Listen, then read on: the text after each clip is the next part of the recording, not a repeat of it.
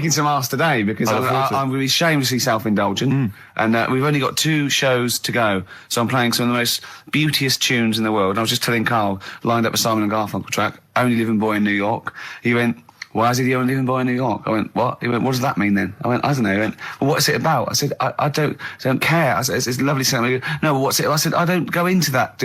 I said, he went, I like a story. I said, like what? I said, Killing of Georgie, no trickery. Killing of Georgie. I think we should play that at the last. It's good. I heard it on radio too. It was cracking. It sounds like well. It's really good. Tell them what it's about again. It's about little girl, gay fella. A little what? A little gay fella? Yeah. Right. Who, I mean, I haven't heard it for a bit, so it's all off memory, this. But, gay bloke, is he from Scotland? I have no idea. But he's from somewhere where gays aren't liked. Okay. Right? No. No, he is. Georgie Boy was gay, I guess, nothing more than the kindest guy I ever knew, right? No, all he did was, right, his father said, how can my son not be straight? Kicked him out, right? Goes to America. Yeah, but you can handle all that. You can handle your dad not getting on with you if other people around you are into the same scene. Yeah. But he was like, he was left on his own, he didn't know what to do. Yeah. He was getting stressed out. Yeah. So he goes... And this was before, I mean, this is, when did this record come out? 77?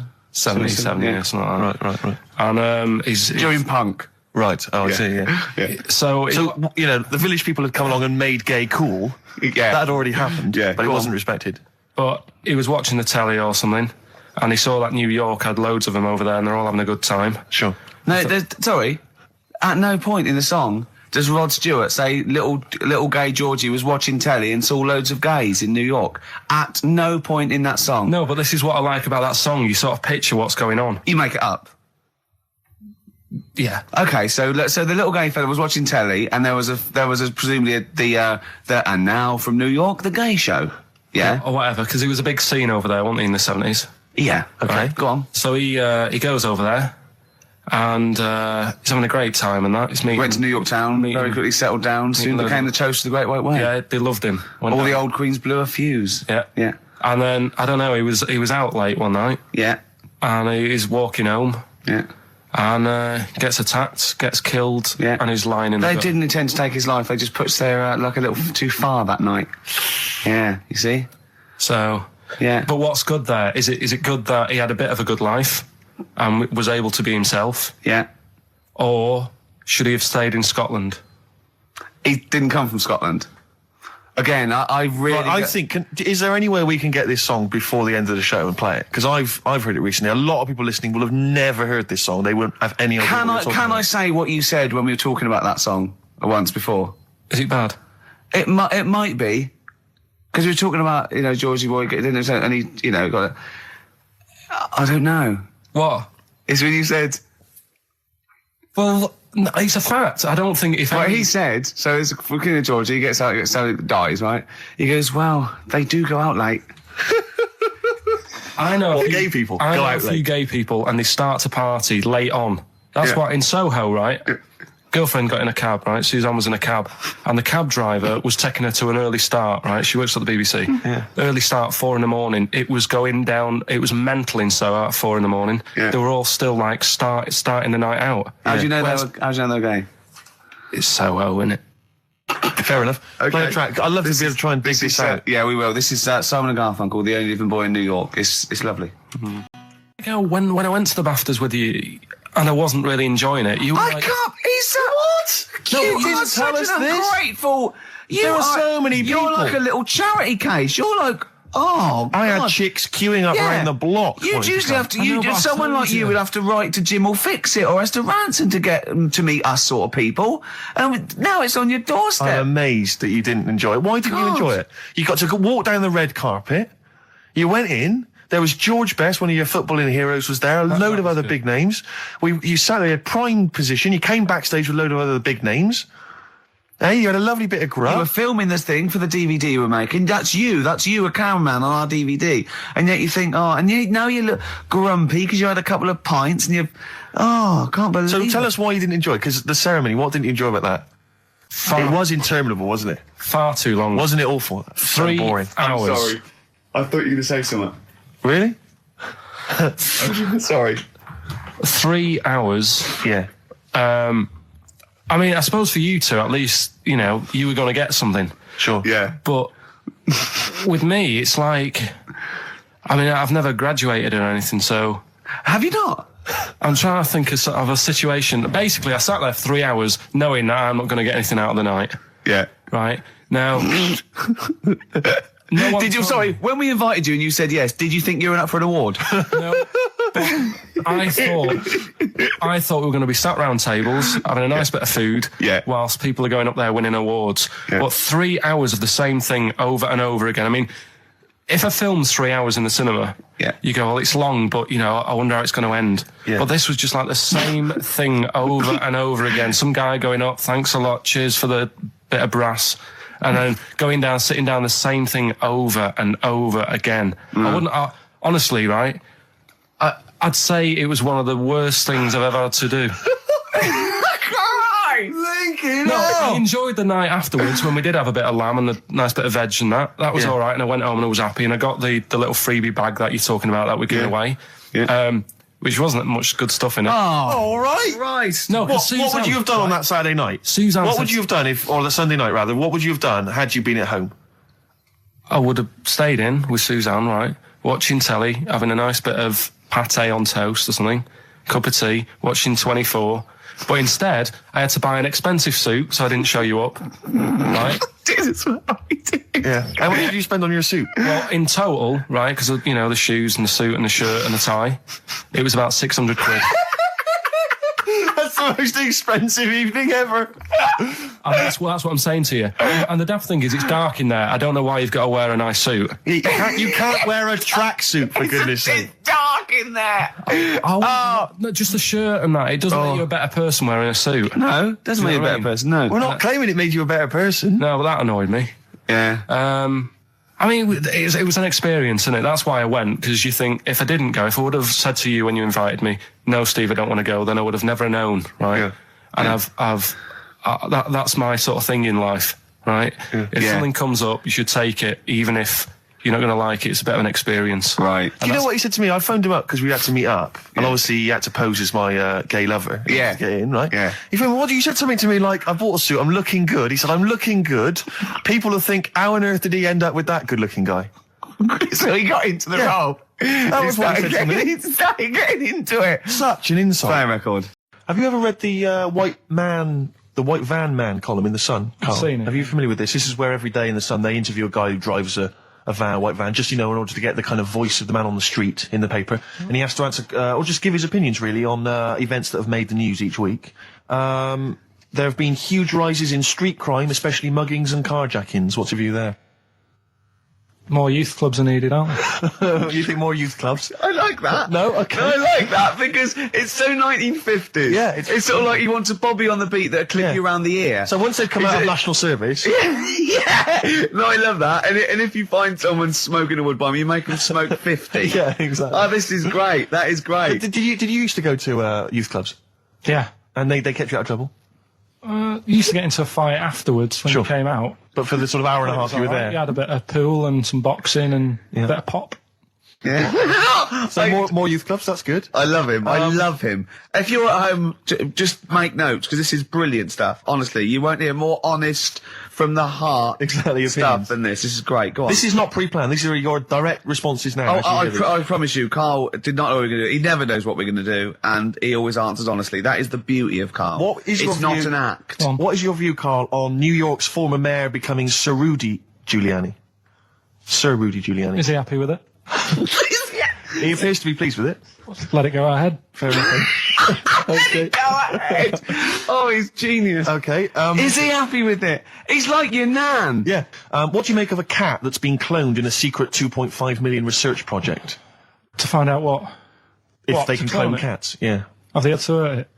Sorry? Have they had to sort of hurt it to do that? Have they had to hurt it? Yeah, or is it just scraping its tongue for some stuff? I think the cat's fine. The point is that they're cloning another creature, which is potentially very dangerous. Have you seen that film where they bring Hitler back? That cat. What if that cat turned out to be a world dictator? Exactly. What do you reckon of cloning generally, Carl? You concerned about it? Well, I think they're cloning for organs. You know, they just grow them for the, you know.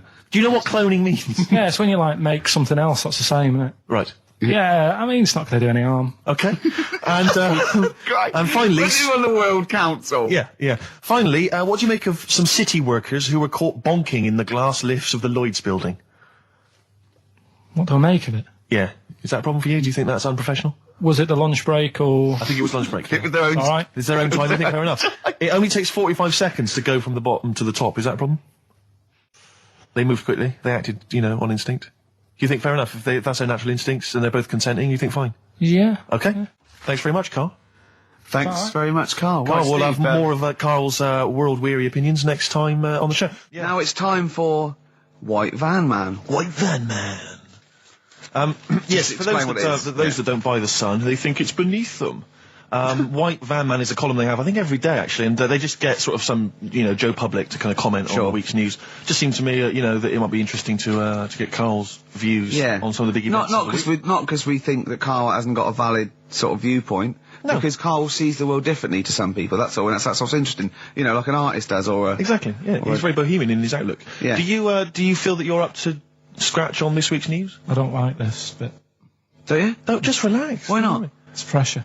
No, because you just have to give us your first opinion. For your honest answer, that's all we've ever asked of you, Carl, and it's all you've ever given us. Your honest, your first from the heart view, yeah? Don't worry, just relax. Just chill in. Are you worried that people are listening and thinking you're an idiot? If my girlfriend's listening now, go and have a wash or something. Go and have a wash. Not very nice, is it? Is it the opposite of Napoleon and Josephine? Yeah, go on. If you're going to visit me again, Josephine, for Christ's sake, what? Right? Here we are then. 1 o'clock. Yeah. Hey? XFM. I'll tell you what you should play. No, I'll tell you what, before you say, yeah. We're back then. Yeah. We're back in town. Well, that was what I was going to say. You should play Boys Are Back in Town. No, this is Boys Are Back in Town. You should play that then. This is just it. Talk then. Someone should talk. It's obviously already a shambles. Can you believe that? I'm amazed that we're back on the air and it's already a shambles. What are you doing? What? What are you talking about? I'm talking. No one was speaking. The record was ending. No one was speaking. It was just... Well, I might shut off. Already, I might shut off. It's like nothing's changed. Boys Are Back in Town on XFM 104.9. We're back then, aren't we, Carl? I'm Ricky Gervais, with me Stephen Merchant and Karl Pilkington. I'm not coming back. I'm definitely not coming back. Oh, care that I'm not coming back. Rick, I seem to remember the end of the last time we were on. What was that, 3 months ago? Yeah, 3 months ago. Carl said he's never going to do the show again. There was nothing that was going to bring him back. Yeah. He didn't enjoy it, wasn't going to do it. All a ruse, right? Really? Yes. I've known him coming back for about 2 months, because he's got our agent now, representing him. I thought he was a fool, really. Why? Well, what's he done for me? What's he done for us? No, I know, but I mean, he's your agent, so, and he's sort of calling Graham. And it was all a con, so Carl could get Mondays off.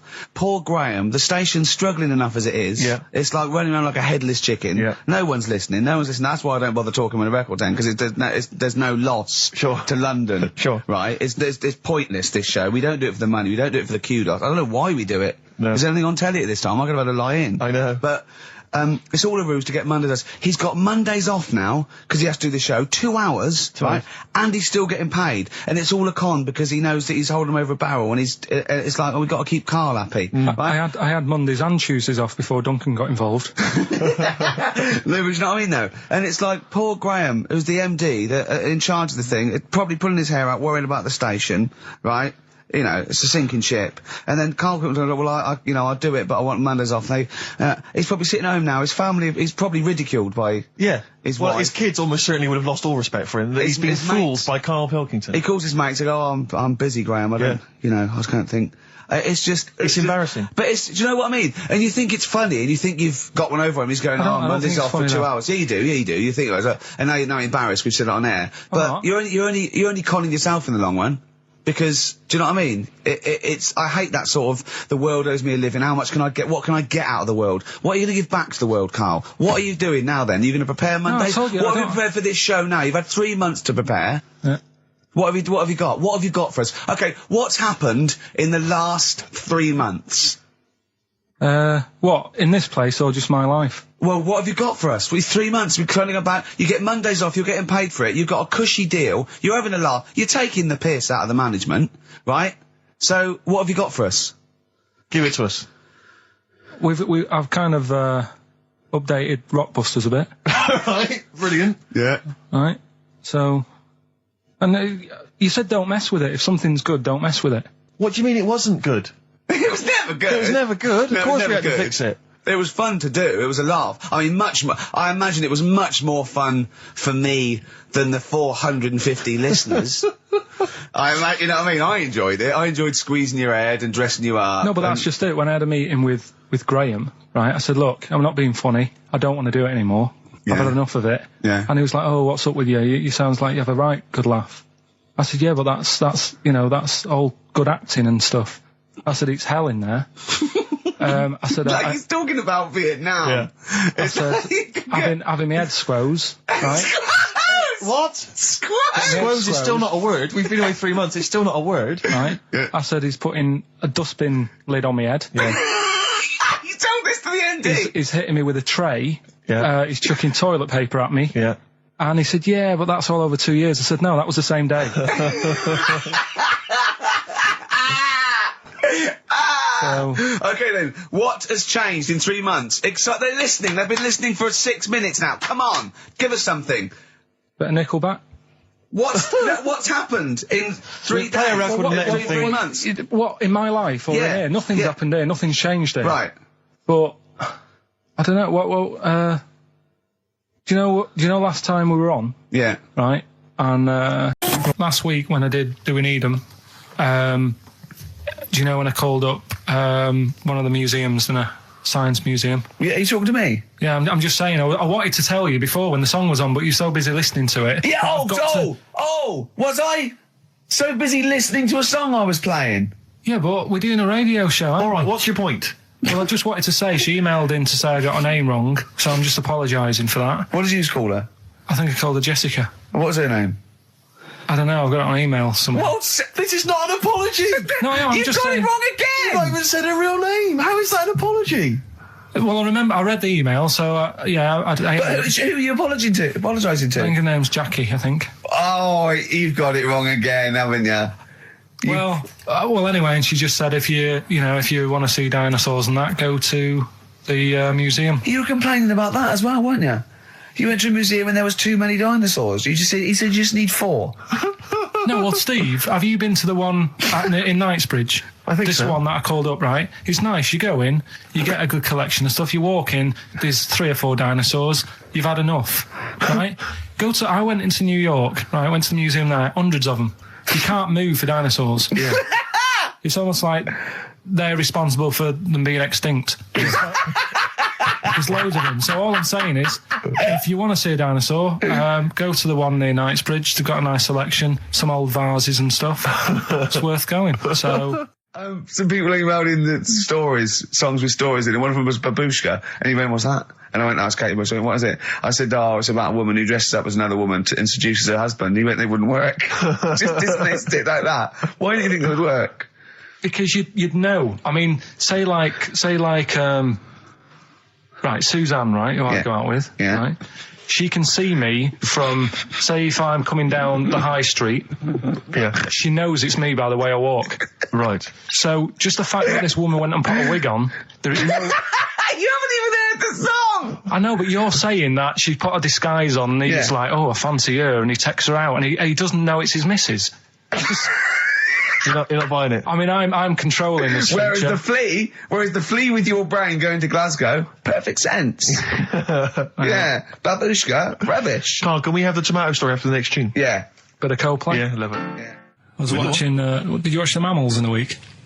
No, David Attenborough. No. I was thinking actually, right, all this MTV stuff. If there's one reason why I'd like to do it, is I was watching Attenborough, the Mammals programme. I reckon I could do something like that.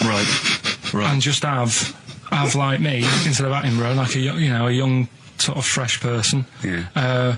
Watching like certain animals and saying, "Do we need these?" Do you know what I mean?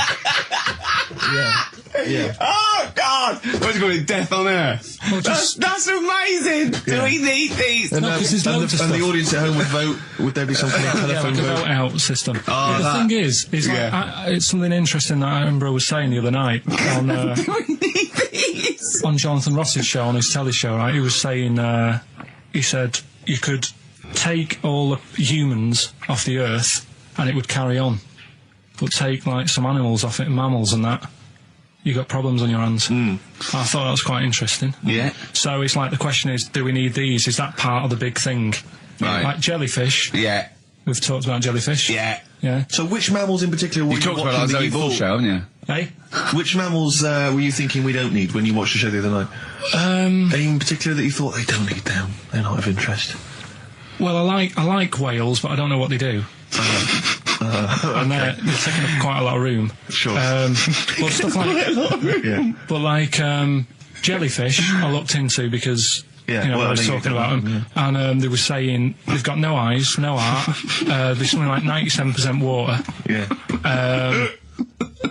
They're blind, and they do about 33 miles a day. Right. So it's like, do we need them? Could we clear them out? Yeah. Well, the big net. That would be the programme. What? Right, we'll get rid of them. Next week we'll be looking at rhinos. I think it's genius. Honestly, I think it's genius. And like going along, sort of like picking up sea anemones and going and just lobbing them into the sea. Well, what do you think about MTV doing that? And then I just, in between the bits, play music videos? I play music related to fish, so I could play like Fish. Yeah. That Rock Guy. Or the Animals. Rock Lobster. Yeah. Or what else could This I get could in run there? and run. What other songs have got animals in them? The Monkeys? Could play the Monkeys. Yeah, there's about 1 million, so let's not start this. No, but do you know what I mean? So do we need this? So MTV flies you around the world to the most incredible exotic locations. You sort of climb up a tree or whatever next to, I don't know what lives up a tree, some kind of rare parrot. You say, look at that, it's colourful, it's interesting. Oh, you like sloths, don't you? No, they just live up trees, but I'd say, do we need them? Why? Well, what do they do? What do you mean? What do they do? What do you want from an animal? Carpentry. What do you want? I don't like scorpions, right? Right. But then I found out they look after those monkey things. They're not monkeys, they're lizards. Well, all right, yeah, then lizards. They look after the lizards. So there's a reason. But do you need the lizard? Would be your next question. Because the local people made shoes out of them. But not when the scorpion protected them, they didn't. All right, we don't need them then. Okay. So ultimately, would anyone decide? I mean, do the animals kind of get a chance to mount a case for their survival? I mean, is there maybe someone that comes into their corner and sort of defends them? I'd have like a David Attenborough type character who says, well, they do this, and I'll go, yeah, but do we need that doing? Yeah. Okay. So what does an animal need to do in order for you to feel that it sort of gets a chance of life? I mean, like a pet, like an animal, like a dog maybe, or a cat, I mean, they give a certain affection to its owner. Is that a valid reason to survive? Not particularly for you. Not really. No, okay. I've been saying that though. Blind people use dogs, so they are useful. So dogs are useful. Farmers St. Bernards, use they dogs. often save people, don't they, in snowy weather? Cats. I'd have to think about it. Okay. Keep the mice down. Yeah, but you've got rent-a-kill. Okay. So what I'm saying is something that will affect the world. Right. I think you'll find everything does. Except Karl. I'm not sure what effect he's having on the world. I'll tell you what though, Steve, right? Did you watch the mammals? I didn't see the mammals. They had bison on it. Right. The weirdest looking things you've ever seen. Yeah. They've really you're on dangerous ground here, Carl. They've really got it's like, decide what you want to look like. It's just a mismatch of stuff. It's got a really big airy head. Yeah. Unlike you. Sort of bald at the back. Right. Sort of it sounds like someone you went to school with. Was there two of them? Oh, brilliant. That's nearly it, Carl. Right, what's your last room 101? Oh, God. It was, holidays. Holidays. Well, you want to put holidays in room 101? People who are sort of annoying on holiday. Oh, yeah. Do you know when you go away? Oh, yeah. It's sort of touched on this before. Is this going to be the Scouse guy? Yeah. Go on. Oh, it's so long though. I mean, it was a holiday when we went to Tunisia. And the Scouser pissed you off, surprise, surprise.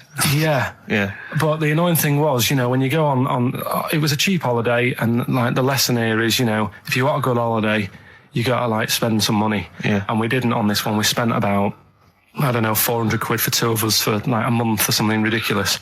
And we got there and, you get to the hotel and you go, we have made a mistake.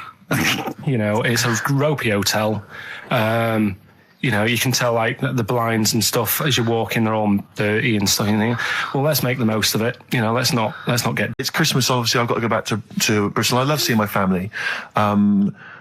Well, yeah, I do. But it means I see my grandparents who are, you know, brilliant people. I mean, lovely people, but mental. I mean, utterly mental. And they've taken now to, there must be sort of 80 a piece. And it is quite an old age, but they're fairly good health, relatively speaking. And they just spend their time in bed. I mean, that's all they do, is that's their profession. They've retired to go to bed. And they spend all the time in bed. I tell you what they're like. They're like that old guy, they're like all that old family in Charlie and the Chocolate Factory. Yeah. Remember, none of them had got up for like 25 years. Yeah. And they, but you said that they go to bed and they go to sleep, but then when they wake up, what they do is put an extra pillow so they're slightly more upright, and that's them in the day in bed. That's the daytime thing. But they get up and cook and stuff. What they do is they've got about 6 teeth between them. I mean, my grandmother needs false teeth, but refuses to go and have the old ones extracted and the false teeth fitted. So she's working with about 3 or 4 teeth. Oh. My grandfather had false teeth given to him during the war. Wooden ones? Well, it was plastic teeth on a wooden pallet, right, that sits at the top of the mouth. He's still got the wooden pallet, but most of the teeth have come off. So there's about 4 teeth left, 4 false teeth. He's got a set of false teeth that make him look like he needs false teeth. I mean, that's pretty bizarre. So the problem is that they have to get up. They get up about 7 in the morning to put on, say, you know, some beef or lamb, whichever they're going to cook. They put it on at 6 in the morning, 7 in the morning, so that by the time they eat it at 6 at night, they can use the phrase, this is what a good meal is for my grandparents, if they can use the phrase, oh, that's lovely, you could suck it away.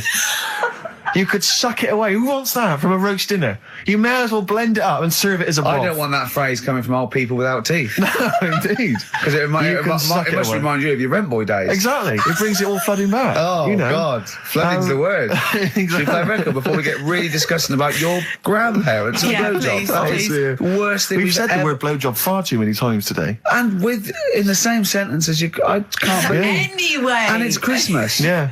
Don't forget what Christmas is about. Come on, spare a thought for the underprivileged people. Yeah. Steve, is it Ben Queller? Do you want to play I love a bit of Ben Queller. I don't know, are you a fan? I love him. Yeah, well, this is a cracking tune. Okay. And I think we'll enjoy that. Slam dunk it. Why don't we just stop and think about what we've done? I'll tell you, they do spend so much time in bed that they actually, I'm sure, war will have to sing.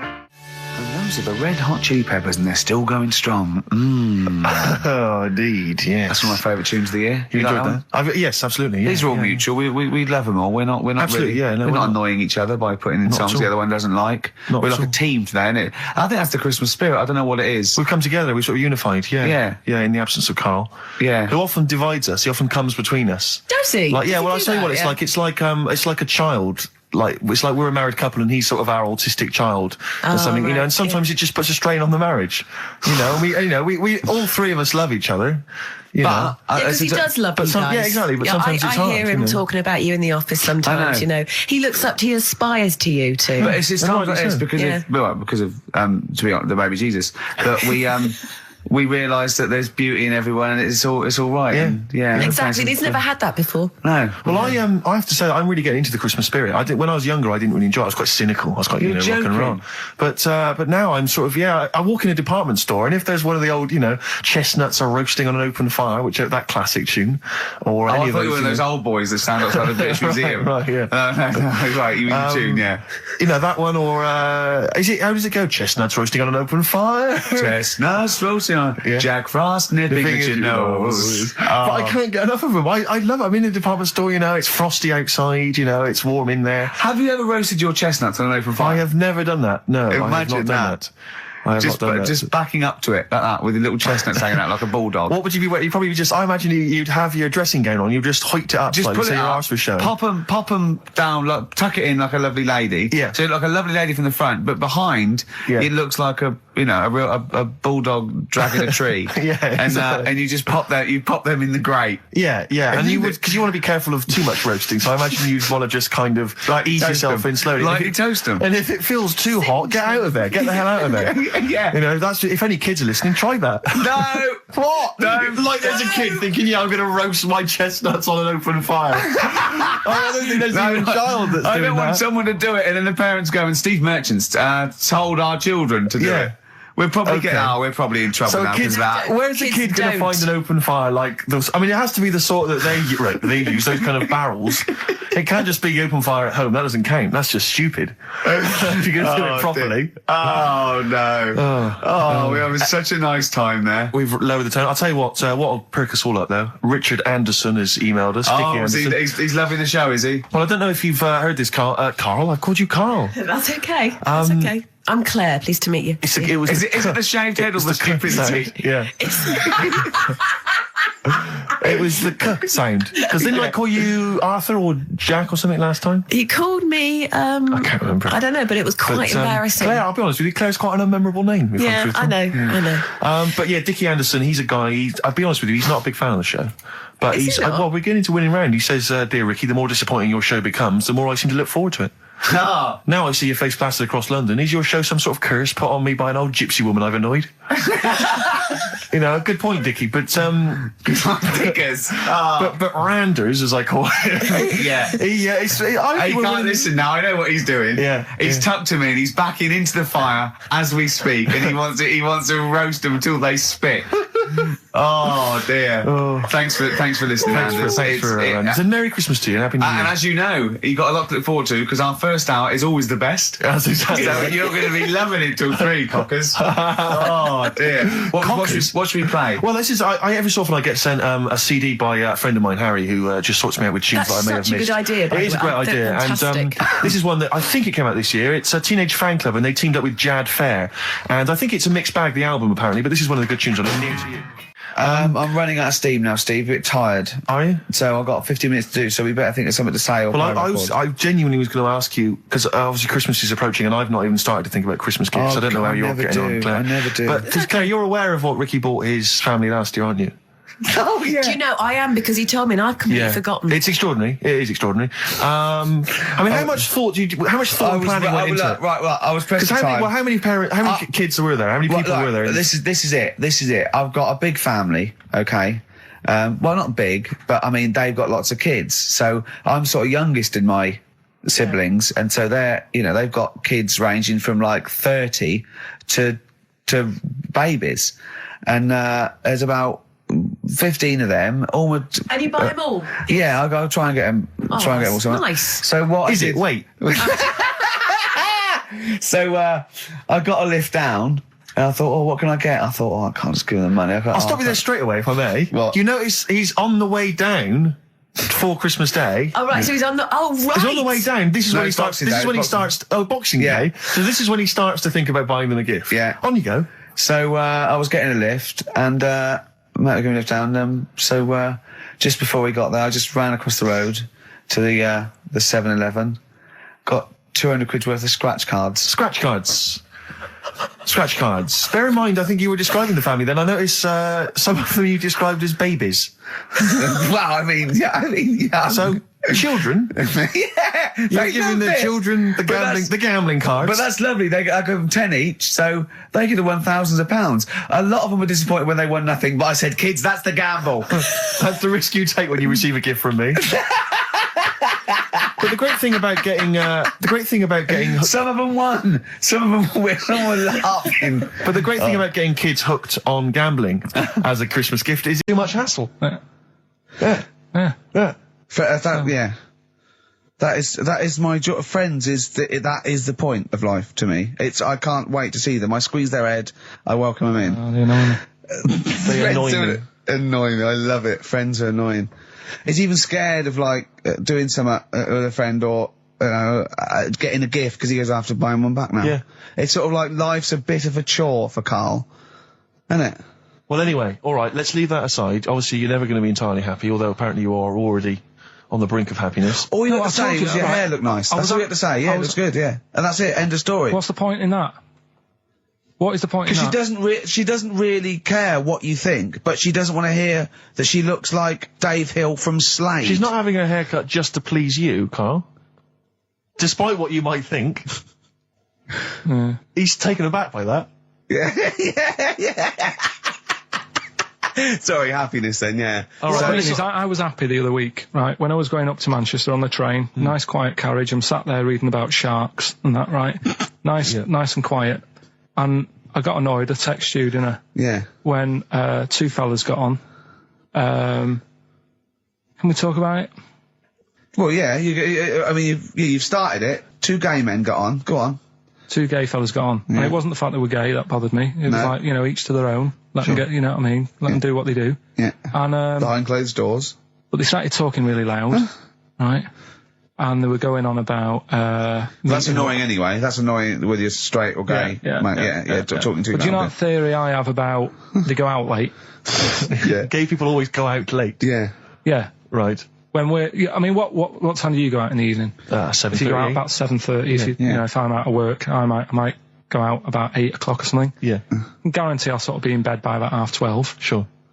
At that time, they're still sort of ironing the jeans, right? And the funny thing was, I've always said this, right? Dancing along to ABBA. You sort of said that's rubbish. I'm sat on the train reading about sharks. These two are talking, and they're going, "Oh, we can't wait to get there." And his phone goes, and he goes, "Hello," and on the end he goes, "Anyway, I'll see you at 1 then," right? Right. So I thought, well, maybe that's tomorrow. Could be 1 in the afternoon. That's when most people would meet. Yeah. And then he carried on talking. Most people would meet. Carried on talking, and he goes, "Yeah." So anyway, like I say, see you tonight. 1 o'clock he's meeting someone. Yeah. I don't know why you go out that late. Do you remember when his favourite record of all time is The Killing of Georgie? Sure. He said, would he have been killed if he'd have been back at a decent time? There's no mention of the time in this song. And then the funny bit was, actually, that did make me laugh, right? When he'd finished talking on the phone, he said to his partner, right, "Oh, there you go, let's have a little chat." And the fella said, "Who was that?" And he said, "Oh, it's Dave." He said, "Which one's Dave?" He said, "The one with the shaved head." I thought, in the gay community, that isn't a good description. No. Do you know what I mean? Yeah, I know. They've all got little shaved heads. Before we move on, was the Sharks article interesting? Did you learn anything? It's pretty good. Was it? I'll teach you something about that later. Oh, okay. Is this educating Ricky? Wasn't, but I can teach you a bit. Yeah. All right. That's good. Play some ads and that. Play some ads and a tune, and then have we got maybe a competition? Yeah. What we got? We're all looking forward to that. All right. Fortune Faded, Red Hot Chili Peppers on XFM 104.9. I'm Ricky Gervais, with me Steve Merchant and Karl Pilkington. Back for 2 hours a day, then a Monday off. Conning the management, baby, and sending this station spiraling down into the depths for his greed and selfishness. Yes. Okay. We were talking earlier about things that have happened when we were away. Quite a lot, but there's one thing I heard. It might be a rumour. I hope it's a rumour. I kept it from you, Steve, because I want you to sort of have spirits out, because we've been at it in the office, and we've got to be... Okay, I'm just going to say it. I think Shed 7 have split up. Sorry, I didn't... Shed 7 have split up. Sorry, I think I got something in my eye. It's just a bit dusty now, I think. So, okay, if it's true, it's true. If not, at least we got their music. Their music didn't... The music lives on. So we're going to dedicate this show to Shed 7 and all the bands. Talking about ghosts and that, do you know how I'm into them? Yeah. Right? How weird do you think this is, right? Well, it's not true. Before you say it, play a record. No, go on. Go on. Right, it's this woman. I don't even know if it's ghost, really. It's just a bit weird. Sure. Yeah, sure. There's this woman, and she's not a woman, she's a kid. Sure. Okay. Sure. She's walking down like a street in her area. It's a nice day and everything. Everything's normal. She's walking down, and a woman comes up, cycling past, right? The woman on the bike looks at the kid, absolutely terrified, right? Got a really scary face on her. Yeah. The kid's thinking, why is she doing that? Yeah. Right? So anyway, she thinks nothing of it, goes, I think she was playing in the park or whatever, goes and has a nice day. About 15 years later... Oh, right, yeah. She's, I don't know, I think she was going to work, right, on a bike. She was riding her own bike. Riding her own bike, cycling down the road. Oh, yeah. Looks at the kid. That's the thing that happened, like, 15, 20 years ago. Right. It's her on the bike looking at her as a kid. Right. Not another child. No. So it's her. She's seen herself. What, Carl? I mean, I don't know where to start. Firstly, where's this information come from? But I mean, why do you ever... I don't know what part of that you think can be true. I'm honest. I'm speechless. I don't know what to say. What are you talking about? Bit weird, though, isn't it? But it's not true. It didn't happen. Nothing happened like that. She said it did. Well, then she's wrong. She said she saw herself. She saw herself as a kid, didn't she? Did she carry on riding and as an cock? adult when she was a kid. Did she stop and talk to herself, or did she ride on by and think that's a bit weird? There's me as an 8-year-old. I won't stop. I'll be late for work. yeah. If I'm late again, the boss said he'd be in trouble. Yeah. Oh. Well, And where is this information? Did it happen to someone you know? No. You overheard it on the bus? No, it was in the 14 Times. Ah, right. Well, Okay. that's the answer. Good. We've Okay. got to the bottom of that. Right, good. Well, Carl, what are your thoughts? Why have you stuck it out here? Nothing better coming in, I thought. Well, I'll tell you all why, right, because you're always on holiday. You don't do a lot. You get paid, well, doesn't he, really? He's a moany. He doesn't try and get on at all. He doesn't deal with people. He moans about everything. And, so he's... I'm all right. I've got my own little room and that. Yeah. Like a cage. It is like a cage, isn't it? And he can shut the door. If people walk past, he goes, shut the door. He doesn't want them looking in. He's like a miserable old chimp.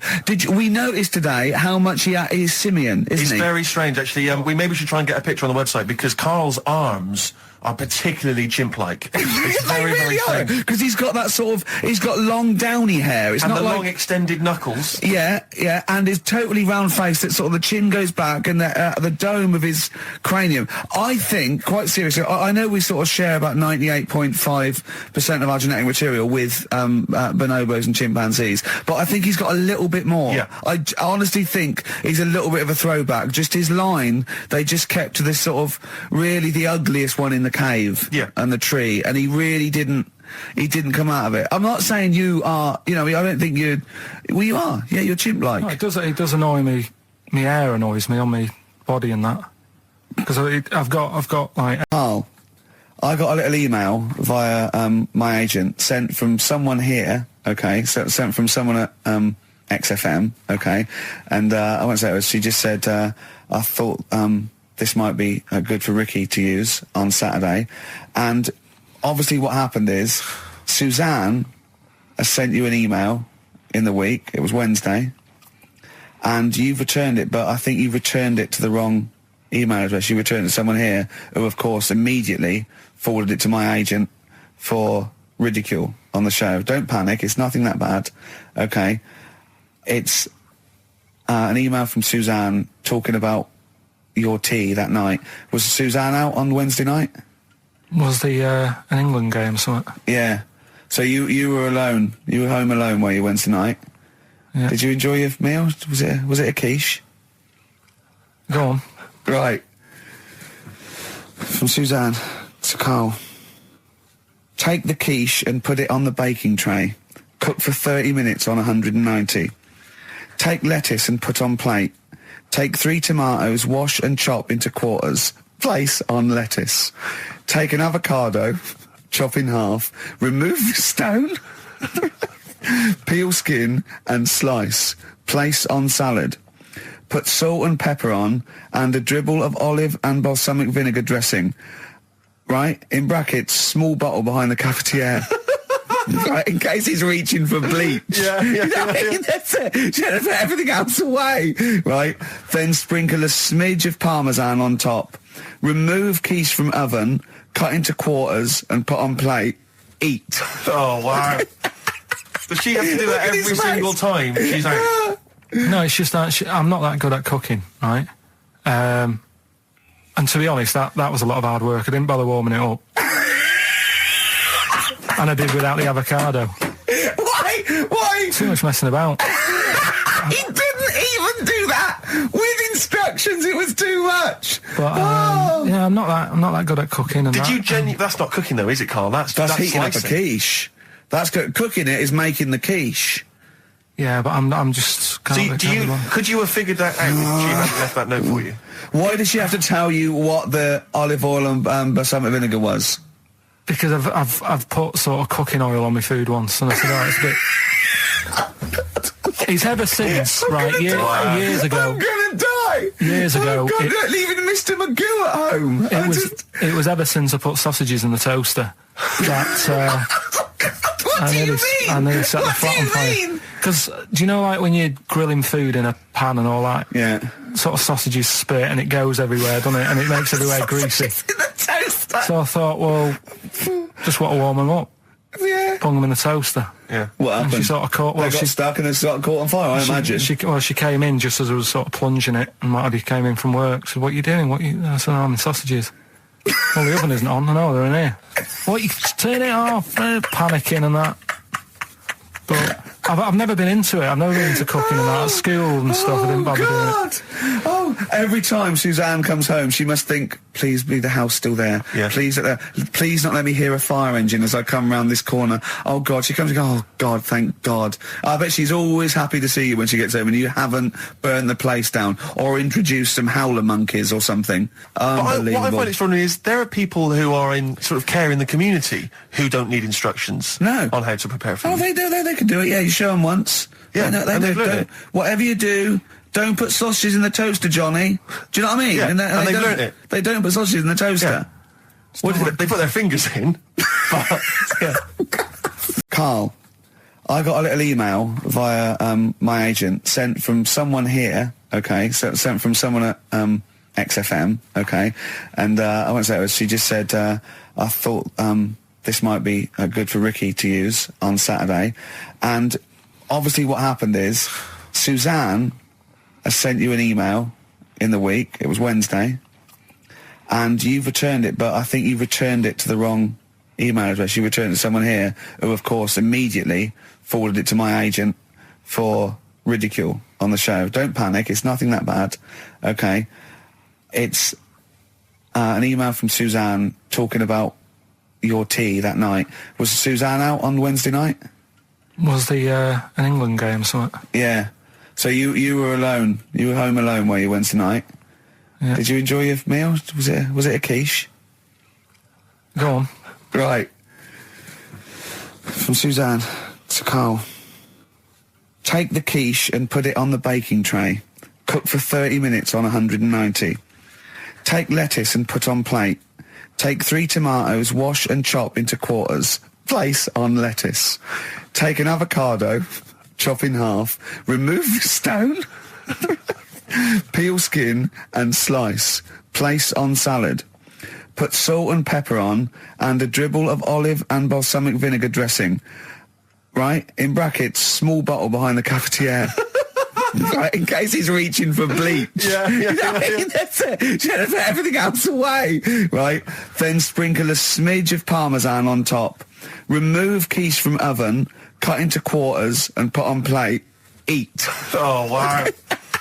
Does she have to do that every single time she's out? No, it's just that I'm not that good at cooking, right? And to be honest, that was a lot of hard work. I didn't bother warming it up. And I did without the avocado. Why? Too much messing about. He didn't even do that with instructions. It was too much. But yeah, I'm not that good at cooking. And Did you that's not cooking though, is it, Carl? That's heating up a slicing. quiche. That's cooking it is making the quiche. Yeah, but I'm just. Could you have figured that out if she hadn't left that note for you? Why did she have to tell you what the olive oil and balsamic vinegar was? Because I've put sort of cooking oil on my food once, and I said, oh, it's a bit. It's ever since, years ago. I'm gonna die. Years ago, I'm leaving Mr. Magoo at home. It was ever since I put sausages in the toaster that. What do you mean? I nearly set the flat on fire. Because do you know, like when you're grilling food in a pan and all that? Yeah.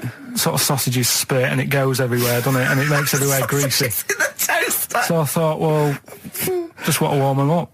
Yeah. Bung them in the toaster. Yeah. What And happened? she sort of caught. Well, They got stuck and they got caught on fire. I imagine. She came in just as I was sort of plunging it, and might have came in from work. So what are you doing? I said, I'm in sausages.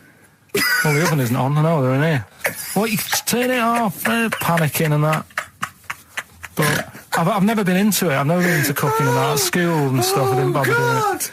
Oh Oh, every time Suzanne comes home, she must think, please be the house still there. Yeah. Please not let me hear a fire engine as I come round this corner. Oh, God. She comes and goes, oh, God, thank God. I bet she's always happy to see you when she gets home and you haven't burned the place down or introduced some howler monkeys or something. Unbelievable. What I find extraordinary is there are people who are in sort of care in the community who don't need instructions on how to prepare food. Oh, they do. They can do it. Yeah, you show them once. Yeah, they do. Whatever you do, don't put sausages in the toaster, Johnny.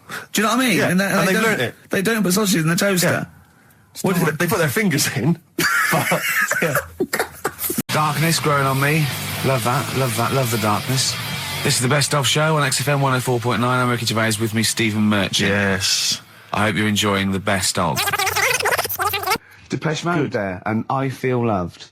Who'd have thought Depeche Mode would have been that huge? I think I've seen little lads from Basildon with little plinky plonky sound. I thought that'd be it. They'd be like Visage or something. That'd be it. And now they're stadium rock fillers. They're huge. They conquered America. He went through some hard times. He came out the other way. And well done. But see, I think what you just said there is a very good example of why they are and why certain other bands aren't. Because if you think about it, for me, you see, whenever I think of a band name, if I see a new band's come along or whatever, I always use a very simple test, which is, can you imagine that you're the announcer at a huge event? Maybe it's like broadcasting around the world like Live Aid or Nelson something. Mandela Or concert. It's a Nelson Mandela Freedom concert. Yeah. And you can imagine someone He's there. Nelson's there. Yeah, with the there. Spice Girls. Oh, they're all there. But you can imagine someone saying, ladies and gentlemen, please welcome to the stage, Depeche Mode. Yeah. Rolling Stones. The Who. Exactly. But you can imagine someone saying, ladies and gentlemen, please welcome to the stage, Visage. Ladies and gentlemen, will you please welcome our headline act? Welcome, Idlewild! Exactly. Ladies and gentlemen, please welcome to the stage, Ned's Atomic Dustbin. It doesn't... Do you know what I mean? You just know. The Levelers! Some bands aren't going to make it. Ladies and gentlemen, please welcome to the stage, Mega City 4. Do you know what I mean? It's just a simple test. We'd like you to do that at home. If you're thinking of starting a band, or you've just named your band, you're just beginning, just phone in, tell us, or email in, tell us what your band name is, and we will use that simple test. And we will do the test. Ladies and gentlemen, will you please welcome to the stage... the Franken Walters! Jimmy Eat World. Ladies and gentlemen, please welcome to the stage, Cooper Temple Claws. I don't think it's going to happen for those lads. It's a good one. It's a simple test anyway, but... 100 reasons, please welcome to the stage, 100 reasons. 100 reasons. He's got his head down like one of those, one of those chimps that have like lost their mate in London Zoo. He just sits there like, a broken animal. Carl, what are you thinking? Where are you on the happiness scale now, of 1 to 10? Carl. On about a 3. Go on, Steve, what are you going to do? Well... We were talking earlier about stuff that happened while we've been away. We don't talk I haven't been this upset since Skunk and Nancy broke up. Yeah, I know. Cheryl Tweedy. Tweedster. We've done that. We've done the Tweedster. Well, of course, the war.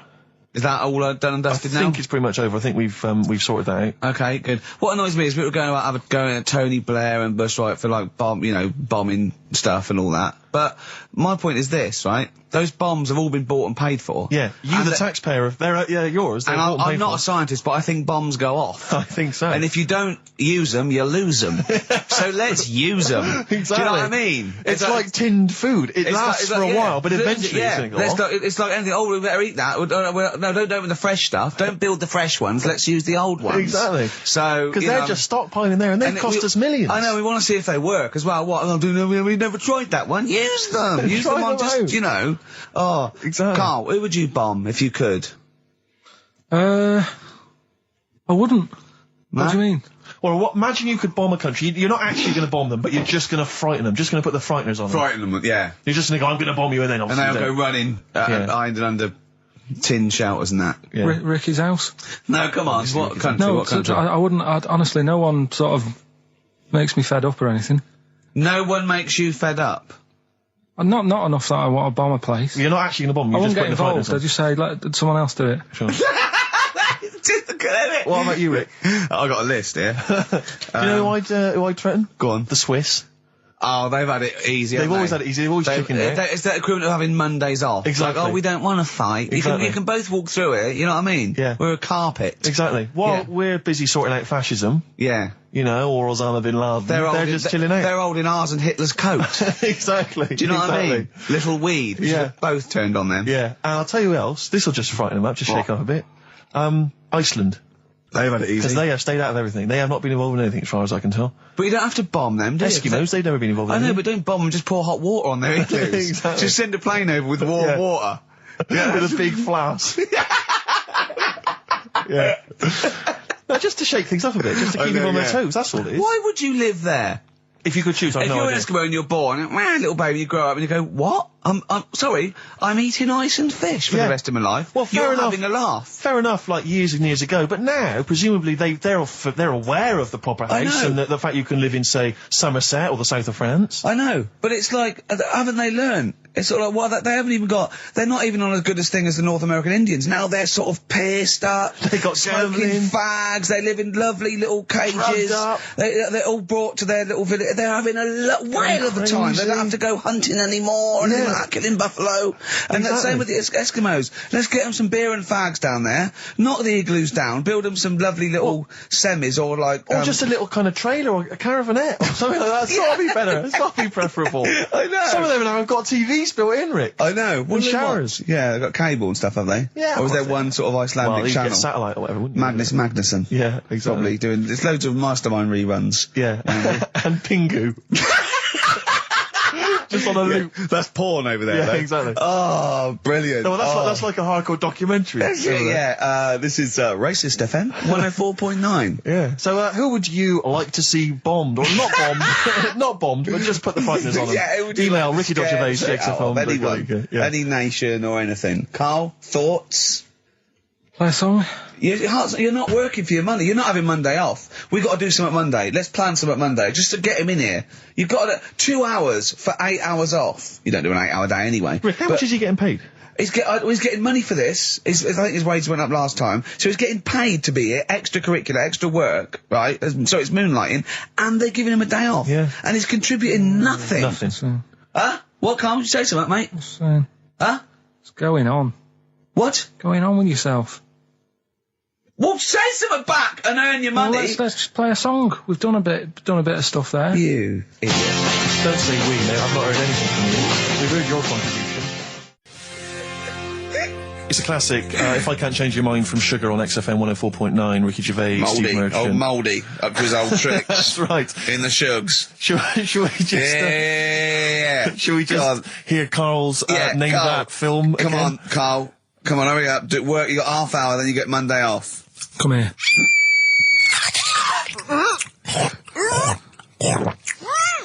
I'm well happy now I've had that. So Ricky.Gervais at xfm.co.uk. What's Carl's email address? Is it carl.pilkington at XFM? So everyone sends an email on Monday just so he gets back and he's got to do something on Tuesday. Yeah. Maybe he should have took the load off on Monday. I don't know. BAMP, 50 Cent on XFM 104.9. Me, Ricky Gervais. You, Stephen Merchant, and you, Karl Pilkington. Alright? What are we doing then? How are we going? Carl, how are you feeling? What on a scale of 10 now, happiness scale? Just building back up again a bit. Yeah? Probably on about a 5. Oh, that's not bad. What changed it? Yeah. She can't find her own, gibbon to get on the show. She can't find her own kind of, loser, then don't start stealing ours. Outrageous. Well, coming up. Right, Maybe we'll get Fatboy Slim in. Indeed. Next. Yeah. Saturday, if you're listening, Slim, coming on the show. What's his name? Ernie or something? What's his name? Norman. Oh, yeah. Right. Ernie! Yeah. I don't know. That's great, Ernie Ball. Yeah. He wouldn't change his name. That's it, yeah. That's great. Anyway, coming up today, we have got Educating Ricky. Right, okay. Is this the last one? You've promised it might be. I believe there's a book out that might help me with this feature, so we'll see how it goes. I was thinking of new features in the week. I've got, wanted to come up with I wanted to do Celebrity Fact Club. Celebrity Fact Club. All right. I've just got to get some celebrities in first before we can kick that off. So maybe in the new year. Ball and maybe Cook. Zoe Ball, yeah. Ball and Cook. Yeah, Start off. Maybe, right. And I've also got Cook and Ball stories. Yeah. That's nice. Good one. Cheers. Thanks, Carl. Yeah. Maybe you could sell that to Zoe's show. And I'm also thinking Through the Ricky Hole. Through the Ricky Hole, okay. What's that? That's I'm quite. No, you just got the title again, haven't you? Yeah. Okay, play record. So Rockbuster's coming up as well. Yeah. Right. Yeah. Eminem. Lose Yourself on XFM 104.9, and Ricky Gervais with me, Steve Merchant. But not Karl Pilkington. No, Carl. No. He's gone back to Manchester, isn't it? It's better than London. Yeah. You don't know it. Manchester's better than London. Instead, Claire Sturgis. Claire Sturgis round of applause for Claire. Thanks. He's coming there in sort of the camouflage gear, and is that quite trendy? Is that what the kids are wearing? It's funny. Someone actually mentioned that this morning. Or are you on manoeuvres? Yeah, I am actually, taking time out this morning from what I normally do. Sure. I missed the second half, talking like that, of Celebrity Boot Camp. Coolio. Is it? The fella from Milli Vanilli. What, the one that's not dead? No, the one that killed himself, Steve. Okay. No, I just want to clarify for people. A lot of people don't realise that one of them is dead. Right.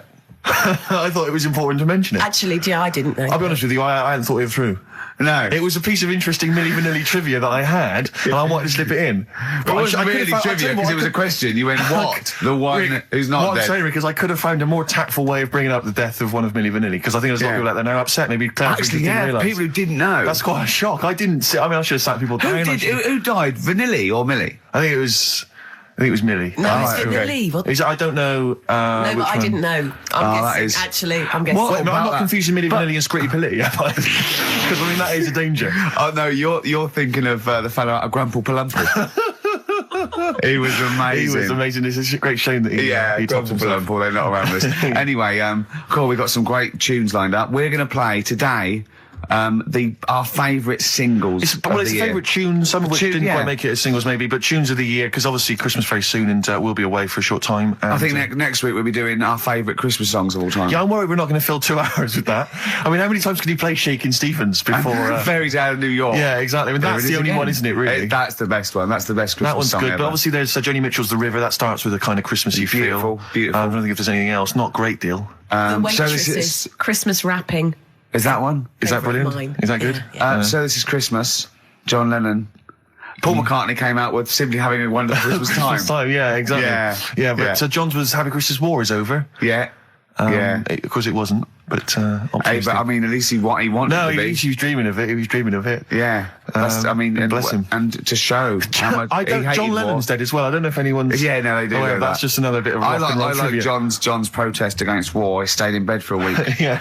I've been doing that. I've been protesting against war for ages. Yeah. I'm eating hamburgers. Yeah, absolutely. Against war. Absolutely. I just go into Burger King on the way here. I went to the counter. But of course, that's not. I mean, not product placement there. And there's a number of other burger joints that people may wish to go to. I've been to McDonald's. Yeah, McDonald's. But I went into Burger King because it's close. It's convenient, but then often McDonald's will be convenient. McDonald's is just convenient. Depends where you are. Just as convenient depending where you are. And I said, could I have a cheeseburger and small fries? Take away, please. And he recognised me. He went, I've seen you on telly enough, won't you? He went, there's your meal. So I went, thanks. He winked and went, I'll put large fries in. Brilliant. So that's so it's paying off at last. True genius is being rewarded but I'm by just intrigued the burger to know, joints. Because I mean, there's been a couple of times where I've been with you, and we've gone to a restaurant and someone's given you a free meal or whatever. It's the way that it's like you don't ask for it; it's just kind of offered. But I don't know what they're expecting in return. Nothing. I mean, do they think that you'll go away and you'll always think fondly of Chad who works in Burger King? I just think they think, I don't know. They make. I'm going to give him a little treat. Yeah. I know, I don't like it, but then I'm always grateful, and I never. Yeah. But the thing is, I'm slightly embarrassed. Did anyone around you hear what had happened? No. Because I imagine the resentment, just the whole room turning on you. No, they didn't. I had to go around telling them. I said, excuse me, did you hear that? He goes, no. He just gave me the free thing because I'm on the telly. And I went, I don't recognise you. I went, you don't recognise me? I'm terrified now that that someone could be listening at Burger King HQ. I'm assuming this is an unorthodox procedure. And that little fella's got fired. They know it's Leicester Square now because I just mentioned it. So they know which Burger King it is. Oh, my God.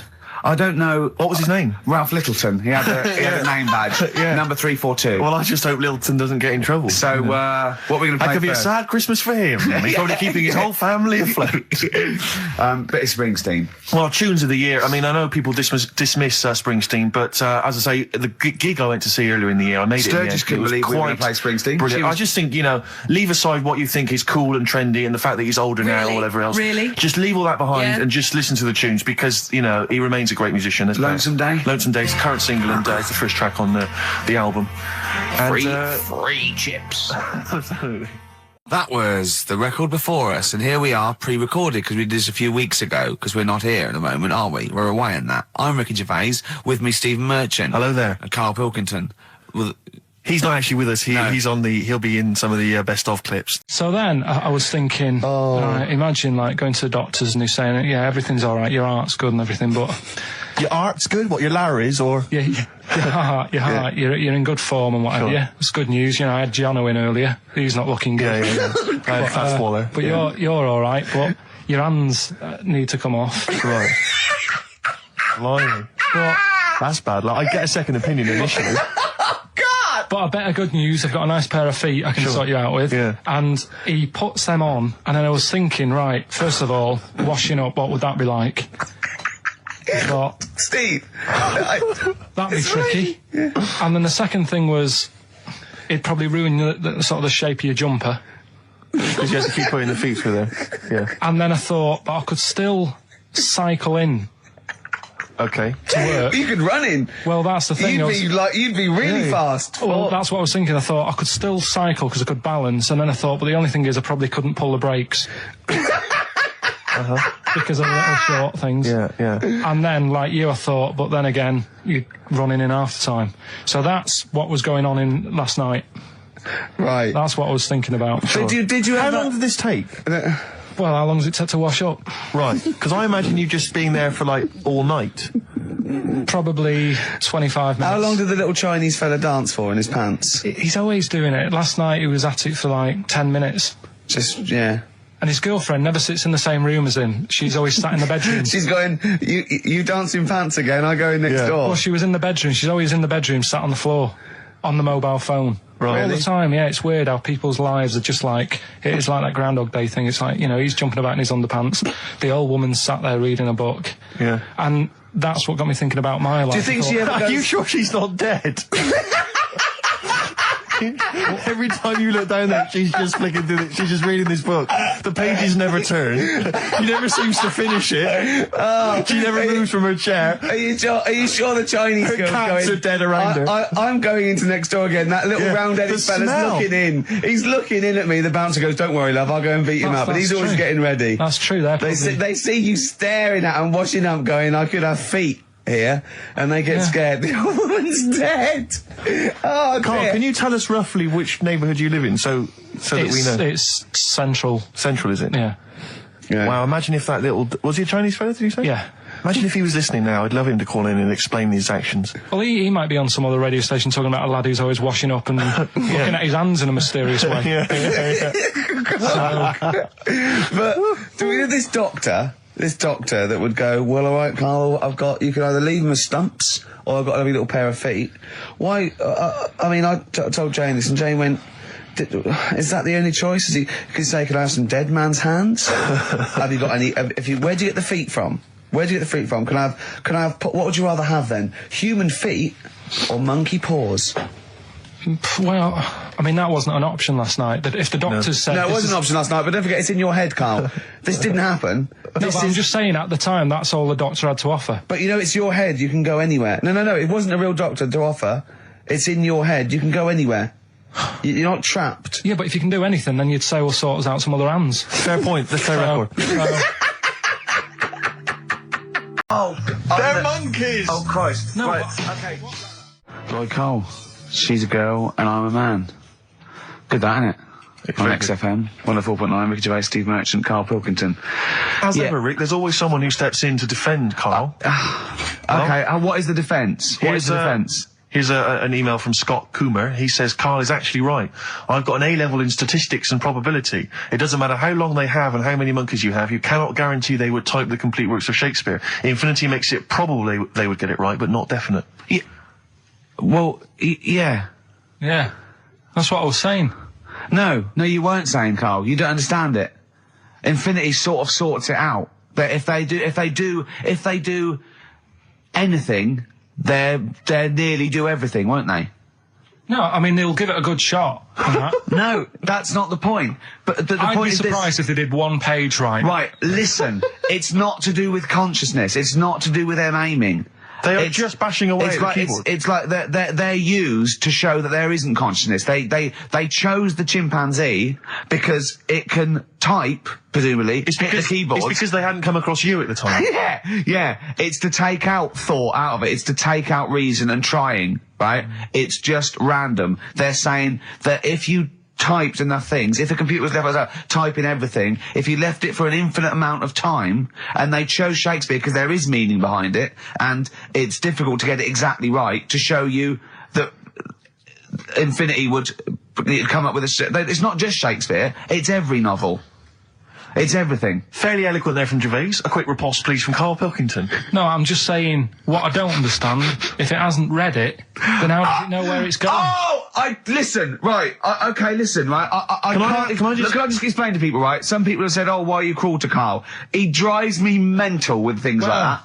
As I say, this discussion began because we were talking about a quote that Noel Gallagher supposedly gave. Now, I don't want to misquote Gallagher, but the gist of it was that he said, had I written Wonderwall or whatever, instead of the Beatles writing Strawberry Fields or whatever, I'd be the one that was considered the great songwriter, and it wouldn't be the Beatles. You know, it's just the fact that they came first that meant that they get all the credit as being the greatest band. I don't know where to start with that statement either. I mean, that's Gallagher's thing, and he's, you know, well, whatever. We know what we think of that. What was your point, Karl? You agreed with him, didn't you? Yeah, I reckon. Right? Do you know we've talked about putting a baby in a room before, and it'll know what colour it is and stuff. If you got a room that's painted red, right? But forget that, because that's going to confuse Hear him out. Listen to me. Say if they did some new TV show, right? Like, what's that film with Jim Carrey in where The Truman Show.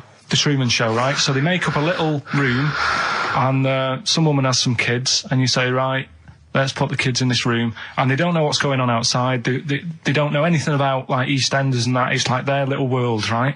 They don't know anything that's gone on. How could a child survive without EastEnders? Right, listen. So he's sat in the room, right? And then when they're all asleep, right, wait for this bit.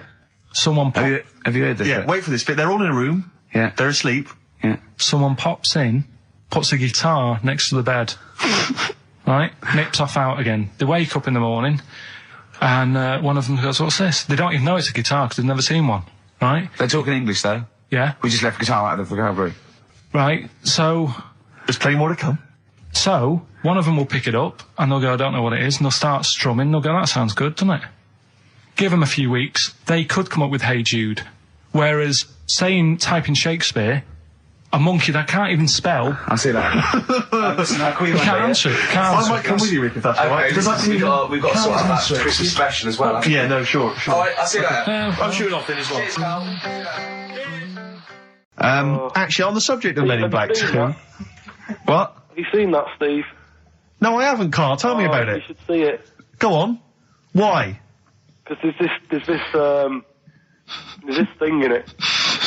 Go on. What, a stupid, bald Mancunian tosser? No, weirder than that. There isn't anything weirder than that. Big eyes, it was gangly. Keep talking. And you've got to see it, because you wouldn't believe how the likeness and that. You've got to get the film out tonight.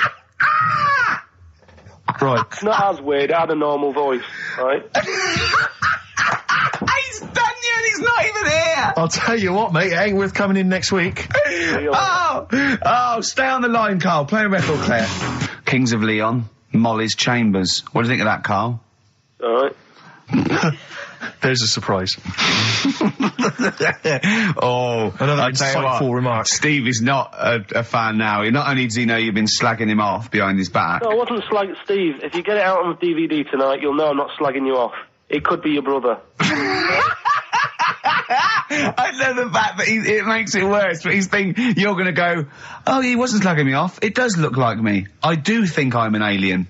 I love the fact that you hope Steve will go, "He's got a point. It's a spitting image." Yeah. I am, seriously, Karl, I'm really angry. I'm so angry with you at the moment. You haven't seen it yet? No, I know, because I know what it's going to be, and I'm fuming. I'll tell you why I'm angry, because he doesn't do it in jest. No, but what do you think it's going to look like? What do you think this thing's going to look like? Going to look ludicrous. It's not going to look anything like me, but he's going to pretend it does.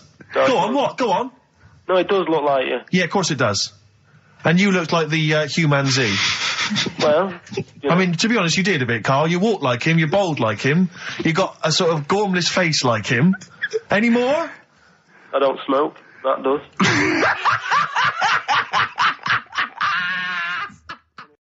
Will you be buried or cremated? What? Will you be buried or cremated? I don't know. Cremated. I imagine. Like you, Steve? I don't know. It's out of my hands. Yeah, I haven't thought about it. I've not thought it through, and I don't care either way. Have you heard the one Sorry. I'm just worried that we're getting into a macabre world now of ashes, boiled heads. So I think we should play some music that people just calm down. Levi's. Just think about some of the urban myths they've maybe heard, assess them. Maybe they are absolute bollocks. Yeah. And they can move on from it. Well, it's just that the death thing, right? Yeah. There was an argument on there about, do you know that Twilight Zone or whatever it was, Tales of the Unexpected? Oh, yeah. Where the woman got buried alive. Yeah. They were saying how, like, years ago, they'd bury people thinking they're dead. Yeah. And they've recently, like, dug coffins up. And then the people who were in the coffin weren't dead. They might have just been, like, in some sort of deep sleep or whatever. And they've lifted the lid off. Yeah. And there's scratch marks on the thing. Yeah. And that's pretty scary. Makes you think. I mean, I hope they check these days. That's all. Carl, you went to Habitat this week, didn't you? You're not going to believe this, Steve. Go on. He told me this morning. No. Do you know I tell you about those lads at school with big heads? Sure, yeah, the big head lads, yeah. Right. And the web feet. Yeah, webbed hands. Webbed hands, was it? They weren't there, were they? They weren't there, but do you know, like, Ricky was always saying, oh, they don't exist, they only went to your school, you know, la la la. It was in Habitat, there was only one sat on a sofa. Not one of the lads, but one of the... big-headed lad? A big-headed lad. What? Is that like, when you say a big-headed lad, is he like Frank Sidebottom, big head? I mean, is it like... I don't know what this is why, you know, it'd be nice to... You think it's maybe a medical... Well, it'd be nice to, if there's a doctor listening, sure. Right? Yeah, a doctor listening to XFM thinking, I must phone up and fuel Carl's obsession with the deformed. Yeah. No, but it's not really deformed. But how just big is the head?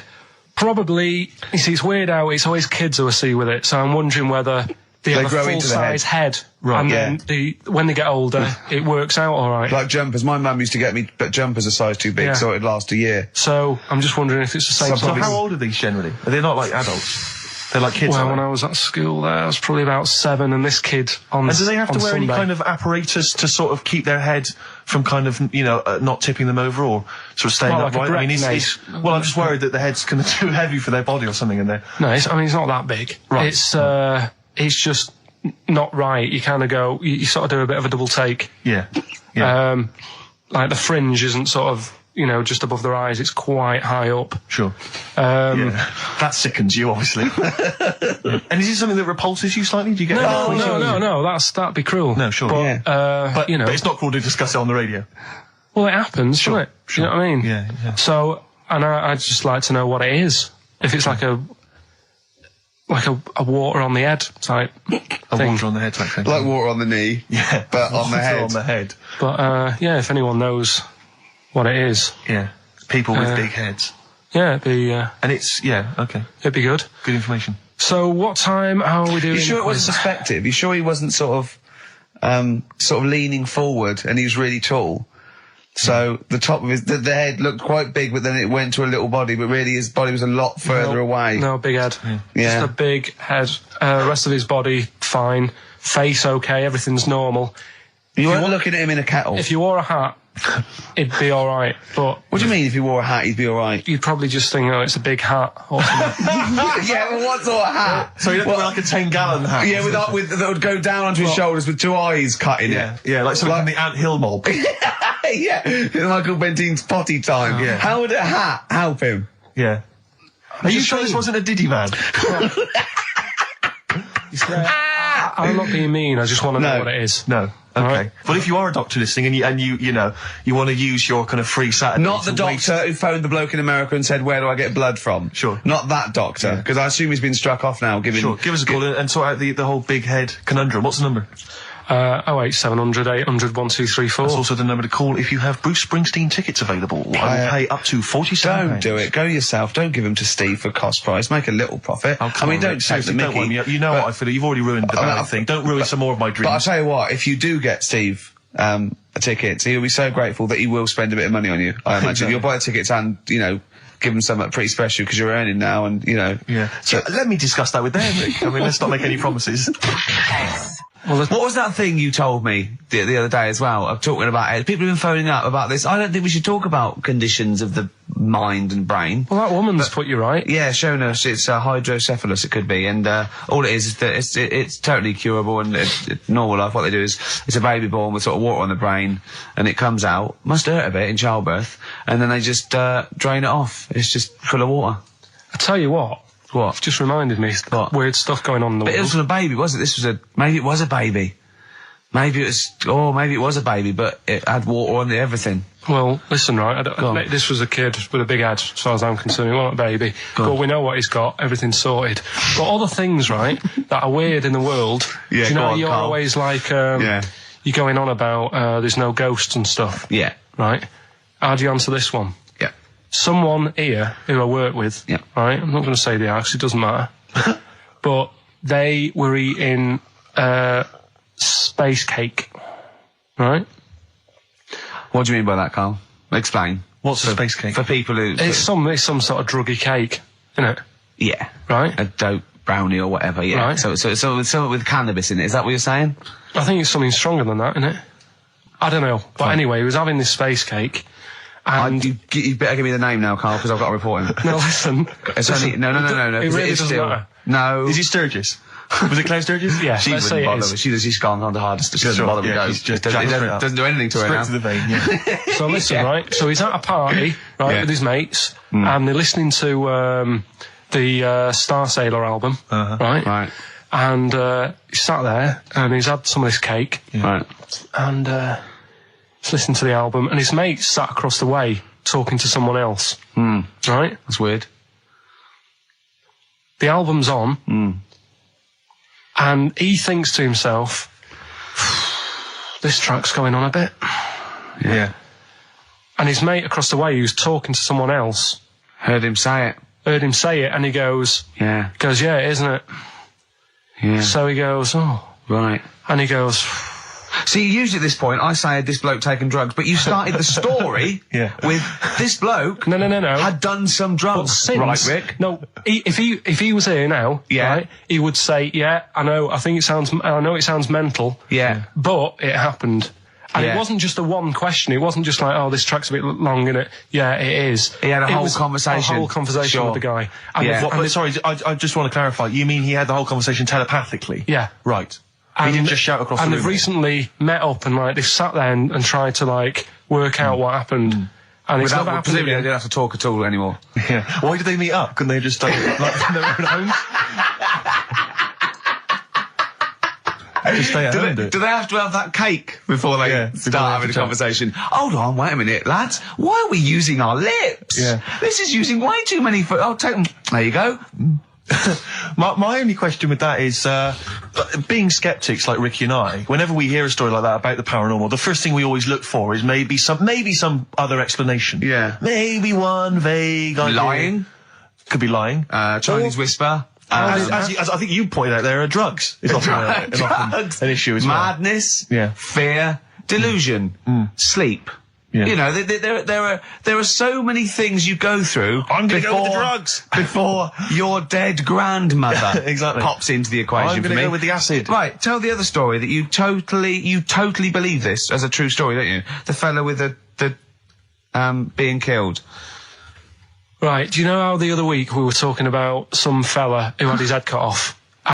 Okay, the film review. Gladiator. It's all right. Nothing great.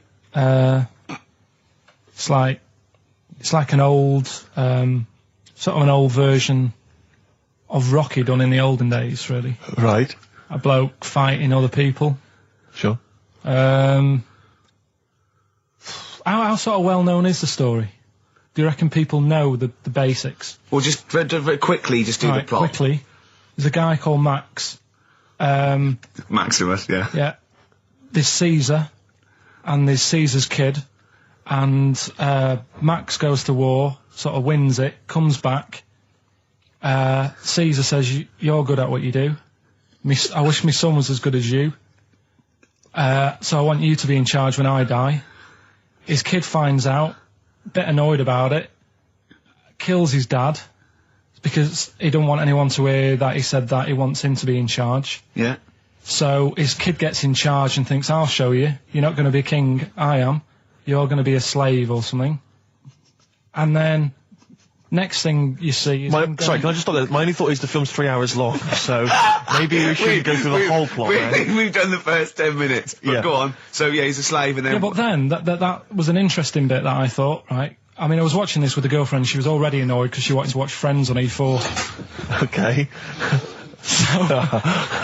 Yeah. It was a good episode as well this week. Was it? Yeah. Don't tell her that. Okay. Right, so she was annoyed and she said, "Come on then, put it on." And I got it wrong straight away because it says on the back 149, so I thought that was an hour and 49 minutes. It turned out it was 149. No, I thought it was 1 hour 49. Yeah. But it was 149 minutes. Sure. So it overran anyway. By 40 minutes. Yeah. People got sick of him and they said, "Oh, we'll have to get rid of him." So they tried to... He loved cakes as well as women. Okay. So they said, "Let's poison a cake." And they poisoned a load of Easier cakes. than poisoning a woman, wouldn't it? And he ate these cakes, and it just didn't kill him, and they were like, "God, what's going on?" And they kept giving him more and more cakes, and... He was suspicious. And that didn't work, so the fella said, "That's it, I'm going to shoot him." So... They were like, I'd be there sort of punching people in the arm. That's a great game. Oh, I love that, punch people in the arm. Is that part of the Olympics now? it's I think it was exhibition this year. Right. But it's going to be a pro next year. It's going to be the Winter Olympics because you've got to do it in just a cap sleeve shirt in winter. Yeah. So you're playing that? She, but whilst I was she didn't appreciate that. She used to go, "Ow!"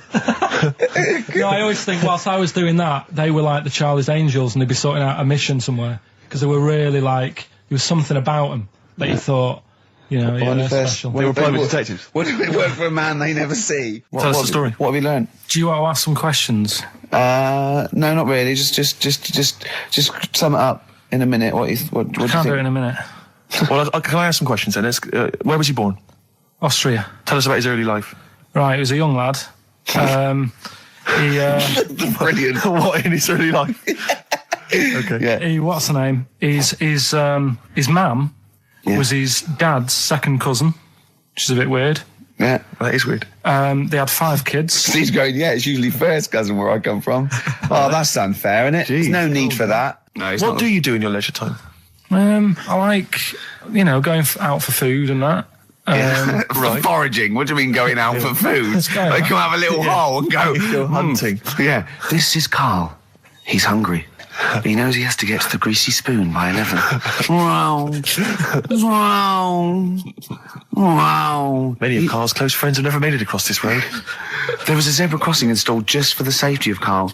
Beep, beep, beep, beep, beep, beep, beep, beep, beep. Can I have a bacon butty? And Karl is enjoying his... Wow, but he has to get back. His girlfriend's asked for one as well.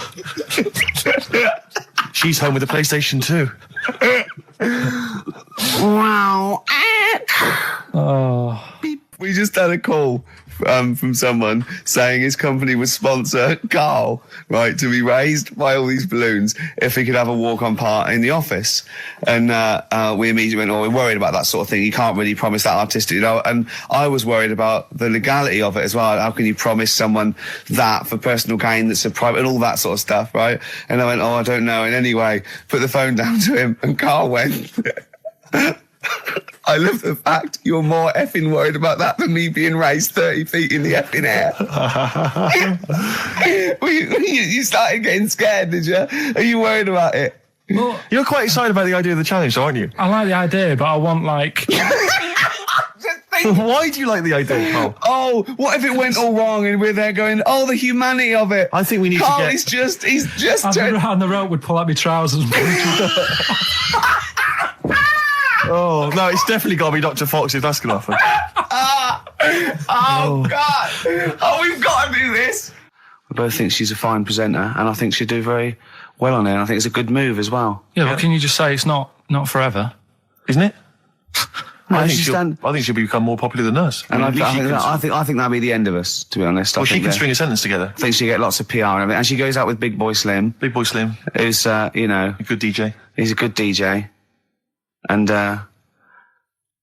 is her name Zoe Slim now? Yeah. Right. There will be nothing. Can I just ask Karl how he got on over Christmas? Because the last time I spoke to him, you hadn't bought a present for your girlfriend. I had to say I was on tenterhooks all Christmas. Well, you changed it. After that show, I felt bad, even though I shouldn't have done, because... you hadn't bought your girlfriend a Christmas present? I said to you, I booked a table at a hotel in Covent Garden, had Christmas dinner there, which was nice, right? It's good food and everything. It didn't feel like enough to me. Well, then I went out and treated some stuff, and then... No. A couple of days before Christmas, he went... I took Suzanne to that hotel we're going to go to for Christmas dinner. We had tea and cakes. And I went, oh, you treated her? He went, no, she paid for it, but I was just showing her what it was going to be like. That was her extra treat. She paid for it. I love that. Brilliant. Yeah. Well, it was like 150 quid for a meal for two, which is pretty dear. So I'm not going to buy her cakes as well. I love that! All right, love, have anything you want. You pay for your own pudding, I'm not mental. Yeah. You treated her to some other stuff? Some bits and bobs. What, so she chose them and you paid for them? What, the presents? Yeah. No, you chose them and she paid for them, but, it's the thought that counts. I got them on the way home that Saturday. Well done. And what did you buy? Well, just some bits. Might be personal, Steve. Well, I don't care. Just some bits. Yeah, but bits and pieces. Leave out the personal bits. What bits? Just little things. And then yesterday, right? A monkey wrench and a new washer for the shower. Yeah. Some recordable CDs that you need for your job. Oh, dear. Now, when you gave those presents to her, did her face light up? Right. I don't want to tell you what they were, right? But she wasn't that impressed. You're going to tell us what they are now, tell us what they are. You even know what they are, she told you, on Christmas Day. Hold on, wait a minute. But it doesn't matter what they are. It does matter what they are. It doesn't. It does, Karl, it's you, mate. Of course it doesn't matter. Oh, God! Have you just remembered? Yeah! Right, but there's no need. I've got to tell him, Karl. I really want your permission, because I don't want to be I know it's not, but we know it's not that embarrassing. It's really quite sweet. Yeah, but in a way, right, the way I look at it is, right, Christmas, even when I was a little kid, right, is not... Please let me tell him, Karl. Well, let me just tell you first, though. Let me tell you why I didn't go all out on the old present front. All right. Justify yourself. Right. First of all, I've covered it up since then anyway, right, with that present, because I bought some shoes yesterday, and she did say, I'll give you the money for them, but when I get home, I said, it's all right. I said, you can have them, right? So not only did I buy her some food on Christmas Day, I got her shoes. She's probably had a... And they feel like a horse. Yeah. It's not like, there you go, there's your shoes, there's your food, right. Bed down, see you later. Yeah, but what I'm saying is she's done... fed and clothed. Yeah, did you comb her hair? She's done well this year, right? So... The thing She's done well this year. It's like you're a single parent living on a council estate with a smack problem, and you still managed to buy some Lego. When I was a kid, it wasn't about what you got. I remember one year when I was about 8. Right? This is going to make me cry, isn't it, this? No, it's not. I'm just saying the way it is, right? I woke up at about 4 in the morning. And I was like, what have I got? And I couldn't sleep. I was that on edge. It's the excitement of Christmas, isn't it? It's like, what's wrapped up? I need to know. Sure. And it's the fact that people are saying, no, you won't know until tomorrow. Yes. Sure. That annoys you and winds you up. Okay. So I got up at 4 in the morning, opened my presents, and then went, right, I know now. Went back to bed, had a great sleep. Yes. Right? So it's nothing to do with the excitement of what you get. It's the excitement of not knowing what you've got. And then what happened when you got up to go down with the presents? What you're saying to me is that you could wrap up a brick because the thrill of Christmas is in hoping and being excited about what it is, not the actual gift itself. Yeah. Is that what you did? Did you get a brick? No, let me tell you now what he got. He got her a present, right? And she said, she came and I said, yeah, he got me. It was an industrial-sized packet of condoms. It was a joke gift. No, it wasn't a joke. It wasn't even a joke. I went home that Saturday after here, past Boots, thought, might have something in here. They were on, some value. Right, you passed the Were makeup. they used? Right, but anyway. The makeup, you passed all the other... Past the makeup, stuff. past the lovely vanity cases. Yeah. The foot spas. Exactly. Yeah. Oh, hold on. How much are these, love, for 100? Yeah. $4.99. Yeah. Do I get them reduced if I buy in bulk? So how many did you buy? What was it? I don't know, probably about 100. Right, okay. And is she allowed to use those with anyone? Did you wrap them? Can she just go out and have a wild Well, time you don't with need to them? wrap. They're already wrapped, aren't they? Oh. And then what did she say when she opened them? No, wait. Carl, what did she say? Right, play a record and we'll come back to this. Oh, you're worse than my father. That's genius. Made famous, of course, by Jimi Hendrix. Yeah. That's All Along the Watchtower, as originally done by Mr. Bob Dylan. On XFM 104.9. So, Carl, just take us through the moment where you gave this gift. Firstly, So you went into Boots, right? You thought, all right, 100 condoms. Brilliant. Okay. Did you wrap it I don't up? know if it was 100, probably 80. Right, okay. Yeah. Right? You don't want to go mad, do you? Wrap them up. I'm just resting easy knowing that he's not trying to breed. Right? No. Yeah. So I got her them. I got her Grease on DVD, because she's Okay. always watching that. Yeah. Right? Yeah. So just think of when her mum said, what did Carl get you? Some condoms and grease. I was going to say, I'm glad he said on DVD. And, she was surprised anyway, right? Because Yeah, I bet she was. no, when she got she was thinking like jewellery. no, So right? that showed her. That surprised you, hasn't it? All right. So hang on, wait a You minute. thought it was a holiday, didn't you? Yeah. Look at your face. You don't know me at all. So hang on. So did you give these on Christmas Day? Right, what happened is she got in from work that Saturday, right? And I said, look under the tree. Knackered. Oh, at least it's Christmas. Yeah. At least I'm going to get a little bit. Yeah, go on. I said, look, you got some stuff under the tree, right? So Did you give her a sugar lump? Right, she was really chuffed with that. But she said she was a bit puzzled because I didn't know we had any wrapping paper, right? So I ended up using wallpaper. You didn't take it off the wall, though. You had some. No, it was some left over, right? So she said, why have you used wallpaper? And I said, well, I didn't have any paper and you were getting in a bit and I wanted you to have a surprise. So she said, can I have a feel of them? I said, no. Presents. You thought, right, I've got the right thing. Yeah. Right. And then Christmas Day, I said, no, don't get carried away. It's nothing really good. You know, we said we weren't going to buy each other much. So there you go, open them. Yeah, go on. And Can I just ask, had you received your present from her yet? yeah. So what had you received? What did he have? Had some shoes, Nice. right? Getaway game for PlayStation. Nice. Which is all right. I'm just totting up Just the talk value about of the this. value of those, Go on, yeah. And So- just also think about how much fun and pleasure you get from them. Yeah. Although, of course, condoms, I can see the Well, see the appeal. Well, okay. So yeah, I think but I can. also add to that bit 150 quid for a meal. If you're going to start Mind totting up, 150 quid for a meal. I bought her some shoes, 72 quid. Yeah, that was after the event, though. Doesn't matter. All right, so you received these, dare I say it, thoughtful and nice gifts. You handed over the box of condoms. They were wrapped up. She Well, unwrapped them. yeah. Go on, take us through it. Walk us through it. Well, it's not something you play with on Christmas morning. Oh God. Oh. But, Right. But when she opened What them, did she her say? What did face she say? do? well, I wrapped them twice as well, so she thought it was something really good. Extra Like, oh. protection. Right. And So she thought it was something really good. then So the disappointment would be doubled. Yeah, go on, yeah. then she just opened it and went, oh yeah, so what's on the telly? And that was God, that. ungrateful. That was What an ungrateful woman that is. that. Well, she got stuff. Fancy not wanting I told her. a box of economy condoms from Boots. I said to her about the thing about, you know, it's all about the surprise and that, innit? Yeah. You explained that to her? Yeah. What, after she'd unwrapped it? Yeah. Thoughtful. And she was all right about it. Yeah. She understood.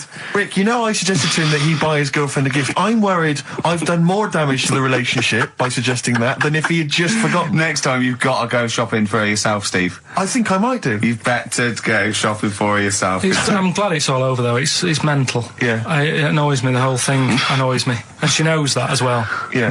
She should know. What? She still insists on having Christmas once a year. Well, Wow. I'm you know. no, but well, anyway, what did you get? I can't think what you bring to the relationship, Carl. I don't know what it is she's getting from you in this relationship. It's like she's doing all the work. 80 times. Oh God, Carl! I love it. You're brilliant. I know what she's getting. He's the. What? No, he's not thoughtful. No, but he's thoughtful. He's the best he can do with the brain he's got. Do you know what I mean? Right. He's doing his best. He's absolutely doing his best. There's no. He's working at the limits of his powers. Do you know what I mean? Though he's done as well as he can with what he was given. Sure. Yeah, and that's admirable. Yeah. It's like, I think he's done better than you'd expect. I bet his teachers didn't even think he'd get this far. Do you know what I mean? What, find a girl? No, well, yeah, a job, a girl. Yeah. Do you know what I mean? Clothe himself. He's done really well. What do you think, Carl? You think you've done well? I think I've done all right compared to some of my mates. What are they doing now? Probably not that much. Do you know what I mean? Mrs. Matthews said I wouldn't be an high flyer. I think I'm doing all right. Yeah. Do you know what I mean? I have a holiday every year. Got somewhere to live and that. Yeah. Got a new flat, haven't you? Yeah, so where are they then, the condoms? Did she show them to her family and friends? No. Take them into work? Look what Carl's I'm surprised she told Ricky, actually. I was a bit disappointed in that. Yeah. Because I didn't go shouting around. Well, she was so excited, Carl, clearly. She was just so pleased and proud. Yeah. All right, play a record. We'll come back to it. No, that's it now. Streets, Don't Mug Yourself, XFM 104.9, Ricky Gervais, Steve Merchant, Karl Pilkington, a regular Santa Claus. I'll leave it. Oh, dear. Right, listen, right. Yeah, New Year and all that. He's great, isn't he? Rockbusters is on the way. We're getting some good stuff coming in. I have to say, I'm amazed. Every answer I've had so far has been correct. I listened to the clues. I've got no idea. And I know you, Carl. I've spent time with you. Have I you know seen how you the work. XFM listeners? Well, of course they're the same as Carl. Sure. Of course they've got the same mindset. Yeah, yeah. Oh. Right. You got to play a record. No, but... Because I see Steve's No, but I've got used to it. Shut up. Wait, what were you thinking during the quiz then, when the questions were coming out? What were you thinking of? Well, what it was, right, just before the quiz started, I had to go to the toilet, right, because the rule is, right, people who don't go to it, once it starts, phones off, no more toilet. They take it dead serious, don't they, right? Yeah. So, I went to the toilet. Now, I'm not being out of order here, it just got me thinking, right? I went to the toilet, the gay fella in there. Right? There was a gay fella in there. Gay fella in the toilet. Now, How could you tell? How did you know? just typical, everything about it, right? Everything about it, right, yeah. Oh.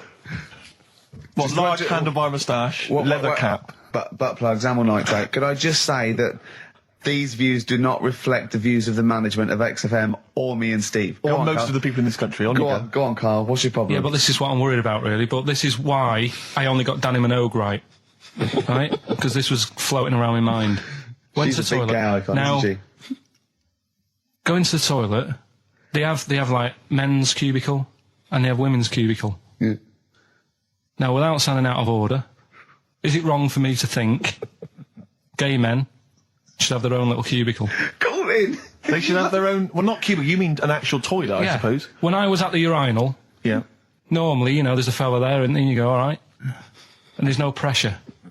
But I couldn't go. I was thinking, should I wait? If I go into the toilet, it'll look obvious.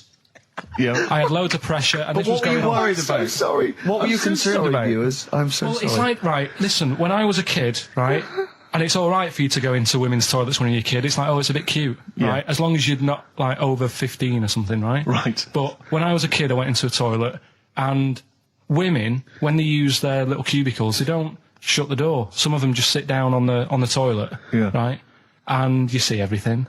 And, no, seriously, that's probably one of the first times I saw, like, a woman. Yeah. That, right, and my Auntie Nora when she was staying over. What happened with your Auntie Nora?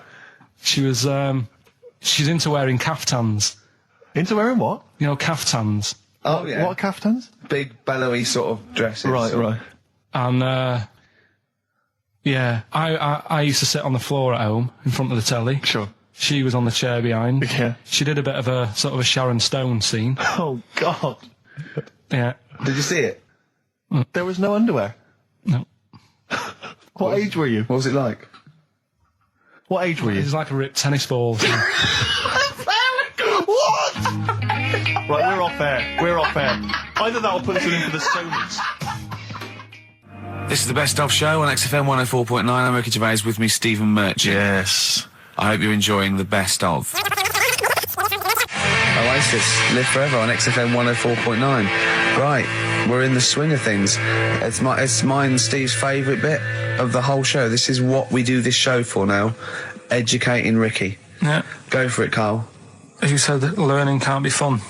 Yeah. Yeah. Okay, I'll go for the one. What's the one about the butcher going down the butcher shop? You've got to get your kit on. We're off down the butcher's. Yeah. You going for that one? Yeah. Well, do you know the saying, don't let the cat out of the bag? Yeah. Do you know what it means? Yeah, well, don't give away a secret. Right. Well, do you know how it came about? No. Well, ages ago. Before, like... Ages ago. 17th century? Yeah, before, like... Yeah, 17's good. Yeah. Before, like, you know, proper butchers and Dewhursts and supermarkets and that, you used to get these blokes who sold meat. Right. Butchers, they were called then, I think. Yeah, but the difference was they didn't stay in the same place, they moved about. Right, so they'd turn up on a street corner, right, and he'd have, like, loads of carrier bags of, like... Carrier bags? Yeah, with meat in and that, and people would plastic be like, carrier bags. Yeah, with mobile butcher on them. Yeah. Right, so and an email address. Yeah, go on. People went, right, yeah, I need some meat. Right, so they'd go up to this bloke and say, what have you got? And he'd say, well, I've got a you know, you can have a bag full of pig, or you can have whatever, a bag full of chicken, whatever. Yeah. And they'd go, yeah, how much? They go, oh, you know, call it a £5, whatever. Yeah. And they'd buy them, and to make more money, they didn't always fill the bag with what they said was in it. Oh, and yeah, I thought that might be the case. Right. Yeah. So what did they used ever to do? put cats in there? Yeah. But I don't see what. Okay, so sometimes they would put a cat in the bag and pretend it was chicken or whatever else. Yeah. So why was a cat any cheaper than a chicken? Because cats are wandering around the streets, aren't they? Chickens aren't. So they'd get a chicken. They put a chicken on the top so that when they look in it, they'd go, yeah, that's all right. Got a bag full of chicken. They'd get home to make the dinner, and they'd be like, what are we having tonight? And they'd go, well, you'll never guess. And they'd have, like, you know, well, you can have a chicken leg, and, you know... But it wouldn't be a cat. Yeah. They'd have to defrost a pizza. Yeah. Did they mind that they were eating cat then, in those days? He didn't say. He just was saying about the saying, don't let the cat out of the bag. It's like, you know, if they see that, they're going to go mad. I'm mildly disappointed with this story. It's all right if it's true, but, you know, there's something about it, it's just... I want to know more. He always leaves it... Is it Carl doesn't quench your thirst for knowledge, he creates more. I don't know if that's a good thing or not. Well, yeah, he's like the pot noodle of information. Yeah, do you know, he never... I want to go... I'm not nourished by it. It's like if for every fact he tells me, there's 10 others that spring up that I have to get clear. Well, so it was the people that were doing this, it was the dodgy butchers that coined this phrase. Were they saying to each other, don't let the cat out the bag? I.e., what I mean by that, Jack, is don't let them see the cat, what we've stuffed in there. Yeah. Dodgy butcher, that's another phrase, isn't it? Yeah. So that's the first one. Is that a euphemism, or is it dodgy butcher? As his meat delivered around the back. Sure. So that's that one. So let's get your kit on. What does that mean? It's a euphemism for homosexuality. Okay. And meat, presumably, in that means different things. It doesn't. It's a word that is also a male bird. Would it mean chicken or cat necessarily in that context? Or well, I suppose it could. Yeah. Do you know what a fable is? I've got a rough idea. Okay, it's a thing that uses sort of metaphor, analogy, just to explain sort of morals. I mean, they're very old for a start, and it's all. I'll give you an example of one. A quick one. Oh, the one about the dog with two bones. He goes to a dog's got a bone. He sees a reflection in the lake, and he thinks, "Oh, that dog's got a nice bone. I'll have that." And as he goes to get that one in the reflection, he drops the one he's got, and that's one about, you know. I think I was told one when I was younger. Go on. I think it was one. This young lad, he's got a dog, right, and he's about 8 years old. And this dog, he's had it since he was about 4, and it's a bit tired now, and he chucks sticks for it, and it doesn't go for it.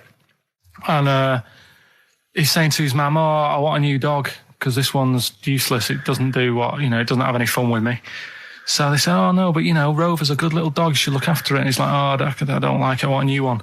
So they buy him a new puppy, and it's running around, yapping about, and he's loving it, and he's playing around with it in the grass. And then one day he goes to the park and he's messing about and rolling about with it, and he falls into the lake, right? And the little puppy's like yapping at him, and he's going, help me, little dog's yapping. And then the old dog comes and gets his collar, and it pulls him out of the lake. And he goes, "Oh, God, why did I forget about you? You're the better dog." And he loved that one again rather than the puppy. I got a feeling that was Lassie. Well, yeah, that was an episode of Lassie. What's the moral? What's the moral there, Carl? What's that telling? What's that explaining through analogy? Sort of, don't forget the old. So look after old people. I remember there was one I heard once about a young boy who got trapped in a lake inside a cage. But he loved his trainers so much. He wasn't going to get them wet. But even though he had to get out there, and even though he thought that was the important thing because it's material value, he actually drowned, and the trainers were no good to him then. I woke up this morning, feeling fine. It's not a blues song, and I turned my phone on, and it was from Carl, and it went, "Forget it, I've made my mind up." And I thought, wow, what is that? And I forget it, I've made my mind. I went, "Carl, what is it?" He went, "Oh no, it's about the text I sent you last night." I went, "Well, what was it? I just got this text." He went, I was just wondering, I was thinking last night. He said, "Supposing you had to have your hands removed." Sure. Right? And the doctor said, "Well, you can either have them stay like that with stumps, or I can sew feet there. What would you have?" And I was bleary-eyed, and I went, "The stumps." He went, "Yeah." I went, "All right." He went, "Yeah." And then what was his follow-up text to that? And then I got the text. It was obviously before it, and it went, and it was like quite serious. What would you do if surgery not doing your hands? Would you have stumps or the feet? Right now, the way when I said he's made his mind up, and I went the stumps, he went, "Yeah."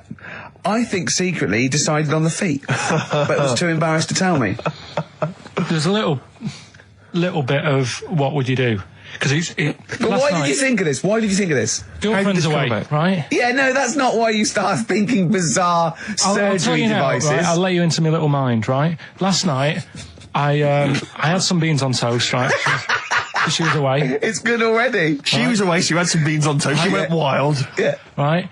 Now, I was stood up, I live on on a high street, right? So I'm washing up, I'm looking out the window. First thing that had my attention is, I can look into other people's flats, right? Yeah. And it was weird how all these different lives were going on, I was watching them, and everybody had the telly on and was watching Volcano, right? Which was on last night. Right. And I thought, oh, that's weird, right? I can see them all watching it. And it was like a little Chinese lad who was dancing around in some underpants. Yeah. And then there's a little old woman who lives downstairs who was reading a book, and she's always reading a book every night. And it's like, I have a better life than her.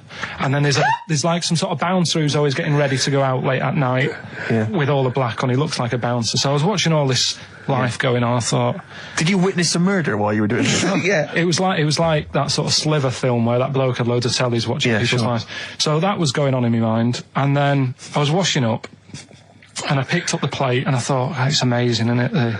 The human body, the way you can just sort of, I want to pick that up, and you do. Yeah. And the way your hands work, right? You've got 5 little digits, but it's just the right amount to do to do what you've got to do, right?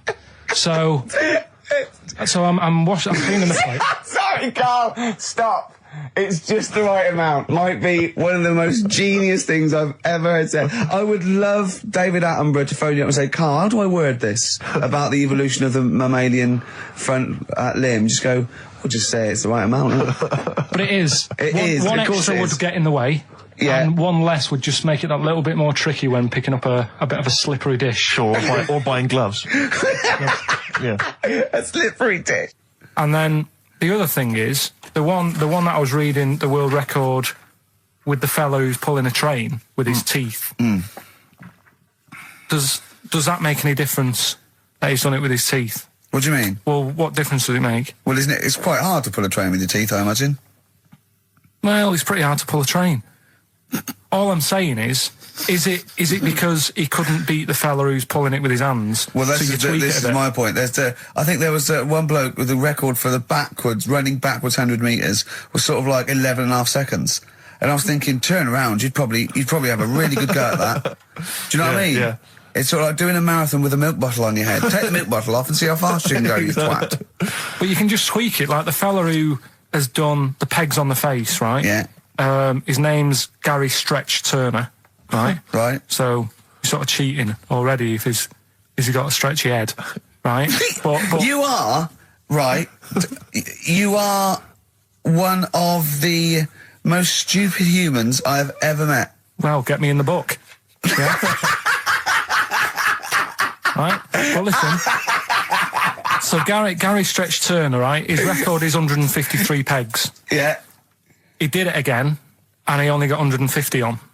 So he hasn't broke his own record. Right. But what I'm saying is, if he tweaked it a bit more, would that make a new record? What? Well, if he said, I've got 150 pegs on, but at the same time as eating a burger. I see what you mean, yeah. He'd be the world record breaker for pegs and eating burgers at the same time. Yeah, just change it a bit. If you know you're not going to make it, just do something else. I'm assuming the rules are set at the beginning, Carl. That's it. That's where they say, right, you're just going to do the pegs thing. You're not going to introduce burgers halfway through, are you? Definitely not.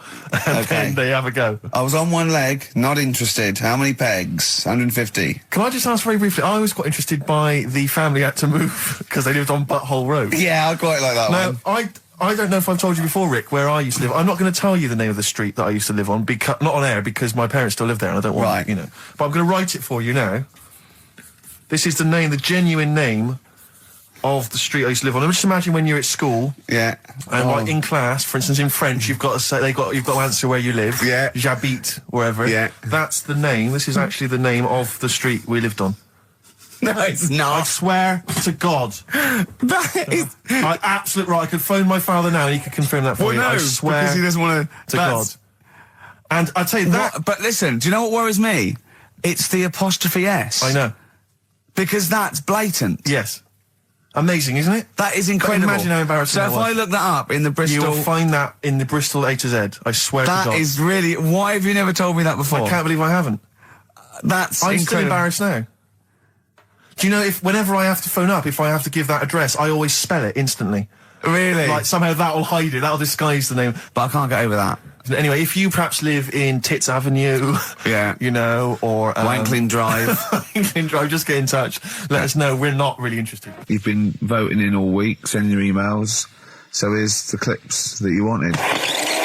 Carl, you're making noises while I'm talking. Yeah, but you do this all the time trying to wind me up. And I'm not saying Manchester's the best place in the world, but what I'm saying is there's bits of it that I really miss. Yeah. Like last Sunday, right? When I'd met up with Ricky, we had spaghetti bolognese, which was all right. And then I said to him, I need some soil. Damn, I wish you'd invited me. It sounds amazing. So I need some soil. What do you think? You need some what? Soil? Soil, yeah. I need to repot a plant, right? Yeah. So you need to repot a plant? Yeah. Fair enough. So I'm like, where you can't see these shops in London. Do you know what I mean? There's nothing around. I took him straight to one in my street. Yeah, but near your street, and that's probably the only one in London. Well, you say that, Carl. No, it does annoy me. Round my way, it's like, you know... You can't move for soil shops. There's earth. You can just pick up handfuls walking down the street. Yeah, incredible. People just lean over into someone's front garden. No, you can take the plants as well. No, but what I'm saying is, Manchester, there's loads of decent hardware shops. Yeah. Here, you know, if you want a panini and a latte or whatever, you can't move from. But for soil, I had to go virtually how many miles away from me to carry that soil home and stuff. Yeah. It's not good. I mean, London's all right, but if cities were sort of... It's neglecting the peat market, really, well, isn't there's barely any mulch available in central London. I'm sick and tired of not getting a good, decent compost of a Sunday. Indeed. So, you know, I'm thinking of moving to the north, where there is loads of soil and gravel. Indeed. And animal shite. Whatever. Yeah. So you were going to say, if you were marking cities out of 10, what would you give London? Well, if you were marking them on, like, you know, on what they have. Right. As opposed to what? Well, as opposed to how you spell it. Say, like, I think the greatest city in the world is Rome. Right? Okay. It's pretty amazing. Yeah. Have you been? What? Yeah. Why do you think that though? Just because, like, you turn a corner and there's something there that's really old. Right? Like, you're going down a normal street. Go and stay in a Derby and Joan club. Yeah. No, but it's like you're going down the road and then you turn a corner and like the Colosseum's in the middle of a busy road. It's like, what's that doing there? Yeah. Yeah. And just when you think there's no more, you turn another corner. It's almost as if that was there first. Yeah. Well, Yeah. But do you know what I mean? London, Yeah. what have we got? You know, Trafalgar Square is world known. And you go there, what's there? Yeah. Do you know what I mean? So there's a lot of space there. Get one big B&Q. In Trafalgar Square. To cater for the whole of people who live sort of central Londonish. Yeah. And then I'd be happy, but what I'm saying Well, with is... Nelson just popping up through the middle, because you can still see it, couldn't you? Yeah. Yeah. It's a great idea. B&Q, so B&Q could be like the whole sort of flat thing and make it sort of grey so it looked like rock, and then Nelson popping Make it up. classy is what you're saying. Yeah. Stone clad it. Yeah. So it looks like you've made an effort. Exactly. And then you can pop in, and then you can go out and go, oh look, Nelson's column. Oh look at that, isn't Nelson? Oh look at that, the victory, defeat. That's fantastic. One of the greatest living. Yeah. I need some nails. Yeah. Perfect. Killing two birds with one stone, you're saying? But why isn't there more than them shops? Because when I went into yours, every time I've been in there twice now. The first time was to get a shower head, right? Right. And I went in there, couldn't resist buying something else. I ended up getting some super glue as well. Blimey. Hey, big spender. And then last Sunday we went in there, got 2 bags of soil, not one, I bought 2, and I bought some scissors to cut plants with. Secateurs. Well, Scissors. you never know when you want, you might need more soil, I suppose. Well, I've got You've 2. stocked up now. Where'd you keep it under your bed? Sorry, this isn't going out, is it, this conversation? It's not going out on air. I got a feeling it might be. Do homeless people ever think, I think I'll have an early one tonight? Right, that's what got me thinking. It's a bit weird, the whole lifestyle of it, the fact that he had an early night. So like, the fact, what, if it's a bit weird that he's sleeping not in a home, but on the street? No, it's just that if I was homeless, I'd probably stay up quite late, because it's not nice. Do you know what I mean? What are you talking about? Just being homeless isn't a good thing, is it? No. People forget how bad it is. Yeah. Right? But surely sleeping gets you out of reality. They sleep because they're tired. They can't sleep very well, so they need all the sleep they can get. Yeah, but sleeping's nice if you've got a nice big bed. What, you think that they can go, I'll stay up, I'll go to bed at 2, I'll go straight to sleep and I'll pop up at 8 when the alarm clock goes off? Well, it's just what I was thinking, right? So I was thinking how bad it is, and it's, especially this time of the year, Yeah, it's terrible. It's the really worst thing. And to sort of give it some publicity and get a bit of help behind it, get celebrities, someone like Phil Mitchell, maybe, off EastEnders, who's a big fella, he can look after himself, put him in a shop doorway, have some cameras set far away in a building or something. Yeah. They can film him, and it's up to him how he raises money for food to eat. He could sign autographs. Well, they wouldn't know him though, would they? Because you never look at a homeless person. You get, what's her name? Gail Porter. Yeah. Gabby Roslin. Right, yeah. Narinda from Big Brother. Yeah. Who else would do it? I got a game show idea. Les Dennis, I reckon. I got a game show idea called On the Game. And what happens is you get Narinda from Big Brother. I've never been into getting presents and that. I had the problem at that Christmas one, that time with the Victoria Plum. Yeah, we'd hate that. We'd hate to bring that back. We've done that. Because you talked about the book, because it's kind of to do with your dad, isn't it? He's a very bad gift buyer, was that the problem? Well, yeah, my dad just wouldn't bother.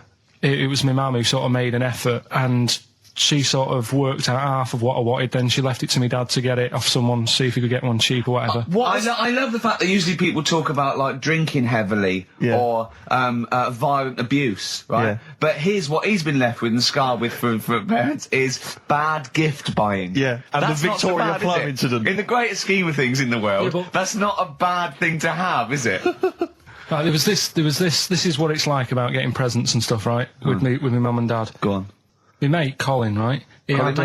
No, Colin Bailey, right? Yeah. He had a little Sinclair Spectrum, right? Yeah. Computer, which was like the thing to have at that time, right? Yeah. You used to always go round to his house. The deal was... Not the one you had to play through the window because you weren't allowed to. No, that's another lad. Oh, right? yeah. This is a different lad. And the deal was, he came to our house and my mum gave him a pie. And then I'd go round to his and I'd stay there for a few hours playing, Hungry Horace and stuff like that on it. Right? Now, my mum and dad knew that I really wanted one of these computers, right? So I waited about a year. Came round to Christmas Day. I thought, I reckon might have one. Turned out they bought me the wrong one. They bought me a ZX81 instead of a Spectrum, right? And Christmas Day, I'm there trying to load the games up. It's not working. I'm thinking, what's wrong, right? And the thing with me, when I was a kid, I used to get quite sort of agitated. This is the moment, right? I found out that it needed a RAM pack to make it work, right? Looking in the thing and it's saying, and make sure you put your RAM pack in the back. And I was like, oh, where's the RAM pack? And my dad's going, I don't know, I've got you the main bit. That's it. So I was that wound up, I just was sick, right? Just sick. I didn't feel sick or anything, I just was like, oh God. Went to the sink, just sick. Because I was that on edge about it. I said, come on, we've got to get one. And my dad's like, Tandy's shut. We're not gonna get anything today. Ruined again, Christmas Day. That was after the year when my train set got blown up by our kid. The following year, no RAM pack. And now you ask me, why don't I get good presents? He's scarred. He just I'm gonna die. Honestly, I'm gonna die. He's just screaming sick. Yeah. There's no RAM pack. Did you get to the bottom of it? Why wasn't there a RAM pack? You have to buy them separate. Oh, It's one of them cons. What do you mean I can't play Frogger? Oh no. So, wasn't there another incident when you spontaneously threw up? Through sheer anxiety? I do get it. It's not so much now because I've relaxed a bit, but as a kid I used to be quite on edge all the time with certain things. Do you think that's what happened to your cat that kept being sick? That it didn't get the food it wanted and it just threw up? Do you remember that? Yeah. God, so they shaved it. Yeah, but again, you see, the cat thing, I mean, it's mad. I was thinking about it the other day, right? I used to think I had quite a normal upbringing. You didn't. Right? And someone was talking Your about mother once told you not to go to school because it was windy, Carl. It was not a normal upbringing. The cat was being sick, so she shaved it, so it was easier to clean. Right, well, my mum and dad went on holiday, right? And I stayed at the Rosses down the road. Oh, yeah. Only a kid, must have been about 5 or something, right? And I was always running around in the house. I had a lot of energy as a kid. What the Rosses did, they had this cat that was dead violent, the most violent sort of angry cat I have ever witnessed. A tiger? It was, honestly, Steve, if it was bigger, it would have been, because it was just always having a go at you. Yeah. If you went to pat it on the head, it went to bite you and stuff. And what they used to do with it, to stop me running around, I'd sort of be running around, and then I'd get a bit tired, and they'd say, have a lie down on the settee. So I'd lie down on the settee and I'd nod off. And what they used to do, I'd wake up and I'd put the cat on my belly. Right? So I'd be scared to move because it's like it's going to get me. But it would keep you there. It kept me there, and it used to sort of slaver on me, and they'd sort of, go out or whatever, and I'd be lying there. That's not normal, is it? Carl, sorry, were you created by the Brothers Grimm for one of their fairy tales? What kind of a life is that? A cat paperweight to keep Carl in place. He keeps blowing around. It's windy. We'll have to weigh him down. Be careful. Your mum probably told him that it's a windy day. You got to get something heavy on him. Otherwise, he just gets blown into the road. God. Bless him.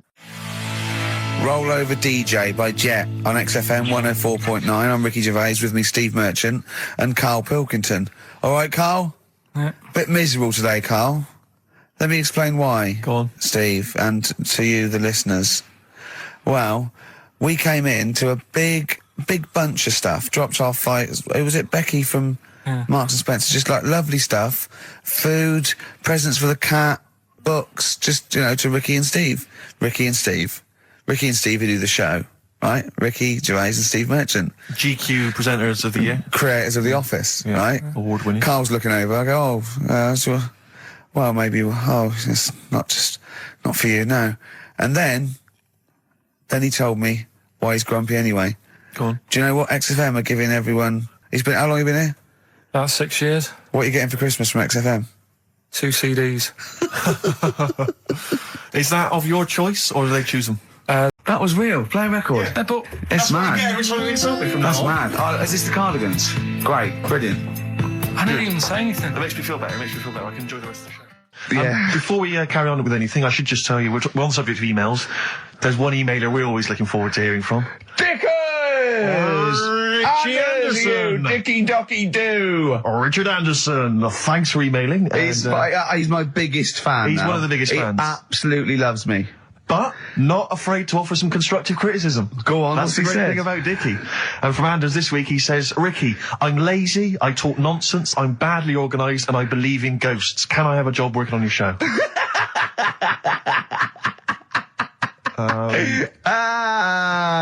Possibly, Anders. Maybe send in a CV. Or email a CV. He's put a little bit of all of us in that, hasn't he? Oh, I'll ask him if he's a goggle-eyed freak, Steve. All right, calm down. Well, no, I didn't mean no need to get insulted. No, I didn't necessarily mean you, did I? To get nasty. Well, I was thinking about that, actually, Steve. Oh, God. Just talking of the old... What? What? Talking of the what? No. Do you know, like... This better be good. No, you don't have that many girlfriends and that. What do you mean?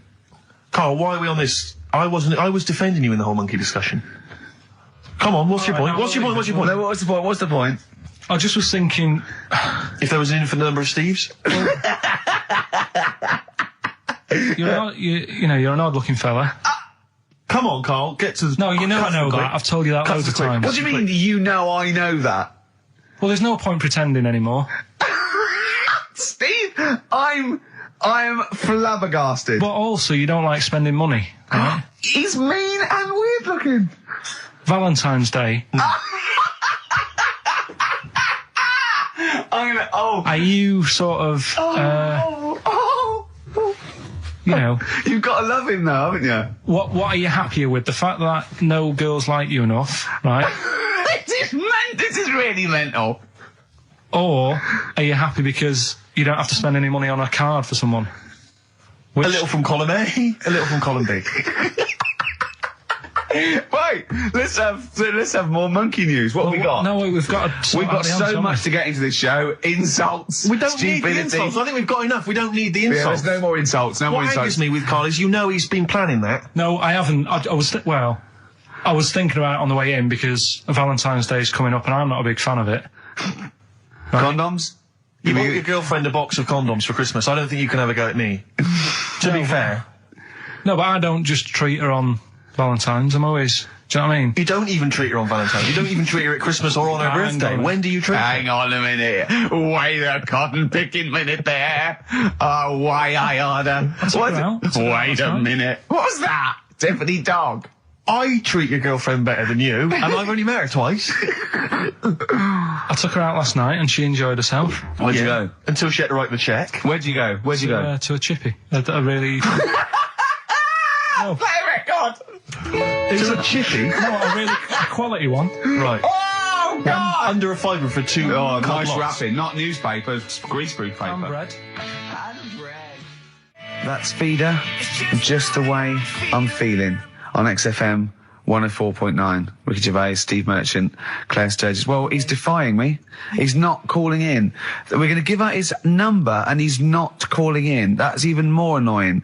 Who does he think he is? I don't know who he thinks he is. I'll tell you what I'll tell you who he is. Yeah. He is a little bold Mancunian. Let's never let him forget that. I don't know who he thinks he is, but there's the fact. Just, Carl, call in, because you're annoying me and Steve. He's been slagging you off as well, Steve. Well, go on. In the week, he was slagging you off. I mean, in the week, I was joining in and laughing along, but now I'm thinking but now I'm thinking that you're more on my side than he is. Thanks very much, Rick. I'm glad to see you've come round. He said he was. I was in the pub with him and Johnny. Oh, right. So there's a little audience. Good.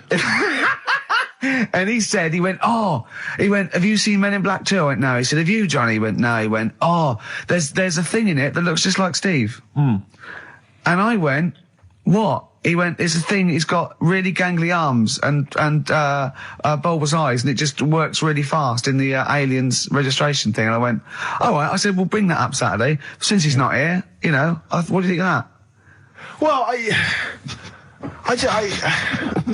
the reason is, I think the problem I have is this, that if I was to say things like that about Carl, I'd destroy him. He'd be a broken man after I'd finished with him. Call in, Carl, or Steve's going to say a few things about you. I'm going to get a couple of home truths out there. I can't believe it. I cannot believe it. Yeah, we were, you know, at the time I was joining it, we were having, you know, slagging you off on other things as well. Sure. But now I'm thinking, maybe maybe you were wrong. Maybe I was taking the mickey out of the wrong person behind their back. If you receive any phone calls from people you don't know, we don't know anything about that. Instantly, we don't know why that is happening. That is just going to be a weird, spooky thing. So, and don't bother telling the story about Men in Black 2 either, because I don't think people will be interested.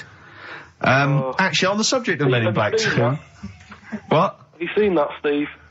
No, I haven't, Carl. Tell me about it. You should see it. Go on. Why? Because there's this thing in it. Go on. What, a stupid, bald Mancunian tosser? No, weirder than that.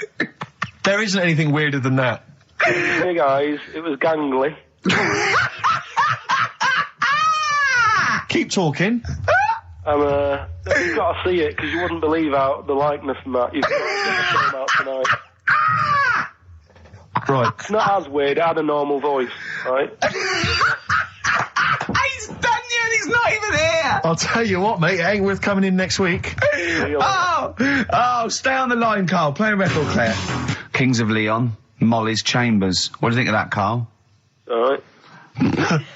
There's a surprise. Another insightful remark. Steve is not a fan now. Not only does he know you've been slagging him off behind his back. No, I wasn't slagging Steve. If you get it out on DVD tonight, you'll know I'm not slagging you off. It could be your brother. I love the fact that it makes it worse, but he's thinking you're going to go, oh, he wasn't slagging me off. It does look like me. I do think I'm an alien.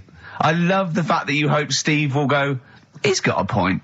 It's a spitting image. Yeah. I am, seriously, Carl, I'm really angry. I'm so angry with you at the moment. You haven't seen it yet? No, I know, because I know what it's going to be, and I'm fuming. I'll tell you why I'm angry, because he doesn't do it in jest. No, but what do you think it's going to look like? What do you think this thing's going to look like? Going to look ludicrous. It's not going to look anything like me, but he's going to pretend it does. Go on, what? Go on. No, it does look like you. Yeah, of course it does. And you look like the Human Z. Well, I mean, to be honest, you did a bit, Carl. You walk like him, you're bold like him, you got a sort of gormless face like him. Any more? I don't smoke. That does. I'm not arguing with you, I'm not well on that. Oh, you're not well. What exactly is wrong with you, you whinger? Well, it's just, do you know, like I always tell you about the restless leg syndrome I've got? It's like that, but all over. So you're just shaking around the house? I'm just, yeah. What do you look like, Elvis? What are you doing? You're shaking around the house. I'll tell you, with your bald head, you probably look like an enormous vibrator. Oh, God. That's what you probably look like if you strip naked. Oh, you'll have the Scottish widow coming round. Oh, dear. That's, what's her name, by the way? I heard you talking about that. That's, Amanda Lamb. Amanda Lamb, who's in the Place in the Sun programme. Is she actually a widow? Is she a Scottish widow? Hoots, man, my husband's dead. Do you want any money and a bit of my clam? Brilliant. All right. That's the sort of quality you've missed out on today. Well, anyway, you're going to be back next week. We need you back next week. Yeah.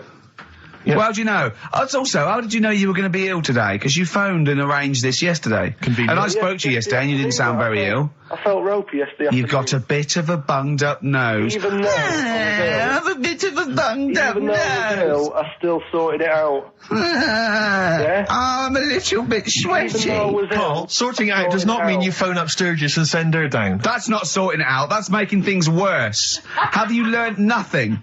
Thanks, Claire. If you're not part of the solution, you're part of the problem. Mate. Yeah. My leg's a little bit achy. Wearing wet jeans. I put wet jeans on again. My lasagna wasn't, it was frozen. Can you hear the venom and hatred in our voices today? We genuinely are upset and angry with you. Yeah.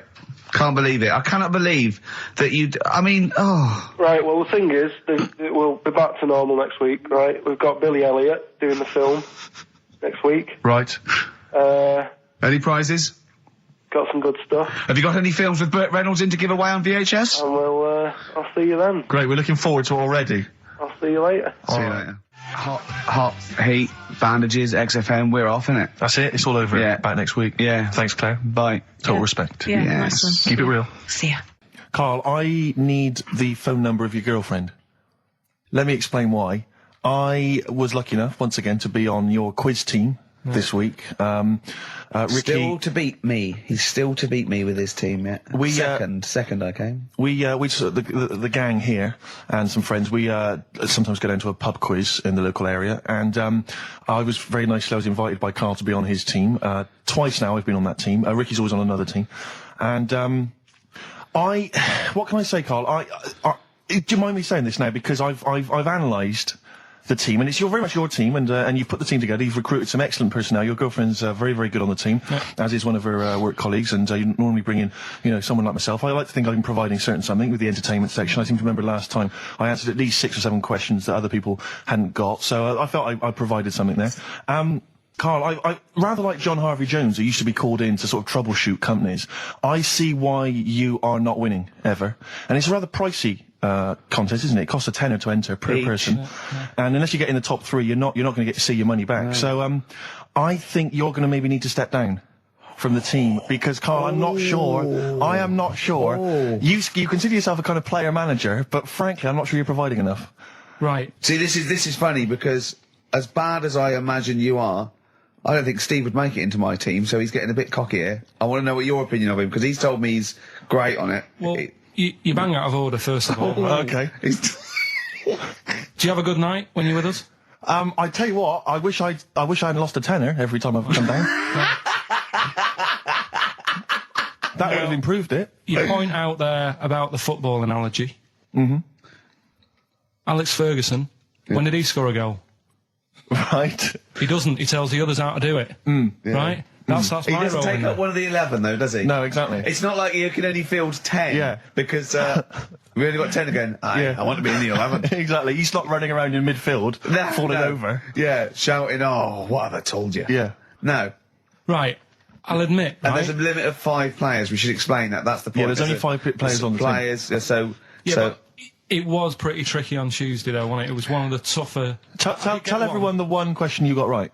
Something about... Well, tell us the answer. The 2 words you had to say to get the answer. Danny Minogue. Danny Minogue. That was what you provided, Danny Minogue.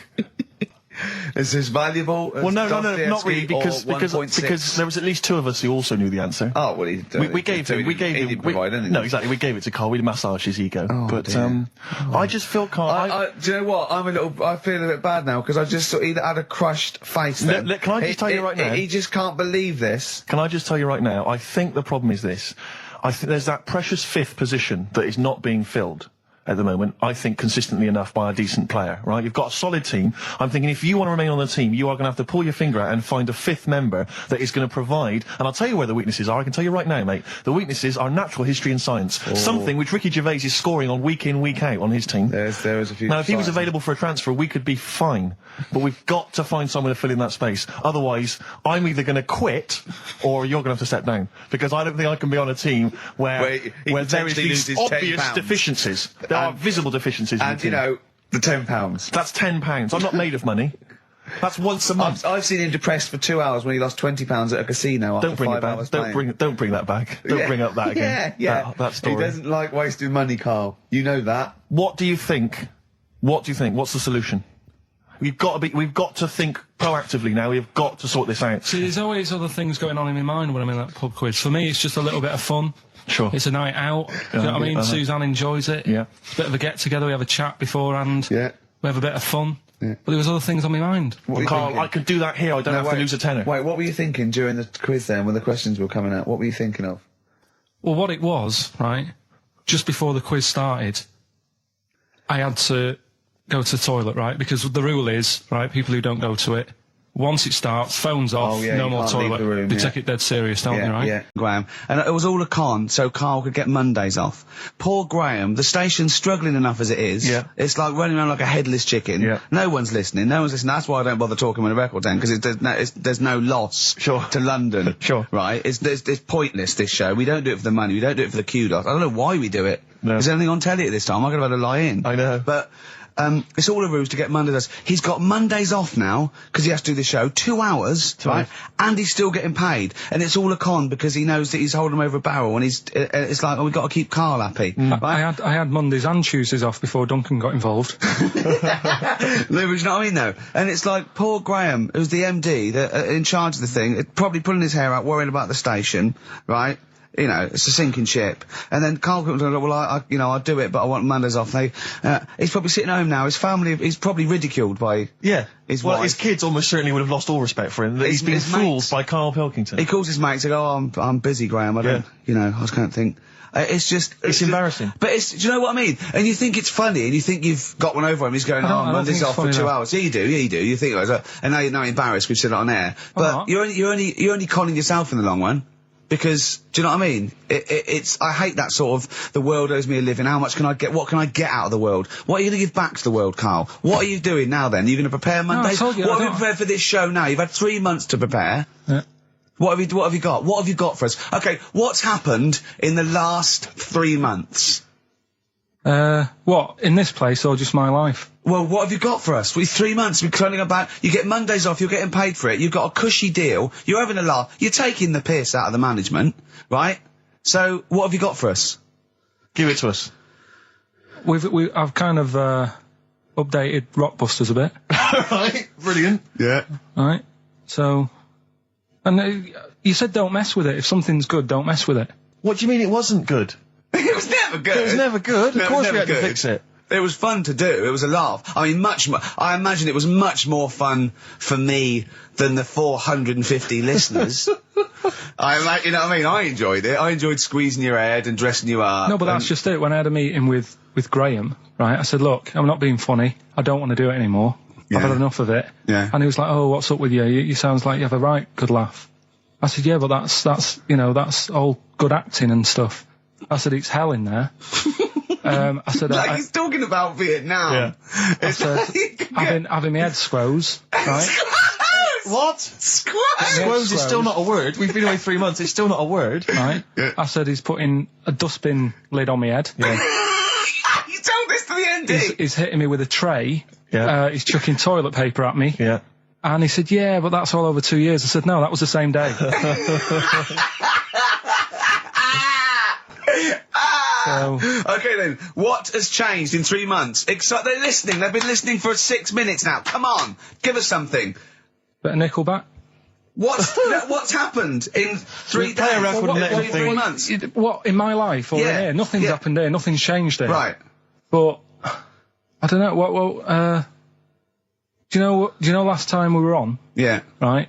And, I was telling you about the woman over the road, where I live. The one that walks around naked? There's a woman who walks about the flat naked, This is when Karl was watching a woman naked, then she looked at, saw him looking, so what he did, this is the genius he did to get out of this, he pulled his pants down, so he was naked too. His girlfriend comes in and goes, Karl, what are you doing? He went, I can't tell you now, but don't look out of the window. Yeah, go on, sorry. That woman, she's bought some blinds.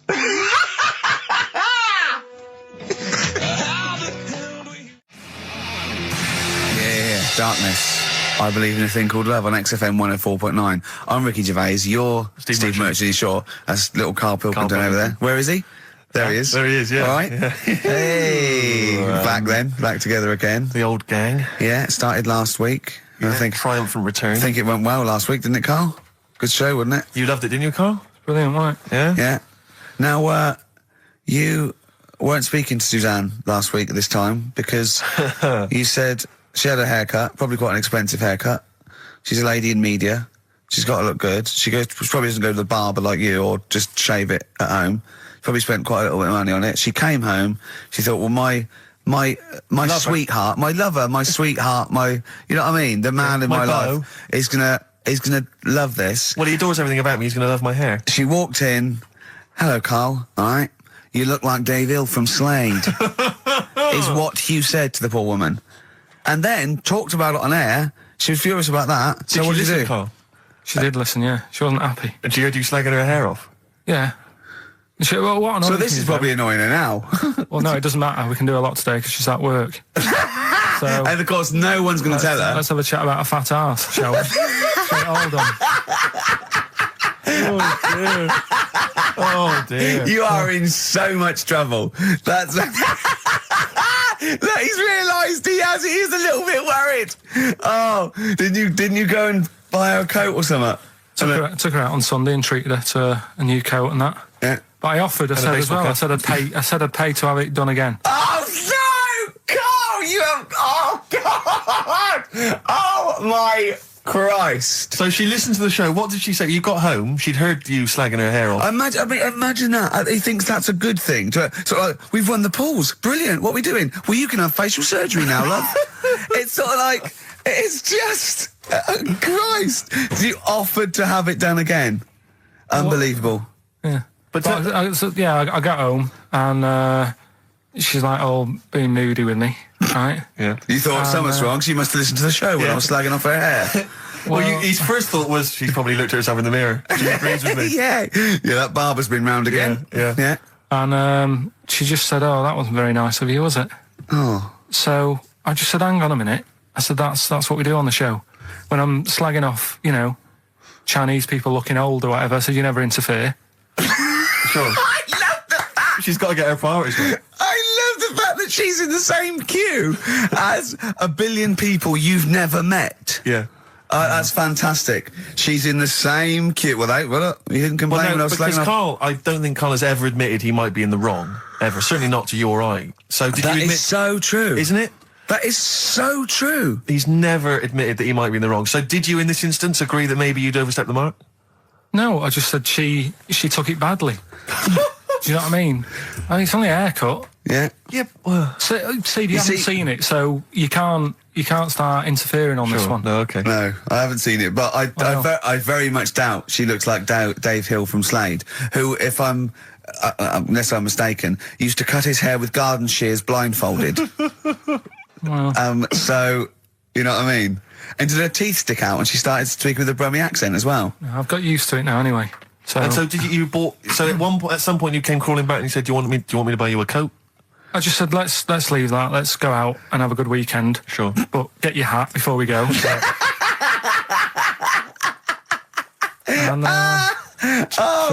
treated her to a new coat, and that it's a nice coat, so people will look at that rather than the hair, looking at the head. So does it do flash? It's got obscenities across the back. If anyone who knows Carl's girlfriend is listening, tell her. And maybe you're a work colleague and you're listening to the show. Because I think this is terrible. Get her to phone him now. Get her to phone him now. I mean, get her to phone on the XFM number. What's the fat ass complaint line? Because you are in deep shite. That's Michael Stipe and his boys from Rapid Eye Movement. Bad day. I hope you're not having a bad day. It's Saturday. It's 1:05. I'm Ricky Gervais with me, Steve Merchant and Karl Pilkington on XFM 104.9. Big up and a big thank you to Alex Zane for the last 3 hours. I could do it. How long could you keep going with That's that? it. That's it? That is it. Because you see, Alex Zane, we came in while he was doing his last link, and he's an absolute pro. He really is. I was watching him, and he was, at home, you probably think that he's giving you his full attention. He's not. He was looking through a listings magazine, probably figuring out what movie or theatre piece he's going to check out, with a lady later. Yeah. Probably going to cruise down there with a couple of, chicks. And he really is an absolute pro. Yeah. Looking at you, Ricky, and it's like you can sustain it for a while. Yeah. You're a talented performer, but it's sort of, I don't know what it is. Is it concentration with you? It just ebbs away almost instantly. And you try and do 2 things, 3 things at once, but normally on air, that's you eating, taking fluff out of your belly button. I never once, when we were on the set, we were filming The Office, and I'm trying to put off actors, just coming up ways, instead of remember lines, coming up ways to sort of ruin the shot or make them laugh. And you came out and went, Rick, it's like having your own TV show isn't interesting enough for you. Just concentrate, it's lunch in an hour. I went, all right. Well, the radio show even less, though. I mean, you really can't be bored. How long do you think your interest you sustain your interest? I came in too early because I got bored just before we came on air. Sure, okay. I came in too early. I got to stop getting the cabs so early. Yeah, so you're bored now. I think I've got to get here about 5 to 1, and then I think that'll last me till about 1:30. Again, as he was saying that, he's not giving you his attention. He was kind of leaning back. He's put his feet up now on the desk. I've got to be comfortable, haven't I? And this CD rack's in the way. Sure. Well, you get yourself comfortable now. Get yourself settled. And then sort of... Because a lot of people will move them... It's the time that most people, I imagine, have been waiting for. Monkey news. Play the jingle. Okay. Oh, chimpanzee that monkey news. Right. Come on. Come on. Should be ready, Carl. That's amazing, isn't it? It's like Nicholas Witchell. The bomb. No, that's not the first. Come on! No, it's always difficult, isn't it, to sort of find something that's good each week, right? Last week, we did the chimp. It is for us, yeah. We had the chimps who were running a health spa. Yeah. Right. We've covered the one who nicked a car to go on to Spain. Yep. To sort his future out. All shite. The hairdresser, I think we've done that one, the little monkey hairdresser. This week, we're looking at monkeys, that they use in... Do you know, like monkeys, they know how, like... I've lost the will to live, Steve. Oh, well, I don't want to do it. Right? Well, come on, come on. What are monkeys good at? What are monkeys good at? Yeah. Well, running small businesses, cutting people's hair, and driving cars. Yeah, they love Spain. Oh, and foiling bank robberies. Yeah, they're great. Well, something else they're good at, right, is like weighing up the situation.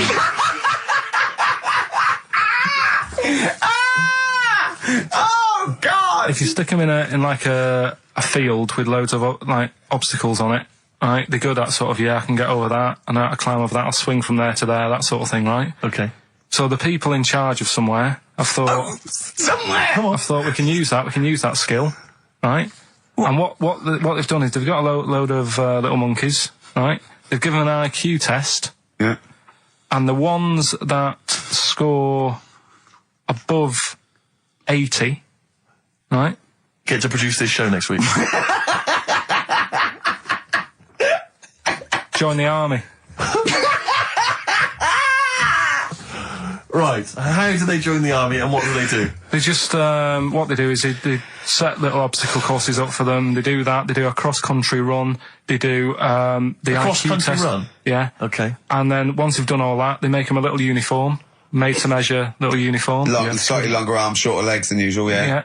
And, basically then they taught how to use a gun and that sort of thing. Yeah, of course they are. You're talking rubbish again. This came through literally, pretty late on, so... So you've not had a chance to corroborate all the facts, as usual? Just have a look.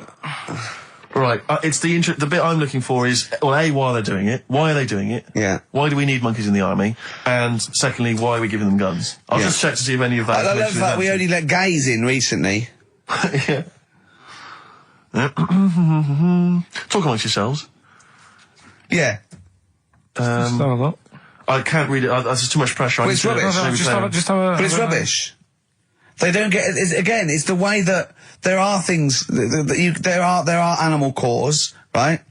There are horses, there are dolphins, sea lions. There are lots and lots of animals in the army, but they don't have to pass an obstacle test as such, and they're not taught to fire guns. You straight away assumed that there's going to be loads of squads of men and then just one little monkey in the middle. Like, he came second on the test. He's in, boys.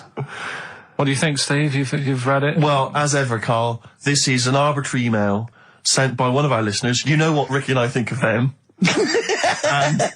and so we're not really basing this on hard evidence. We're basing it on the ramblings of one of our listeners. Rubbish. Once again, lazy, rubbish, uncorroborated, nonsense. The stupid test that you got wrong. Rick, that sounds like monkey news to me.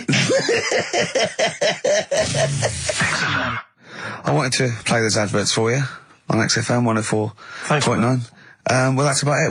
We've had some tears and laughter. I mean, the only real thing that we learned from today's show that's corroborated and is absolutely true is that, remember, Mancunians take off more sick days than any other area, 11 days per year, compared to sort of like 8 Liverpool. And from that we extrapolate, do not trust Mancunians.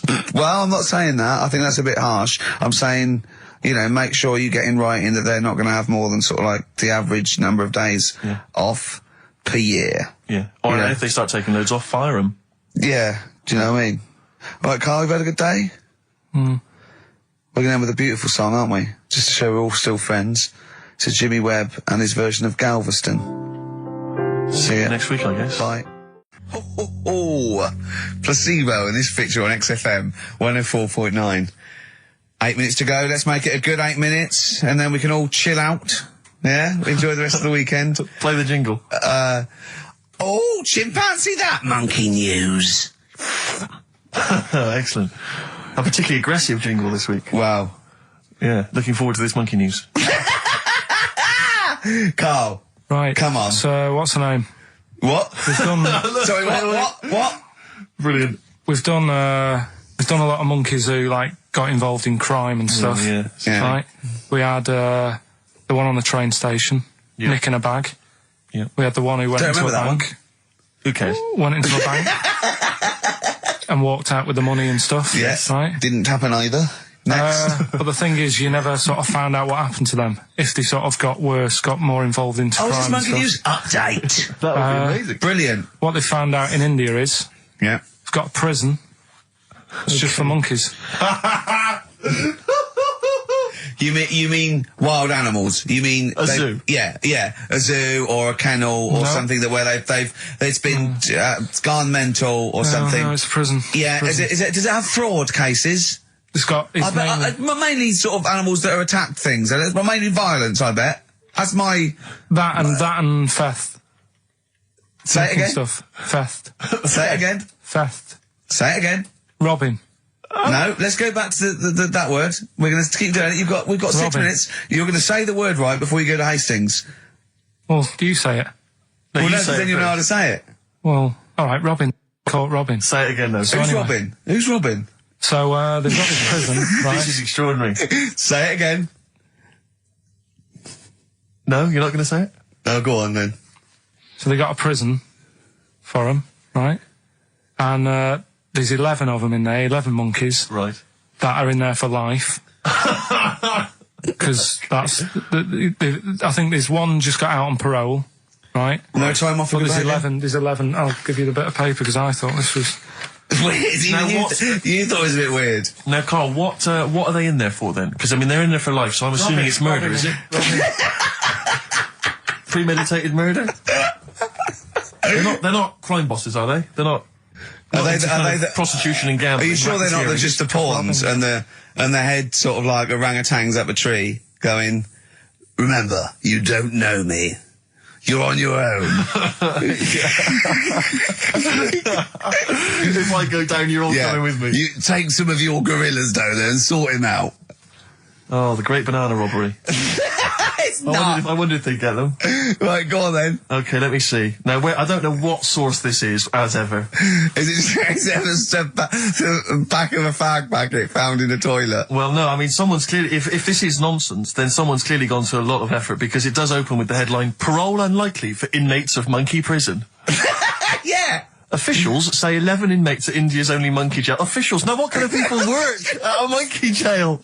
Where do you work? It says officials say 11 inmates at India's only monkey jail are unlikely to ever be released. The prison in Patiala houses monkeys apprehended by game wardens in Punjab state for thieving and attacking people. The Daily Telegraph reports how the monkeys at the prison in Montebello snarl and glare at visitors from their heavily barred cages. 2 monkeys were released a year ago after exhibiting good behaviour for 18 months in the jail. They have remained out of trouble.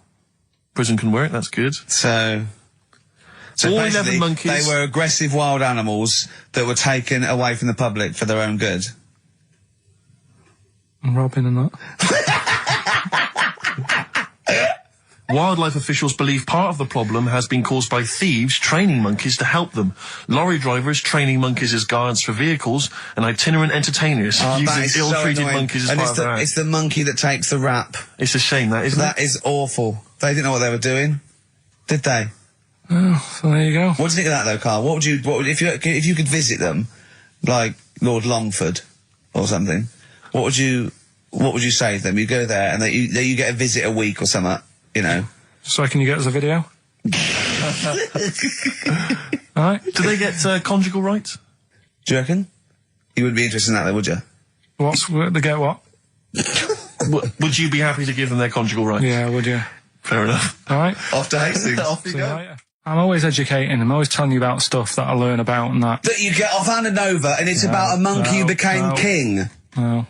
So No? Have you got monkey news this week? Got a little bit of monkey news coming up. What does he do? Drive to Spain, rob a bank, or get married? No, we're done all them, haven't we? We have done all them. Yeah, but it's a good one, and in fact it's a bit related to what we've been talking about in a way. Oh, God. Isn't that brilliant? Van Dando, All My Life. Beautiful. On XFM 104.9. Well, it's nearly it. It's the big one. It's what people tune in for. They probably tune in about 10 to these days. For Monkey News. With, Karl Pilkington. Can we hear the jingle? Only 4 to go. Oh, chimpanzee, that Monkey News. Right, this one's about it's been emailed into me. Right.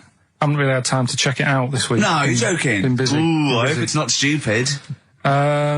Goes back to 1908, and the person's saying it's a good story and that, and they're surprised they haven't picked up on it yet. Right. That was the record before us, and here we are, pre-recorded, because we did this a few weeks ago, because we're not here at the moment, are we? We're away in that. I'm Ricky Gervais, with me Stephen Merchant. Hello there. And Karl Pilkington. Well, he's not actually with us. He'll be in some of the best of clips that will be coming up shortly. Yeah, this is just us, isn't it? This is just us. We did this, when did we do this, Rick? A couple of weeks back. Hold on, what is it? It's the 27th today. Yeah, I enjoyed Christmas. I loved Christmas. I loved Christmas. I had a great time. What did you get? Loads of presents. So did and I. I'm glad they made it to number 1. Oh, I'm really glad. Stroke, he, she. Yeah, I'm really glad that the pop idols, Cliff Richard, Westlife, made it to number 1. Bo Selector. Yeah, just delete that. Yeah. Okay, well, we're going to play some of the best of, some of the greatest moments of the last 3 weeks. Yeah. Ever heard on XFM 104.9. What about this? Do you remember this one? Oh, which one is it? I'm Ricky Gervais, with me Steve Merchant. Over there, Karl Pilkington. The man who believes anything. I think it might be a condition due to his little round head. Mm-hmm. It's sort of like, it might be a new condition that we can call cranial sphericity, and because it presses on his lobes, and the only sort of upshot of that is he's normal everywhere, but he believes everything he reads or sees on Anna Nova. All right. Talking of which, Rick, I don't really follow the news. No. It's mainly boring, isn't it? Wars and stuff. Yeah. But I didn't know. Well. Yeah, well, it is a war. It's all this nonsense before and after. When it's a war, it's it's in the middle of the war. You can watch it on telly. True. You get results. True. You know what I mean? Like, you know what I mean? Yeah. Like a test match or something. But it's all this rubbish before and after. It drags on. This recent war seemed, I thought, just generally, it was better presented than the previous one. Because I remember the first Gulf War, it was often during the night, and I couldn't stay up. Yeah, because I think the American had rights to it, like the Tyson fight, so we had to get it at 2 in the morning. Exactly. Which is annoying. They had it, their prime time and that. Yeah, and a lot of it was in black and white as when the bombs went in. With the bombs going So, this time there seemed a lot more colourful stuff. Yeah, it's much better coverage. I think there should be awards. Yeah, well, I'd like for to see it. awards, So, yeah. like Channel 4 one for cricket. Yeah, I mean, a few times as well, I was quite pleased to see they actually had footage of the bombs exploding. Yeah. No, good. Well done. Generally, good on you. Well done. Good on you. Yeah, it costs a lot though, doesn't it? It isn't a costly War's thing. a lot more. When you got something like a Jimmy Carr game show, which probably costs about $100,000. Yeah, like half an hour war costs millions. It's almost man. as expensive as like Terminator 3 or something. Yeah. But I mean, But then you got a variety. Exactly. Sorry, Steve, you're talking, mate. Well, no, I just wanted to make sure you're aware that the World Elephant Polo Championships have taken place. I did get it. I think they mentioned on. Yeah, we won, didn't we? England won. Yeah. Well, my question is, where have they been practicing? I don't know. Do you remember ever at school anyone ever saying to you, "Are you interested in playing polo with elephants?" Do you reckon it was 5 blokes in pith helmets kept sneaking into a whipsnade? Possibly. What are you doing, lads? We're practicing. Get down. Yeah. Get off them elephants. Yeah. I didn't even know we had a team. I can't believe it. No, but it's like Johnny Wilkinson and the rugby lads. They're going to get MBEs, all sorts. The elephant polo boys, nothing. They're going to get nothing. I haven't seen the sun talking like them. To be fair, it's not like horse polo where I don't think there's a stick long enough. I think the elephants kick it, don't they? I think you might be right. I think they're not allowed to use their tusks. They'd burst it, won't they? I think they go, start again. Raheem! Yeah. What do you mean the elephants kick it? All right, I've opened a can of worms here. Normal polo on a horse, they have like mallets. Yeah, they whack them, right? But I think it's obviously they're too high up. I think I might be wrong, but I'm pretty sure they just train the elephant to kick it. So why are people talking about? Why not just let them have a kick about without? Imagine that! And why does horse racing have to have a jockey? Well, they just let the horses go, okay, lads, on your, no cheating, on your marks, get set, go. You, no, get back here. Brilliant. Play a record. Right, Adams? Yeah. Yeah. Oh, this is absolutely fantastic. His version of Wonderwall. If you've not heard it yet, you'll be loving it. You'll be loving this. Kings of Leon, California Waiting. Steve, the public have been waiting for us to return. That's true enough. All right? Yeah. They had the best of last last that week. Was a joy. They had Camfield and us without Carl the week before. But it's been a while since we've all been together.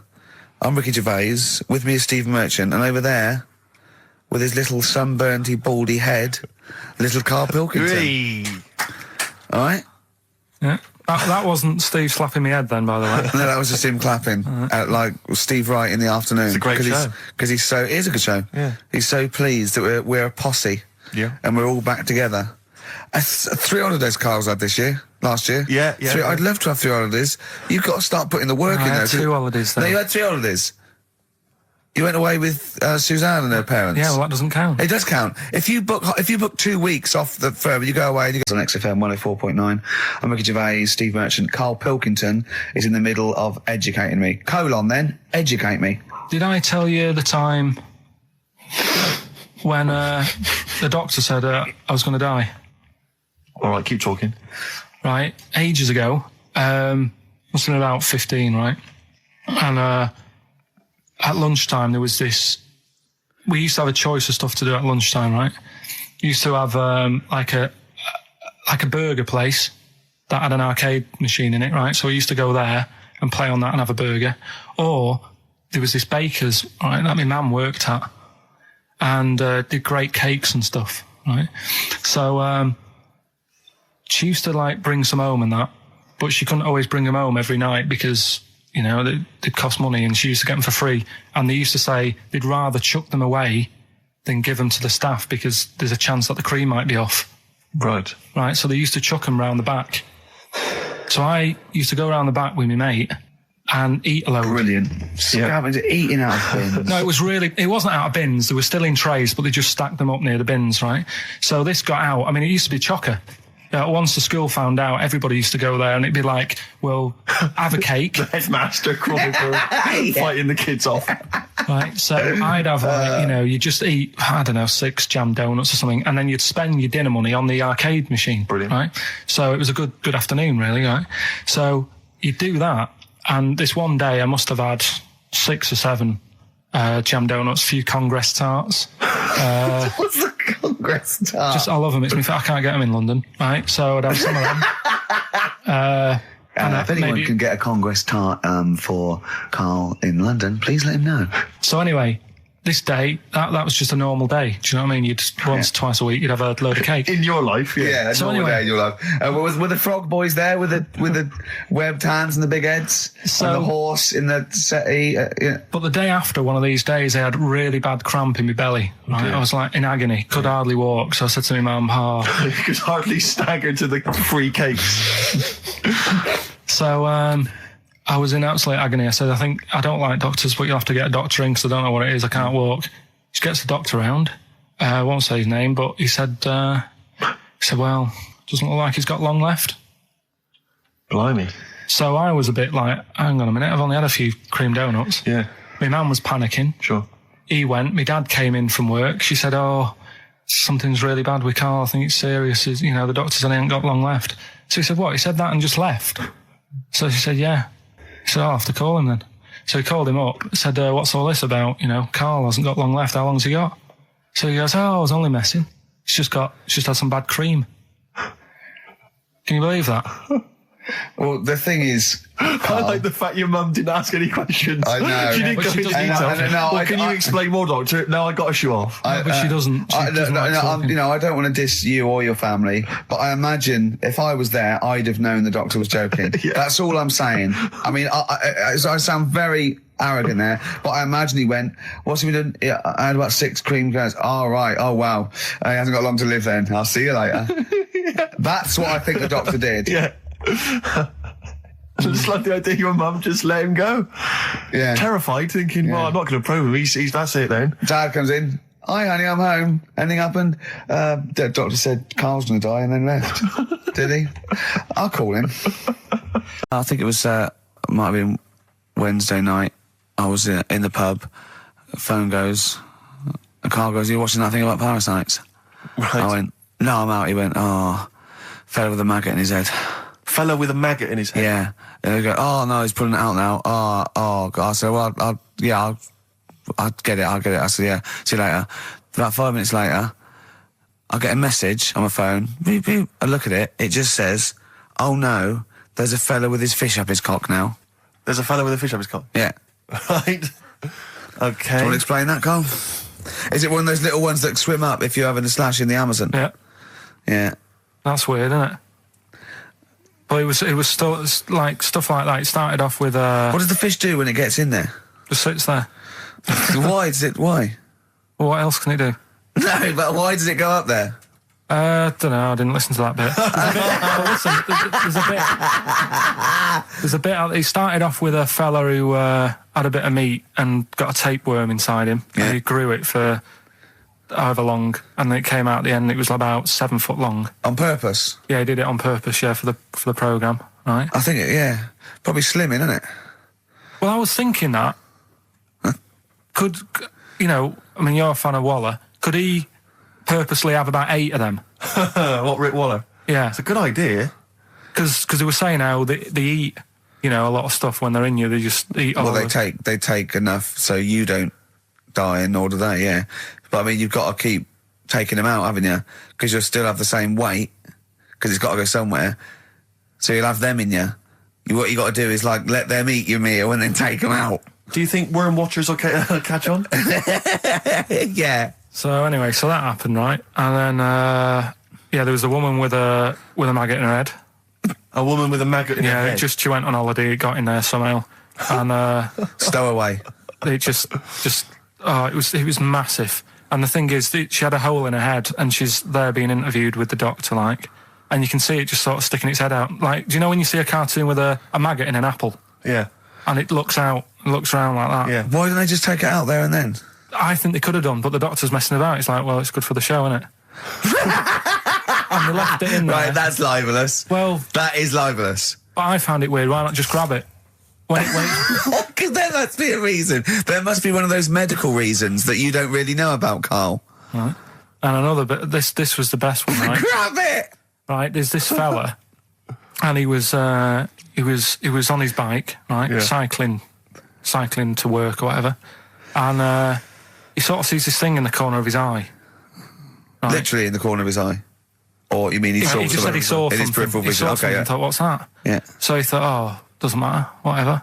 And he stops off at a cafe, right? Get a little scone, a tea or whatever. And he goes in there and he's sat down, and the waiter comes over. He says, "Yeah, what do you want?" He said, "I'll have a scone and a tea." He goes, "All right then." So he goes to get it, comes back. As he puts the tea and the scone down, his face is like, "What is that?" Right, like a look of frightenedness on his face. Right, drops the tea and legs it. So the fella's going, what? So he legs it after the bloke and goes, "What?" And he says, oh, "Something came out of your nose. That was massive." Sorry, something came out of the guy. This is all true because people would have watched it, so don't start saying it didn't hang on, happen. I just need to clarify.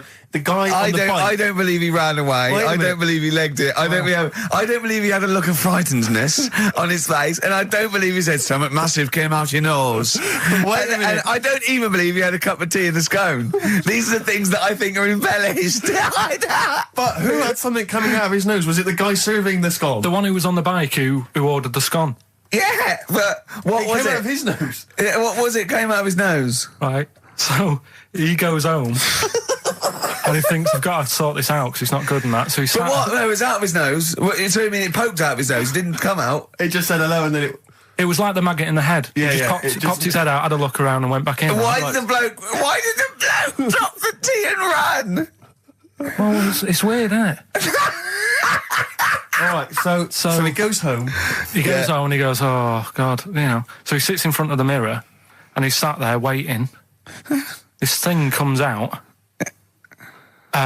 Again, sort of looks round, goes back in again. So he goes, oh. No scones. right? Not interested. So he goes, I've got to sort this out. He goes to the doctors, says to the doctor, I've got something up my nose. It just keeps coming out and having a look round, going back in. Didn't say that. The doctor's like, oh, I haven't heard of that before, right? Didn't say that. So sat there. He does it again. The doctor looks, frightened again. Runs away? Yeah. He's got a look of frightenness on his face. He had a look of medical frightenness. He dropped his stethoscope and legged it. No, he said, I know what it was. So what? So you got a leech up your nose. He had a leech about that long. What's radio? Well, how long's that? 4 inches. 4 inches coming out of his nose. Next time it stuck its head out, he grabbed it, pulled it out. That's horrible though, isn't it? Isn't it? Right, in Turkey. Nice. It's not, actually.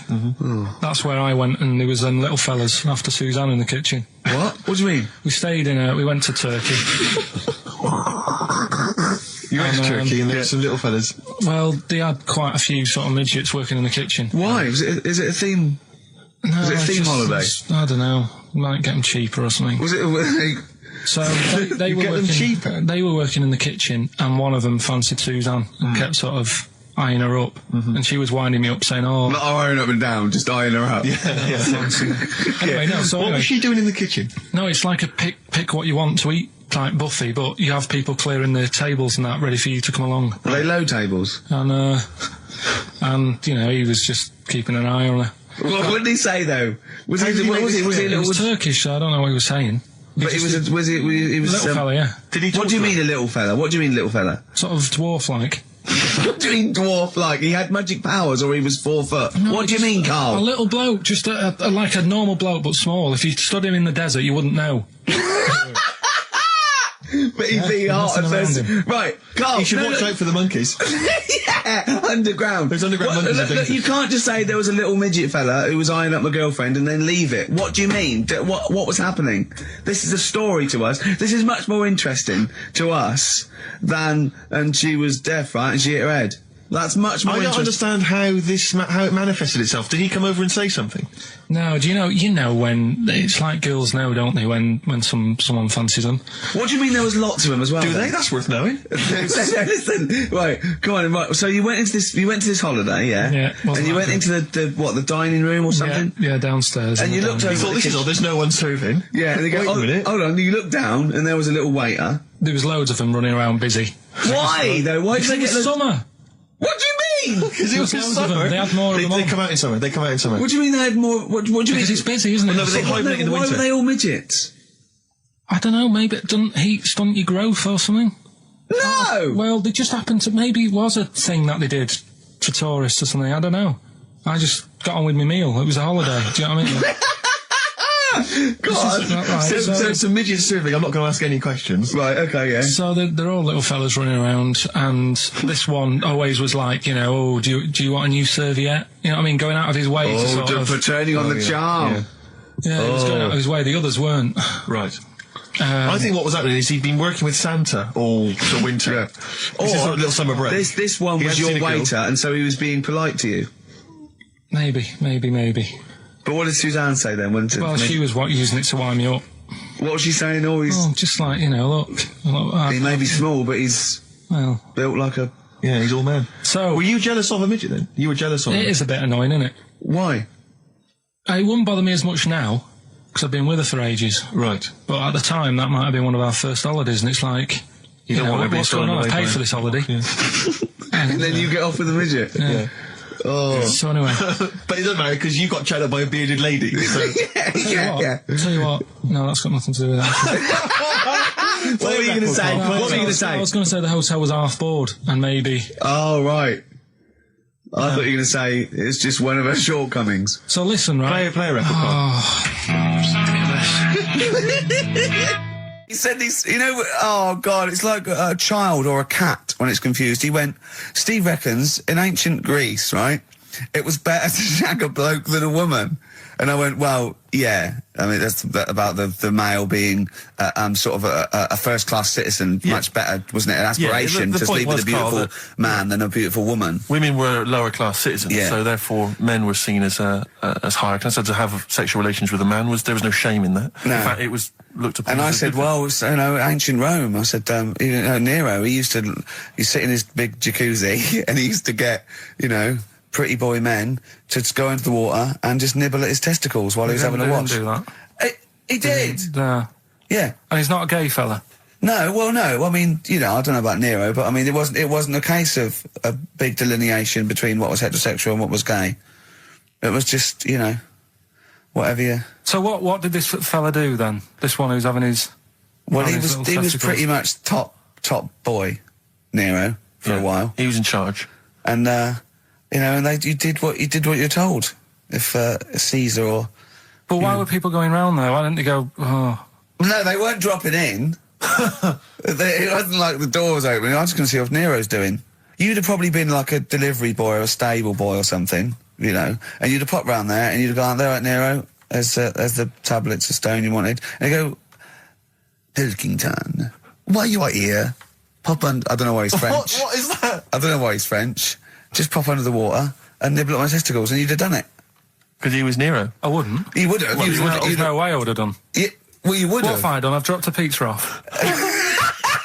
You put around to Nero's place with the pizza. Right, I'd say I've done my job. Right? Yeah. That's not the sort of tip I wanted. No, he'd have said, get the little baldy chap to nibble at my testicles, and you'd have been under the water. I wouldn't have done it. No, Well, you would have put me head on the water. Right. I wouldn't have done it. Can I just say this, Steve? Not only would you be nibbling at his testicles, you'd have been going mad. You'd have been noshing him just for extra. You'd have been doing everything he wanted. You'd have been going, he'd have gone, I didn't ask you to do that. You'd have been going mental. They'd have been chewing, slurping. It was all right. Yeah. He went, wait till you get out. You see Piccadilly, it's better than Euston. Right. It was. It was nicer. I went outside and there was a ridiculous queue, and sort of one cab. Right, yeah. So, horse-drawn. Yeah. And so I walked, and it was okay. It was only down the road. It was a bit dark. It was wet and raining. Obviously, it's the north. I know, yeah. The hotel was very nice, but no minibar. I've never seen that before. I've travelled all over the world seeing a hotel without a minibar. So I don't know what's going on then. I don't know what's going on there. And then I did this corporate gig in Old Trafford. Pitch was up. I don't know what they were doing, but very impressive, big impressive. I think they're the richest football club, aren't they, Carl? Yeah. You did a gig at where? Old Trafford. It was in a function room. Oh, well, I thought it was the stadium. No, I'm not that big yet. No. But I mean, I can't really comment on Manchester. I do know that Liverpool was voted most important music city via poll. True enough. So, Carl, you're making noises while I'm talking. Yeah, but you do this all the time trying to wind me up. And I'm not saying Manchester's the best place in the world, but what I'm saying is, there's bits of it that I really miss. Yeah. Like last Sunday, right? When I'd met up with Ricky, we had spaghetti bolognese, which was all right. And then I said to him, I need some soil. Damn, I wish you'd invited me. It sounds amazing. So I need some soil. What do you think? You need some what? Soil? Soil, yeah. I need to repot a plant, right? Yeah. So you need to repot a plant? Yeah. Fair enough. So I'm like, where you can't see these shops in London. Do you know what I mean? There's nothing around. I took him straight to one in my street. Yeah, but near your street, and that's probably the only one in London. Well, you say that, Carl. No, it does annoy me. Round my way, it's like, you can't move for soil shops. You can't. There's earth. You can just pick up handfuls walking down the street. Yeah, incredible. People just lean over into someone's front garden. No, you can take the plants as well. No, but what I'm saying is, Manchester, there's loads of decent hardware shops. Yeah. Here, if you want a panini and a latte or whatever, you can't move from. But for soil, I had to go virtually how many miles away from me to carry that soil home and stuff. Yeah. It's not good. I mean, London's all right, but if cities were sort of it's neglecting the peat market, really. Well, there's barely any mulch available in central London. I'm sick and tired of not getting a good decent compost of a Sunday. Indeed. So I'm thinking of moving to the north, where there is loads of soil and gravel. Indeed. And animal shite. You're talking about people who annoy you and that. Yeah. Like, not many sort of celebrities annoy me because I think, well, some people like them. You know what I mean? Yeah. But things that affect me, like the builders. Right? You're a philosopher. Go on. Builders annoy me, right? Sure. Yeah. And you could say that's a bit of stereotyping, but all the people who I've met who have been builders have always annoyed me, right? So that's because they've been working on your house in your space. I mean, that's like all the builders that have been round your flat making a noise when you're trying to get some sleep have annoyed you. Well, that. Brilliant. But also someone in the office in the week, right, who works here. Yeah. He's a good lad, named Lenny, right? It's called Lenny. He proposed to his missus using XFM. So like he popped in Zoe's show. Right, his girlfriend sat out there. She didn't know what was going on. She was asked to come in. Even she wasn't listening. She was out there. she probably had a Walkman on or something. Yeah. Well, just that. She was just to Jono. He had to fax Jono with the request. Dear Jono, I am broadcasting from Mexico at the moment. My girlfriend's listening to you. Oh God, London's Hot 106.2. Great stuff. But it's just that thing of like abusing your position. I think annoys me. Do you know what I mean? Yeah. Because I just was thinking, if he worked for a cab company, would he have done that over? That's one of my hates. People who abuse. Do you know what I hate? Dictators who have just sort of like they've got there by unfair means. Now they're sort of like hurting the like little people and that. Really? Yeah, that's what I hate the most. Yeah. Do you know what I don't like? What? Famine. No, it winds me right up. Famine and disease. Oh, you're so annoyed with it. Tune from Wilco. This is called I'm the Man Who Loves You. It's the big one. It's what people tune in for. They probably tune in about 10-2 these days. For Monkey News. With, Karl Pilkington. Can we hear the jingle? Only 4 to go. Oh, chimpanzee, that Monkey News. Right, this one's about it's been emailed into me. Right. I haven't really had time to check it out this week. No, you're joking. Been busy. Ooh, I hope it's not stupid. Goes back to 1908, and the person's saying it's a good story and that, and they're surprised they haven't picked up on it yet. Right. The Olympics, right? In 1908 in London. Apparently it was meant to happen in Italy, but it was cancelled. Don't know why. Right? And it happened in London. Anyway, 400 metres. Right, it was meant to... there was a fella who was going to do the run, right, and the favourite to win it was this Bulgarian guy, right? Who was like a newcomer. Okay, these are a few things it cannot be. 1, he injures himself, so a monkey steps in and wins.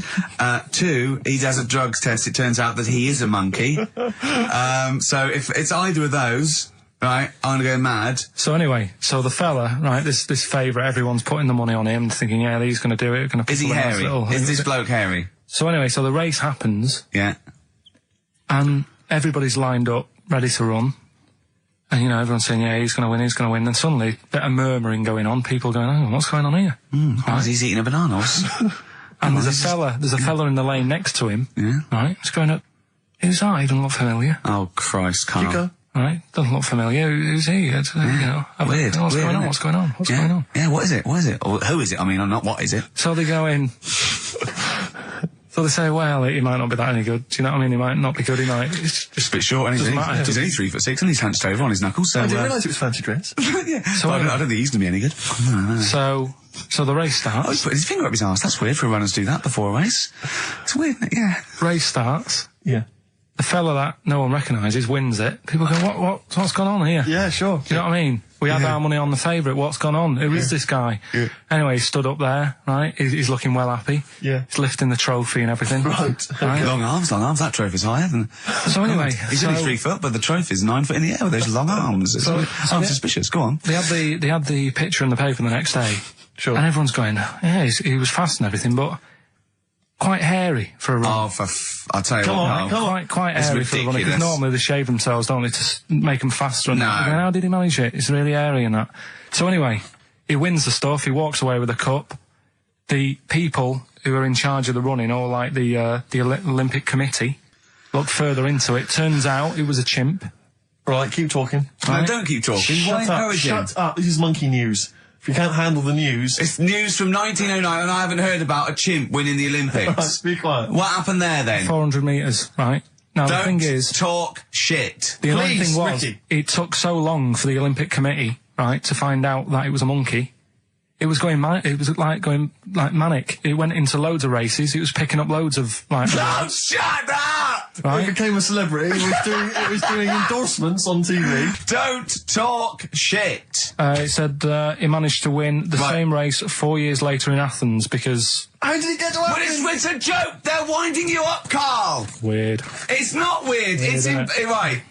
I do not believe it. Well, that's okay. There's only 3 of them to go then. Right, because we're probably all leaving in 4 weeks' time, and that's the end. I've got to get onto a sort of mainstream radio station because I don't think there's any other sort of tin pot place like this, is there? No. So I'm going to clear up my act a little bit. I've got an album from the Capitol Radio Library, and it's the best punk album in the world ever. So if Caps are listening, I'm just going to show that I can do a mainstream. I'm going to play a classic song and I'm going to announce it right and everything. So if you get a job on a decent station, you'll take me with you, will you? We're a pair. Brilliant. So, okay, here we go, right. If anyone's listening, just to show that I can do mainstream radio, okay? Well, that's all. Okay. Well, you're getting nervous. Okay. Come on. Shall I get a mic in and do it? It's alright. Okay. Well, that's about all there is time for today. You've been listening to Ricky Gervais with me, Stephen Merchant. Across the way, K-Man Pilkers. We're going all the way back now, a classic song from the late 1970s, and this is Devo with Mongoloid. Why have you got a headache? You got a headache? Just a bit stressful because the moves on this week. Are you moving house? Oh, by the way, the XFM listeners came round to my house and bought the futon and table. Did they? Were they happy with it? Quite normal. They were well happy. Yeah. Couldn't believe the luck with it. What do you mean quite normal? What do you mean quite normal? Well, it's always a bit scared, isn't it, getting people round. I imagine they were scared. No. And were they excited to see you? Could you tell that they were pretty pleased to see you? No, I don't think so. I mean... You're Karl Pilkington. Yeah, but the fellas sort of... I mean, they brought the whole family round, which was a bit odd. Well, it's not often they get the chance to visit a living creek. Anyway, they were nice. And you're moving now. He said he phoned me up today. It was absolutely tipping it down. He had to cycle in. Because he said, because of the move, he doesn't want to leave his bike round there. And he said, and Suzanne, I can't say this in case he's listening, can I? He won't know. He said Suzanne's hired the oldest removal man in London. You should hear him. And the thing is, right, we booked him because everyone else happened to be booked out, but this fella's free, right? So he called up this morning. I've never spoke to him, but he was on the phone. He sounded about 90. Yeah. Can't think that he's going to have to do all the work. And the thing is, right, it seems to be cheap. He wanted some Werther originals. Right, listen, it seemed to be cheap because it's £50 an hour. But how long is it going to take him? Yeah. Oh, that's genius. When's the move on then? When's the... he's coming round. He came round today to bring some empty boxes, and he was struggling with them.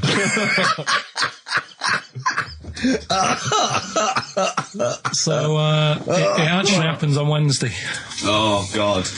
Anyway, Rick, I noticed that you were laughing and almost had a heart attack. Doesn't bode well for the boxing match, does it? Cough at the moment, aren't I? It's a thing that uses sort of metaphor, analogy, just to explain sort of morals. I mean, they're very old for a start, and it's all. I'll give you an example of one. A quick one. Oh, the one about the dog with 2 bones. He goes to a dog's got a bone. He sees a reflection in the lake, and he thinks, "Oh, that dog's got a nice bone. I'll have that." And as he goes to get that one in the reflection, he drops the one he's got, and that's one about I think I was told one when I was younger. Go on. I think it was one. This young lad, he's got a dog, right, and he sort of is about 8 years old, and this dog, he's had it since he was about 4, and it's a bit tired now, and he chucks sticks for it, and it doesn't go for it. And he's saying to his mum, "Oh, I want a new dog because this one's useless. It doesn't do it doesn't have any fun with me." So they say, "Oh no, but Rover's a good little dog. You should look after it." And he's like, "Oh, I don't like it. I want a new one." So they buy him a new puppy, and it's running around, yapping about, and he's loving it, and he's playing around with it in the grass. And then one day he goes to the park and he's messing about and rolling about with it, and he falls into the lake, right? And the little puppy's like yapping at him, and he's going, help me, little dog's yapping. And then the old dog comes and gets his collar, and it pulls him out of the lake, and he goes, oh God, why did I forget about you? You're the better dog. And he loved that one again rather than the puppy. I got a feeling that was Lassie. Well, yeah, that was an episode of Lassie. What's the moral? What's the moral there, Carl? What's that telling? What's that explaining through analogy? Sort of, don't forget the old. Look after old people. Did you have to have that thing done where they say, what side do you wear your member? What side you dress? They don't say what side you wear your member. That would hardly be a euphemism, would it? So they say, what side you dress, sir? It means what side your little poke, your little John Thomas leans, doesn't it, on rest, usually to the left, isn't it? Your little left testicles. If I said to you now, what side do you wear? Do you know? It would be left. It would be the left. That's what I mean. If standing there, right, with nothing restricting it or holding it in or holding it up, right, it sort of leans. Your one ball is sort of like slightly back and lower, isn't it? And your little John Thomas rests there, so it's left. And the reason they ask it is so they don't put the tape measure up on the left and squash your willy or touch your willy. So it's nothing to do with like, well, you'll need a bit more room of sort of more material on that side, or. Well, no, I don't think they compensate. It's just when they when they stick that up into your groin, they don't want to come in contact with your little. The thing is, I don't know what side I wear stuff on. I just sort of pull my pants up and wherever it wants to go that day. But maybe it's not big enough to sort of make any, real decision. But like now, I'm sat here right with my jeans on. I don't know where I am. Well, that's clear from hearing you talk. No, but what I mean is, if a fella said to me, "What side are you? What side's your member on?" Member. What is this the use of the word member suddenly? I'd go. Well, it's not. It's usually not appropriate. And also, I imagine in the old days they had big baggy pants. They used to sort of like hang down. And now, like with those stretchy boxers and briefs, it's sort of held up in a nice neat little parcel, isn't it? So it's probably not appropriate. It doesn't come in contact with your little snake. So, Did you ever? What, have you ever heard that? Are you telling me a tailor has asked you that and you went, "What do you mean, mate?" No, I've never. I've not really had one made to measure. I had one made when I was a kid, but since then I've sort of bought a suit off the hook. But when you were saying about buying a suit, I know that question sort of crops up, and I don't know what the answer is. It just annoys me the way I don't know. There's no surprises anymore. Do you know what I mean? People know. What do you mean? He's going to go, right, I'm going to measure you now. Which side shall I measure? Go, well, pot luck, go on, have a look. Right, there you go. Oh, you got it. You check me out. What do you mean there's no surprises anymore? What are you talking about? Everything you say is a surprise. Everything you say, every opinion you have is a surprise to me. What I mean is, why aren't people just happy just to go, well, depends, doesn't it? I'll just pull the pants up wherever it wants to go. I'm happy. What do you mean? Why is this such a big issue? But Carl, when they ask you this question, they're not making a note of it somewhere. It's not statistical research to find out what the kind of common leaning is. It's a question so he doesn't touch it when he's using his tape measure. Just be careful. But he is being careful by asking the question. But what's wrong with him touching it anyway? If he's, I mean, it's only a slight. Fair enough. But if he just sort of, knocks it a little bit, you can just go. Do that again? To me, it's the same as the prostate thing. It's just happening all over again. But the doctor doesn't go, what side's your arse on, sir? Trying to avoid the arse. He wants to go, he knows where your arse is and he's aiming for it and he wants to get it up there. He's aiming for it for a good cause. This little fella's going, well, I've got to measure his leg. I don't want to touch the knob. I'll just ask him, sir, do you mind telling me where your cock is so I can avoid it? It's a big difference. But like I'm saying to you, I'd have to have a look first to let him know. I don't know where it is now. I don't know. It could be the left, could be the right. Are you telling me you don't know where your knob is without looking? Well, what do you mean without looking? How could? Well, you're saying it as if like. Should we have a guess? Well, have a look and tell us where it is. What are you wearing? What sort of pants are you wearing? I've got my jeans on. But you got pants on underneath them? Yeah. What are they? Briefs or boxer shorts? Boxer shorts. Boxer shorts. Well, it's probably free, but the jeans are probably restricting it. I think it's probably either in the middle, dressed in, or just slightly to the left. Have a look, and we'll tell the listeners after the break where's Karl's knob. It's a good competition. Oh, brilliant. We've got to send this to the Sony Awards people. Well, big question. Where was Karl's knob? That's what people have been hanging on for. Yeah. Where was it? Well, I can't believe people have been texting in. Hey, what, guessing where it is? There's people saying, is it in the middle? Is it in the left? It cost them 10p. It cost them 10p to find out. Just wait, I'm going to give out the answer. You don't win anything, right? Like, strike it lucky.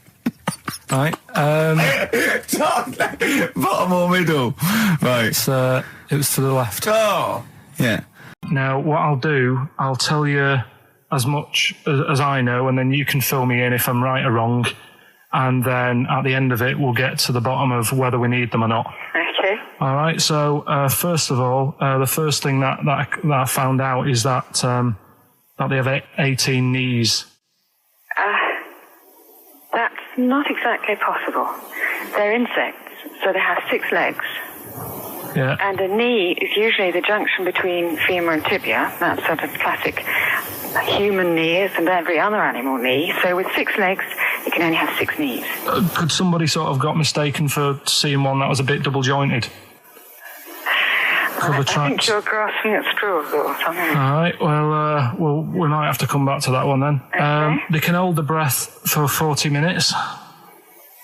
Well, they don't do that because they don't breathe in the same way as us. They breathe through little spiracles, holes down the side of the body. So,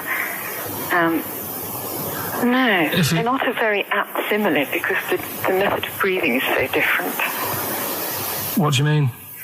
Because insects have a totally different system. They don't have lungs in the way that we do and just breathing through one part of the body. They're actually breathing through every segment of the body all of the time. So even though they've got their mouth shut, they might be able to slide. Nothing to do with breathing. So only just feeding. So you see, maybe that's where someone's gone wrong. Someone's got hold of one and sort of taped its mouth up or something and got bored after 40 minutes and said, well, we'll call it right. It's an unkind thing to do to an insect, even to a cockroach. Yeah, but it's all... Can't do that. Yeah, but... No. Pretty unkind thing to do to anything, even a cockroach. Something else I found out. Yeah. They can live for a week without an head. Well, that's true if they don't bleed to death in the process. But the weird thing is, when I told you that they had 18 knees, you seemed a bit sort of like, don't talk ridiculous. But then we're talking about an animal that can live without an head. So there's a little bit of truth in that one, yeah? Yes. Why, when it was invented, has it got that facility? Say if someone said to humans, we could do that with humans, and, you know, if you lose your head in some accident, it gives you a bit of time to sort of go back to your family and maybe write them a note. You won't be able to have a chat, but write them a note saying it was my own fault and it was nice knowing you. Oh, well, that would be a useful facility, I agree. But cockroaches are great survivors. I mean, they've been around for over 300 million years. They're one of the most primitive insects. All right. Well, I've also... is it true that they do a lot of resting? Apparently they can sort of rest for 75% of the time. Rest? Yeah, they just sit about doing nothing. It's probably true of a vast proportion of the world's fauna. Well, I mean, maybe the 25% that they are working, they're really giving it some, so it might make up. They're probably searching out food and, they can slow down considerably. You can chill insects in the fridge and they'll become very, very quiet. You might think they're dead. Yeah, but I'm sure, you know, if we were sat in a fridge, you know, we'd go a bit quiet, wouldn't we, you know? Well, you might not know much about it, of course. Yeah, but... Not quite reading the right sources. Well, I've been using the internet. I'm sure there are many useful sources that you could find there, but some of those seem to have been a little misleading to you. So you don't agree with a lot of what I've told you there? No. So cockroaches, can we get rid of them? No. So we're keeping them then? I would say so, yeah.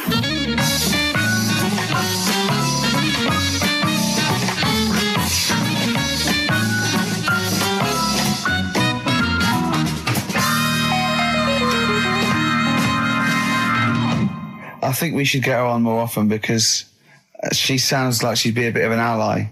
really, because she knew immediately that you were talking nonsense. She even said, I think you should be more concerned about your sources, which I've been trying to tell you for a year, right? The fact, I mean, 18 knees, where did you get that from? It was on the internet. They can hold their breath for 40 minutes. I mean, I don't know what you read and take on. Mad world, don't it?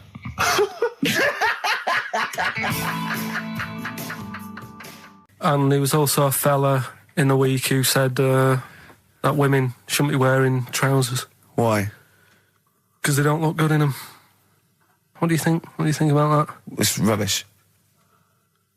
Yeah. These are the only things that have caught your eye over the last couple of weeks. This is the entire news. Galileo did something with light. A French fella said women shouldn't wear trousers. See, that to me wouldn't pass as education. It's not education. I don't know where you could ever use that. I don't know when that would ever be applicable to life. I just like reading stuff that sort of reminds me of... Do you know what I mean? If I read it and it gets me thinking, I think that's a good little piece. But, I mean, but surely can't you just sort of like sit near something that vibrates to keep your brain going? Or shake your head every now and again? I mean, what does this do? You mean it makes you start using your brain? But what aspect of a Frenchman said women shouldn't wear trousers got your mind working? What questions were you asking? Because I thought that's a bit daft, isn't it? Right? Yeah. Okay, it ends there with me. There's nothing else. There's nowhere else for me to go on that. He closes your mind's the still worrying. Yeah, go on. What do you think? Let's go through this. Oh, I wish we could download his thoughts. I know. Just watch it. Yeah. Wouldn't it be great, like a DVD? Like imagine that extra footage on the Office DVD. Yeah, Carl's brain. That would be with amazing. Oh, with a commentary. Go on. Women wearing trousers and that, right? On the estate that I grew up in, on right? There was a woman about 4 houses down, right? Rough. Now, she used to wear leggings. Yeah. Now, they're a bad idea. They are a terrible idea. I agree with you there, Carl. If you're a lady of what the colour? normo persuasion... Were they pink? No, they were sort of black, but with all bits on them. Oh, right. Do you know what I mean? What, toast and just horse droppings? Yeah, go on, yeah. And she used to... she's quite a big woman. Sure.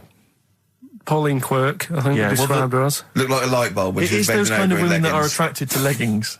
Yeah, I know, yeah. They are drawn to them like a moth. Yeah. She used to wear them, and that's what I remember when I read this piece. And she used to work on one of those sex line things. Right. She used to do that. But what, was she, an engineer? The weird thing with her was she had big eyelids. Right. Go on. That were too big, and this is what I was thinking. What do you mean she had big eyelids? How big do eyelids have to be for you to go, they're big eyelids? What was she shoplifting with them? Would she come out of Dixon's with, like, radio stored in them? What do you mean she had big eyelids? It was another one of them popular things around our way. Do you know? Like, what do you mean popular things? They didn't go, oh, I'll tell you what, they're all the rage. Can I get some big eyelids, please? No. It was just like one of them things that people suffered with. Just big eyelids. They could hardly open their eyes. What do you mean? What do you mean? That's one of them popular things around where I grew up. People had big eyelids. They could hardly open their eyes. What does that mean? What sort of freak town were you born in? You had webbed feet people with big heads. You got women with big eyelids. What does big eyelids mean? Are you confusing her with the horse? Yeah. Did she have hooves? Look, what? Anyway, so there's this big eyelidded woman with the leggings. And that's what I'm saying to you, though. That's... When I read that story with people with trousers, I went from that to a woman who used to have big eyelids. I still know the point. But then, and also the other bloke who had the eyelid problem was a mate of mine. Right. His dad had it, and same problem, massive eyelids. I don't know what that means. I don't know what that means. I used to say to my mum, I'm going round to Dave's house, and or Drew say, Pete, as you call him. That's all right, but make sure his dad doesn't take you out in the car, because he could hardly see. He had to have his head. He had to tilt his head back to keep his eyelids open. Sure. Did he have a couple of matches with him at all times? What a load of gobbledygook.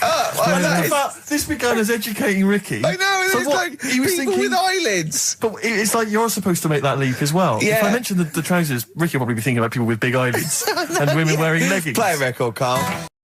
Stop. on XFM. Carl's back. He's cheering up a little bit because I think he's vented his spleen a little bit on cities around the world that aren't as good as Manchester. So, is any of your family left in Manchester? Because they all moved away, didn't they? You came here. Your dad's moved to Wales, for Christ's sake. Well, your family are all around the... Brother joined the army. Get anywhere. Just take me anywhere. We don't know where he is. His sister's moved away, so no Ireland. one... Yeah, there you go, you see? So, that's just one family. That's one family who love Manchester. Exactly. Alright? Tell you what, Steve. Go on. Look what I did find out in the week. Yeah. World record, right? Person with the longest trump. With the longest what? Wind. Fart. Right. Right? 2 minutes 42 is the world record. Okay. Right? Well, I'm immediately thinking about a relative of yours who I'm sure did longer than that. Who still lives in Manchester. Auntie Nora.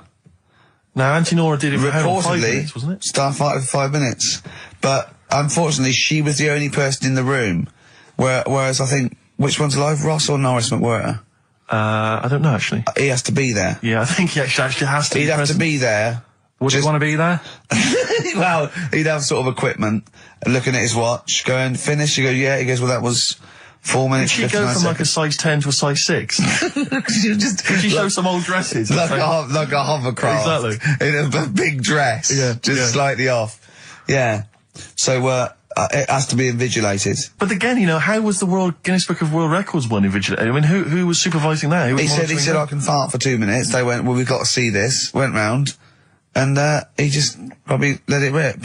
It's probably circular breathing. He's probably sort of sucking in air and swallowing it as he's going. And it's a continuous one, isn't it? It's not like... Yeah. I mean, you know, that's how Nora's happened. Me Auntie Nora. She had a little bit of wind. It went on for like 2.5 minutes. Sure. That's when she called me ma'am. As it was still going on. And said, there's something not right here. I'm leaking. She said, oh, can you send your dad round? You know, my dad. Yeah. Sent to me ma'am. With a cork. And, with a lighter. I think this would be the best one I ever. want to show the kids something. He said, I'll be there in a bit, get the windows open. But what it was down to, because I was talking to Is my she mum the and one dad with the about split tennis ball? Yeah. Can we not talk about that again? I was talking to my mum and dad about it, saying, you know, why do you think it happened and that? And it's because she never chucks food away, right? And she'll sort of mash it all up. And she's got all these ice cream tubs in the fridge that are just full of like water. old mashed up food. Really? And she prepares everything. Right, she doesn't work, she's retired now, she's got nothing to do all day, but everything's got to be ready Still for her. calls in sick. Do you know what I mean? Everything's got to be done. Even though, if you're going round to her house and you're going there for tea, it's like, what time are you coming? And it's like, well, I don't know, maybe 5, maybe 6. Yeah, you're Well, no, late, I need because to you're late know, when I you need have to to meet know. us at 5 or 6. Do you know what I mean? That's what... So, sorry, when you say she mashes up food, she literally takes the remnants of a dinner, could be sort of some... Anything. And just smashes it all up into a... Yeah. And then what does she do with it? Put it in the fridge, and she's got in the fridge, it's like January, February, March, she's got all these ice cream boxes that are just full of... But she doesn't... She reheats it and eats it. Oh, then she, puts I it in thought a she was pan. just keeping it as a souvenir of each meal she'd had. No, put it in a pan, warm it up. Oh, and that's what it grotesque. is, it's just... A lot of vegetation, is it? Yeah. Why does it only happen once, or does she save it up once a year, just let it go? I don't know. Well, she is mad, she's... Yeah, she sounds potty. She doesn't answer the phone anymore in case there's a burglar. Checking if she's in. It's like, well, answer it and then they'll know you are in and they won't come round. Yeah. Mental. Mental. They can't be sure then, can they? What do you mean? Well, if there's no, well, maybe it's someone just... They are in, but they're hiding. Whereas if Auntie Nora goes, it's Auntie Nora, we can she'll be farting. We can sneak in when she does a loud one. Because we'll be aware of the telly. What's stopping it? It's got a valance round it. It's got caught on the cat. So have we got a recap on Rockbusters? No, just has anyone got the right answers? Has anyone got the right answers? Let me just check here. Here's one from someone who just says, he's given an answer. Answer to number 1, I. Number 2, don't. Number 3, care. Right, okay, is he close? Has anyone got 3 answers? I can't find one with 3 answers. So, again, you've done something wrong, Carl. No, no. This isn't radio, Play a record. There you go. Someone's got it. Give it to them. Fine. Okay, give us the clues again. We'll give the answers straight away. No fanning around. Yeah, Right. it's really pointless. Number 1. Yeah. All the police cars are on fire. BS. BS. Yeah. What was that? I can think of something. Go on. Blazing Squad. Brilliant. Okay. The director of 28 Days Later is shouting about sleeping outside. Yeah. That's Dan Yell Bedingfield. Right? Danielle Bedingfield. Right, we'll never let him do this again. I told you I washed my hands of it. I know, but I just thought... Why did you let him? Why do you... Because he was grumpy. But this is what happens. Look what's happened. Danielle Bedingfield. That's what happened. The director of... So Danny Boyle, so Dan, right, all that for Dan, but shouting about being... Dan Yell Bedingfield, right? What's the last one? He wants to be a sailor. Why is that? Yeah? Beyonce. What does that mean? Beyonce. Who wants to be on the sea. Play record. You're never doing it again. You just signed your death warrant. What have we done? You're never doing Rockbusters again. And if Monkey News is back, they would ban that as well. We've and we're unleashed it. serious this time. So Joe in Catford. Stuff off to you. Oh, I can't believe what we've done. He's even doing the shout out. There you won. Well done on that. What have we done, Rick? What have we done? World Party, is it like today? Still to come. We've got Monkey News, is that right? Yeah, we're guaranteed Monkey News. But I tell you what, I know, I can look, the look in your eye. You know what tells I me want? everything. Just play some. Adverts. There's a little sailor fella. He wants to, join the Navy. Why? Beyonce. Knowles. Is his surname? Yeah. Midshipman Knowles. Now, Carl, we're going to do another edition, I think, of Wish You Were Here, because that really cheered you up, didn't it? So, where else you been? Have you been around Europe, haven't you? You've been to any hot country? You've been to Greece? Turkey? Done Turkey, yeah. Yeah. To Turkey. Little fellas. Little midgets working in the canteen in the hotel I was in. Okay. Astley Suzanne as well. Okay. Have you been to Scotland? Once for the Edinburgh Festival. Go on. That's where I looked out in my hotel room, saw a traffic warden putting a ticket on some bin bags. Brilliant. Because they'd gone into the road. So that's Turkey, Scotland. What about places here? Have you been to the West Country where we? Have you been to my neck of the woods, Bristol? I haven't been. What else is around there? Bath. Been to Bath. Yeah. Yeah. What do you make of it?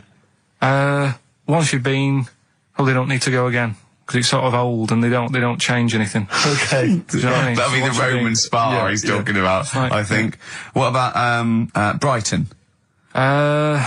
Not gay people. Right, okay, thank you. Next week on Wish You Were Here, we'll go to some other places where there are gay people. Fascinating. Brilliant. Another extraordinary insight there.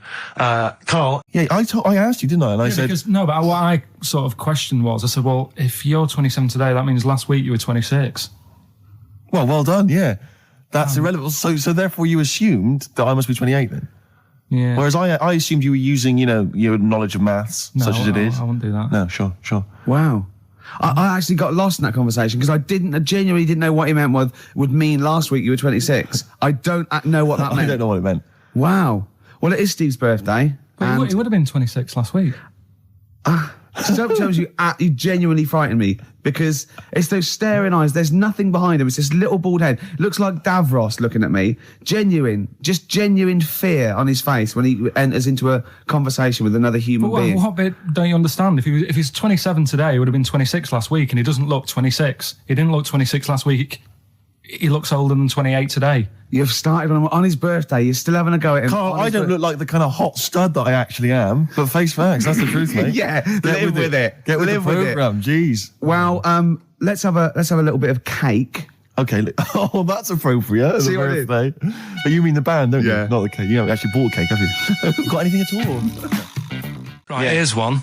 Christ. Ghosts and that we got talking about. Sure. And Nick said, right, he said, you'll like this one.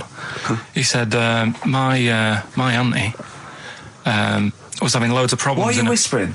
It's not illegal to talk about ghosts on the radio. No, but He's hearing this. so the auntie's in the house and that, and furniture's moving about all the time. Oh, God. And they were like, no, this is... Steve, he told me this one. This is such rubbish, mate. No, come on, let's listen. I'm going to leave it to you. I'm going to sit back and enjoy it. I'm just going to watch your face, Steve. Right. Sorry, so I missed the beginning there, Carl. There's an auntie in a house. Basically, Nick's auntie... Right. in the house, things moving around all the time. And it was just annoying every time she tidied up. It was like... it was just annoying. Making a mess. It was one part annoying to 2 parts scary. Yeah. So... stuff was moving around all the time, and they said, right, we need a housekeeper. Rather than having the house a mess, until we sort this out. I've got the vicar coming round. Stop moving stuff around. Oh, yeah, go on. They said that shouldn't be in the pants drawer. Let's put all the furniture in one room, right? So just have one room that's a mess, and have all the others empty. Because I love the poltergeist can't really... it can move wardrobes around, but it can't open a door to put it in another room. Yeah. Poltergeist going, I'm just making this room messy. I wish someone would open the door so I could... Go on. Yeah, but... So all this stuff's in this room. So they moved all their furniture into one room? They put, like, the drawers in there and everything. And it was really uncomfortable, because they were all, like, on top of each other. They sat in the room with all the stuff? Yeah, they had to, because that's where the 3-piece suite was. Okay. Oh, God. Right? All right. Oh, God. So they sat there, like, all crumpled up and that, but nothing can move because it's so tight. I think things were trying to move, but everything was so tight. They foxed that poltergeist. So anyway, one night they sat there, like, sort of a bit awkward watching the telly and that, and they hear some banging in the next room. So she goes, oh, God, what's that? Oh, he hadn't moved in, had he, the ghost? So to some of the empty rooms. So there's this He's moved some friends and family in. There's this banging about going on. No, so she gets up, right? Yeah. And what it is, they had the baby in the next room because there wasn't much room for the cot. Right, so they left the baby with the ghost. So they go into the room where the baby is, and the banging... Yeah. Is like, do you know those plastic balls you get that you can chuck around the room and, like, they go mental? Right. The ones that you chuck once and you keep bouncing for ages. Yeah. That was bouncing around the room. Wow, the baby had thrown it? Hitting all the walls, and the baby was there, stood in the cot, sort of laughing. Right. And looking at the ball, and wherever it looked, the ball went. Yeah. And then she said, stop doing that. Yeah. And the ball just stopped. Did it? And it rolled a bit and stopped. Right. So the baby had thrown the ball and it was watching it as it bounced around the room? It wasn't throwing it, it was in control of it. No, the point is, Steve, the baby had been doing it. It would have been the baby all along. The baby had been messing with the furniture. It was the baby that had the power. Yeah, it's the baby that had the power. Special baby. It's a baby that had the power. It's a baby that had the power. The power of telekinesis. Right. They were then trying to convince me that telekinesis was not like all the other stuff that I didn't believe in, but that was a science. Right. Telekinesis was possible. Yes. Yeah. It's not like ghosts and demons and all that sort of. Telekinesis is different. Yeah. That's science. But Nick's auntie saw it, and I love the fact that you're telling me that someone else's auntie saw it. So I should be satisfied with that. Yeah. I should be satisfied with that. I mean... No. So does she still live in one room with all her possessions? No, I think... The baby grew out of it, apparently. The baby grew out of it. So it doesn't use its telekinesis powers anymore? Well, no, it's like in Carrie, innit? She was upset for a bit and then she got over it. Okay, I'm just going to say one thing, Carl. That was a film. Do you want to play a record or...? Here's a problem that someone's emailed in.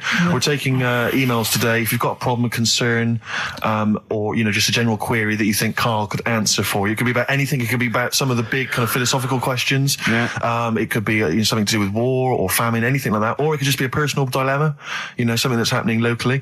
Anyway, this seems one that I think you probably... Right. No. Go on. Rick, as you know, there's always junk lying around in this studio, and not all of it is Rockbusters prizes. No. And there's, I've just been flipping through... it's the playlist. Yeah, exactly. And I was just flipping through an old copy of the Guardian Guide from last week. Sure. The little listings thing. Yeah. And, I don't know if people might have seen it. There was a documentary on this week about the transfer of British sitcoms to America. Yeah. And we did an interview for that because I'm remaking the show over in the States. I was just flicking through and I noticed there's a little write-up about it here. And it says, blah, blah, blah, blah, blah, and it says, quoting me, it says, "We don't care if David Brent becomes a woman," burbles Steve Merchant, eyes bulging with imagined riches. No, my eyes bulge normally. That's not me being greedy, that's just me. Thing I did on it when I sort of rub my fingers together and do that stupid Brent... People take that seriously. I know. Yeah.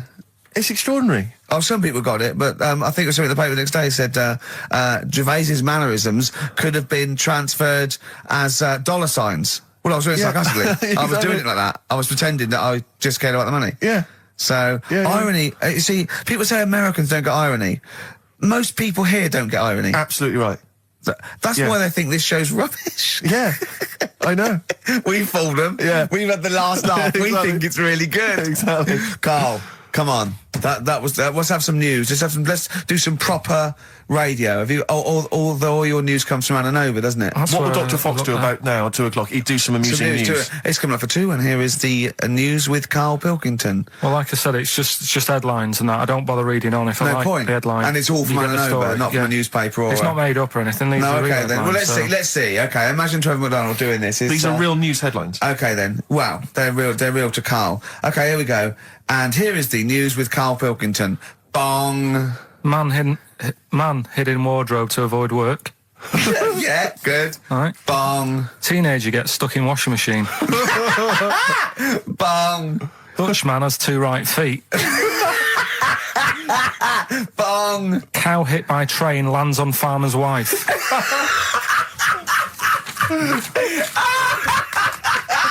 That is the real news to you, isn't it? That's brilliant.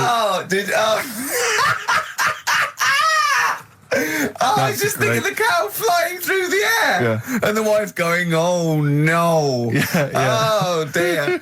Dutchman has 2 right feet. Yeah, he's having some operation or something, and they put the wrong foot on him.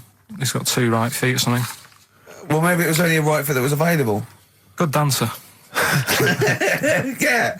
Oh dear. Well, in real news, I followed that thing with it was that fella that got into the palace when Bush was there. Right, an undercover journalist. Yeah. I mean, it would have been a problem if he was a terrorist, but it's sort of like, and as the palace said, you know, all our tests are to expose terrorists, not journalists. Yeah.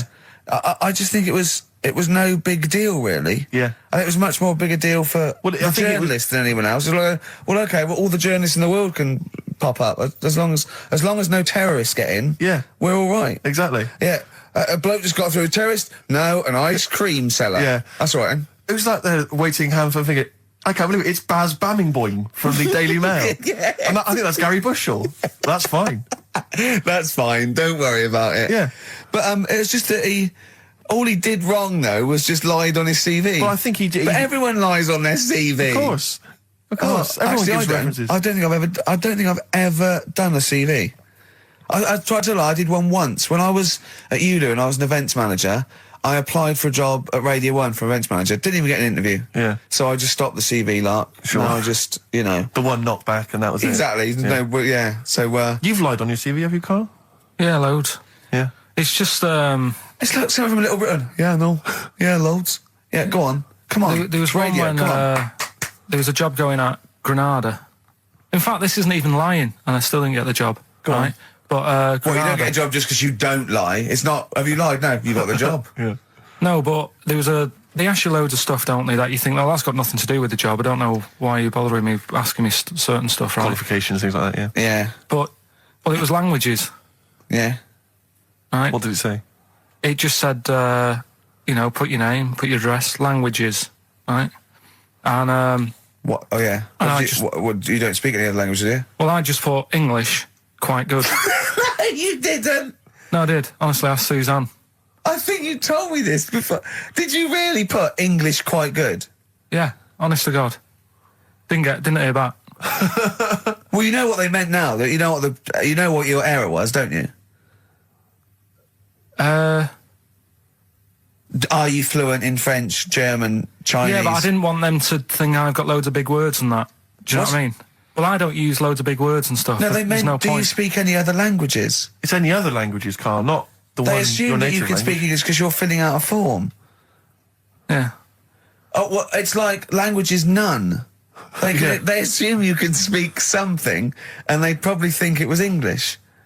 And to put quite good when you are English. Yeah. English is your first language, yeah, I'm quite good at it. I see your point now. It's true though, isn't it? Yeah. I'm not sure quite good is accurate. No, poor. English, weak. Poor. Weak. You didn't get the interview, no? What did Suzanne say when you told her you'd put that? She just laughed. It was too late. It was too late to do anything. How's her hair? Don't talk about it? She's off today, so... It's all right, is it? Oh, she's listening, you mean? She's at home today. But it's probably all right now, isn't it? Because a bad hair day, it doesn't last. But it'll be nice. It'll be a little nice, not today. You're scared of her, aren't you? No. I mean, I don't want to... You've learned your lesson that, you know, you can't talk about people like that because it upsets them. Well, plus I can't do it all now because we're doing Pulp Fiction later and it sort of involves her head. So... Brilliant. So excellent. There's me thinking that you were being considerate. Yeah. All worried about... Where's the one? Oh. What? Not like the Shadow that got fed up and started pushing kids off bikes? Rick, I think you're referring to stuff that no one made sense of last week. Yeah. Exactly. I don't think we should refer to last week. Let's play Mock Turtles. Can you dig it? And then we'll come back and we'll talk about that. And I've come to the conclusion, Rick, we should never refer to stuff Carl said in the past because it would just take too long to explain. Okay. All right. That's fair enough. Foo Fighters.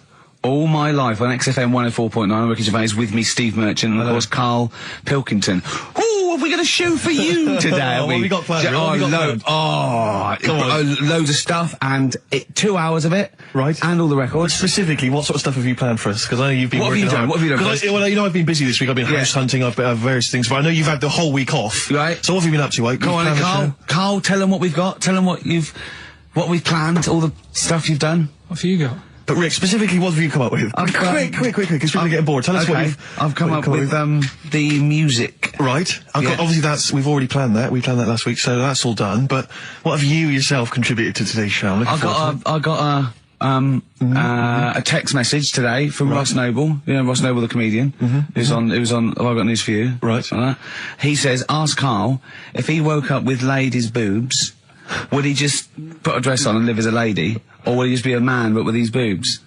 Karl, it's a good question. I know that happened to Ross, so he's throwing that one out at you. It did in a way, because he ate pizzas for a year, didn't he? Yes, he did, yeah. And he got a lovely pair of breasts. Yeah. Go on. Probably just find a loose-fitting jumper, go to the doctor's. What would you say to the doctor? How would you explain this phenomenon to the doctor? So you'd be happy with this because you believe in shite, like no. Go on. But it can happen because I told you a couple of weeks ago how it can happen. How you can wake up with breasts if you're a fella. I told you.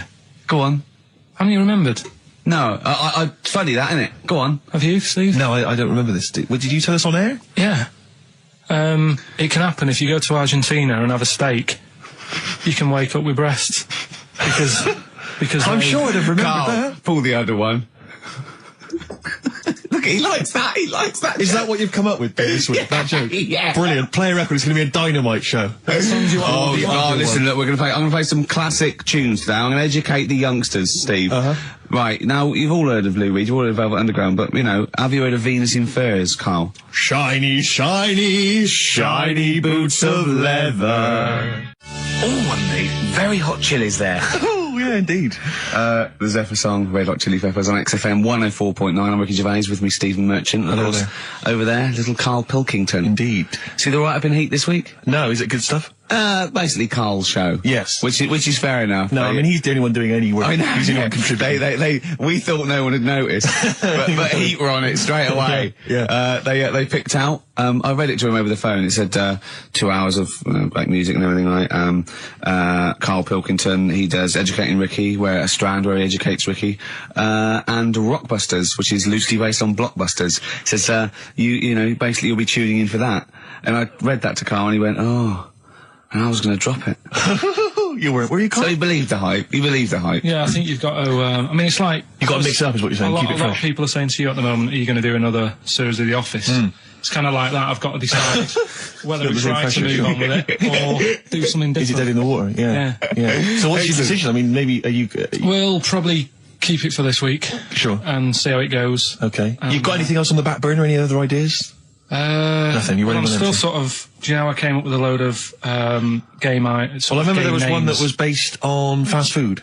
There was, the rice is right. The rice is right. Now, just run the rules past me again.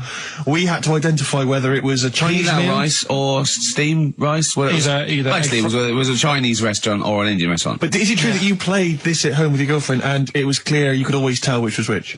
Because one had an Indian sounding name and the other was Chinese sounding. No, it did work once. I managed to pick some sort of duck dish that sounded a bit Indian. Right. But then it wasn't Bombay duck, was it? Which is actually a piece of fish. You don't know. You don't know. He wouldn't let me put, you know that whipped cream in the, fridge? I saw that, I thought that's fun. Yeah, he wouldn't let me put it on him, a shaming foam. Oh. Yeah, but every week we have this. Do you know the other week, Steve? I didn't tell you this, right? He comes in, straight away, you know, I'm trying to talk about sorting the show out, what we're going to do, how we're going to keep it good for 2 hours and that. Grabs a pen, he says, let me draw 666 on your head. Because you can see the scalp. I said, don't do that. He goes, all right, then how about we meet halfway, put 333. Every week it's the same thing. But I quite like the cream. Did you get any cream on him at all? No. Is it the spray cream? Yeah, he said no. Carl, can I just make some, just spray on some glasses? Just some round glasses on your face. Father Christmas! Hello. It's nearly Christmas, hello! Come on, it is Ricky Gervais' show. Yeah, should we play a record and then come back to this mayhem? This crazy mayhem. Yeah. Foo Fighters. All My Life on XFM 104.9. I'm Ricky Gervais, with me Steve Merchant and Karl Pilkington. Indeed. Genius Karl Pilkington, as Heat magazine said. Really? Is that what he's referred to now? Yeah, yeah. Genius. Saying about people tune in just to hear his games, such as Educating Ricky. Have you got some Educating Ricky for me? Got some education. I need some education, Karl. I desperately need some education. I want to learn about Chinese kids that are born hairier than average. I want to hear about deaf girls that can hear after their mum hits their head against a wall. These are the things I need to know. I mean, I don't wish to be disrespectful. He doesn't look like a genius. He doesn't look like But then I don't know what a genius looks like. Exactly. So, Steve. you know, I don't want to be an Look at Einstein. Yeah. Yeah. His mum thought he was mental as a child. Where'd you get that information from? That was in the Einstein book. Well, it was in the Einstein book, then it's presumably true. Which Einstein book is that? His Theory of Relativity? The big book of Einstein stuff. Oh, yeah. Yeah, the big bumper book of Einstein stuff. It's for a coach trip, and you have to fill in E equals MC1 squared, 2 fish, or 3 hello, and then it's multiple choice, and you fill it. It's great. Did his mum think A, he was a genius, B, mental? Most people go for A, but it is in fact B. She thought he was mental at the age of 28. Oh, Karl, you never let me down. You never let me down. So have you got Educating Ricky for me? We've got Educating Ricky coming up. We've got Rockbusters. We've got Rockbusters. Great as seen and talked about in Heat. In Heat magazine. It's got really tough this week now. We're not messing about anymore. Right. Hello, is that a fire? Oh. Hello. Did he have a moustache, the fireman? Oh. Yeah, do the jingle. We've come up with a new one, haven't we? The freak, say chic. Cheeky freak of the week. Right, well, couple of bits. I don't know which one to use as the main feature for this week. It's not good, is it? Well, there's been another one born. What? Little kid. Who won? 4 eyes. Insult. Just a guy who wears glasses, come on. 4 eyes, 2 noses, 2 mouths. That's weird, isn't it? This bloke, did he also have 2 heads, 2 bodies? Sort of born sort of slightly separately? He wasn't stood next to a mirror? No, it's weird that, isn't it? That's all you've got, is it? I love that. That's weird. That. How much does the doctor said that? Well, Mrs. Parks, kid's got 4 eyes and 2 noses. Weird, isn't it? Any clues? Any clues? So that's it. That's all the information. Well, I'll tell you what, that shouldn't be the main one. Okay, I've answered your question. Like I say, what's the idea of this feature? What do I say all the time? Dunno. I always say, think about it. Think about what that would be like. Okay. What? Giving birth to him? No. Being, I think it's a girl. Being like her. 2 mouths. 4 eyes. What would that be like? Mad, innit? I don't know what this feature is. I don't know what Where did you go on holiday? Sardinia. Good? Yeah, it's alright, yeah. Nice food and that. It's important, isn't it? Yeah. And nice beaches and what have you. Excellent. Always like a nice long beach to walk down. Yeah. But, so we're having a nice walk, right? You know how, nudists do me head in? Sure. Right. Not a problem though, is it? It's not like being scared of spiders where they might jump out under the kitchen sink at you. You know what I mean? It's not a big problem having your head done in by nudists. Yeah, but it just annoys me. It sort of ruins the day a little bit. Because it makes me feel uncomfortable. Right. Take your clothes off if you feel uncomfortable. That's much more relaxing. Yeah, but well, anyway, right. So I'm walking along the beach, right? Lovely long beach, what have you? You know, watching the sea, picking up shells and that. And what are you wearing? What's your natural beach club? When he says picking up shells, I imagine he's on all fours going, yeah, like that. You know what I mean? Looking at things, just like washing his nuts in the sea to get them tasty. Yeah, going into the sea and then kind of shaking himself and all the water flies off. Yeah. I've just got, you know, flip flops on, pair of shorts, and like a little light shirt. Sure. Mm. So anyway, walking along, and Suzanne goes, "Oh look," right? And there's this woman, German, I think, coming out of the. How can you tell she was German? Underarm hair. I'll get to it. Forget the underarm hair. She came out. It looked like she was smuggling seaweed. I'm gonna burst! I'm going to burst! Oh God! And the funny thing is, right? She smuggling seaweed! Oh God! She was a bit hairy down there, was she? Mental. I felt bad because I hadn't had a shave for 2 days. Right? Looked at her. It was ridiculous. She might as well have kept her trunks on. It was just like she was wearing furry trunks, right? So anyway, so I'm walking along. So yeah,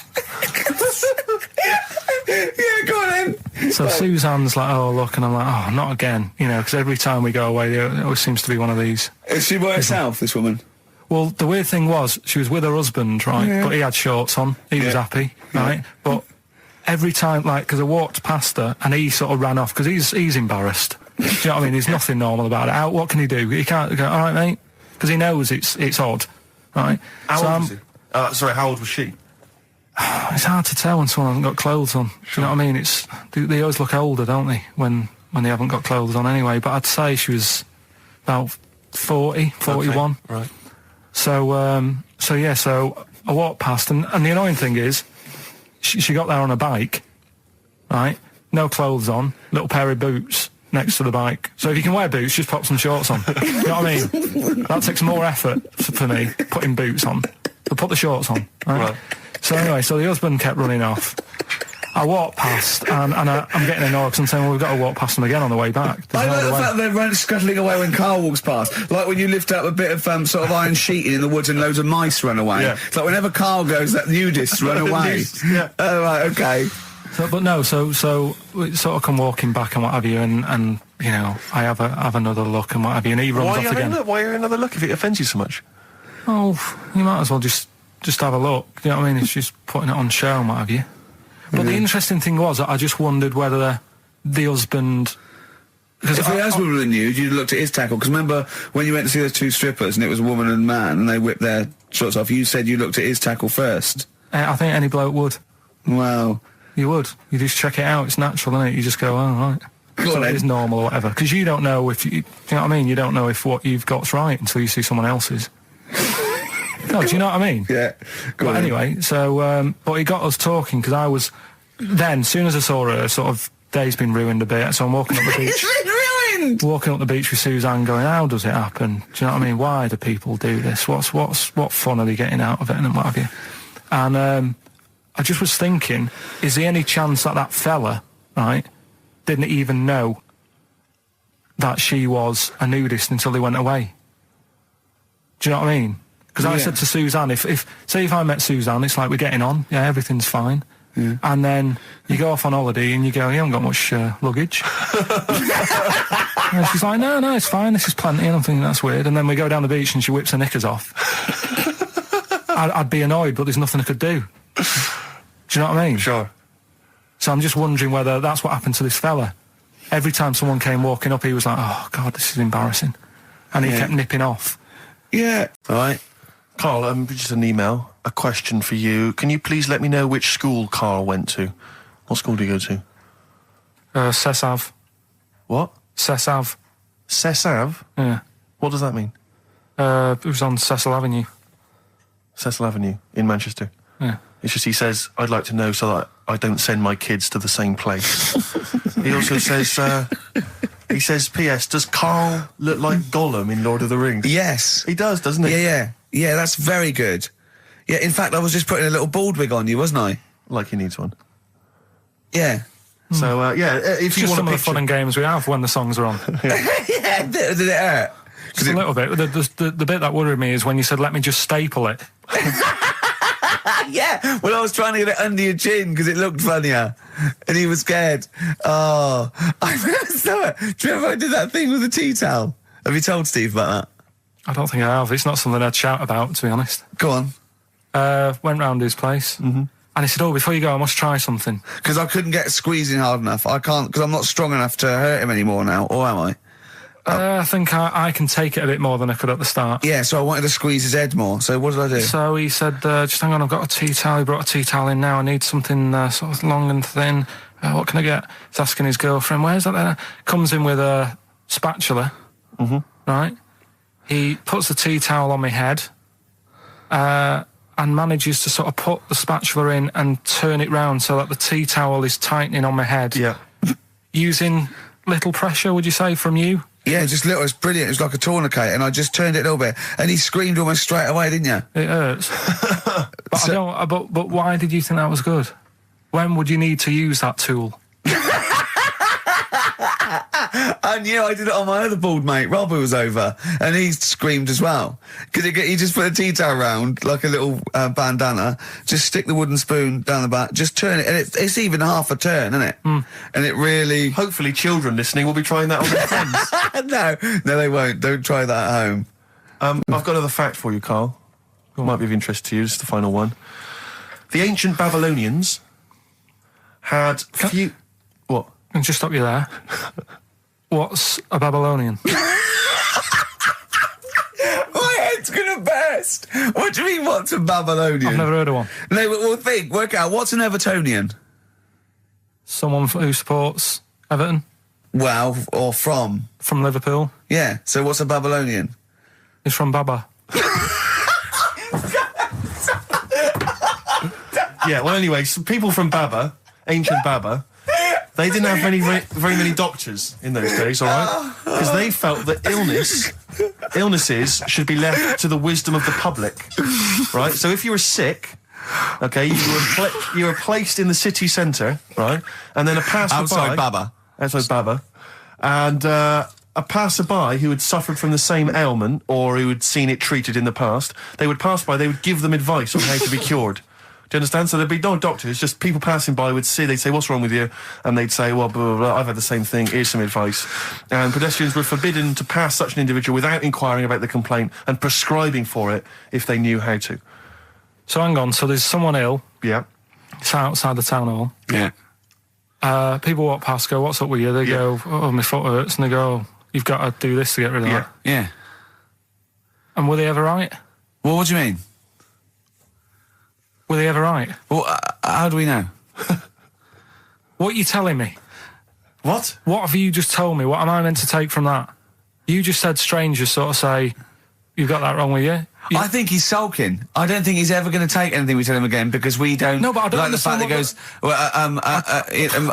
monkeys can do armed robberies, and we go, no, they can't. I don't understand what the problem is. But how is that different from telling me that a Chinese woman ate dirt? How is that not the same sort of thing? Because that's weird. Someone sat in Trafalgar Square going, I've got a headache and I go take some Nurofen, isn't shocking. I'm not a doctor. I've given him a bit of advice. But neither is the dirt lady. She's not particularly interesting. Neither of them are particularly interesting. I'm just trying to give you an example of the same sort of drivel you feed us every week. Would you sort of have tea round at her house? It's weird. The Chinese woman. Right, so it's weird. Okay, now we're getting somewhere. It's weirdness that you're interested in. See, I thought that you were actually interested in sort of interesting sort of stuff. But if it's weird, it helps. If it's weird, it helps. Yeah, I mean, it doesn't have to be major news. The other day there was something about this fella who I think he wanted to be an actor, right? And he was trying all his life to be an actor. Couldn't get a gig anywhere, right? So when he died, he said, right, I'm going to leave all my money to the theatre as long as that theatre uses my skull in that play they do with the head. Hamlet. In Hamlet. So that's that sort of news, and it's weird. Right. What money did he have if he'd been struggling actor? He had some money in that. What did he do? I don't know. That's what I'm interested in, what he did. Yeah, that's what me and Steve. Yeah, that's what me and Steve are interested in, what he did, how he earned his money. So, because you were going to educate us this week with some interesting facts. Oh, yeah, come on then. Is that it, or have you got more? Well, that's weird. But that's not educational. You didn't give me his name, you didn't give me when, you didn't give me what theatre. No, but also to take from it. Do you know what I mean? If people listening and go, well, I'm a bit like that, it's like if you've got to be dead and have your skull on stage, that isn't the job for you. That's what I'm saying. If it takes that much, give it up, do something else. Right? What else have I taught you? I don't know. You haven't taught us, you've never taught me anything. See, we'll just have to sort of... What, agree to disagree? Right.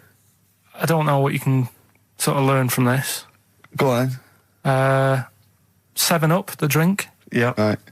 We're actually on air now, aren't we? Yeah, this is right, it. Okay. This is it, baby. This is a radio show that we're paid Forget for. That, then. Forget no, come on, 7 Up. It's not really... Not it's important. It's not interesting. More important. Go on, come on then. The little red dot, that's above the 7 on the can. Do you know, it says 7 Up and there's a little red dot. Yeah. That red dot's there because the creator of it was an albino and he had red eyes. And he had that little thing there as his little trademark. Is that true? It's true. That's quite interesting. Right then. So that's what I'm saying. It's not that important, but it's interesting. If it's true, that's interesting. It isn't. It's true and it's interesting. Okay, that's good. You know, Coke used to contain real cocaine. So well, they used to be medicines, didn't they? Tonics, yeah. No, they were medicines. I read that tomato ketchup and Coca-Cola started off as medicines. Probably not a medicine, probably more of a tonic, because it probably a pick-me-up, wasn't it? If I had Coke in it and caffeine and sugar, and same as ketchup, probably lots of vitamin C and lots of sugar, it was probably more of a tonic. It wasn't really a medicine. They didn't say, cancer, have this on your chips. It's some HP. Wasn't a medicine, it was... Well, it was, kind of. All right, okay, let's agree to disagree on that particular one. Okay, all right, yeah. Is that it, Carl? Because you've been educated this week. You've given us the 7 Up thing, okay. I've told you about the goldfish. Not really, but yeah. He didn't tell us anything about goldfish. This is your fact, right? You know what? Goldfish might have longer memories than some people think. That's not a fact. That under no circumstances would imagine Magnus Magnuson saying, what animals might have longer memories than most people think? This is goldfish, correct? Imagine that as a question. How is that a fact? If you ever have children, are you going to educate them with this kind of drivel? Is this how you're going to raise your kids? So their minds just pumped full of this That'd be my rubbish? job. I'd keep them interested with stuff like that. Right. Yeah. Suzanne does the proper stuff. Yeah. So you agree there is some proper stuff? Yeah, but I wouldn't make him do it. I'd just sort of leave the book there. And then if he read it, I'd go, that's good. That is. What book would you think? What, the 50th freakiest people ever to be born? Give him that to start with. What would you tell me your favourite was? The little fella who's playing the keyboard? That or the 3-legged fella. Yeah, okay. So he's learnt that. That's the first day at school. What would you teach him the second day at school? I don't know, because why do owls have to turn 180 degrees to look the other way? Because they've got big eyes. Yeah, and what's that mean? What do you mean? What's it mean? Can I just... I don't think you should have children. Well, Suzanne's always saying, she'd like to hear tiny feet running around the flat and stuff. Yeah. I just said, let's get a little midget cleaner. Right, haven't got long. We better give the winner. We got monkey news coming up. We haven't really got any monkey news. What do you mean? What do you mean? There's nothing going on, seriously. What do you mean? The last few weeks I've kept telling you. No, right. This really annoys me when you say there's nothing going on, because you call it monkey news, but it's not monkey news. You have stories, dubious stories. But shut up a minute. About it's always chimps, which annoys me. You call it monkey because they're apes, right? And it's often from the 18th century, so it's not news anyway. So don't tell me there's no monkey news what I'm this saying week. Is, if there's monkey news worth doing, I'll know about it. And there isn't anything, so let's leave it. Right, okay, you are going to give me some monkey news, right, I'm telling you, you are going to give me some monkey news, or we're not leaving. Right, well, my mum sent me some. Right. I got a little letter from her doing the usual sort of stuff, telling me what she'd been up to and that.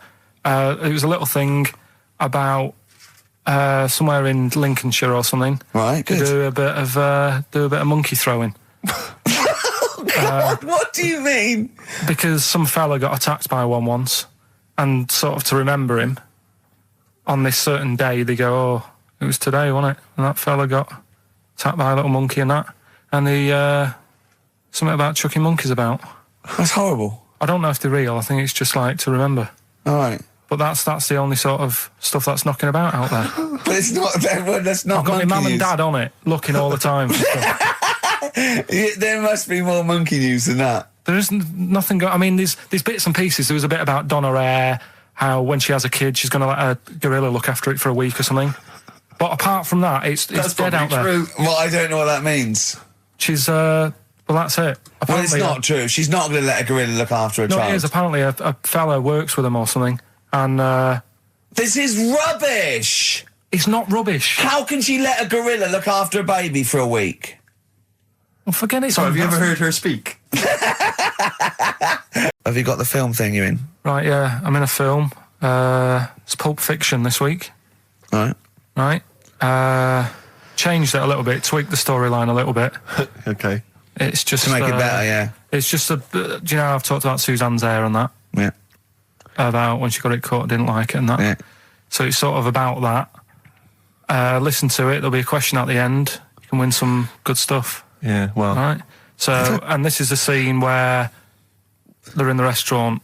Do you know when they're about to do the robbery? Yeah. Right. So it's not a restaurant. I've changed that. It's a barber's. Right. All right. Okay. All right. God. There you go. Then. Is there going to be a question after this? Yeah. Okay. Right. Girlfriend came in here earlier. Had a haircut. I'm not happy with it. Look at the state of that. Well, don't laugh. Yeah. I mean, I don't want to cause any fuss, but just want you to sort it out. Afraid I can't do that. Well, you can do that because it looks a mess. Look, my friend, this is just where you and I differ. Well, you've got to do something because look at it. When she came through the front door at home, I thought Dave Hill out Slade had walked in. Funny, I was thinking the same thing. Look, I don't want to cause any problems or anything. She hasn't even seen it properly yet. She sort of had it cut and came straight home and didn't look at it. Suzanne, just look in that mirror. Look what they've done to your head. God damn it, what is it? Suzanne! No! We're not going to do anything stupid, are we? I'm the manager here. There's no problem. What do you mean it's not a problem? Look at the state of her hair. Be calm, cooperate, and this will all be over in a minute. I'm going to go home. No, we're not going anywhere until they've sorted your hair out. I'm not walking home with your hair like that. It's embarrassing. So let's just get it... You die. No, forget having it die. Just get it cut. Colour's not a problem. Just sort it out. Just get rid of... Let's see what we can do. Right. Good. Look at it. Look at the state of it. I'm trying real hard. Suzanne, just keep your head still there so we can... Just hang in there, baby. You're doing great. I'm proud of you. Just sort that bit out there. Just cut that.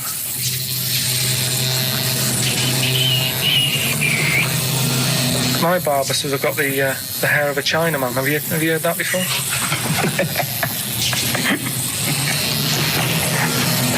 Oh, man. What? What's so funny about that? Is it serious or what? Freaking me out. If my answers frighten you, you should cease asking scary questions. It's almost over. There you go. No, it's not brilliant, but that'll have to do, won't it? I reckon we'll have to buy her a hat on the way home. Yeah, that's probably a good idea. Do you think Suzanne's listening? It's all right, isn't it? I like the fact that in that she's represented with a sort of dimwit southern accent. Yeah. Your girlfriend. So I'm sure she'll have appreciated that. All right, it was nice, yeah. It was a nice... I don't know what kind of copyright infringements. Did you witness a murder while you were doing this? Yeah. It was like that sort of Sliver film where that bloke had loads of tellies watching people's lives. So that was going on in my mind. And then I was washing up and I picked up the plate and I thought, oh, it's amazing, isn't it? The human body. The way you can just sort of, you know, I want to pick that up, and you do. Yes. And the way your hands work, right? Yeah. You've got 5 little digits, but it's just the right amount to do what you've got to do, right? So I'm washing, I'm cleaning the plate. Sorry, Carl. Stop. It's just the right amount. Might be one of the most genius things I've ever heard said. I would love David Attenborough to phone you up and say, Carl, how do I word this about the evolution of the mammalian front limb? Just go, We'll just say it's the right amount. But it is. One extra would get in the way. Yeah. And one less would just make it that little bit more tricky when picking up a bit of a slippery dish. Sure, or buying gloves. Yeah. A slippery dish. So then I was thinking, imagine like going to the doctors and they're saying, yeah, everything's all right, your heart's good and everything, but... Your art's good? What, your Larry's, or...? Yeah, your heart, you're in good form and what have you. It's good news. You know, I had Giano in earlier. He's not looking good. I had Fat Smaller. But you're all right, but... Your hands need to come off. Right. Blimey.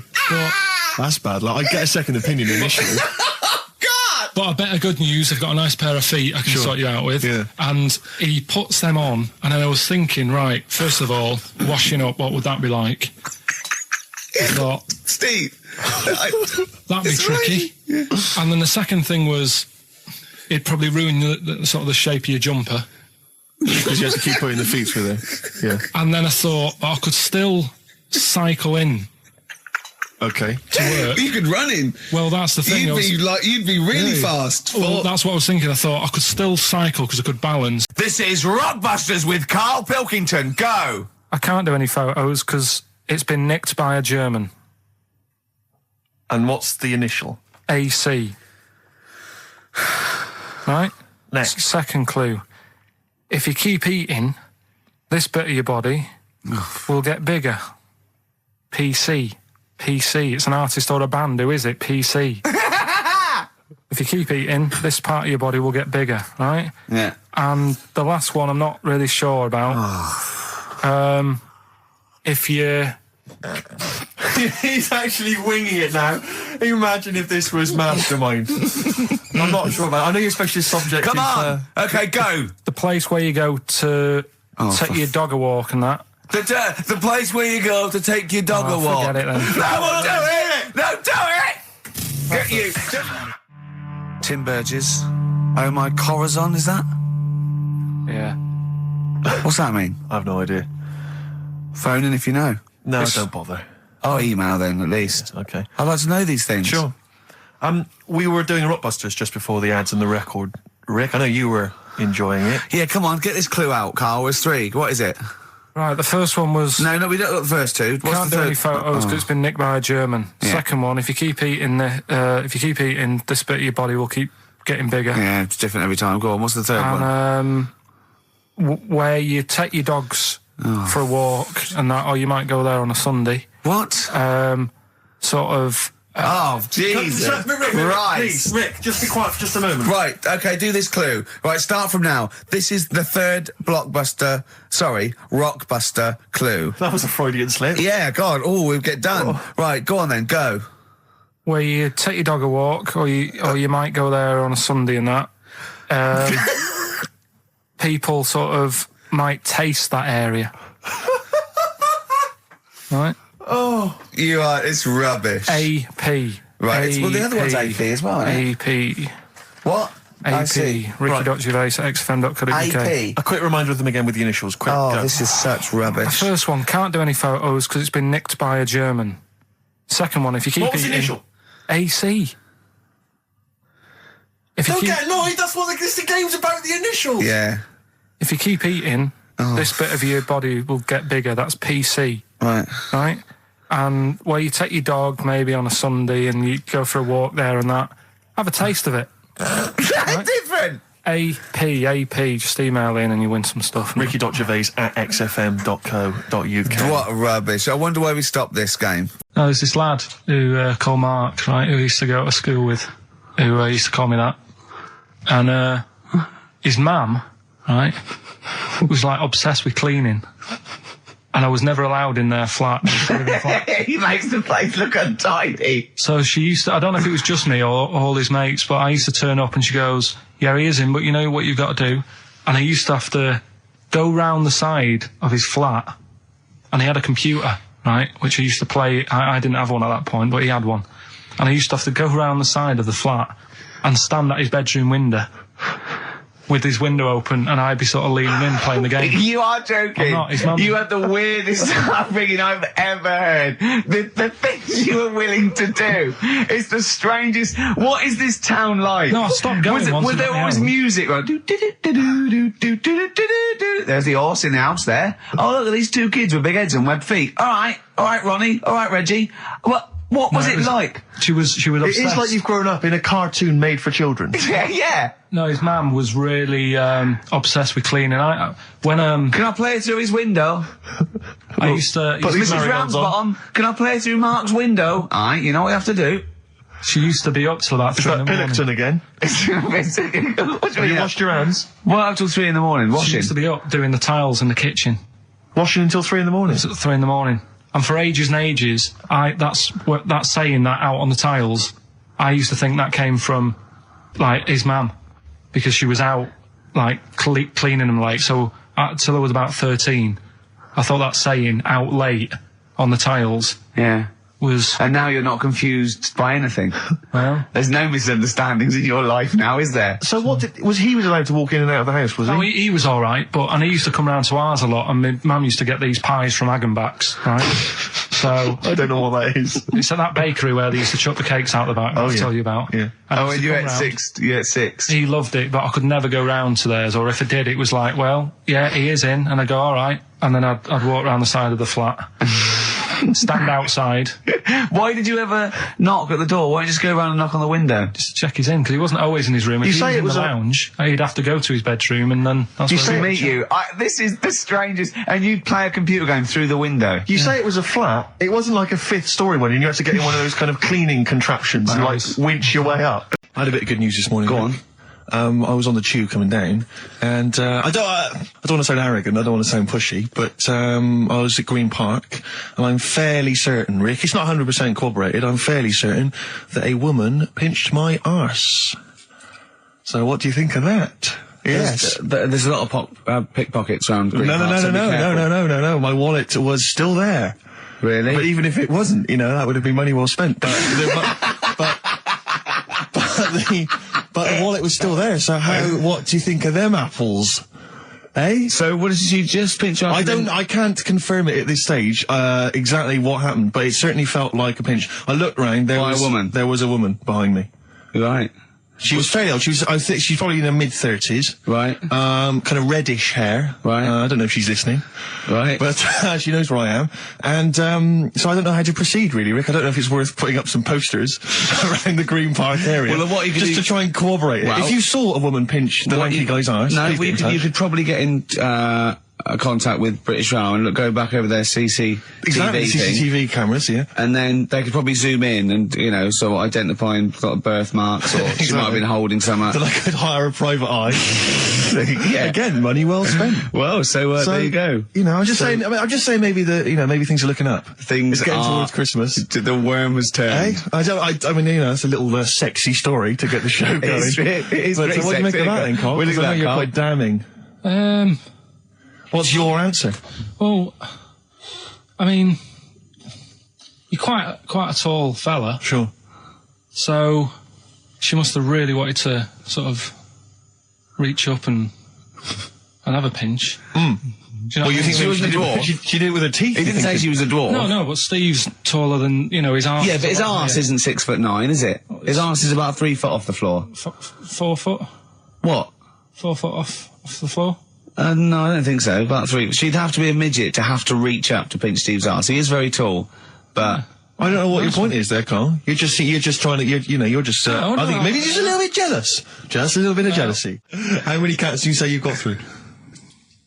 I'd say whilst I was living at home, I mean, it's still on the increase even though I'm not there. So, whilst I was there, probably 5. God. Wow. Oh. Yeah. And were you upset each time, or you just got used to it? It's one of them things, isn't it? Like I've said before, when you first see something, it's a bit of a shock. Do you know what I mean? It's like the Elephant Man or whatever. Yeah. First time you see him, it's that sort of, oh, look at that. Yeah. Do you remember the first time you saw Steve? No, I'm not being funny. Do you remember the first... Yeah, but I've said this before. It's always... Then you get used to how people look, and you don't... No. I'm going to burst. You have to play a record. No, because I see Steve's No, but I've got used to it.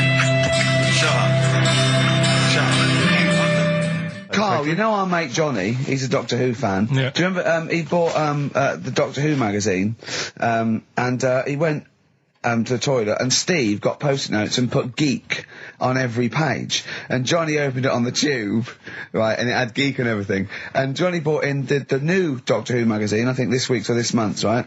And they've done the perfect Doctor Who fan, right, what the geek is, right, and it looks exactly like Steve. Alright, don't have a go, Rick. It does. And he went, and I'm gonna try and put it on the website. It's amazing. It's got your hair, glasses, it stands like you, it's sort of dressed like you, and it's only, it's hilarious. And he was, I mean, I'm insulting you now, it sounds like an insult, but if you'd see it, you'd laugh. Play Well, Rockbusters, right? Yeah. Right, here we go. Just a little bit annoyed.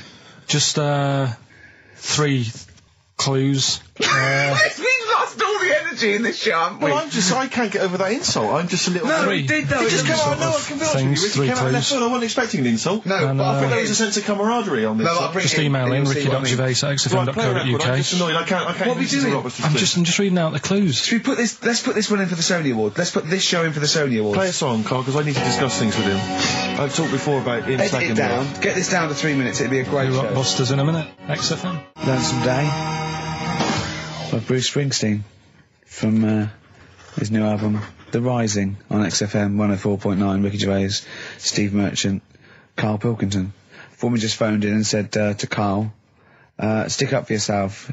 Don't listen to that Merchant. He does my head in. He's so arrogant. I don't think I'm arrogant. I think I'm mean. Yeah. I just think I'm sort of objectionable. I don't think it's arrogance. I think it's sort of nastiness. Yeah. I'm just not a very nice person. But believe me, I'm not arrogant. I think I'm pathetic. What were you talking about earlier about glasses as well and Steve taking his glasses off? What was that? What are you saying that in front of him now for? Was it an insult? It wasn't really an insult. Carl, what were you up to? No, what was it? I genuinely don't remember. I genuinely don't remember. Right, Steve, I'm not having a go. Right? Just saying how people, it's a bit weird that you've got glasses because you've got a good pair of eyes on you, right? that isn't an insult. What were you talking about though? What was it? Why did it was the fact that people who wear glasses always look a bit weird without them on. It's like, you know, they should wear glasses. Okay. Why did we get round to this? What was we talking about? What were we talking about? I don't know. I don't know. I don't know what that was. It sounds like an insult, even it wasn't intended as one. It wasn't. It sounds like an insult, Carl. It does, yeah. No, it wasn't. I should be allowed to punch you every time you insult me now. No, but I'm not having I'm doing a go. it. I'm going to give you a dead arm. Look, Steve, It sounds like an insult. you And always even if it wasn't, you intended it to be one. What you... Oh, that was real. Play a record. Yeah, but it's mad. What you get every time you insult me from That's now on. mad. Oh, is this the Cardigans? Great. Brilliant. I didn't even say anything. It makes me feel better. I can enjoy the rest of the show. Yeah. Before we carry on with anything, I should just tell you, we're on the subject of emails. There's one emailer we're always looking forward to hearing from. Dickers! Richie Anderson! Dicky Docky Doo! Richard Anderson, thanks for emailing. He's my biggest fan. He's now. one of the biggest fans. He absolutely loves me. But not afraid to offer some constructive criticism. Go on, That's the great thing about Dickie. And from Anders this week, he says, Ricky, I'm lazy, I talk nonsense, I'm badly organised, and I believe in ghosts. Can I have a job working on your show?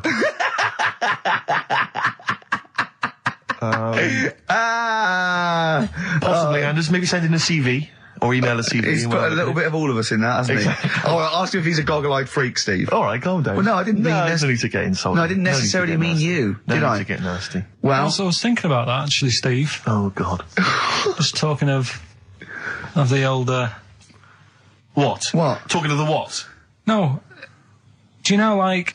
This better be good. No, you don't have that many girlfriends. And what do you mean?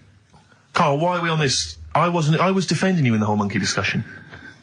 Come on, what's your point? What's your point? What's your point? No, what's the point? What's the point? I just was thinking... If there was an infinite number of Steves? You're an odd-looking fella. Come on, Carl, get to the... No, I know that. I've told you that loads of times. What do you mean, you know I know that? Well, there's no point pretending anymore. Steve, I'm flabbergasted. But also, you don't like spending money, right? He's mean and weird talking? Valentine's Day. Are you sort of, you know... You've got to love him now, haven't you? What are you happier with? The fact that no girls like you enough, right? This is really mental. Or are you happy because you don't have to spend any money on a card for someone? A little from column A, a little from column B. Right, let's have more monkey news. What have we got? No, we've got so much to get into this show. Insults. We don't need the insults. I think we've got enough. We don't need the insults. Yeah, there's no more insults. No more insults. What angers me with Karl is he's been planning that. No, I haven't. I was thinking about it on the way in because Valentine's Day is coming up and I'm not a big fan of it. Condoms? You bought your girlfriend a box of condoms for Christmas. I don't think you can have a go at me. To be fair.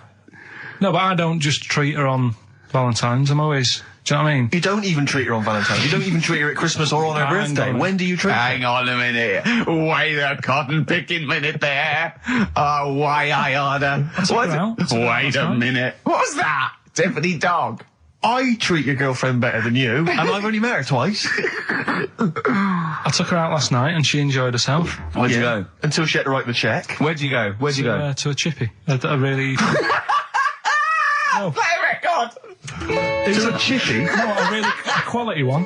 Right. Oh, God! Under a fiver for two. Oh, nice wrapping. Not newspaper, greaseproof paper. And bread. That's Feeder, Just the Way I'm Feeling, on XFM 104.9. Ricky Gervais, Steve Merchant, Claire Sturgis. Well, he's defying me. He's not calling in. We're going to give out his number and he's not calling in. That's even more annoying. Who does he think he is? I don't know who he thinks he is. I'll tell you who he is. Yeah. He is a little bold Mancunian. Let's never let him forget that. I don't know who he thinks he is, but there's the fact. Just, Karl, call in, because you're annoying me and Steve. He's been slagging you off as well, Steve. Well, go on. In the week, he was slagging you off. I mean, in the week, I was joining in and laughing along, but now I'm thinking but now I'm thinking that you're more on my side than he is. Thanks very much, Rick. I'm glad to see you've come round. He said he was. I was in the pub with him and Johnny. Oh right, so there's a little audience. Good. And he went, have you seen Men in Black 2? I went, no. He said, have you, Johnny? He went, no. He went, there's a thing in it that looks just like Steve. Mm. And I went, what? He went, it's a thing, it's got really gangly arms and bulbous eyes, and it just works really fast in the Aliens registration thing. And I went, all right. I said, we'll bring that up Saturday. Since he's not here, what do you think of that? Well,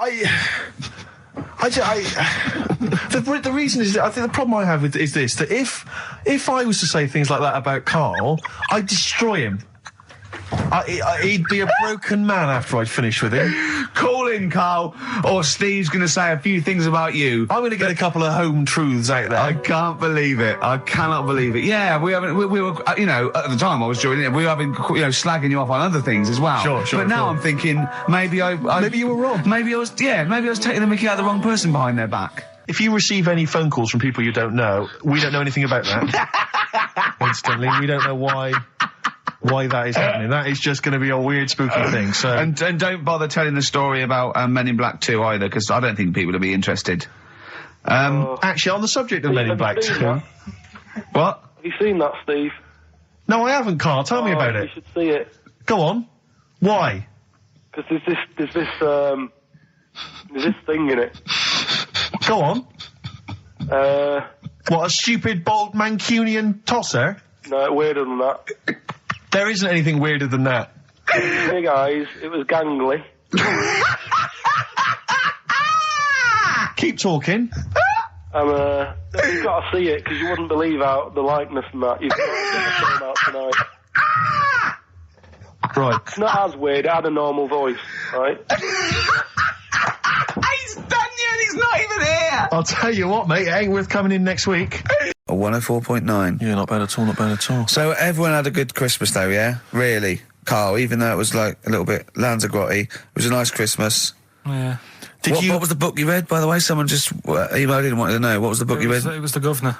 The Governor? Yeah. Right, okay. Did you buy Suzanne a gift in the end? Which you surprised her with on Christmas Day? Yeah, after that show that we did before Christmas. Yeah. I was walking home thinking, might as well treat her then. Yeah. Went and got her a necklace. Nice. Actually, she said she wanted a necklace, but I didn't know which one, but went and got one. Yeah. And she was happy with that. Yeah. That shut her up. yeah. But, yeah. And did she get you a gift back? She did get me something, yeah. See, we knew she would. Of course she would. Yeah, but the thing is, right, she got me a little Game Boy Advance to take on holiday because she knows I get bored. Lovely. Right? So that was good, but I was like, hang on a minute. I know how much I spent. Oh, and I know how much these are, right? But I was clever, though. When I got to the airport, I bought her to get me an extra, bought me an extra game for it. Yeah. Got the value. Of course. When you were growing up, did you wait to ask your mum for sweets right at the counter so the woman would embarrass her into getting you it? What, you mean just slip it in the basket? Well, no, just wait till there's some, a stranger watching before you ask for sweets. Mum, can I have a Kinder Egg? Did you sit in front of Suzanne when it got to the... Suzanne, can you get me something else? Because remember I spent more on that necklace than you did like Game Boy Advance. And the woman in Dixon's goes, oh, you better get him something else. And she goes, oh, bloody hell, all right then. Nah. She did well, though. You know what I mean? She's done well to keep you, hasn't she? Done well. Because you're such a find. You're quite a catch. Yeah, she must wake up every morning and go, ooh, I am the luckiest girl in the world. Well, she told you that the other night. What? She said the other night how good it is living with me. Oh, yeah. I said to Suzanne, it must be great, because I only see him 2 hours a week and I like to squeeze his little head. You can do that all day, every day. Does she ever squeeze your head? No. No? No. It's like that thing, though, isn't it? It's like when you work in a chocolate factory. You get sick of it, don't you? If it's there all the time. Yeah, she must think, well, I could squeeze that head any time I wanted. It's not worth it. I'll just, yeah. What about your Christmas? My dad, I'm wondering if you're turning into my dad, because he bought my mum a bracelet. He won't mind me talking about this, because he said you'll probably talk about this on the radio, and you're right, Dad, I am talking about it. He bought my mum a little gold bracelet, lovely gift, it was a lovely thing, and she opened it, she loved it, and everyone thought, what a great gift, lovely gift. He wouldn't stop talking about it. He wouldn't stop talking about the gift he bought. He kept on grabbing my mum's arm and showing it to people. Look at that. Look at the gleam on that. The gleam! Steve, look at the shine on that. Look at the gleam there. Look at that. Gleam! And do you know what he said the great thing about that's pure gold. He went, it's an investment. That's an investment, that. Because gold, it's always worth something gold. I love that when people get a gift and it goes, it's an investment. I love it. But what, not only does it sort of take away any of the romanticism of it, but it was the way he constantly was talking about how great a gift it was that he bought. I haven't heard the word gleam for 30 years. Look at the gleam on that. The gleam. Look at that. Look at the sparkle on that. And look at that. And it looks like rope. That's what he kept saying. It looks like rope. It looks like gold rope. And he just, and I heard it, he disappeared, we were opening gifts, he went disappear, I could hear him in the kitchen going, thinking about that's pure gold, that, Elaine, that's pure gold. I might melt that down. Yeah. John, next door neighbour, John, look at that, look at the shine on that. That's great, that's brilliant though. But it doesn't sort of undermine the gift a bit, if you keep on droning on about how great it is. If people enjoy giving, that's nice, isn't it? And you got to, what did your mum say? She loved it. She couldn't get a word in edgeways. Look at your face. Play some adverts. XFM. Honestly, Juan by Billy Corgan's new band there.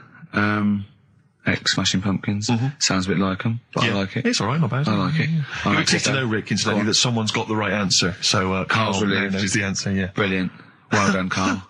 You're a fool. Right. Right, what are you doing then? Let's have a quick reprise, if we could, of the Rockbusters clues. Yeah, Rockbusters, if you've just tuned in, you've missed it this week. Here's your 3 clues. No, you haven't. That's why we're giving the clues again. Yeah, I know, but it's the haven't.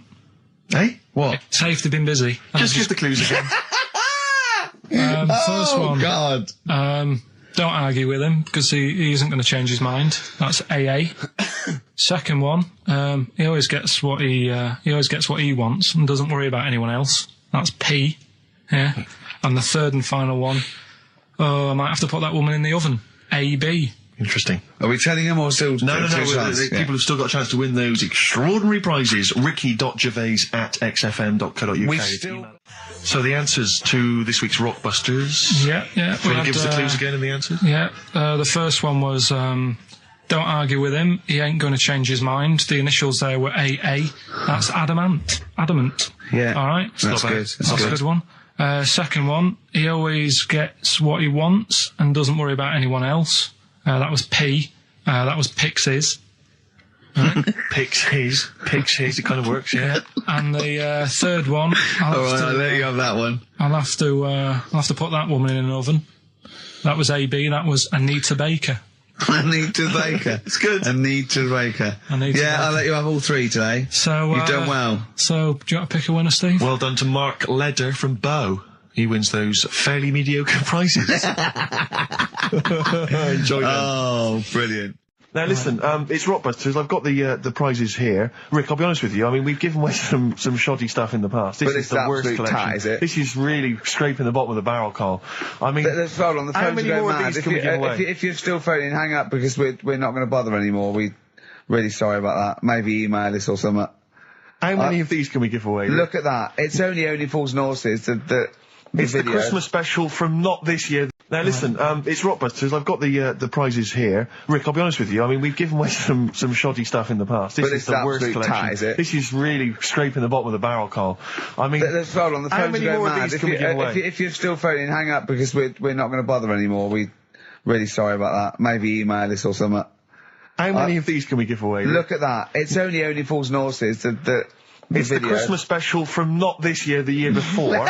Yeah. I mean, we have given away so many of these. I imagine there's charity shops throughout London. Throwing them away. Yeah, throwing them away. Yeah. So we got that. Dear. And if you didn't watch it, if you weren't one of the 20 million that watched it. Blue-eyed, fat-legged, purple-eater people, if they had a big and had a big boo. It's something like that. And once again, the best chill-out album ever. With, it's pretty much rubbish. It was a big boo. Actually, no, the songs were okay, but Purple-eater. It's just basically a collection of songs you might have heard on adverts. So enjoy that.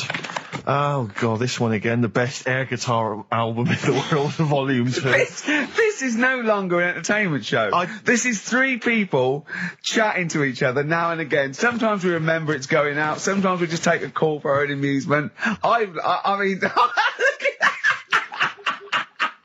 It's the same price again.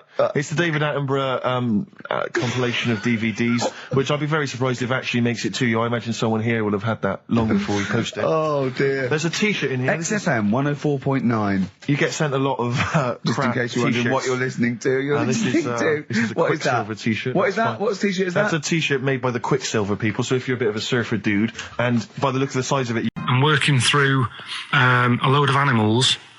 Right, that I'm finding out whether we need them or not. Right. Right. Because like jellyfish, to me, I'm a bit puzzled by them. I don't really know why we need jellyfish. And I spoke to some experts. Turtles eat them. What? Turtles eat them. Yeah, I know, but do we need turtles? Do you know what I mean? It goes on and on, doesn't it? We need humans. Well, I might get to that bit, but I need to sort out the animals first. I've got a lot on. So the thing is, I've left the jellyfish. We know we need them, right? So octopus. Yeah. Right, I know they're pretty brainy. Incredibly brainy. A story that I heard, I don't know if it's true, but there was some science lab somewhere, right? Yeah. Where they had some octopus in it, and they had some crabs. Yeah. And at night, the octopus was like getting a bit bored on its own in the dark and that, and they sort of come alive in the dark, don't they? Yeah. They like the dark. Yeah. And the octopus had its eye on the crabs. And at night, when it's dark, it was getting out of its little cage, crawling along the floor, getting in the crab's cage, getting them out and eating them. I don't doubt it. We put jam jars with the lids on with crabs in, and they'll open the jam jar and... You're joking? Yeah. Even I sometimes struggle with them. Yeah, we don't do it... you don't do it really, really tight, but... Oh, right, so they're not that clever then? Well, they would. If they were strong enough, they'd open it, but they're just not that strong. Oh, that's mad. Right, I also know that if they get hungry, they eat their own legs. Yeah. Yeah? Yeah. They're deaf. No, I don't know. I don't really know. Yeah, they don't live very long. They can squash themselves into small jugs. Oh, yeah, they can go in a demi-john through the narrow neck and that. Why do they need to do that? Because they're the sort of crevices and holes that they're hunting for crabs and things through. So, would they be better if they were smaller? Do you know what I mean? I don't know. I really don't know. Yeah. But octopus then, if Noah said to you, we're having a clear out, Yeah. We've got too many animals to look after and that in the sea, taking up too much room. Right. Do we need them? I think there's other less useful things in the sea than octopus. Limpets, they could go. Limpets? Yeah, they just sit on a rock and do nothing for 50 years. But they're not getting in the way then. How big are they? Well, not very big. Yeah, you see, I might come round to them, but I never think, I'm sick of seeing these limpets. Whereas octopus, crawling about, opening jam jars and that. You'd never see them, though. They're really rare. Wow. We get 2 or 3 caught a year. It's quite amazing. Do we need them? Yeah. Yeah? Yeah. Well, we'll just have to keep them then.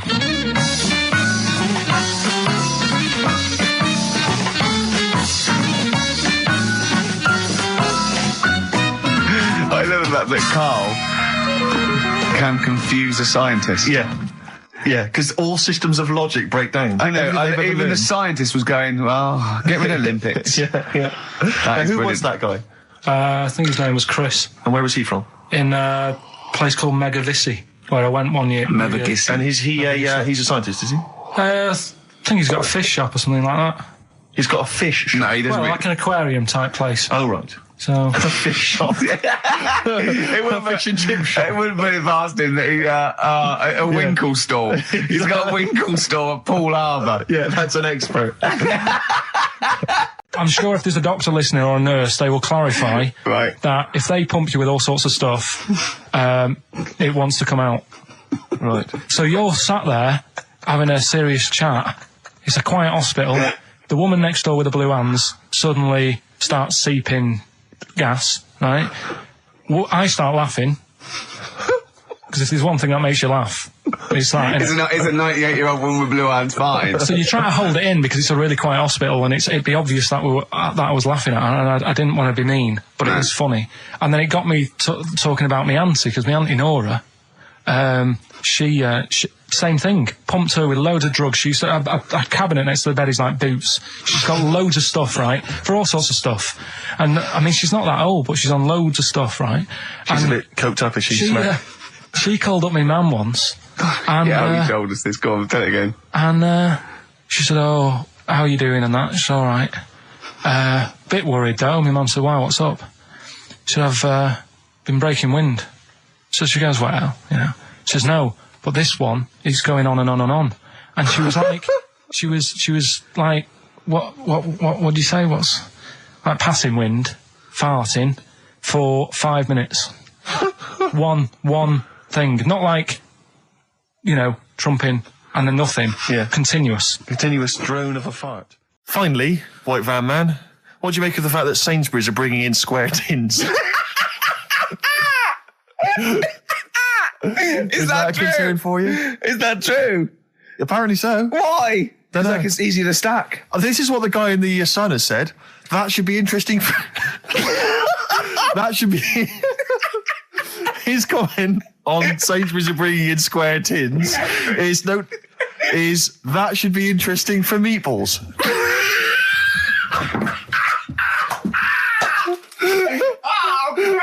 Ricky's just collapsed on the floor. Let's just play a song, Carl. I don't think even you can top that.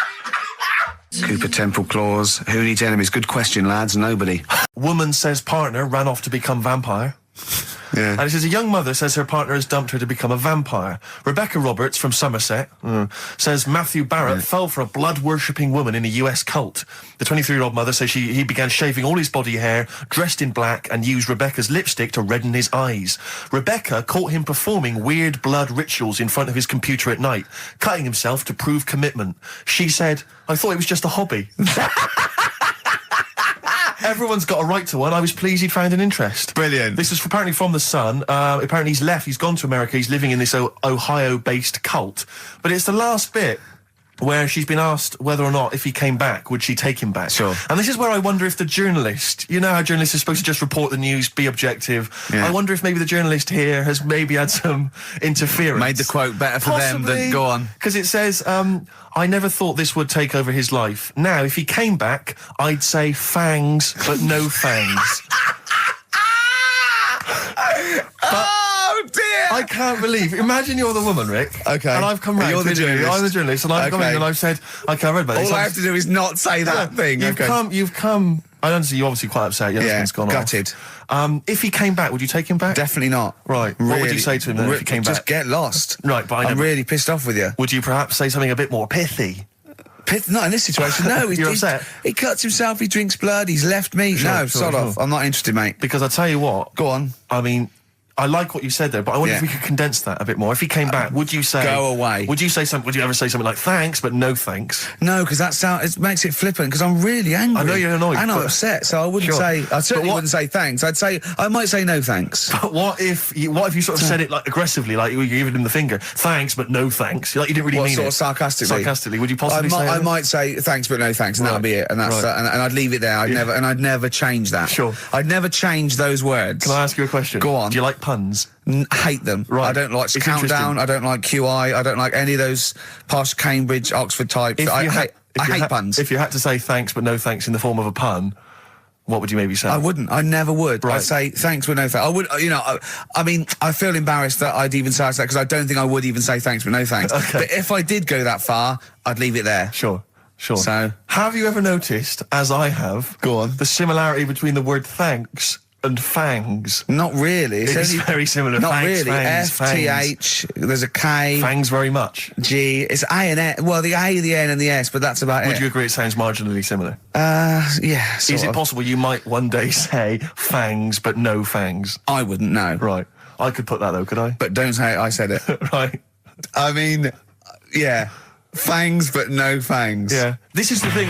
Just, if you ever read an article in The Sun, The Mirror, anything, do not believe it. Really seriously question and query it, because... If it ends with fangs, no fangs. If it ends with a pun, almost certainly they never said it. Yeah. I always imagine your house as having, and actually, to be fair, I imagine your house has been very much the same, always stinking of chip fat.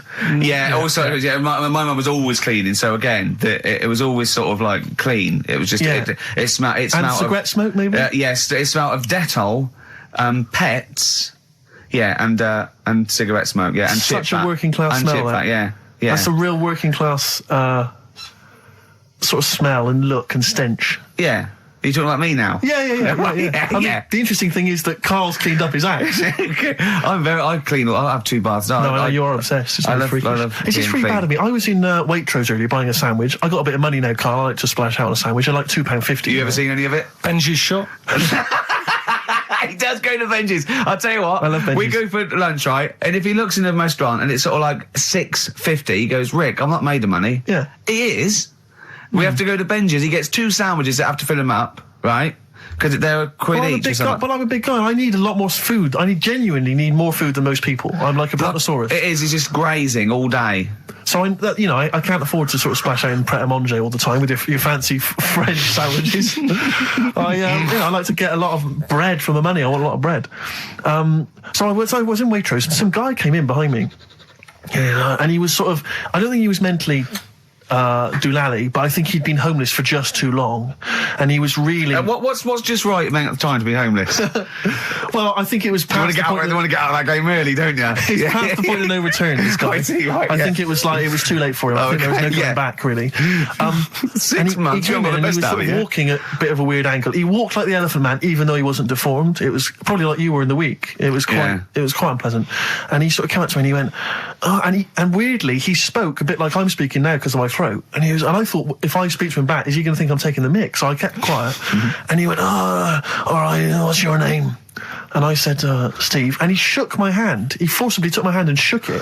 But he had these cuts and bruises on his face. Oh, the open sores. Yeah, and he was shaking my hand, and I was just terrified. I was just thinking, get off my hand, let go of my hand. And thankfully... Did he have a bow round his neck? Well, he may as well have. I mean, seriously, and I caught the eye of a security guard. I had him thrown out. I'm all heart. This man does not have the funds to be shopping here. Please have him removed. This is part of the John Lewis partnership. And so they had him thrown out. And seriously, then I was just freaked out. I had to wash my hand as soon as I could. I couldn't imagine the kind of grime that was crawling across Weatherby's kind of homeless way. Are you still doing your social work? Or whenever I can, Rick. Yeah. Yeah. At least he used to give it to old people, biscuits. You'd have gone, oh, I'm not going near them. Look at them gums. Wouldn't that have been grim? Would you have wanted that, though? Old kind of homeless people touching you? Well, no, I'm not Jesus Christ. No, I know. It's not on the list. I was driving this down. What do I know? I need some batteries from a Walkman. I need to be touched by some old people. See you later. Cheers. I was watching, the one thing I did watch all week was Columbo, which seems to be on constantly. I was watching Columbo, and I know you're a fan of Columbo, Rick. One of my favourite programmes of all time. Right. I was like, do you not think that All right. I just thought you were going to talk about it. Well, which one? They made about 90, and they're showing on about 4 channels in rotation. But it doesn't matter if I tell you who did it, because you'll find out in the first 5 minutes. Yeah, exactly. You find out in the first 2 minutes anyway. Let's be honest, if Robert Vaughan's the star, it's probably going to be him. Or Culp. Often Robert Culp. Yeah. Yeah, sometimes Patrick McGowan. But do you not think that Columbo looks like he smells? Would you imagine he smells a bit? He's a brilliant detective. Well, he's got that dog, and he smokes cigars, so I imagine he smells... I reckon he stinks. I reckon he doesn't clean his clothes enough. Oh, I think he has. I think he gets up and washes, but I think he puts on a crumpled old he's too absent-minded. I think he's too busy thinking on solving crimes and stuff. What do you think? Do you think his wife makes him clean his pants now and again? I think they're quite a bohemian couple. I'm not sure she's really interested in that. I think she's got her own mind. Maybe she's a painter or something. No, maybe she's losing it a bit, and he's a bit embarrassed by it. Yeah, that could be the truth. And she's probably incontinent, so while she's ironing his trousers, she just all over them, and he goes, oh God, she's shatting my pants again, I gotta wear them out. Yeah. Yeah, so that's what... Oh, ding dong! Who's that? Who's this? Oh, hello! Oh, look, it's David Gray, the bent piano player. Oh! All right. I thought it was going to be Columbo. That would be the joy. Ding dong. My wife loves you. No. Hello. Oh, I don't believe it. Look who's turned up, Carl. Do you want to do Rockbusters, Steve, now? Can we listen, with the whole Rockbusters thing, I don't want to be responsible for bringing it back. So I think we should put it to the vote. You should email in. We'll give people 5 minutes to email in. I'll take a straw poll. Do you want to see the return of Rockbusters or not? We're leaving it to you, the audience, to decide. Okay, Steve. I guarantee it's going to be a landslide. They are all going to want it. But why have we ever trusted our listener? We know what they're like. You've just described some of them with a bloke in Waitrose and Columbo's wife shitting herself. So that's the sort of people that, you know what I mean? Yeah. It was weird because the Waitrose guy did ask for my autograph before he was hauled away. So maybe he is a listener. But all I'm saying is maybe the posters are drawing in some fresh blood. There's some people who've maybe not heard Rockbusters before. They're the ones who probably vote for it. Anyone else who's heard it before, surely they're not going to see the return of that. No one wants to see the return of that. What's the number? No, let's email only. We don't want to speak to these freaks. Ricky.Gervais at XFM. I love the fact we don't want to speak to these freaks. We work with one of them. Yeah. God. Yeah. If you want to see the return of Rockbusters, vote yes. If not, no. Tone it down a bit. Let's not do 3. No, it's got to be 3, otherwise it's too easy. Oh. Ricky.Gervais at xfm.co.uk. All right, just choose the best one. Right. The Seeker from The Who. Brilliant. Classic rock. On XFM 104.9, I'm Ricky Gervais, with me Steve Merchant, Karl Pilkington. All right, well, unsurprisingly, the overwhelming consensus is that people would like to hear the return of Rockbusters. I should, however, point out just some of the no responses. Let me see what we've got here. Is Dickie Anderson called in yet? Sadly, nothing from Dickers. I think I might make him one of my hilarious sort of comedy characters. What do you think he would sound like? What would he sound like? Sort of probably like that, I think. Ding dong. Hello. Hey, it's Dickie Anderson. I can't believe it. Your show's rubbish. Something like that? I mean, I think you should work on them perhaps before You're saying there's not a lot of substance these guys? I'm just saying that, once the novelty of the doorbell has worn off... I don't think you understand comedy on radio, Steve. I'm not sure I do, to be honest. Listen to Noel Evans, listen to Moyles. You'll see you don't need to riff with it. It's just, you just do the doorbell and just say they're here. Right. That's all you need to do. Sure. So, that's the main thing. Well, so we've had a couple of responses. I'm thinking of some more characters as well. Well, keep working on those. Yeah. Marcus has emailed. He says no to Rockbusters. He hasn't heard it, but it sounds rubbish. Believe me, you couldn't be more right. Well, does The Office sound good as a title? As seen and talked about in Heat. In Heat magazine. It's got really tough this week now. We're not messing about anymore. Right. Got some good prizes. Absolutely, yeah, we'll talk about those later. Because, was it last week that you had the classic? Was it, I can't remember, I'm paraphrasing, Carl, apologies. Something like, I'm here in Texas, I've fallen in a puddle and my knee has got wet. Yeah. Whitney Houston. Whitney Houston. Yeah. And also, it was last week when there was a little bit of confusion over the one for Holly Valance. Right? Of course. I don't think it was confusion. I think it was your error. Yeah. No, it wasn't. And it was Holy Valance, and you meant Pelmet. Then Becky, who called up that time and said, "Oh, if you're getting mistaken with Pelmet," right? She sent me an email in a week saying, "I've done a bit of research. It was my fault. I've made an error. It is a Valance." Okay. And I know about Valances, as I told you last week. At the very end, my auntie loves them. Yeah. Right. She makes them. She started off just like putting them on top of the sort of window around the curtain. And then she thought, I can do more with this. And she had a little coffee table that had magazines underneath. And she said, I'm sick of seeing them magazines when I'm sat down. She sounds like a Pilkington. So I'm sick of seeing them magazines when I sit down. So she put a Valance around the table. She just got Valances around everything now. Right? Then, next step, she tapes everything. She never actually watches telly. She tapes it all because she gets sick of listening to the adverts and that. So she tapes everything. So she's got loads of videotapes and that. And the video used to get on her nerves. When she was watching a film, she'd see the clock changing. And it distracted her from the film. So she put a Valance around that. That's genius. Yeah. So, that is or is it mental? Only Mrs. Einstein can tell. I don't know. She's even made her little Jack Russell look like a hovercraft.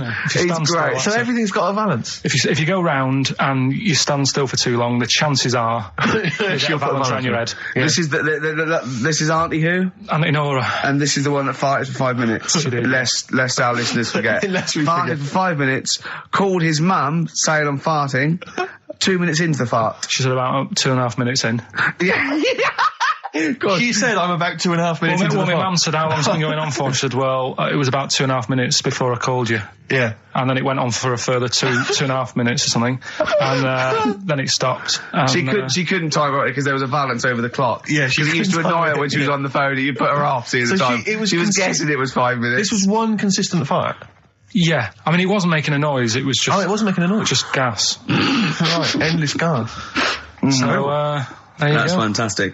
Well, we started off with a new one, a little bit of Foo Fighters. We like new and old on this show, don't we? Indeed, we like to mix it up. I'd like to play the Smiths from their debut album, I Don't Owe You Anything. Red Hot Chili Peppers on XFM 104.9. I'm Ricky Gervais, with me Steve Merchant. Hello there. Karl Pilkington. All right. Don't be nervous. We might see a difference in Karl. He's a little bit shy. There's someone here from the BBC filming this, part of that celebrity boxing thing, The Fight, I think it's called, and they want to get a little clip of this, so we're going to let them film for a minute, and then they're going to go away. Is that all right, Karl? Yeah. He doesn't want to be on camera, do you? Do you? I think it ruins radio, doesn't it?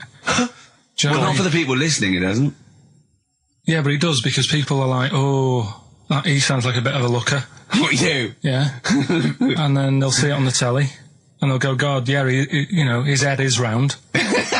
It is round, though, isn't it? So, guess what? I got a call yesterday. You'll love this, Steve. From MTV, and they were wondering if they could screen test Karl. That's outrageous. I'm loving it, and I was going, yeah, and I said, yeah, it's fine. I'll come down with him, and I was saying, what about this and that, and they were loving it. I called him up, and went, oh no. I went, why not? He went, well, I'm looking at my reflection now in the mirror. He said, I shouldn't be on the telly. What would you wear for your screen test, Karl? What kind of look would you try and cultivate? Because you've got to bear in mind that the audience out there, they don't know what you look like. So, would you be a snappy dresser like, say, Jonathan Ross, or would you go for your kind of street cash look? Can't wear a suit. You can't wear a suit? Don't hold it well.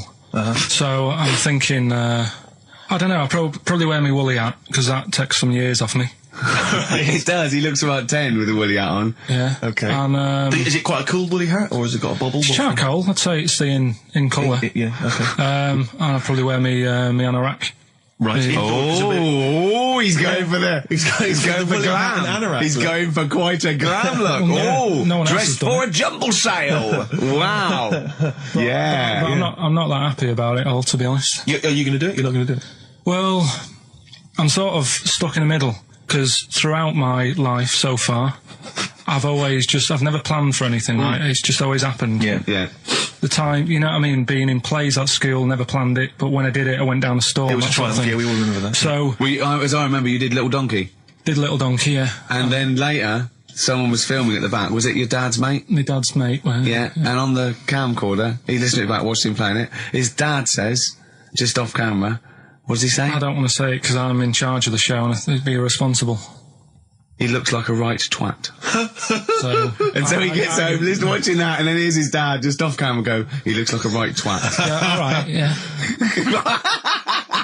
What are you worried about? Your dad saying that? Can I just interject? Because I'm really worried about this idea of Karl being on MTV. Because the problem is that, you know, let's be honest, Rick. I mean, we're getting by the skin of our teeth, aren't we? Really, it's only Karl that's keeping this afloat. Yeah. And if he gets on MTV and the world sort of gets a sense of him and they understand him, and he won't be ours anymore. We won't be able to control him. It'll be out there. It'll be in the. Well, that's the thing. No, that's the thing. That's the terrible thing, though, isn't it? It's like Karl is my pet, but I realise I've got to release him into the wild. And you know, because I love him, I know he's got to go free. Sure. But I want to. It's like Kez. Maybe someone will beat him to death, and we won't have to worry.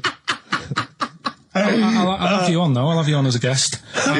Which gets me on to something we've got coming up today. Oh, yeah, he's got a new idea. Yeah. Right. Do you know, like, I've talked about ghosts, and we had that good discussion the other week walking to Piccadilly Circus Station, and I was telling you about ghosts, and you were saying, Karl, don't be an idiot, and all that. Spoke to a woman in the week, done a little interview with her. You've done a little interview? Done a little interview, 2 minutes or so, with a woman who's got ghosts in her house.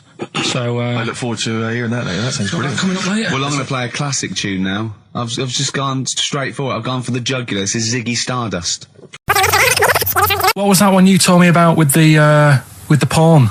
That was a good one. Oh, this was fantastic, right? Right. There was this.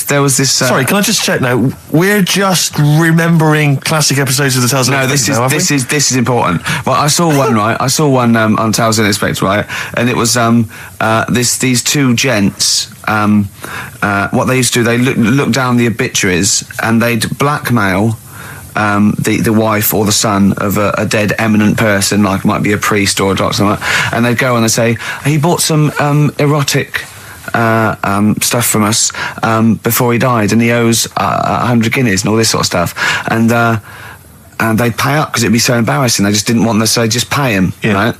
And this one bloke said, who are these people? I'll meet with them. And he goes round there, and he goes round, and they go, your father, he goes, my father could not have bought any erotic material from you. They did it, he goes, he couldn't have, he's blind. Right, and that was the twist. And Karl went, so it was magazines, not videos then.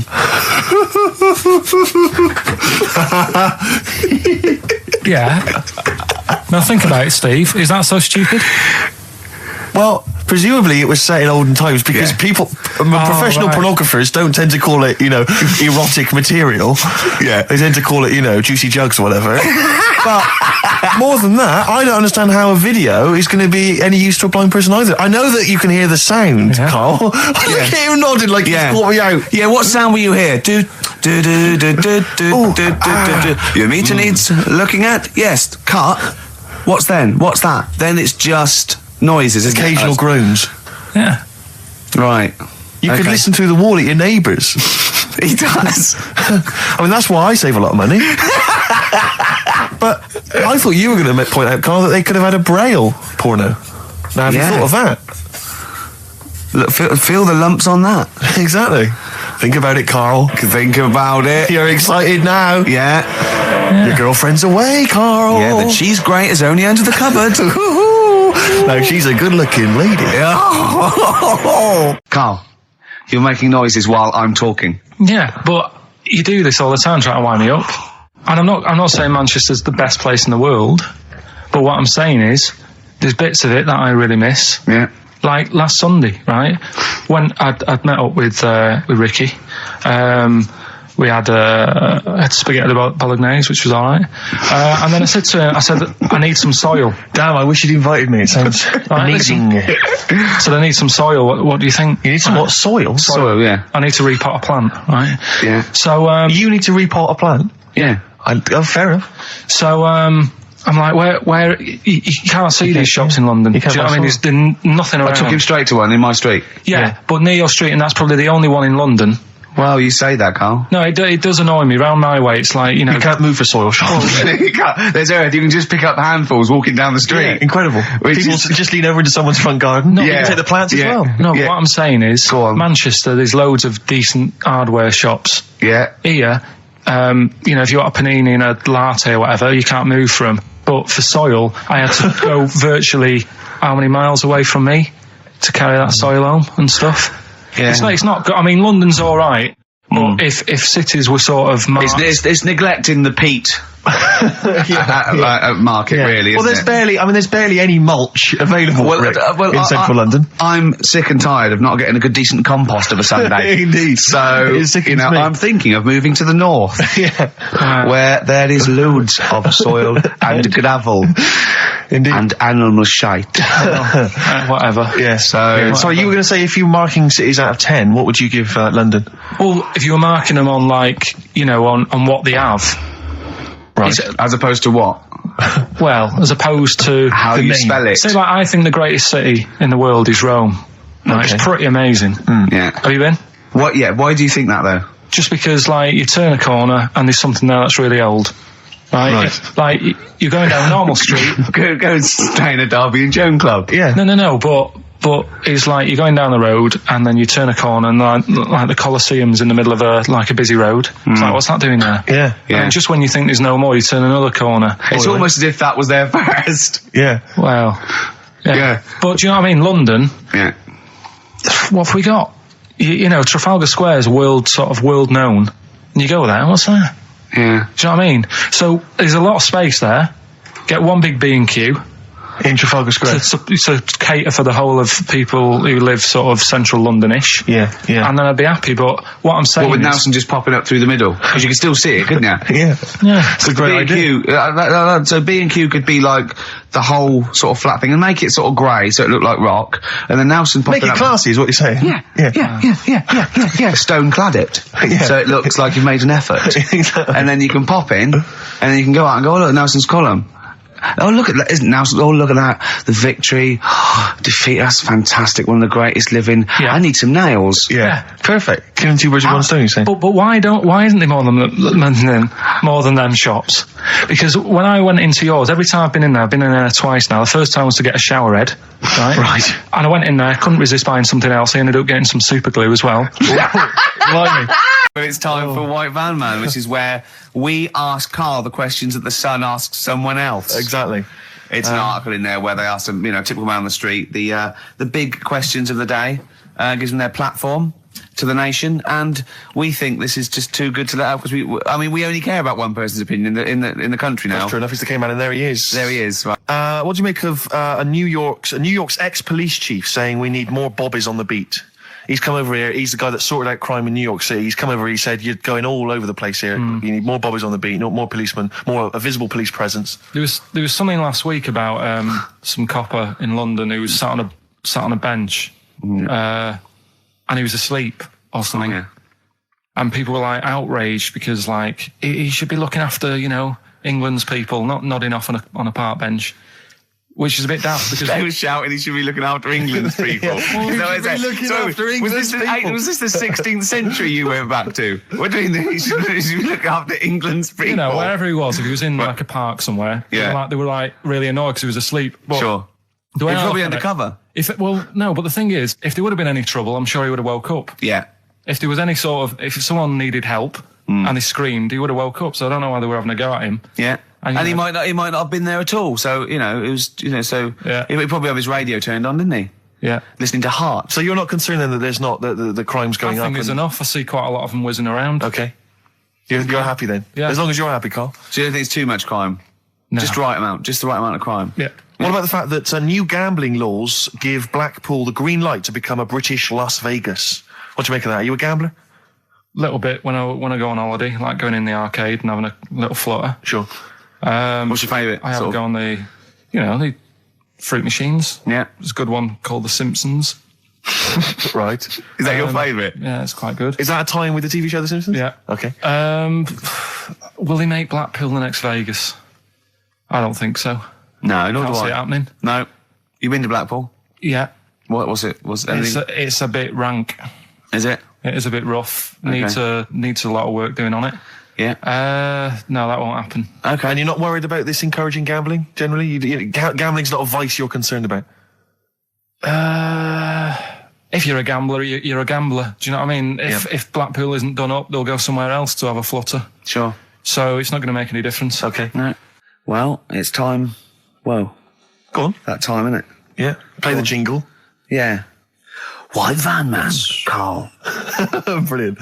Recorded at great expense, that jingle. Yeah. This is where we just hijack an idea from The Sun, which is White Van Man, where The Sun asks, in this instance, a cabbie by the look of it. Oh no, a fruit and veg shop owner. Ours is slightly different because The Sun sort of like pick on a perfectly normal member of the public. Exactly. So that's where we've got the upper hand. Yeah. And they ask him about the the hot potatoes. This week, Carl, my first question to you, well, your thoughts, please, on the criticism of the BBC over their coverage of the Queen Mum's death. What do you make of this? You're aware of all the criticism that Peter Sissons asked some probing questions? No, I thought it wore a burgundy tie. I thought that's it. Yeah, he just it didn't show respect. He just had a burgundy tie on. See that's not really not showing respect, is it? No, it's not. You know, you show your respect by sort of doing the news on it, giving her a bit of coverage, and showing, you know, what publicity. What a good woman she was or whatever. Yeah. And then you move on to sport news or whatever. Do you know what I mean? Yeah. I totally agree. I don't like the way everything's morbid. I was thinking about it. It's like, you know, the way in birthday cards and that, people always put funny things in them. I think you should save things like that for funerals, for like funeral cards and that, and try and cheer people up at times when they're low. Do you know what I mean? Because on your birthday, you're quite happy anyway, so you don't need someone putting a funny comment in a card. I think, you know, when you send a card... What would you suggest? Well, you know... whoopee cushion, but on the vicar's chair, how would you liven up the funeral? Just little things in the card. I mean, you're just writing stuff like, well, you know, at least you're still alive or whatever. So as you're giving the eulogy... that'd be good. So supposing someone's husband's killed in a car crash, you go around with some flowers and a little card, and it says, at least you're still alive. Well, maybe something funnier than that. Well, maybe like if you got up to give the eulogy during a funeral, just wear a pair of comedy tits. Yeah, or those glasses that are eyes on sort of springs. But why has everyone got to be so sad about someone dying? No, what annoys me is that when you see the people on television, the sort of members of the public, and they're crying about the Queen Mother, who was sad when anyone dies, sad when anyone nan dies. She was 102, and it's sort of like I think they should cry. Well, there's a picture in the paper today. I don't understand it. There's a picture in the paper today of various people who were lining the funeral. Kind of route yesterday, and there's a picture of a very young child, maybe sort of 5 or 6, on the arms of her dad, and her head bowed, and it says a young girl there weeps for the Queen Mother. And I was looking at it, and you can tell she's just tired. Well, she's just tired and bored. It's so transparent that it's not crying. It's most just, what are we cry doing when their nan dies? Exactly. You know, it's sort of like. But what is a 5-year-old girl going to be? Why is she going to be crying? The Queen Mum said, I can't believe it. Yeah. Teletubbies? No. The Queen Mum. Oh, not the tweenies. No, it's all in a minute. Yeah. It's just like, oh dear. I mean, I know. I'm sure, I don't know much about her. I don't know if she was a great woman. And obviously, it's always sad when someone dies. But it's interesting that there was a lot of tourists in that long line of people that are now queuing for hours upon hours to see her dying in state. Because it's clearly just people who want to be a part of history. Must be gutting if you're over from Sweden and you find out that the Queen Mum's died. Oh, you must be devastated. You probably don't want to carry on with your visit. Exactly. Really. Okay, listen, Carl. I think we've covered that. What do you make of the? What do you make of the first genetically modified baby? Oh, are you worried about this? Do you know what did they do? What? Let me see what it says here. Isn't it just choosing the eye colour? Well, this is the concern, isn't it? That in the future you'll be able to decide whether it's a boy or a girl, how intelligent it is, what it looks like, is it handsome, is it ugly? Obviously, no one will choose an ugly baby, and so on and so on and so on. And so it means that where will it lead? Where will it end, Carl? Are you concerned? I've thought about this a lot. What will us three look like in the future if they're being, genetically modified, beautiful people? What will we be like? How will we be considered in society? True, yeah. But we've talked about this before, haven't we? About the cloning thing. Yeah, that's a bit weird.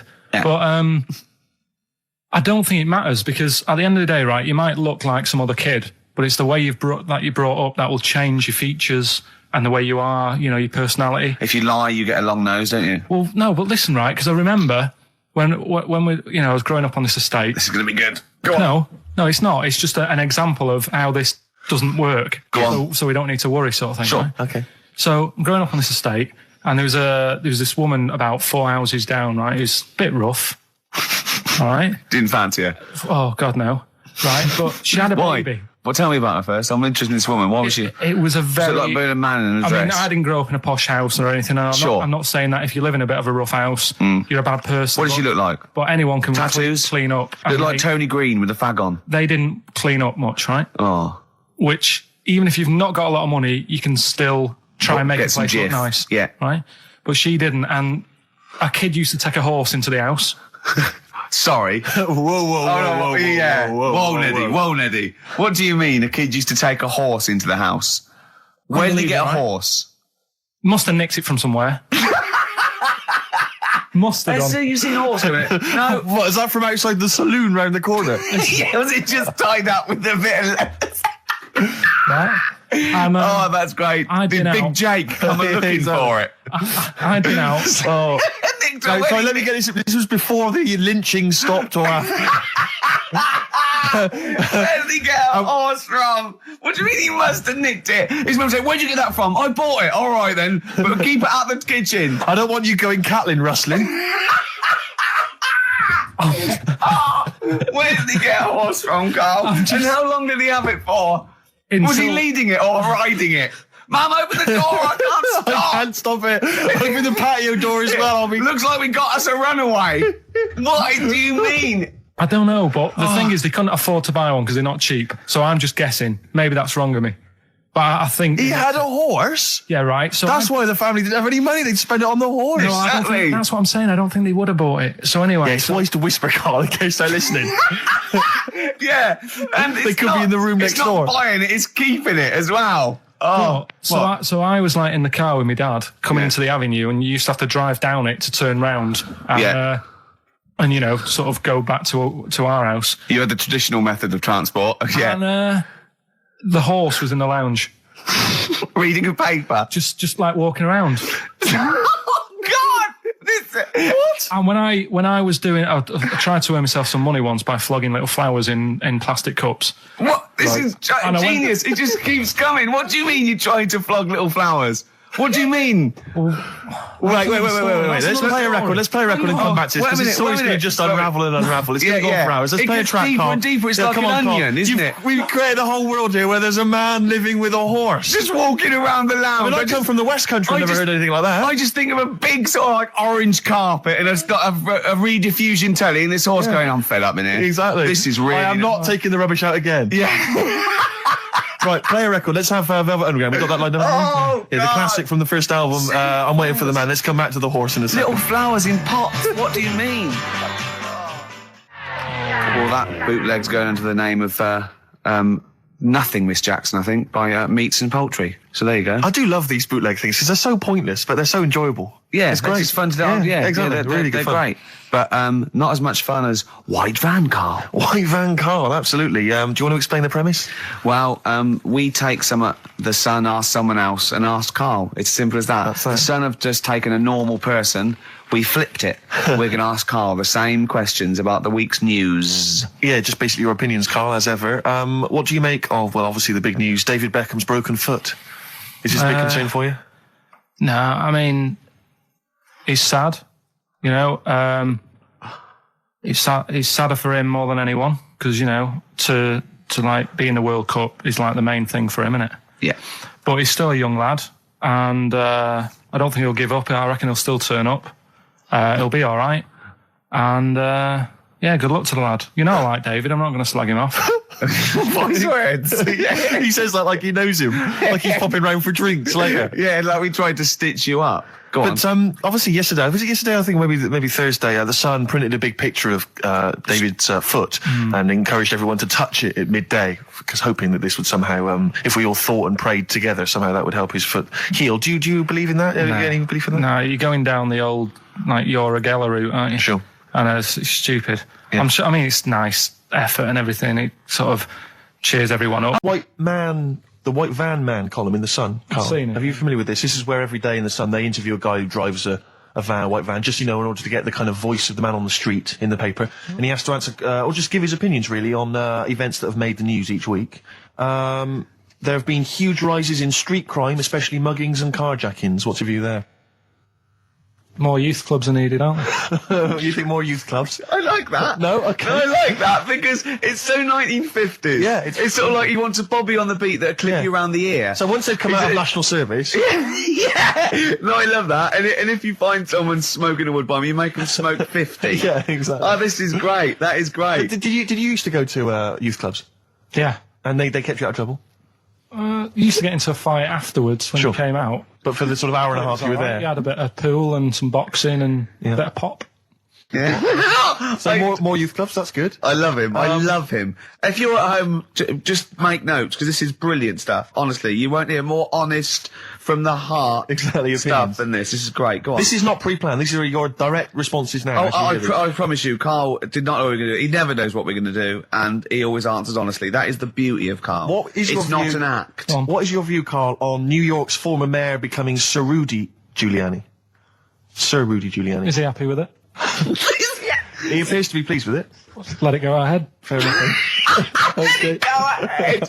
Oh, he's genius. Okay. Is he happy with it? He's like your nan. Yeah. What do you make of a cat that's been cloned in a secret 2.5 million research project? To find out what? If they can clone cats, yeah. Have they had to hurt it?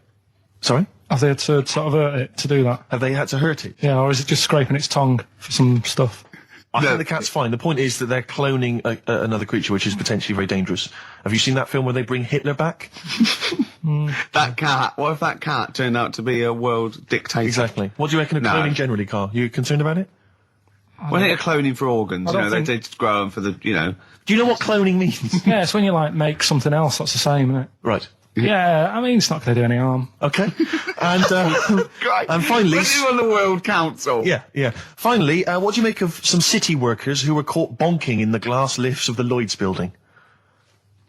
What do I make of it? Yeah. Is that a problem for you? Do you think that's unprofessional? Was it the lunch break or...? I think it was lunch break. It was their own... All right. It's their own time. I think fair enough.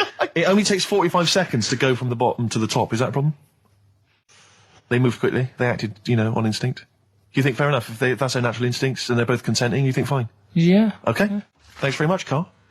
Thanks very much, Carl. Carl, we'll have more of Carl's world-weary opinions next time on the show. Yeah. Now it's time for White Van Man. White Van Man. Yes, for those that don't buy The Sun, they think it's beneath them. White Van Man is a column they have, I think, every day, actually, and they just get sort of some, Joe Public to kind of comment on the week's news. Just seems to me, that it might be interesting to get Carl's views on some of the big events. Not because we think that Carl hasn't got a valid sort of viewpoint. No. Because Carl sees the world differently to some people, that's all, and that's what's interesting. Like an artist does, or a... Exactly, yeah. He's very bohemian in his outlook. Yeah. Do you feel that you're up to scratch on this week's news? I don't like this bit. Do you? No, just relax. Why not? It's pressure. No, because you just have to give us your first opinion. For your honest answer, that's all we've ever asked of you, Carl, and it's all you've ever given us. Your honest, your first from the heart view, yeah? Don't worry, just relax. Just chill in. Are you worried that people are listening and thinking you're an idiot? If my girlfriend's listening now, go and have a wash or something. Go and have a wash. Not very nice, is it? Is it the opposite of Napoleon and Josephine?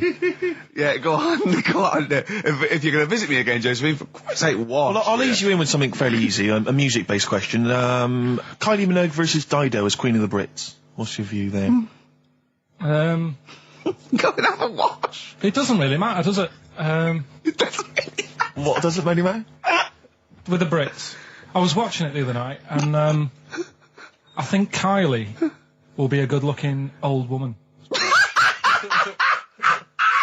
Do you ever do that? Sort of Steve, I want to celebrate with you. Every time he opens his mouth, says something like that, I want us to open a bottle of champagne. I know what you mean. Do you know what I mean? It's sort of like we did that. Yes. No, do you ever do that, though? Look at people, and another person who springs to mind, Jenny Powell. I don't think she's that good-looking now.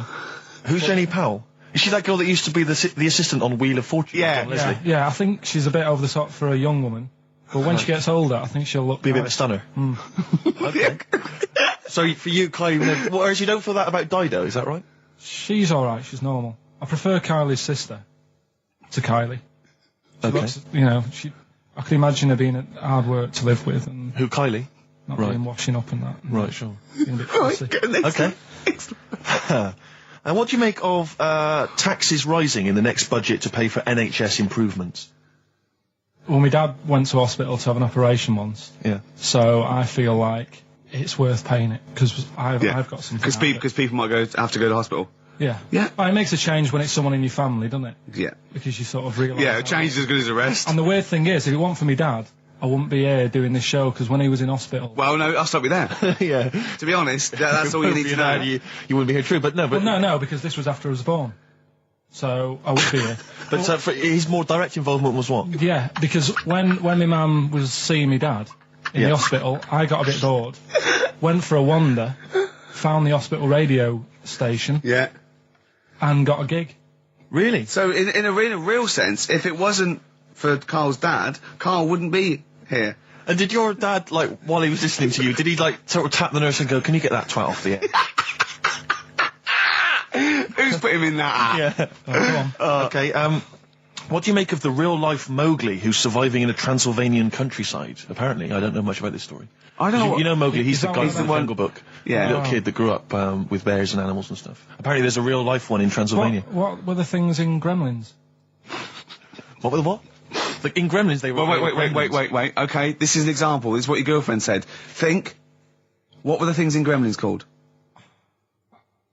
I can't remember. Really... It's something like that, isn't it? No, wait. Just really think now, Carl. Just with everything with all the brain power you've ever used, think what the things in Gremlins were called.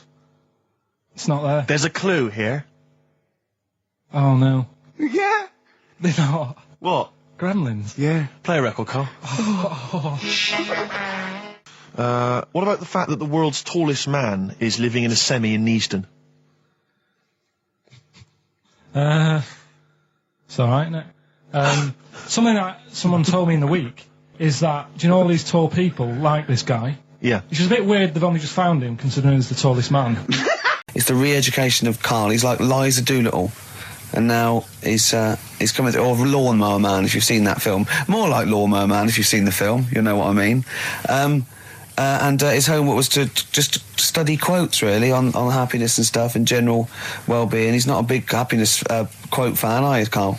Not really. So what have you done? You've come up with something, haven't you? Right, yeah, I told you, right? Because a lot of these are just things you say every day. They're nothing special. So what I'm doing... Well, you say them every day. Well, the sort of things you come out with and you don't even think about it, do you know what I mean? Yeah. They're on the TV all the time. People on the radio are saying these sort of little quotes. Sure. And what I've done is, remember that programme on Channel 4, Faking It? Yeah. Where they got some, like, posh kid to be on a door and all that. What I've done, I've... Imagine if that was the pitch for the show. Dear Channel 4, you're just going to get a posh kid on a door or something? Yeah, Yours come sincerely, in, Carl. come in. Yeah. TV producer. Yeah, go on. So, what I've done, this little book of quotes, happiness quotes, I've picked two that are real. Okay. And I've made one up. Right? And we've got a guess. And you've got to guess. Okay, then, go on. Well, I'll tell you what, Rick, why don't we, when we've heard them, we won't confer. No. You'll write down yours, A, B, or C, and I'll write down mine, and we'll see how it Okay, works. Carl, off you go. Right, and just because I'm looking at this book, it doesn't mean I'm actually reading. No, I know. Don't worry, we're clever. No, we know, we can't see. Like, call my bluff. Yeah, go on then.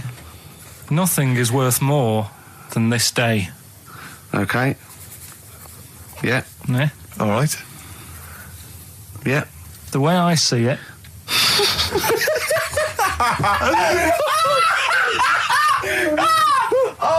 Oh God! My head's gonna burst. No, hang on. My head's gonna burst. No, hang on. This might not be Carl's. Oh, it might not be. How do you know I haven't tweaked them a little bit? Yeah, good point. fair Good enough. point. No, good point. The way I see it, if you want the rainbow, you got to put up with the rain. Yeah. Okay. All right. All right. Yeah. Okay. Hang on. It's not here. Come on. Cat food. Cat food. Come on. It stinks a bit, but if you don't put up with the smell, the little kitten will die. Steve! I don't know what to say! I don't know what to say. Imagine this in faking it. Imagine their faces when he says that and they're going, oh my God. Oh. Carl, play a song, mate. We'll have to confer on this one. Right, Blair. Well, that's just amazing, Carl. Just read them again. Two were real, one was fake. Go on in. Right. First one. Nothing is worth more than this day. Excellent. Next one. What does that mean? Well, cherish now, cherish your time. Okay. Because you can't get it back, and you know that's the way I saw it. Carpe diem, whatever it is, seize the day and all that. Okay. If you want the rainbow, you've got to put up with the rain. Yeah, of course.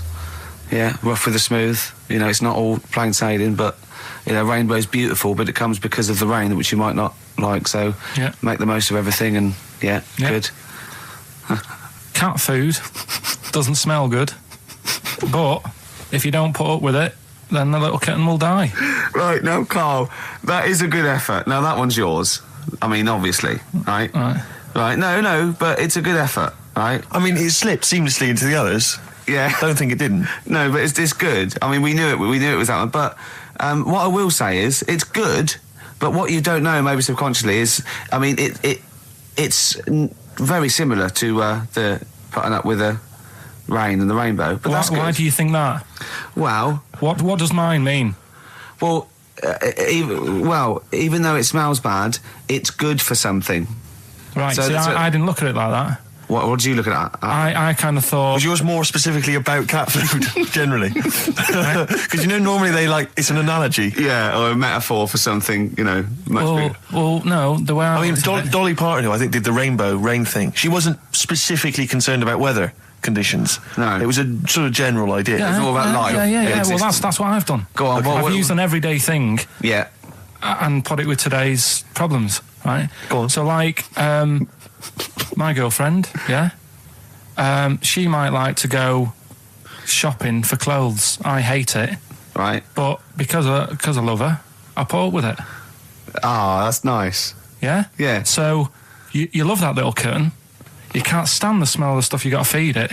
But because you love it, you go, well, you know, I'll put up with this just for a few minutes, and then I can, like, squeeze its head later and give it a little...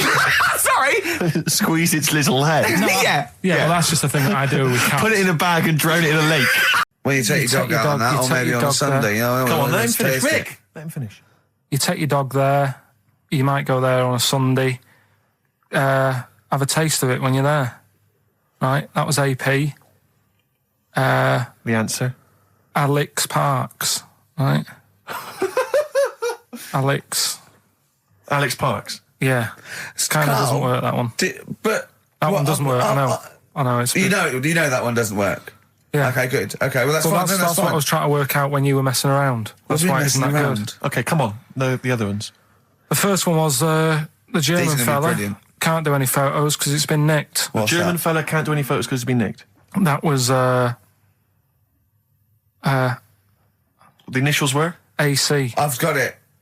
Right, it's Aztec camera. Yeah. But what's that got to do with the German fella nicking it? Because the way he'd say it, he'd be like, you know, Aztec camera. So why ain't you taking any pictures? Can't. Why? Aztec camera. Why is that German? Just sounds a bit... Right, do you know that's rubbish then as well? You know that one doesn't work, do you? And the second one was, if you keep eating, this bit of your body will get bigger. PC. Yeah. Phil colons. Phil. It's honestly right, Carl. Phil honestly, Collins. right, okay. I don't know what the PC term is for this, but I honestly think. I think you're quite bright, and I think you're quite streetwise and all that things. But I actually think, I've got to be so careful here not to offend people. But I think you might be. Could you maybe describe it through a sound? You might be educationally subnormal. Does that worry you? No. I've got by all right. I'm not going to worry about it now. You know what I mean? I'm 30. Do you know what I mean? Why start worrying about it now? But you've got the mind of a 12-year-old. So what? Sure. Do you know what I mean? I don't worry about stuff. If you don't know about stuff, you don't worry about it. Yeah. So I'm happy. God, that Darren's good. Darren Brown's good, isn't it? Oh, dear. Well, listen, still to come, right? We've got the monkeys thing. Oh, chimpanzee that.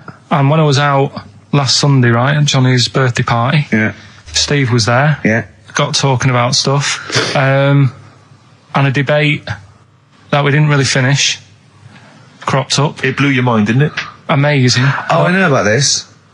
Steve told me. This is the infinite amount of monkeys. or a monkey with a typewriter and an infinite amount of time would eventually come up with the works of Shakespeare. Yeah. There was no debate. It's a philosophical, mathematical problem. There's no debate. It's true. It wouldn't happen. No, listen, Carl, listen. Infinity sorts it all out for you, right? An infinite amount of monkeys at a typewriter, right? They do everything. They type everything. Infinity just sorts it all out for you. There's no getting to it and they're going, oh, well, let's have a look what they've done. This one's come close. Did Romeo and Juliet. It would do it all. It would type everything ever possible, conceivable. Yeah, but it's a mathematical. Well, we've heard your side of the argument, Rick. And I'll be honest with you, it's a persuasive one. But let's hear Carl, because he heard about this in a pub last week. Yeah, so you've got some strong. What's your problem with it? What's your problem with it? Well, first of all, right, you're saying it's a load of monkeys. It's not just one monkey. It depends. That can live forever. No, wait. It's either a chimpanzee with a typewriter with an infinite amount of time. He would eventually, by definition, mathematically, type everything ever possible. Okay, or it's an infinite amount of chimps with typewriters, and one of them will type it first time. But already, that's not right. You either need to have what one do you mean? monkey. What you mean? Employment laws. What do you mean it's not right? Let's hear him out, please. Okay. If it's one monkey, with a typewriter that's got loads of ink in it and that, right? At least it knows what it's done in the past. It's not. Keep going. Crying. If you've got a load of monkeys, it's like if you have too many. What's that saying about too many chefs? Too many chimps spoil the soup. Right. Well, it's the same thing. It's like, well, I didn't tell you to put salt in it. I was going to put salt in it, and it messes it up. Whereas if it's just one, they know what's gone on. So what I'm saying is, just leave him go. I can't be bothered. I want to hear the rest. This blows my mind. He doesn't know what this does to me. It's a mathematical problem. I want to hear the rest. Well, it's just I just don't think it will happen. What do you mean you don't think it'll happen? Infinity works it out for you by definition. Well, what's stopping them typing the same thing again? They would. In fact, the problem should be if you had an infinite amount of time that it would type. It works for Shakespeare an infinite amount of times and everything else an infinite amount of times. But you know, that's not as. But not Shakespeare. Oh, shut up, you idiot! Rick, do you know what he said to me? I said to him, I explained it to him. I said, you've got an infinite number of monkeys, infinite number of typewriters. They will type the complete works of Shakespeare. He said, have they read Shakespeare? You're an idiot! Play a record. Said, no, I'm not having this conversation. I'm not having it because it really, really winds me up. But you're saying they'll do it with no spelling errors. Well, they do it an infinite amount of times.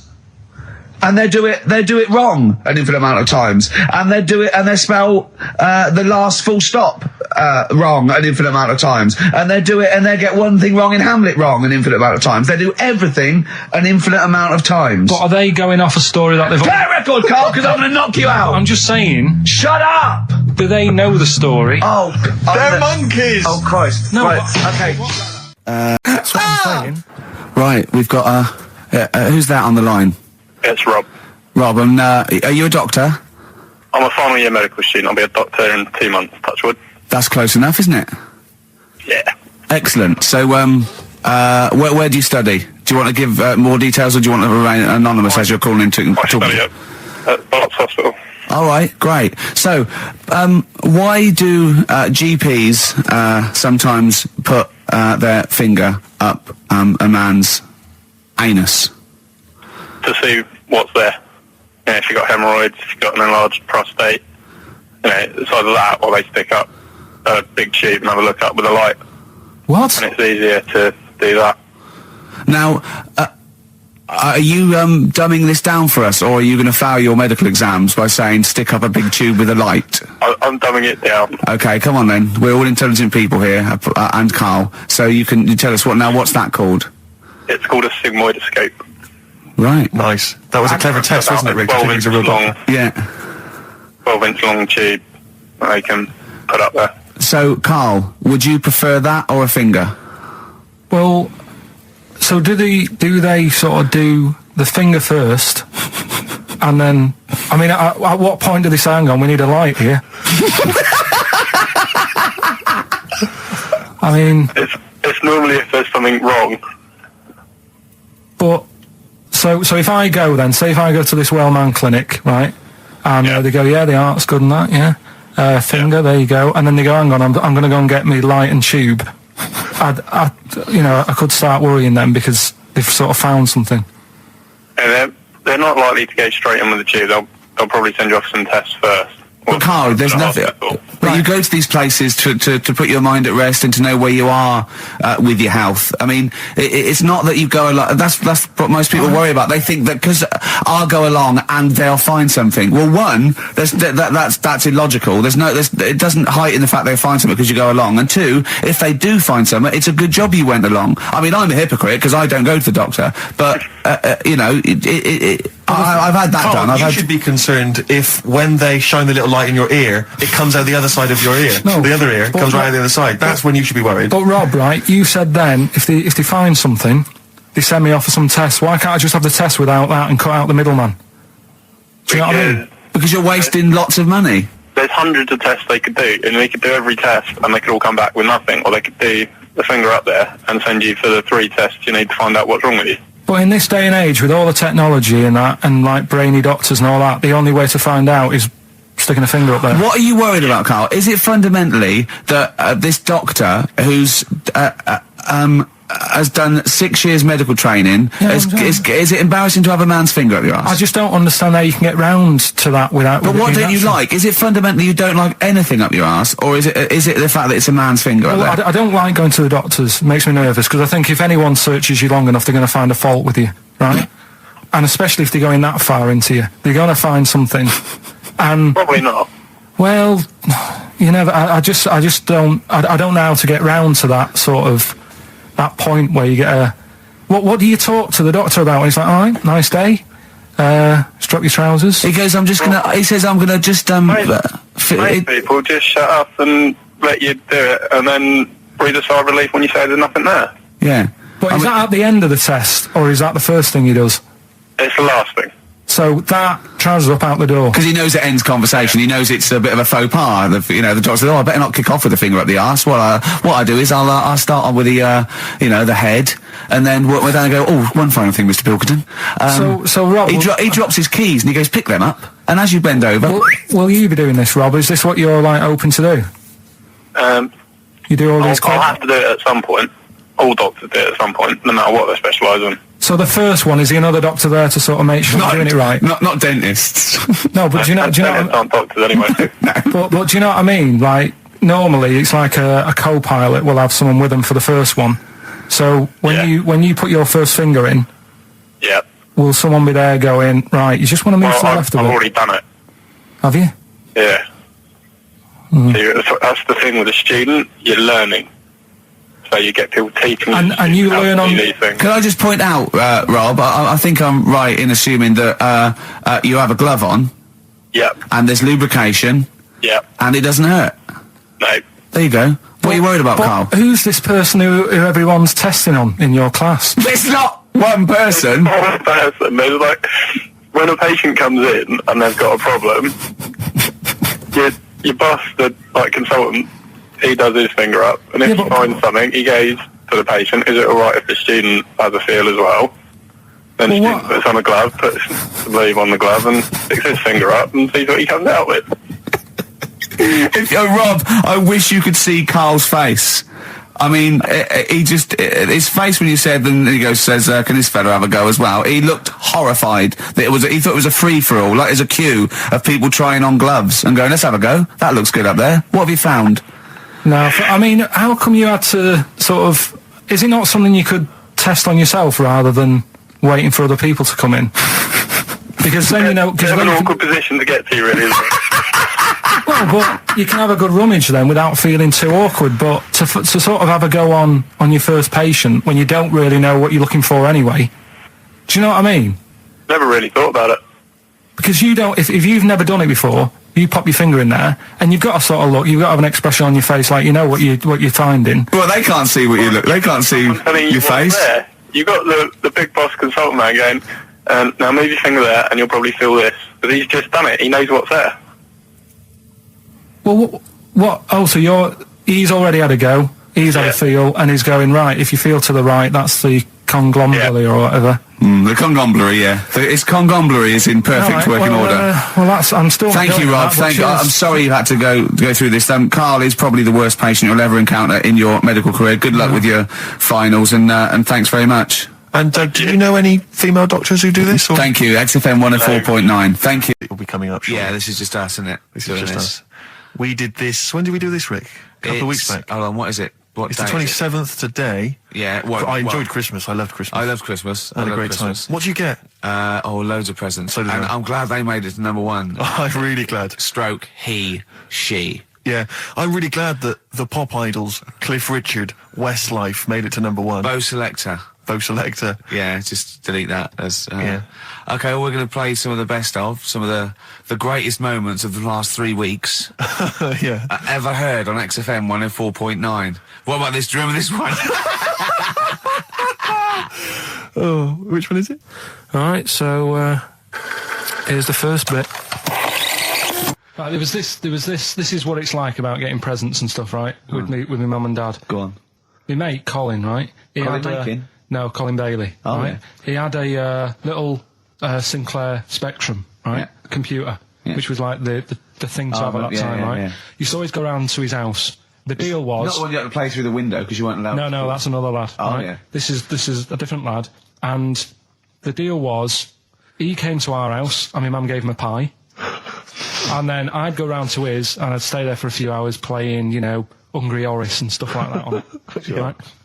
Now, my mum and dad knew that I really wanted one of these computers, right? So I waited about a year. Came round to Christmas Day. I thought, I reckon might have one. Turned out they bought me the wrong one. They bought me a ZX81 instead of a Spectrum, right? And Christmas Day, I'm there trying to load the games up. It's not working. I'm thinking, what's wrong, right? And the thing with me, when I was a kid, I used to get quite sort of agitated. This is the moment, right?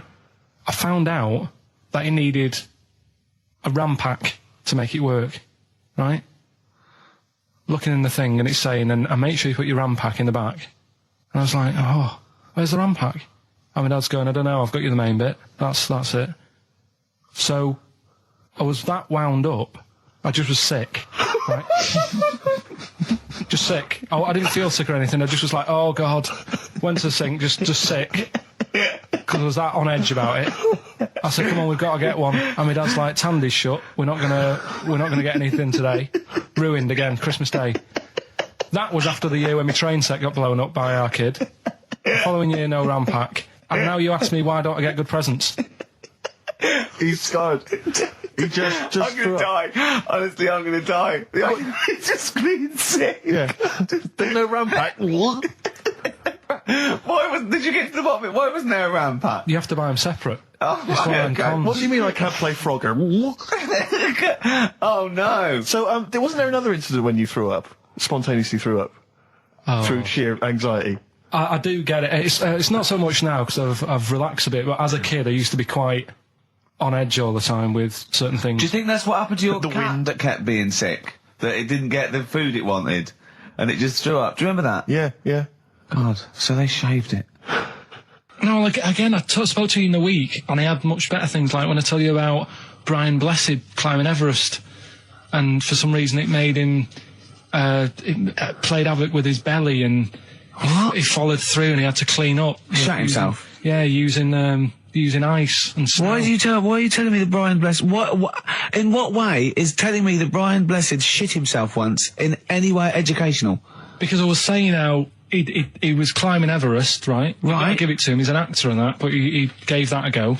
Yeah. Right. It played. What's the point of that? You'd say, wouldn't you? You'd say, God, he's so he's all right. Me doing a boxing match for no reason is rubbish, but him climbing Everest and shitting himself. Yeah, he did that. It's commendable. Right, and he's only going to go and do it again.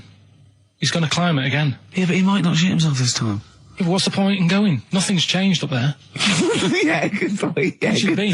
Well, it has. They've probably cleared it up by now. Like, but it's slip on it. I can't even read about Brian Blessed. Is it actually true, or have you libelled someone else? It was an interview with him in it. And what did he say? Oh, come on! What did he say? He said I climbed Everest and I played havoc with me belly. Let's talk about it next week. We've really run out now. Oh, you're a fool. 3 holidays Carl's had this year. Last year. Yeah. I'd love to have 3 holidays. You've got to start putting the work in there. 2 holidays then. No, you had 3 holidays. You went away with Suzanne and her parents. Yeah, well, that doesn't count. It does count. If you book 2 weeks off the firm, you go away and you go, how was your holiday? Go, well, it didn't really count. It wasn't a really good holiday. Can I have them days back, please? My New Year's resolution is to be nicer to you, but well done, sense. you've already broken that. No, but talk sense. Talk sense. You've had 3 holidays this year. And I'm just saying, you're in your 30s now, and 30s is when you should be really putting the work in. That's true enough. To reap the benefits in your 40s, 50s, 60s, 70s, 80s, 90s, and 100. Carl, what's your New Year resolution? What about think before you speak? It's worth... See, I'm allowed to laugh. I'm allowed to laugh at things other people say, Carl. That one... that is a good suggestion. How was your holiday, Carl? It was all right. Right, brilliant. But that I don't see on the ratio of good to bad in Carl's mind. That might be amazing because we never it might be amazing, sing the mightn't praises it? of anything. I'll tell you what. Can we have a cracking little tune and then come back and hear about Carl's holiday? I'd love to do that. Let's keep it tight. Love to Tear Us Apart by Joy Division. Now I can't put my finger on it, but that doesn't sound like the original, and it's off a compilation. It sounded a bit fast. I think the vocal was slightly different. If anyone can, put me out of misery, I think it might be in a session of the time or something. Carl, is it a New Year resolution for you? Another one. Maybe when we ask you to get a song, get the original single version. I could be and wrong, not some obscure session. Yeah, it does seem different, doesn't it? Very odd. Yeah. Maybe we just remember it wrongly. But anyway, that's XFM for you. 104.9. I'm Ricky Gervais with me, Steve Merchant. Karl Pilkington. Carl, you went to Lanzarote. Yeah. People said don't go to Lanzarote. They told you it was Lanzarote. They told you, were they right or wrong? They were right, yeah. Really? Yeah, it's a bit ropey, yeah. Is it? Why? Just, out there. If it wasn't for the volcano they had, it'd been knackered. That's their big draw, is it? That's it, basically. That's all they've got going for them. When you landed, was it really hot? Were you quite excited? You were thinking this is okay? It was warm. It's we can't complain about the weather. The weather was all right. Sure. You know what I mean? That's what I went for, but it'd be nice if there just was something else. Yeah. What did you do all day then? Did you read your ritual book? No, I didn't read that. I read that book. Do you know the book that I bought and all the chapters were messed up? Oh, yeah. I bought a better version of that. All right. And I read that. Excellent. And then... Did it make more sense in order? Yeah, a lot easier to follow. Yeah. And then we went and had a look at the volcanoes and that. They've got 36 of them to look at. How many did you look at before you realised that pretty much, you've seen one volcano, you've seen them all? Probably about 6 or 7. Really? Yeah. And then when you got to the 8th, you thought, now I know what this is going to be, Suzanne. This is going to be like a mountain with a hole in the top. Yeah. Really? But it happened years ago as well. It's like, just keep a couple, fill the rest in, tidy it up. Fill the rest in? Yeah, no, Well, getting some builders. No, seriously though. Okay, 4 million tons of concrete, please. They're an absolute death trap. Yeah, what do you mean fill them in? Do you know what a volcano is? It's just a hole, isn't it? That's happened. Well, it's more than the hole. It's more a portal to the magma in the centre of the earth. Back in 1730 it happened, and they still haven't sorted it out. Well, when you say it happened, volcanoes were made a lot longer ago than 1730. No, but the one that did Lanzarote in. Right. Sort it out. What would you suggest? How can they fill it in? It's joined. It's all joined. No, but what I'm saying is... the big plates of the earth are all joined. All the magma's joined. With the trade centre thing, that happened. They cleaned it up, sorted it out, they've moved on. That's what I'm saying. Whereas Lanzarote have just gone, leave it.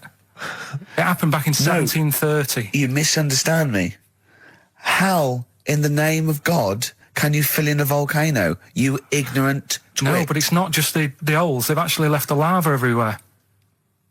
That's what I mean. It's not just the big holes. There's lava everywhere. But it's molten rock. They can't just pick it up like they're like a carpet. Put it in the holes. The holes are there ready. Just push it all in. That's what I'm saying. Do you know what a fable is? I've got a rough idea. Okay, it's a thing that uses sort of metaphor, analogy, just to explain sort of morals. I mean, they're very old for a start, and it's all I'll give you an example of one. a quick one. Oh, the one about the dog with 2 bones. He goes to a dog's got a bone. He sees a reflection in the lake, and he thinks, "Oh, that dog's got a nice bone. I'll have that." And as he goes to get that one in the reflection, he drops the one he's got, and that's one about I think I was told one when I was younger. Go on. I think it was one. This young lad, he's got a dog, right, and he's about 8 years old, and this dog, he's had it since he was about 4, and it's a bit tired now, and he chucks sticks for it, and it doesn't go for it, and he's saying to his mum, "Oh, I want a new dog because this one's useless. It doesn't do it doesn't have any fun with me."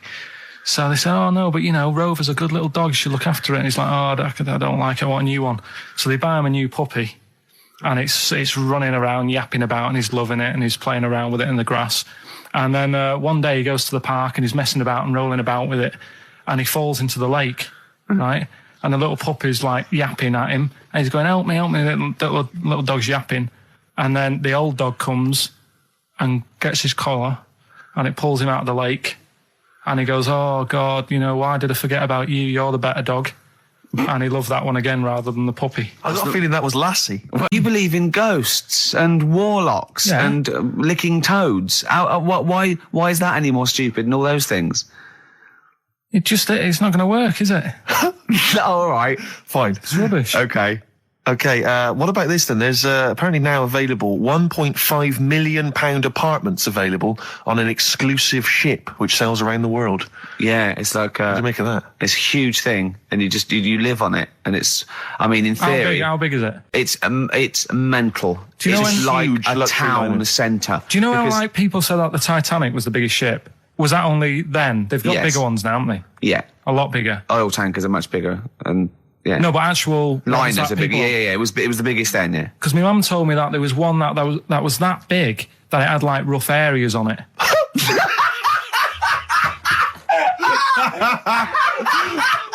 Oh God! Don't go starboard. Oh God! No, but do you know what I mean? Great. It was like we're thinking of moving. We're seeing the captain. We're thinking of moving to a nicer area. Oh yeah. I've heard they're very rough in aft. Oh God! Oh, that's they steal your tyres. A ship's so big there was rough areas. Oh, how big is this one that you're talking about? Well, I don't know. It doesn't give me the specifications here, but they're huge. They're huge. In theory, I mean, it's that thing with it's obviously marketing, but they're going to solve the overpopulation crisis, where soon we'll all just be floating around the sea. Yeah, but yeah, I can see that. Shining on XFM 104.9. We're doing White Van Karl. Got another one there? Well, it's just your thoughts really on the Queen Mum's very British send-off that she was given this week. Yeah. What do you make of all those people queuing up to see her? Did you think that was incredible? Right. Well, what we said last week, there was I don't quite understand why there was so many people there who were like getting really upset. Do you know what I mean? Really upset, crying and stuff. And you can lose someone who's like related to you, and you don't cry like that. You sort of sit there and you think back to what you did with them and stuff, and then that's it. But the queue thing, wasn't it like miles long and stuff? Yeah. It was, yeah. Right, I was sat watching this with Susan. 12 hours queuing. Yeah.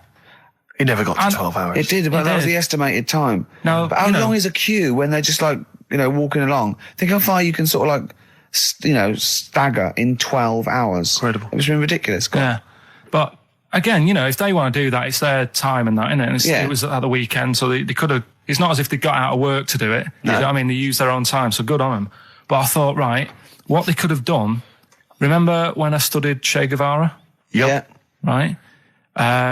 And don't be offended by this, it was just an idea, because they did it with Che Guevara. Remember when they cut him up? Yes, they cut him up, yeah. What was the reason for cutting him up?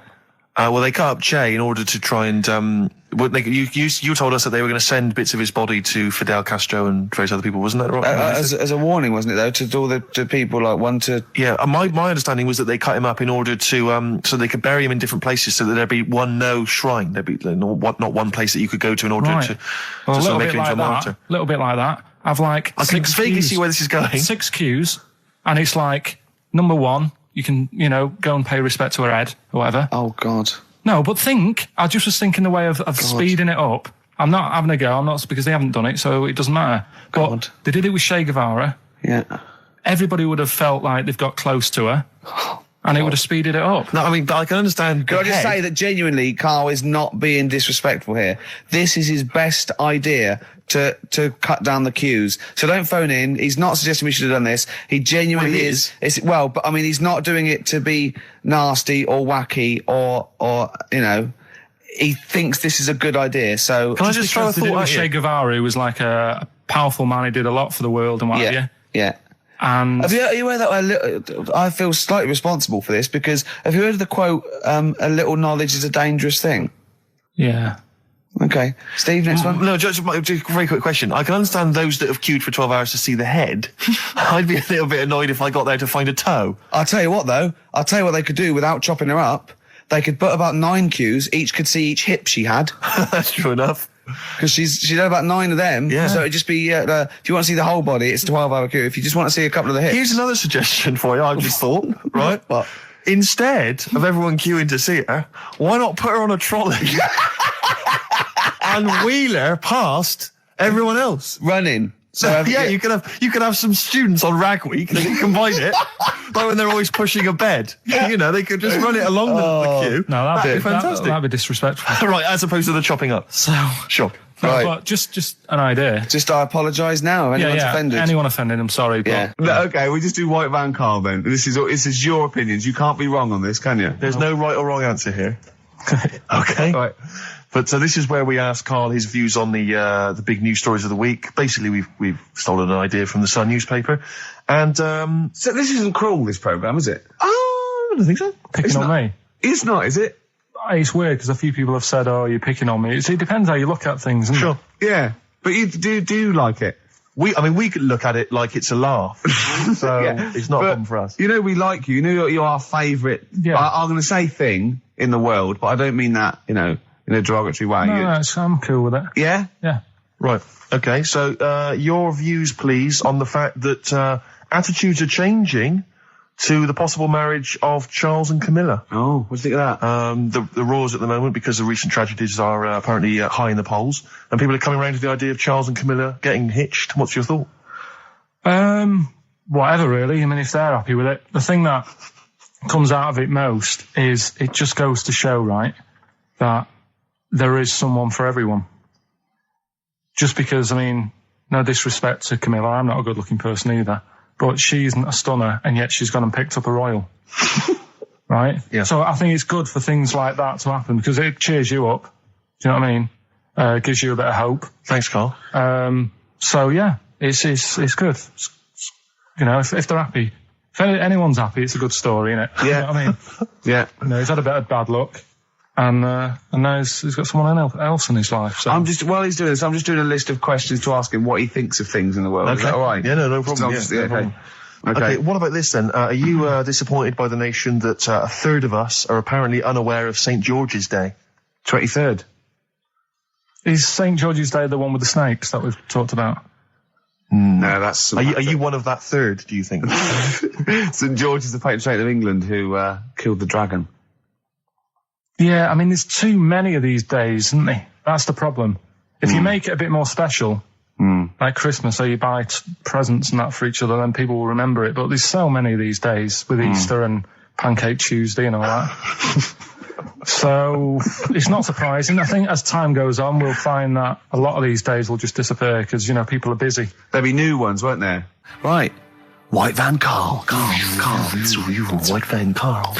Yeah, this is where we steal the White Van Man column from the Sun and basically fire those questions at Carl, getting his opinions on the week's news. Okay, Carl. Okay, what do you make of this? David Beckham apparently was driving despite having an injured foot and just further threatening his World Cup chances.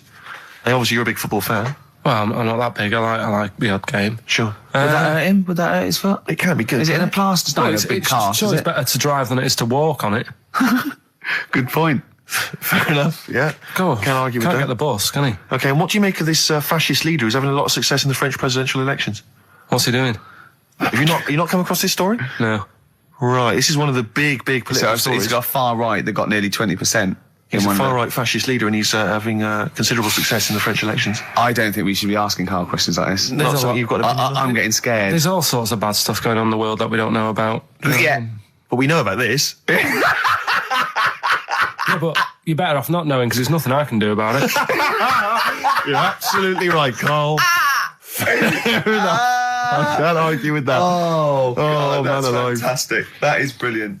White van. Yeah, White Van Karl. I mean, for those that don't know, we do this. We ask Karl the questions that the Sun asked someone else. That's right. The Sun every day asks some, average Joe his views on the week's big stories. Karl, let me ask you now. What do you make of Prince Harry smoking openly at a polo club? Are you aware of this story? No.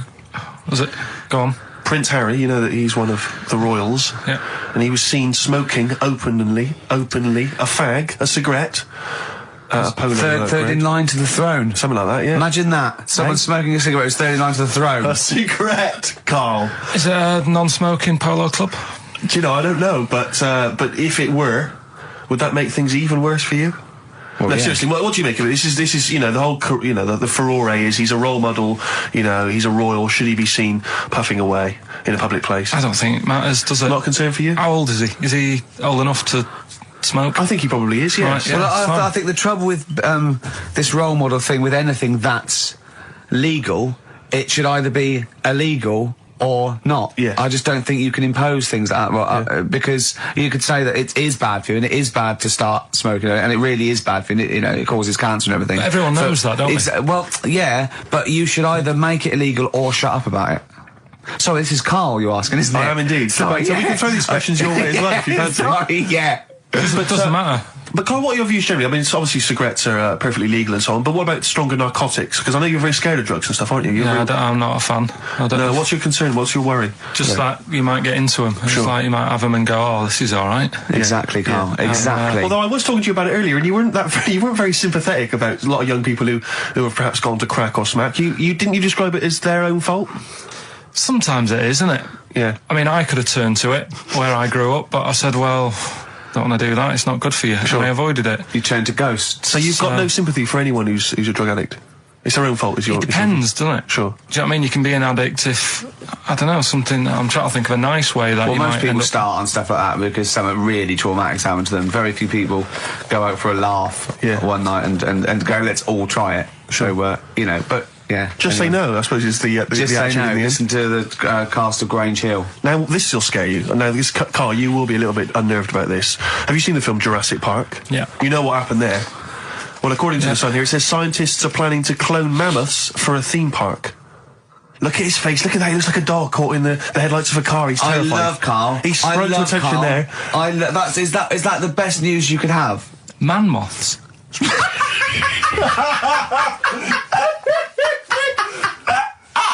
Right, yeah, man moths. I love the fact that that's why he was so excited that they bred a man moth.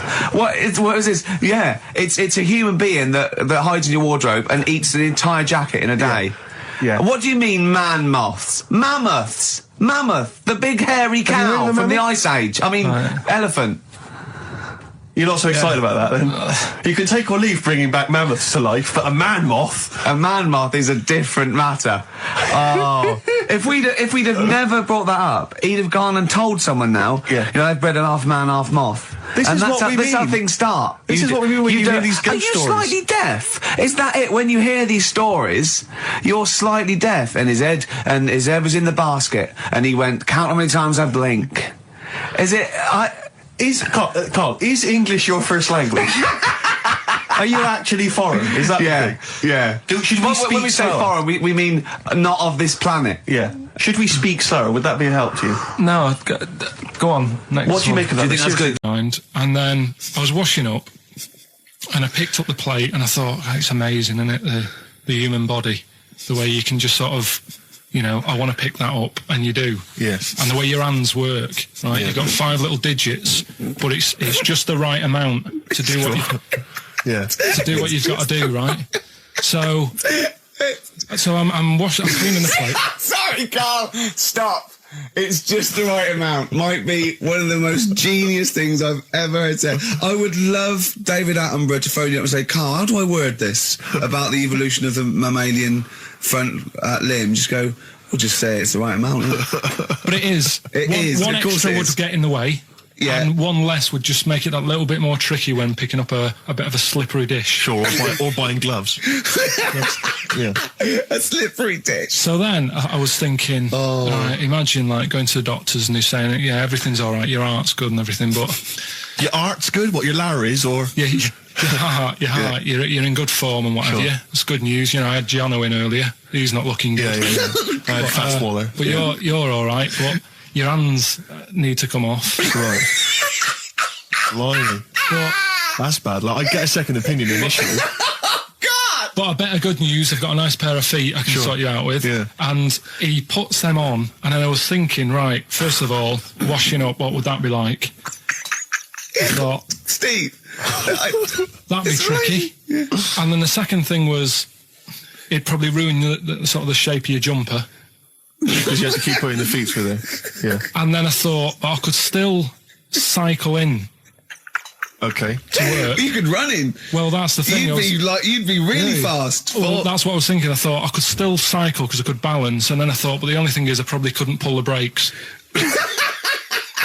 Because of the little short things. Yeah. And then, like you, I thought, but then again, you're running in half the time. So that's what was going on in last night. So she said, yeah, it's a nudist beach. So I said, well, why, what? I said, we're all it's all mixed up. Normally on a nudist beach, it's a nudist beach and you don't go wandering on there when you get clothes on and that. So it annoyed me a bit because there wasn't any signs. So this fella's getting closer. Well, the knob out was a sign. Yeah. Right, so he's getting closer. And he walked past me. It was an old fella. And he walked past and he had a hat on and a little pipe and a big rucksack on his back. Right, so he got me thinking. Not strictly naked. I'm walking along and I'm thinking, right, why do people want to do this? So straight away, I wasn't on holiday anymore, because most of the time when I'm on holiday, I don't think about anything. Right? Your mind's a blank. I just switch off. Right? But all of a sudden, this has got in my head now, and I turn around to look at him, and check out his arse. And this bag, right, I swear, it was massive, right? What? You had a massive bag? The bag. His rucksack? His rucksack. Oh, right, okay. When he said there was an old couple coming towards me, I said, what was lower, the bloke's bollocks or the woman's tits? And he said, well, that was another point, she might as well have worn knickers. Because that's what he said to me. So you saw the bag? So it annoyed me, yeah, because the whole idea, innit, this is what I think, I mean, I might be wrong, right? Might be wrong. Chances you never have been, you never have been before. Being nudist, right? What's it all about? So I'll tell you, on that point, Carl, let's play a tune, let's come back and we'll discuss. What are we going to play? We'll discuss that very issue. We've got some ideas, we did chat about this last week, Carl, in your absence. Alright, well, we'll play the choral. Okay. It's a good one, this. Yeah. I'm sure if there's a doctor listening or a nurse, they will clarify that if they pump you with all sorts of stuff, it wants to come out. Right. So you're sat there having a serious chat. It's a quiet hospital. The woman next door with the blue hands suddenly starts seeping gas, right? Well, I start laughing. Because if there's one thing that makes you laugh, it's that. Is a 98-year-old woman with blue hands fine? So you try to hold it in because it's a really quiet hospital, and it'd be obvious that I was laughing at, and I didn't want to be mean, but it was funny. And then it got me talking about my auntie, because my auntie Nora, she same thing, pumped her with loads of drugs. She used to a cabinet next to the bed is like boots. She's got loads of stuff, right, for all sorts of stuff. And I mean, she's not that old, but she's on loads of stuff, right? She's a bit coked up, is she? She called up my mum once. And, yeah, you told us this. Go on, tell it again. And she said, "Oh, how are you doing?" And that. She said, "All right." Bit worried though. My mum said, "Why? What's up?" She said, "I've been breaking wind." So she goes, "Well, you know." She says, "No, but this one is going on and on and on." And she was like, she was like, what do you say? What's like passing wind, farting for 5 minutes. one thing, not like, you know, trumping and then nothing. Yeah. Continuous drone of a fart. I'm eating. Hey? I'm eating. So am I. Carl, you have to carry on. Right, yeah. We're all eating. Those crisps, food crisps. So last week, you were playing your feature, that song I shouldn't switch off because I'm enjoying the story.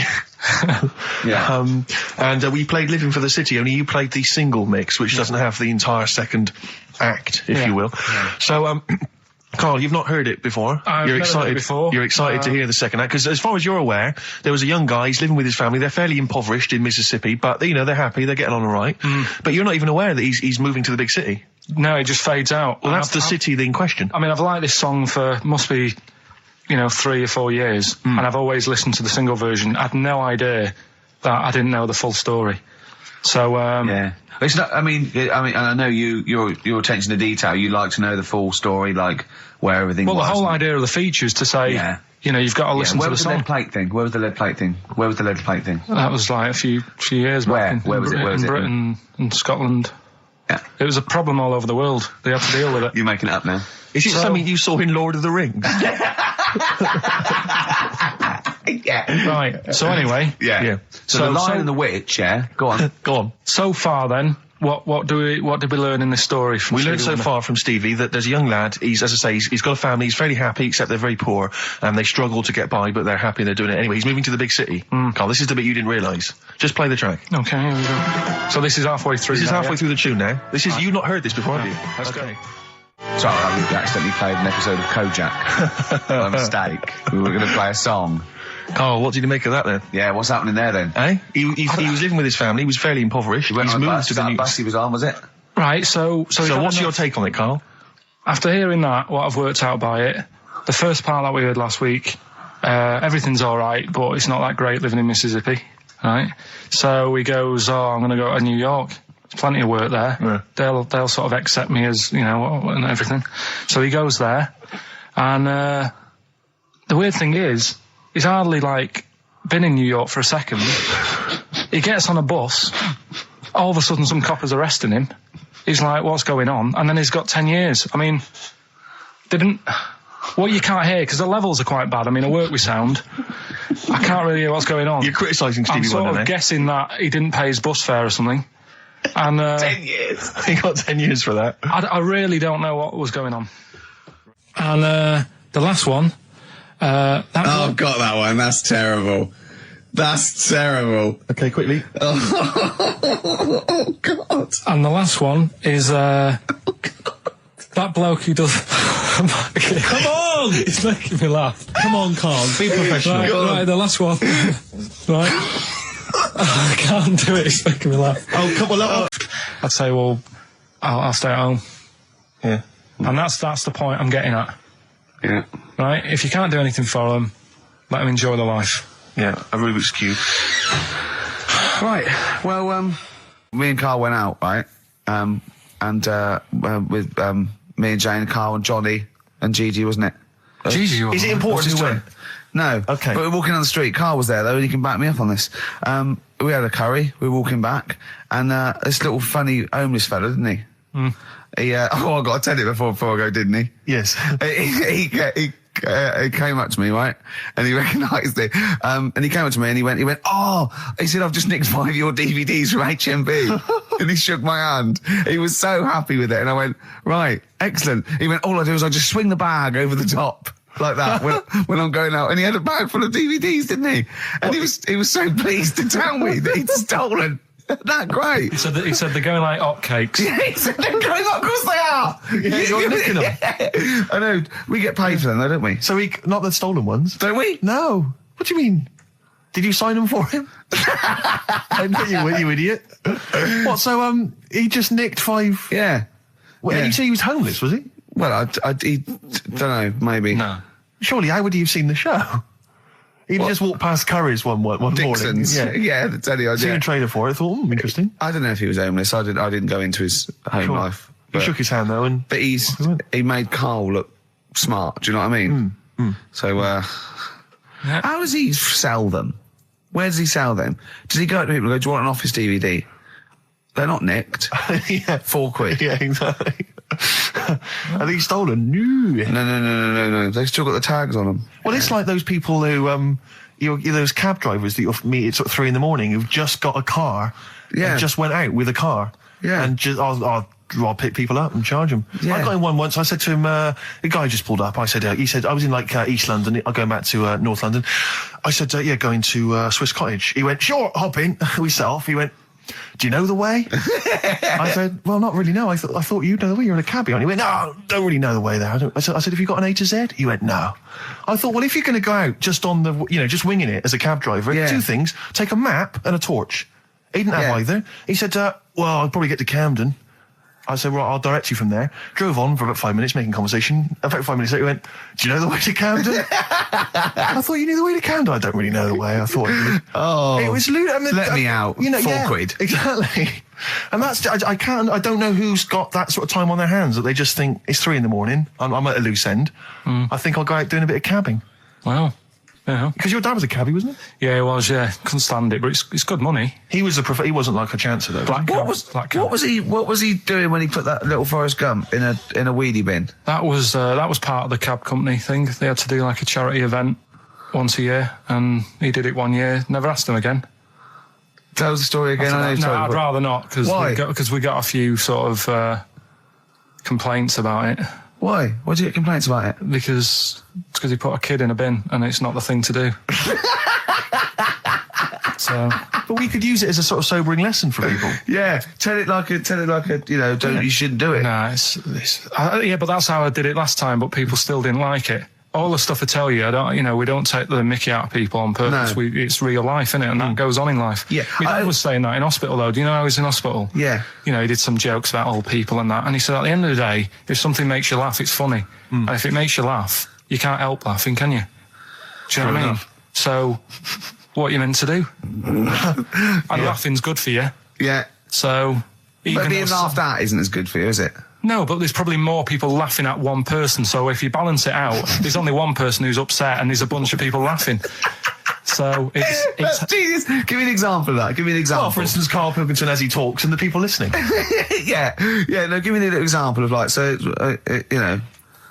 can't, because again, that's what I'm saying. I can't tell you the story, because there might be someone out there who, this person might even be listening and think, I forgot about that and you brought it all back to me. So I prefer to leave it, but I think people know. Why did he put him in the bin in the first place? Because he was getting out of hand. What was he doing though? You see, I can't explain. You can. Don't be silly. I prefer to leave it, honestly. What was he doing? Was he annoying him? He was annoying my dad and the other people in the cab. Right. And he thought, how can I deal with this before it gets too out of hand? Yeah. He pulled over and put the lad in a wheelie bin. I'm going to embarrass. So we'll leave that. Some people emailed in the songs with stories in it. One of them was Babushka, and he went, what's that? And I went, no, it's Katie Bush. I went, what is it? I said, it's about a woman who dresses up as another woman and seduces her husband. He went, they wouldn't work. Just dismissed it like that. Why do you think it would work? Because you'd know. I mean, say like, right, Suzanne, right, who I go out with, right? She can see me from, say, if I'm coming down the high street. Yeah. She knows it's me by the way I walk. Right. So just the fact that this woman went and put a wig on, there is no... You haven't even heard the song! I know, but you're saying that she put a disguise on and he's like, oh, I fancy her, and he takes her out and he doesn't know it's his missus. You're not buying it. I mean, I'm controlling this. Whereas the flea with your brain going to Glasgow, perfect sense. Yeah, babushka, rabbit. He didn't tell us anything about goldfish. This is your fact, right? You know what? Goldfish might have longer memories than some people think. That's not a fact. That under no circumstances would imagine Magnus Magnuson saying, what animals might have longer memories than most people think? This is goldfish, correct? Imagine that as a question. How is that a fact? If you ever have children, if you can educate them with this kind of drivel, is this how you're going to raise your kids? So their minds just pumped full of this That'd be my rubbish? job. I'd keep them interested with stuff like that. Right. Yeah. Suzanne does the proper stuff. Yeah. So you agree there is some proper stuff? Yeah, but I wouldn't make him do it. I'd just sort of leave the book there. And then if he read it, I'd go, that's good. That is. What book would you think? What, the 50th, freakiest people ever to be born? Give him that to start with. What would you tell me your favourite was? The little fella who's playing the keyboard? That or the three-legged fella. Yeah, okay. So he's learnt that. That's the first day at school. What would you teach him the second day at school? I don't know, because... Why do owls have to turn 180 degrees to look the other way? Because they've got big eyes. Yeah, and what's that mean? What do you mean, what's it mean? Can I just... I don't think you should have children. Well, Suzanne's always saying, she'd like to hear tiny feet running around the flat. Stuff. Yeah. I just said, let's get a little midget cleaner. Can I just give you a little fact here? Someone's emailed in for you, Carl. They've sent an interesting fact for you. I think you're going to be interested in this. Don't read it on the email. Let me read it for you. I think you'll be excited. An interesting fact from Carl. That's from Toby. He says, Attila the Hun punished some fella who annoyed him by cutting off his arms and legs. You'll love this. And stitching his arms back where his legs should be. And vice versa. Look at his face. Look at the little smile that's just cracked on his lips. That is the kind of fact you've been waiting for all day, isn't it?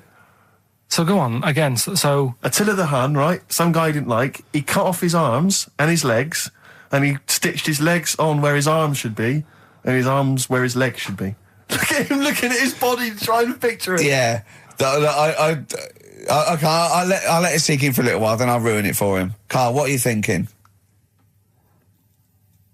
I'm just picturing it. Right, he would have died. It would have been tokenistic. There's no way that person could have lived through it. So it was just for Attila the Hun's fun. He probably put him on a stick outside his gate or something.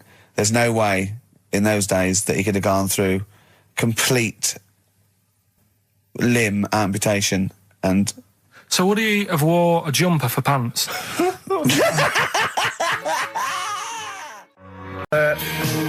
Girls and boys. You embarrass yourself then, Gervais. What? Well, we've had a number of calls and emails pointing out that the Hindenburg disaster was not because the Zeppelin was filled with helium, hydrogen, but filled with hydrogen. All right, okay. Well, I thought about that when he told me in the week. Well, yeah, but I assumed he must have got that off from the documentary. So it just went up. So that's probably why the voices didn't go. That was probably why it didn't feature in the documentary. Yeah. But it seems to me we should have thought of that. I mean, like, it's school fates and stuff where they're like filling little balloons with helium. Yeah. There'd be all kinds of horror stories if they were just, just blowing up, left, right and centre. I don't think you can just blow helium up like that, can you? What? Isn't that the point? What I'm saying is it can't be as potentially lethal as hydrogen, helium. Well, what, hydrogen isn't as bad as helium? No, helium's not as bad as hydrogen. I don't know what you're saying, because that Hindenburg was hydrogen. Yeah, and I'm saying, why did we think it was helium? That's crazy. You go to school fates and stuff with, like, little kids, and they're filling up little balloons with helium. They wouldn't have big canisters of helium, at a charity event or, a small kind of bring and buy sale if it was deadly. Yeah, but it's not as big. I mean, when you buy those balloons at a fair, it's not as big as that big But presumably balloon. It's still flammable, is it? But it wasn't the fact how dangerous the rare gas was, or it was the fact that it was made of this thing that caught fire and just went. There was nothing. A hole in it would have been as bad. It just burnt quickly and fell to the ground because the hydrogen or helium escaped. It wasn't. It was irrelevant that what the gas was, wasn't it? I thought it was that there was supposed to be some kind of explosion. Well, I don't know what it was, but the point is because the outer thing was so thin, right? The gas inside escaped and it fell to the ground. So it just fell to the ground like when you've popped a balloon. Well, not. It didn't quite. sort of go. It didn't flap all over the place and make a zany noise.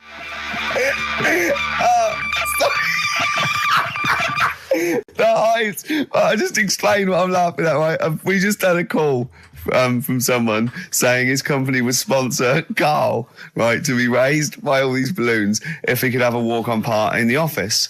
And we immediately went, we're worried about that sort of thing. You can't really promise that artistic, And I was worried about the legality of it as well. How can you promise someone that for personal gain that's a private and all that sort of stuff, right? And I went, I don't know. And anyway, put the phone down to him and Karl went... I love the fact you're more effing worried about that than me being raised 30 feet in the effing air. You started getting scared, did you? Are you worried about it? Well, you're quite excited about the idea of the challenge, aren't you? I like the idea, but I want, Just Why do you like the idea, Carl? Oh, what if it went all wrong and we're there going, oh, the humanity of it. I think we need Carl, to get... he's just... And the rope would pull out my trousers and Oh, no, it's definitely got to be Dr. Fox if that's going to happen. God. Oh, we've got to do this. So hang on, but let's just think about because wait a minute, we say this, but we'd have to get all kinds of health and safety people involved. No, we wouldn't. Of course we can't just start raising you in the air. No, you're allowed to do it on private land, aren't you? Look what happened to the Hindenburg. No, but I was just saying there was lots of people died. Listen, look, all we do is we get someone right. But what if he gets loose and he just floats off into the air? And he meets his magpie that he lost. He used to peck his grifter. Balloons. So I'm so excited about this. Listen, we've got to do this. No, but please. Shut up a minute. Let's just stop and think about it. It's 60,000 balloons. Look, no, it's not. It's 6,000. But 6,000 balloons. That's a lot of balloons. No, it's not. No, it's don't not. Be silly. For sponsorship, people pay for. No, listen, it's worth it. There must be a company out there that'll pay for this just so we can film it. Hang on, is there not an easier way of just getting one big balloon? Then the challenge is there's no challenge. Then. No, it's got to be. It's got to have people coming up and hooking balloons. It'd be like Buckaroo, and the person who puts the balloon that actually raises him 10 feet wins a prize or something. So hang on. So what we've got each person with like 500 balloons. Yeah, that's mad. Can you imagine how many balloons that is? That's ludicrous. 6,000. Yeah, that's an awful lot of balloons. I don't know. There must be someone that could do this. Oh look, people have walked on the moon for Christ's sake. We can raise Karl Pilkington with some balloons. Yes, but they had a NASA budget. We've got XFM behind us. Yeah, but balloons. Yeah. Balloons are cheap. You can get about a pack of 25 for about 150. Right, fine. No, true. Yeah, the helium though, Carl. You can't just like attach yourself to a pack of balloons. No, but what do you think? We blow them all up with helium, right? Oh, off you go. But then we can do something with the balloons, can't we? Like release them afterwards. Oh, we'll release them back into the wild. Brilliant, as a sign of peace. Fly, my pretties, fly, be free. I am so excited. I've not been so excited about until I thought that Robin Ince was going to stay in my cupboard for £1,000. Look, we've got to do 6,000 balloons. I don't think it's going to happen. That's an awful lot of balloons, and I just don't see how we can tether them all to Carl. He's a small man. No, but because you have them at different lengths, don't you? Yeah, exactly. Carl knows. Can you think about the logistics of this? Oh, someone must know. There must be a company. There's a bloke willing to do it. I know he doesn't know the technology of it. He's willing to sort of stumble. And so the company just has access to helium like that. No, we can do this. Come on, London. Someone's done Londoners. It was on the internet already, so someone obviously has done it. Yeah. So they didn't say, "Oh, we can't get hold of the balloons." No, they probably worked it out, didn't they? Carl, you're more excited about this than anything else. About your education, about your exam results. You're so excited. And we'll have a little rope. We're like flying a little kite, a little Carl. We're like, let's go. Carl, what will you wear? Like a one-piece jumpsuit? Yeah, it'd be lovely. With sponsorship all over it? Oh, it'd be great. You're like Jackie Stewart, and just as you go up your little face, oh my God, I'm not going to sleep until this is done. This is the most exciting thing ever. Only 10 feet. 10 feet, yeah. We need some kind of rope to sort of tether you to the ground. Yeah. We don't want you sort of flying off. This is going to be great. And you'll have a little crash helmet and everything, and little Dee Dee boppers on the crash helmet, like he's a little flying ant. Definitely. We give him a little, oh my God, can we give you an outfit like little wings and everything? Can we paint your face with like children's paint? I'm not doing all that. Why? Oh, because that would be silly. Oh, please, Carl, do this. Do it. We'll do it for charity. We'll do it for charity, yeah? All right. Yeah? Oh, this is We'll do it for brilliant. children in need. Please, just phone in if you can help us. Lift Carl up 30 feet. Let's say 30 I think feet. it has to be a decent... Yeah, it has to be a decent height. Is there a world record? Because we want to break that if we're going to want to break that. What is the world record for raising a man by balloons? Yeah. Okay, so listen, let's just finalise details here. We've got... I'm so excited. Email address, ricky.gervais@xfm.co.uk. Ricky.gervais@xfm.co.uk. What's the number? What's the number? The number, Carl? 08700 800 1234. Give it again. Lift Carl. 08700 800 1234. Sponsored by Heat Magazine or something. Maybe even if you've just got an idea about how we might be able to organise it, how we might be able to get it done, if you've got contacts, anything, just get in touch, give us some information. Oh, that'd be great. I'm going to play a Beatles track for the lovers. Oh, man. It's off the Help album, and it's You've Got to Hide Your Love Away. Oh, just think of his little face as he goes up. Well, XFM, it's nearly the end of the show. I'm Ricky Gervais with me, Steve Merchant. We've enjoyed company. Carl, we're going to try and get Carl in the air. Anyone that can help us, take him up with helium balloons. Our friend Johnny Mango called again, and apparently the record's 11,000 feet. Carl is getting a little bit nervous. Yeah, the world record is 11,631 feet raised by hot air balloons. Yeah. How tall's Canary Wharf? It's 11,631 feet. Exactly. I don't know, Carl. Is it how much higher? It's a long way. More. I'm not doing that. Because I'm like 6 foot something. Yeah, think of that. Just look at Steve. All right. Yeah. But you can change your record. You could say, well, the sort of balloons are the one with Mickey Mouse on it or something. Yeah, could I just say something? That man did 11,000 feet, but he wasn't naked. All right? Come on, Carl. Your 30 feet will be the world record for naked ballooning. Yeah? Think about it. All right, it's for charity. Well, thank you for listening, everyone. We are going to raise Carl. And after Carl said, and just to think, my teacher said I'd never be a high flyer. So this is your chance, Carl, to shine, to fly. Steve. It'll be brilliant. Right, next one. Which one's the next one? Oh, what about your paper round? Right, the paper round one. Paper round, I'd still say it's the best job I've ever had. And he means it. No, I really enjoyed it. It's like, you know, you don't have to work with anyone else, right? So you make your own rules. Just think of that. You know, you sort of You're around, spreading information to people, vital information. Giving a service, and no one else is around. You know, you can just do what you want and think about stuff whilst you're cycling around on your bike. It's really good. Yeah. So anyway, imagine the stuff he's thinking about when he's riding around his bike. So getting in the head of a salamander. So anyway, I loved it, and even though I only got like 50p a day, right? No matter what the weather was like and stuff, I used to get up at 4:30 and go and do the round. And why'd you get up at 4:30? Because I wanted to watch the Pink Panther at 5:30, so I wanted to get me paper round done. I said, why didn't you watch the Pink Panther? And then he went, I can't sit there thinking I've got my paper round to do. He'll ruin it for him. Yeah. So is it a good job or not? So 4:30 I was up and about, and this morning it was like winter, really bad winter, bad snow, you know, freezing cold, really windy and all that. And my mum said to me before I went to bed, she said, don't be getting up tomorrow, I'll give you the 50p. I said, it's not about the 50p. So, you know, people want the papers and stuff. So, conscientious. So anyway, I went to bed thinking, you know, that's it. I've told her I'm still going, so, you know, whatever. Go to sleep, get up in the morning, and put all my kit on. And I used to have layers of clothing on because it was really cold. I had like a big anorak on with the fur on. I had like waterproof pants, and I got my paper round bag. And I went downstairs to get out and tried to open the door, and it was locked. So she'd locked it so I couldn't go out. So I'm searching around the house looking for the keys. She must have hid them somewhere. I thought, oh God, you know, I've got the papers to do. So I thought, how can I get out? So I went upstairs, climbed out of the bathroom window. God. Right, and to try and jump out of the bathroom window onto the porch. But the problem was, I had so much gear on, I was like the Michelin Man. So I could hardly move as it is. Yeah. And I try to get out of the window, and I'm like, trying to stretch down like that, get my foot on the porch, and my bag got caught on like the hook of, do you know, like how you have a hook so you can put the window open? Right, yeah. The little arm goes on. My bag had got caught on that. I was holding on to the wall and my foot on the thing, so I couldn't sort of pull it away in case I pulled it away and then fell on my head. Yeah. So I'm stuck there. Dangling. My dad comes back from working nights. Yeah. He thinks I'm a burglar. Gets out his gun. So he's shouting and stuff, going mad and going, Dad, it's me. And he had to give us a hand using a... He's heard that wily trick in Manchester before.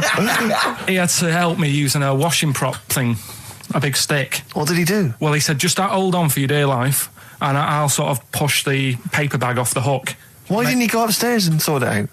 It was at that point where I was in the middle. There was nothing you could do. Do you know what I mean? It's at that point where you've just got to make a decision. Yeah. And by the time you go upstairs, who knows what might have happened? Sure. Do you know what I mean? You've got to act there and then, don't listen around. Yeah. So you could hear downstairs, now here he is, the Pink Panther. Yeah. Dad! Hurry up! Panther, ever so pink. Oh. So that was close to death, because I must have been about 30 foot in the air. So to cut a long story short, he gave me about 4 or 5 near-death experiences, and he went, and the whole point of this, he went, so that's why I think I'm going to die of something horrible, like cancer. And I went, why? He went, right, you ready for this? Yeah. He said, well, I don't check my balls. Wait. He said, I don't like the feel. Carl, always check your balls. Do you check yours? Like the feel. Why don't you like the feel of your own balls? They just, I mean, you know that I don't like bodies anyway. Right. Do you know what I mean? It worries me a bit that you've got all that going on in your body, right, and your skin's keeping it all in place. Stop Stop. We're going down a whole other avenue of discussion. Let's play a track. His homework was to come up with those stupid lateral thinking problems. We maybe should give an example of the. Romeo and Juliet. Right, Romeo's asleep on the bed. Juliet's on the floor, covered in water and broken glass. What happened? And you ask all these stupid questions, and it's Romeo's a cat and Juliet's a goldfish. Again, awful. What am I thinking? Yeah. Yeah, go on then, Carl. Right, yeah. There's a bloke lying on the floor, right? He's cut his head, blood's coming out of his head, and all his mates come running up, and they're all stood round him. Yeah. And they don't take their hats off as a mark of respect. That is outrageous. Why didn't they take their hats off? I'm laughing, but it's probably as good as the real absolutely. ones. A bloke's fallen with his... Yeah. He's lying on the floor. Yeah. He's dead. Yeah. His mates come running up. Was it important that his head was cut? I don't know. I mean, would it have been okay if he'd been wearing a hat? He wouldn't have been dead if he was wearing a hat. What's your answer?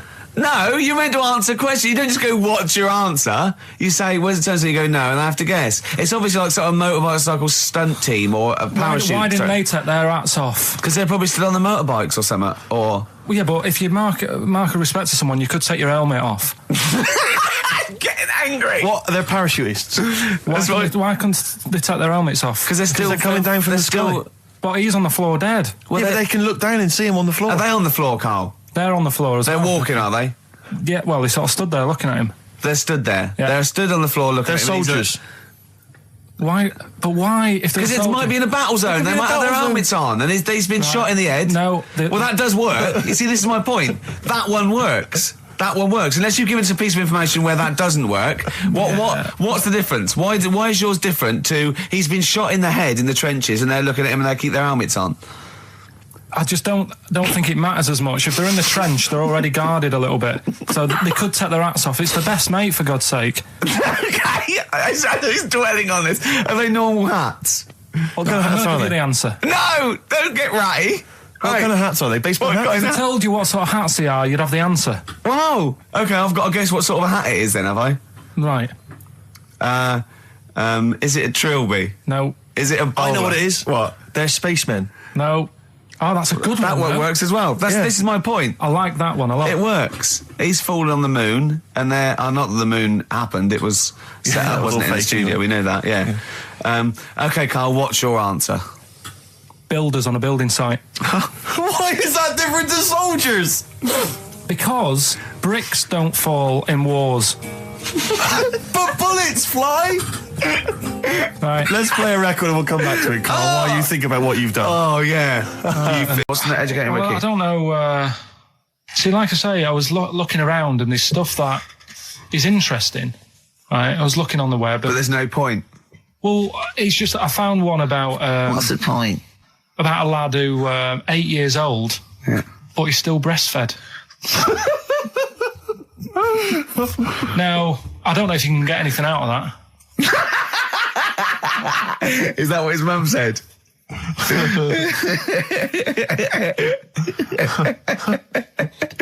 do you mean I don't know if I can get anything out of that? You don't need to. No, it's just that, you know... Where did you read that? That was on the internet. Oh, well, yeah. You're always unspecific when you mention it. It's just it was on the internet. Well, I'm trying to think what I put in. I think I put in Y to see if I'd confuse a computer. Go! You are... No, honestly. I did a search, put in Y, and it came up with funny things that, like, why is this person doing that? Why is that? And it had a picture of this 8-year-old lad, sort of, you know, on his mum's nipple. And it was saying, you know, is this healthy? You sure that wasn't asking you that question? What? I put in Y to confuse the computer. Like, we were going, what do you mean? Yeah. Stop it. Yeah.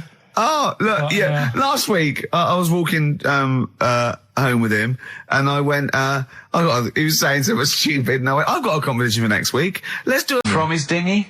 Sat in his dinghy. That is brilliant. It was an inflatable dinghy. It wasn't like a wooden. Yeah, an inflatable one. Yeah, big. Did you ever go around and visit him? Yeah, now and again. Was it weird seeing a 60-year-old bloke in a suit in a dinghy inside watching two tellies? It's weird out at the time, I thought. Which of the TVs stopped working properly first? I mean, did he... let's say the sound went on one of them. Yeah. Did he carry on watching the other one, hoping that the other one was fine? No, he went and got a new telly, and then the vision went on that, and he went, oh no. He went, hold on then. Wait a minute. I've got another telly in the wardrobe that I haven't used it. It must have been like that. Yeah.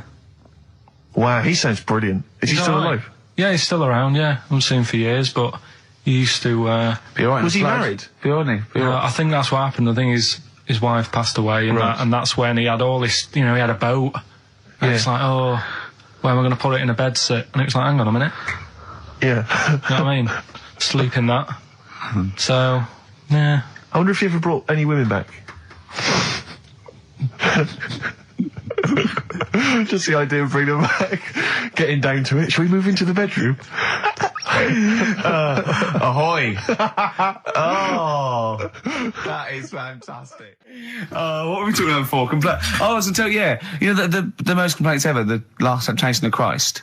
I haven't seen it. What was it? It's Scorsese, isn't it? It's Martin Scorsese, and I've bought the film actually recently because I was intrigued to see it, but I've not actually watched it. But from what I understand, the reason that it was so outrageous is because it has a whole sequence which shows what it would be like if Jesus had lived his life and not martyred himself on the cross, but lived his life as a human being, part of which is him having sex.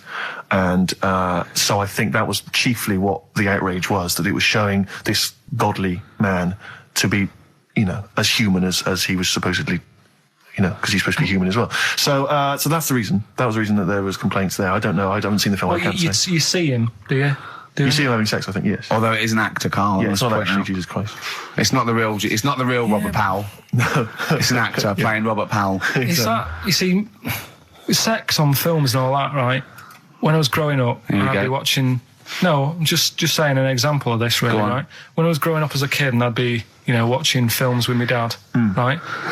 He'd really be enjoying a film, right? And then a sex scene would happen. Right. And he'd go... On film? Or just behind you? Yeah. In the film, a sex scene would happen. Your brother up to his old tricks again. And he'd get up and go make a cup of tea, right? Right. Typhoon? That he'd stolen from some sort of telephone box? And, like, even recently, he thinks it ruins a film. Do you know what I mean? Because there's no need for it to happen, is there, really? Yes. Why? Sometimes it's warranted. If the film itself is some films it isn't though. Some films it isn't. Some films it's arbitrary. I think the films that him and his dad watched together on Channel 5. Probably not. Is it only on Channel 5 in your house? But let's put it. Yeah, if you're watching, you know, I don't know, a late night Friday night, you know, from 1983. Yeah, Illegal Briefs.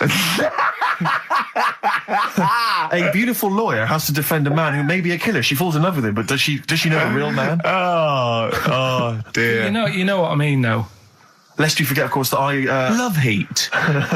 With the bloke that is now in... Go on. You know, of course, that I, according to the Internet Movie Database, I once appeared in one of those films, in the film Killer Image, a Canadian film, I believe, from 1989. According to that computer... it's all wrong, isn't it? It's all wrong. It's all wrong. Of course it is, yeah.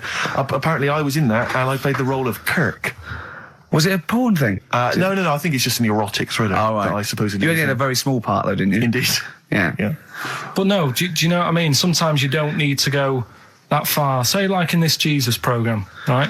Film. What's it called? The Last Temptation of Christ. Just talking. You know what? What's his name? Is it Ralph in The Simpsons? Yes. I drawed a kitty cat. It's like talking to that. Yeah. No, but right, this sensation thing, right? Do you know, often we don't get that many complaints on this show. We don't get very many complaints. And I think that's either because there's no listeners, or B, it's because most people agree with Carl. And that terrifies me. Or they let him off, because it's like, you know, you can plead insanity, you can go mental and kill a few people, but they go, oh, he's a bit backwards. No, but was it because, like, they're saying that he was having it away? Or is it because you saw it? What got the complaints? The complaint was the very suggestion. It was a blasphemous thing, not the fact that you saw an actor's knob. So what about if they just cut it down a bit and you like saw the little stable door closing? It wasn't the baby Jesus having sex. It was the grown man. The stable door shutting. No, but do you know what the nativity scene? Ah, that is brilliant. That is the wise men saying, "I can't believe we brought myrrh. We should have brought condoms." No, yeah. There's 2 for 1 offering, Boots. Yeah, I don't know what we were thinking. With frankincense.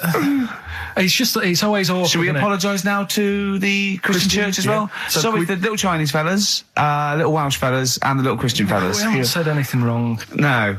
It's like, you see, when I was growing up... Stable door. I love the idea that in Carl's world, he was born in a stable, just thought, well, I love this place. Yeah. I'm just going to stay here the rest of my days. This is good here. Oh, brilliant. But when I was watching telly with my mum and dad, I mean, it still happens now, right? My dad will sort of go, "Oh, ruined. Good film ruined." Right? Yeah. If some sex scene happens. But what are we talking about sex scene? Are we talking about a kissing, or are we talking about penetration and looking at the camera? Going, are you enjoying this, Pilkingtons? What are we talking about? What is sort of extreme levels we talking about? Right, last time I was down there, right? Yeah. What was it?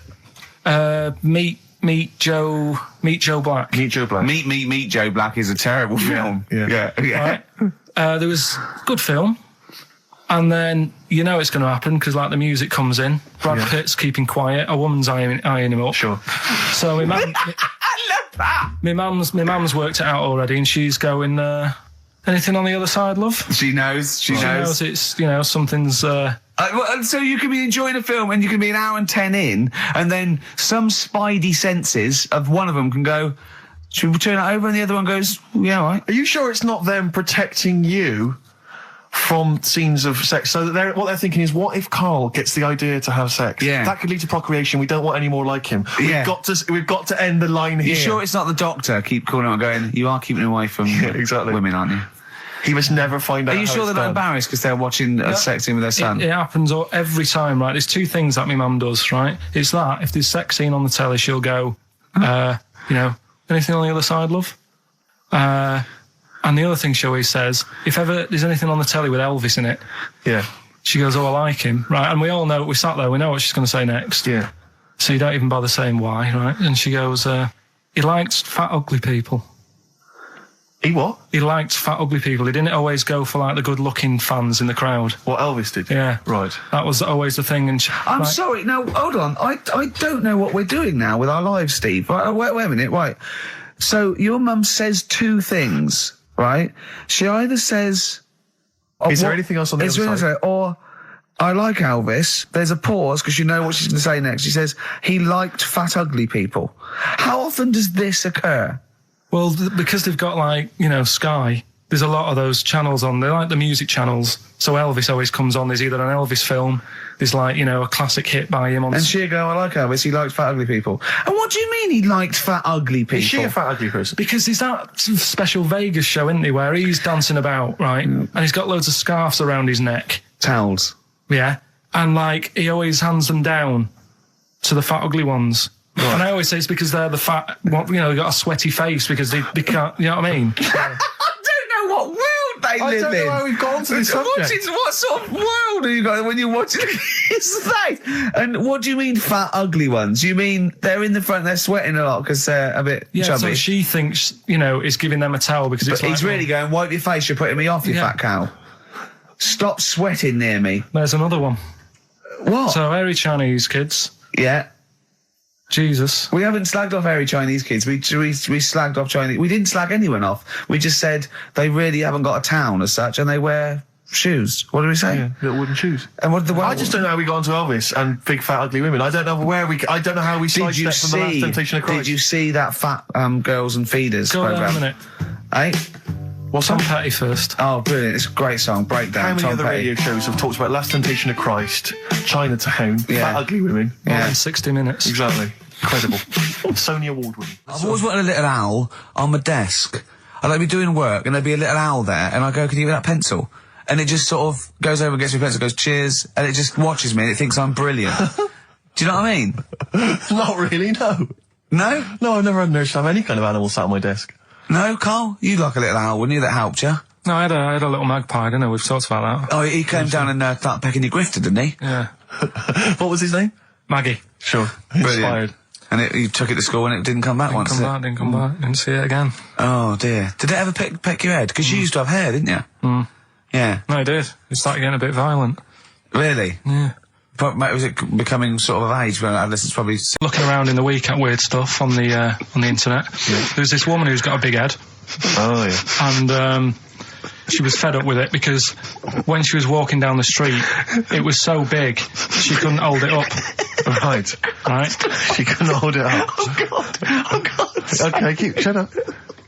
So when she was walking, her eyes were hurting because she had to sort of look up all the time because her head was that heavy. Her chin was sort of balanced on her chest. Right. And she'd have to peek up, yeah. So she goes to the doctors, and this was after years and years, and said, I thought I could put up with it, but I can't. How big was her head? It's big, Rick. I don't know if it was like big, because there wasn't a picture. I don't know if it was just big or a lot of bone. So it was heavy. Very heavy. Right, like the Elephant Man, just outcrops. Right. So the doctor said, we can sort that out. But we'll have to take your head off. Right. Okay, listen to this. Listen, keep going. Because what you don't seem to understand is I have the same reaction to you when I see it. Yeah. What? Right? You're quizzical yourself. So I looked at it, they took her head off, chipped away a bit of the bone, made her head lighter, put it back on.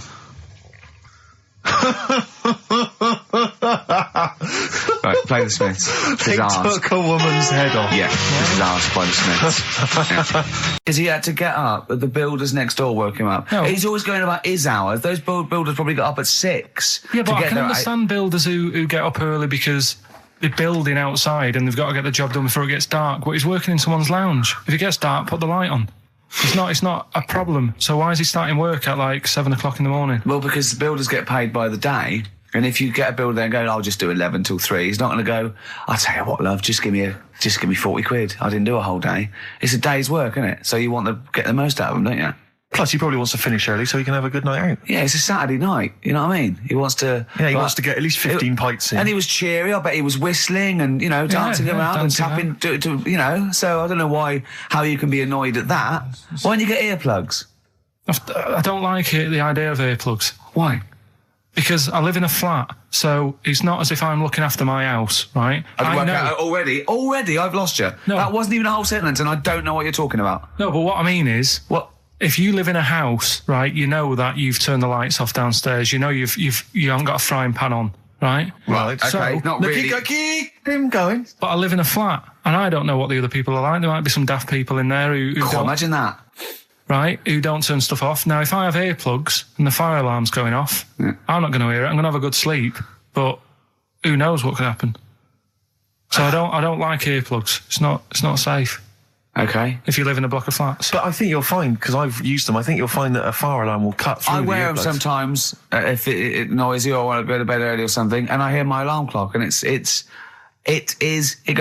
beep, beep, beep, beep, beep, beep. It's all that right, loud. Okay. Well, and a fire alarm is deafening. All right. Well, me and Carl got a joint favourite lyric now. I love you like a fat kid loves cake. Yeah.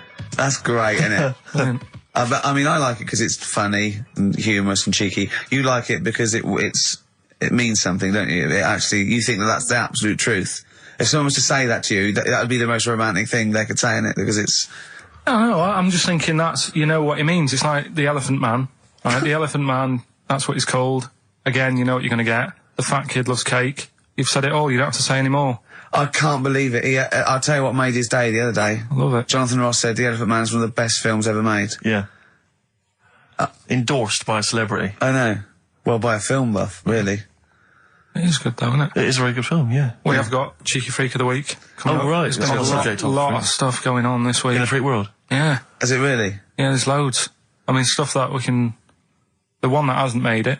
God, this is one that hasn't made it, so we'll judge it on that. Go on. There's a woman, right? Do you know how, I mean, in a way, I thought Elephant Man, it was a bit tight because, they sort of took him on a freak show, did a bit of a road show with him and stuff. Yeah. There's some woman, I think she's in India, like now, who, makes a lot of money because she's got 3 legs and like 7 toes, stuff. And she was saying, people pay quite a lot of money. Not Squiddy Patel. It's not that much money, like, compared to here, but over there, it's like loads of money. Sure. And all you do is, you go around to her house and you pay this lot of money, and people just go, oh, look at that. Extra leg. Extra leg. Right. It's quite a lot of money in that. So she hasn't even got to go out on the road anymore, like in the old days. No, that's what annoyed me. It's like, well, you could get to them faster. You go and see them if they're paying the money. Sure. But yeah, what she could do is go in and buy a pair of shoes, right, and then nick one on the way out, because they only put one out, don't they? Good idea. So she could get, 3 for the price of 2. Just one of the many perks of having 3 legs. Just one of having 3 legs. The other one is, keepy uppy. But she'd be good at that. Shouldn't do that. She just stays at home and puts her feet up. But anyway, that's not even Cheeky Freak of the Week. That's coming up later. Oh, brilliant.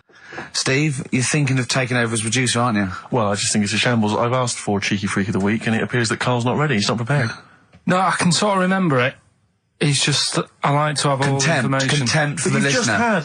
You've just had a whole bunch of adverts and placebo in order to get it ready. We're having a chat and that. Right, do you want to sort yourself out in future? Yeah. That's what we were chatting about. Someone emailed in about they watched the £200 tumour thing, and when it was removed, it was carried away in a wheelbarrow, right? Carl said, what, even when she had it removed, she still carried it round in a wheelbarrow?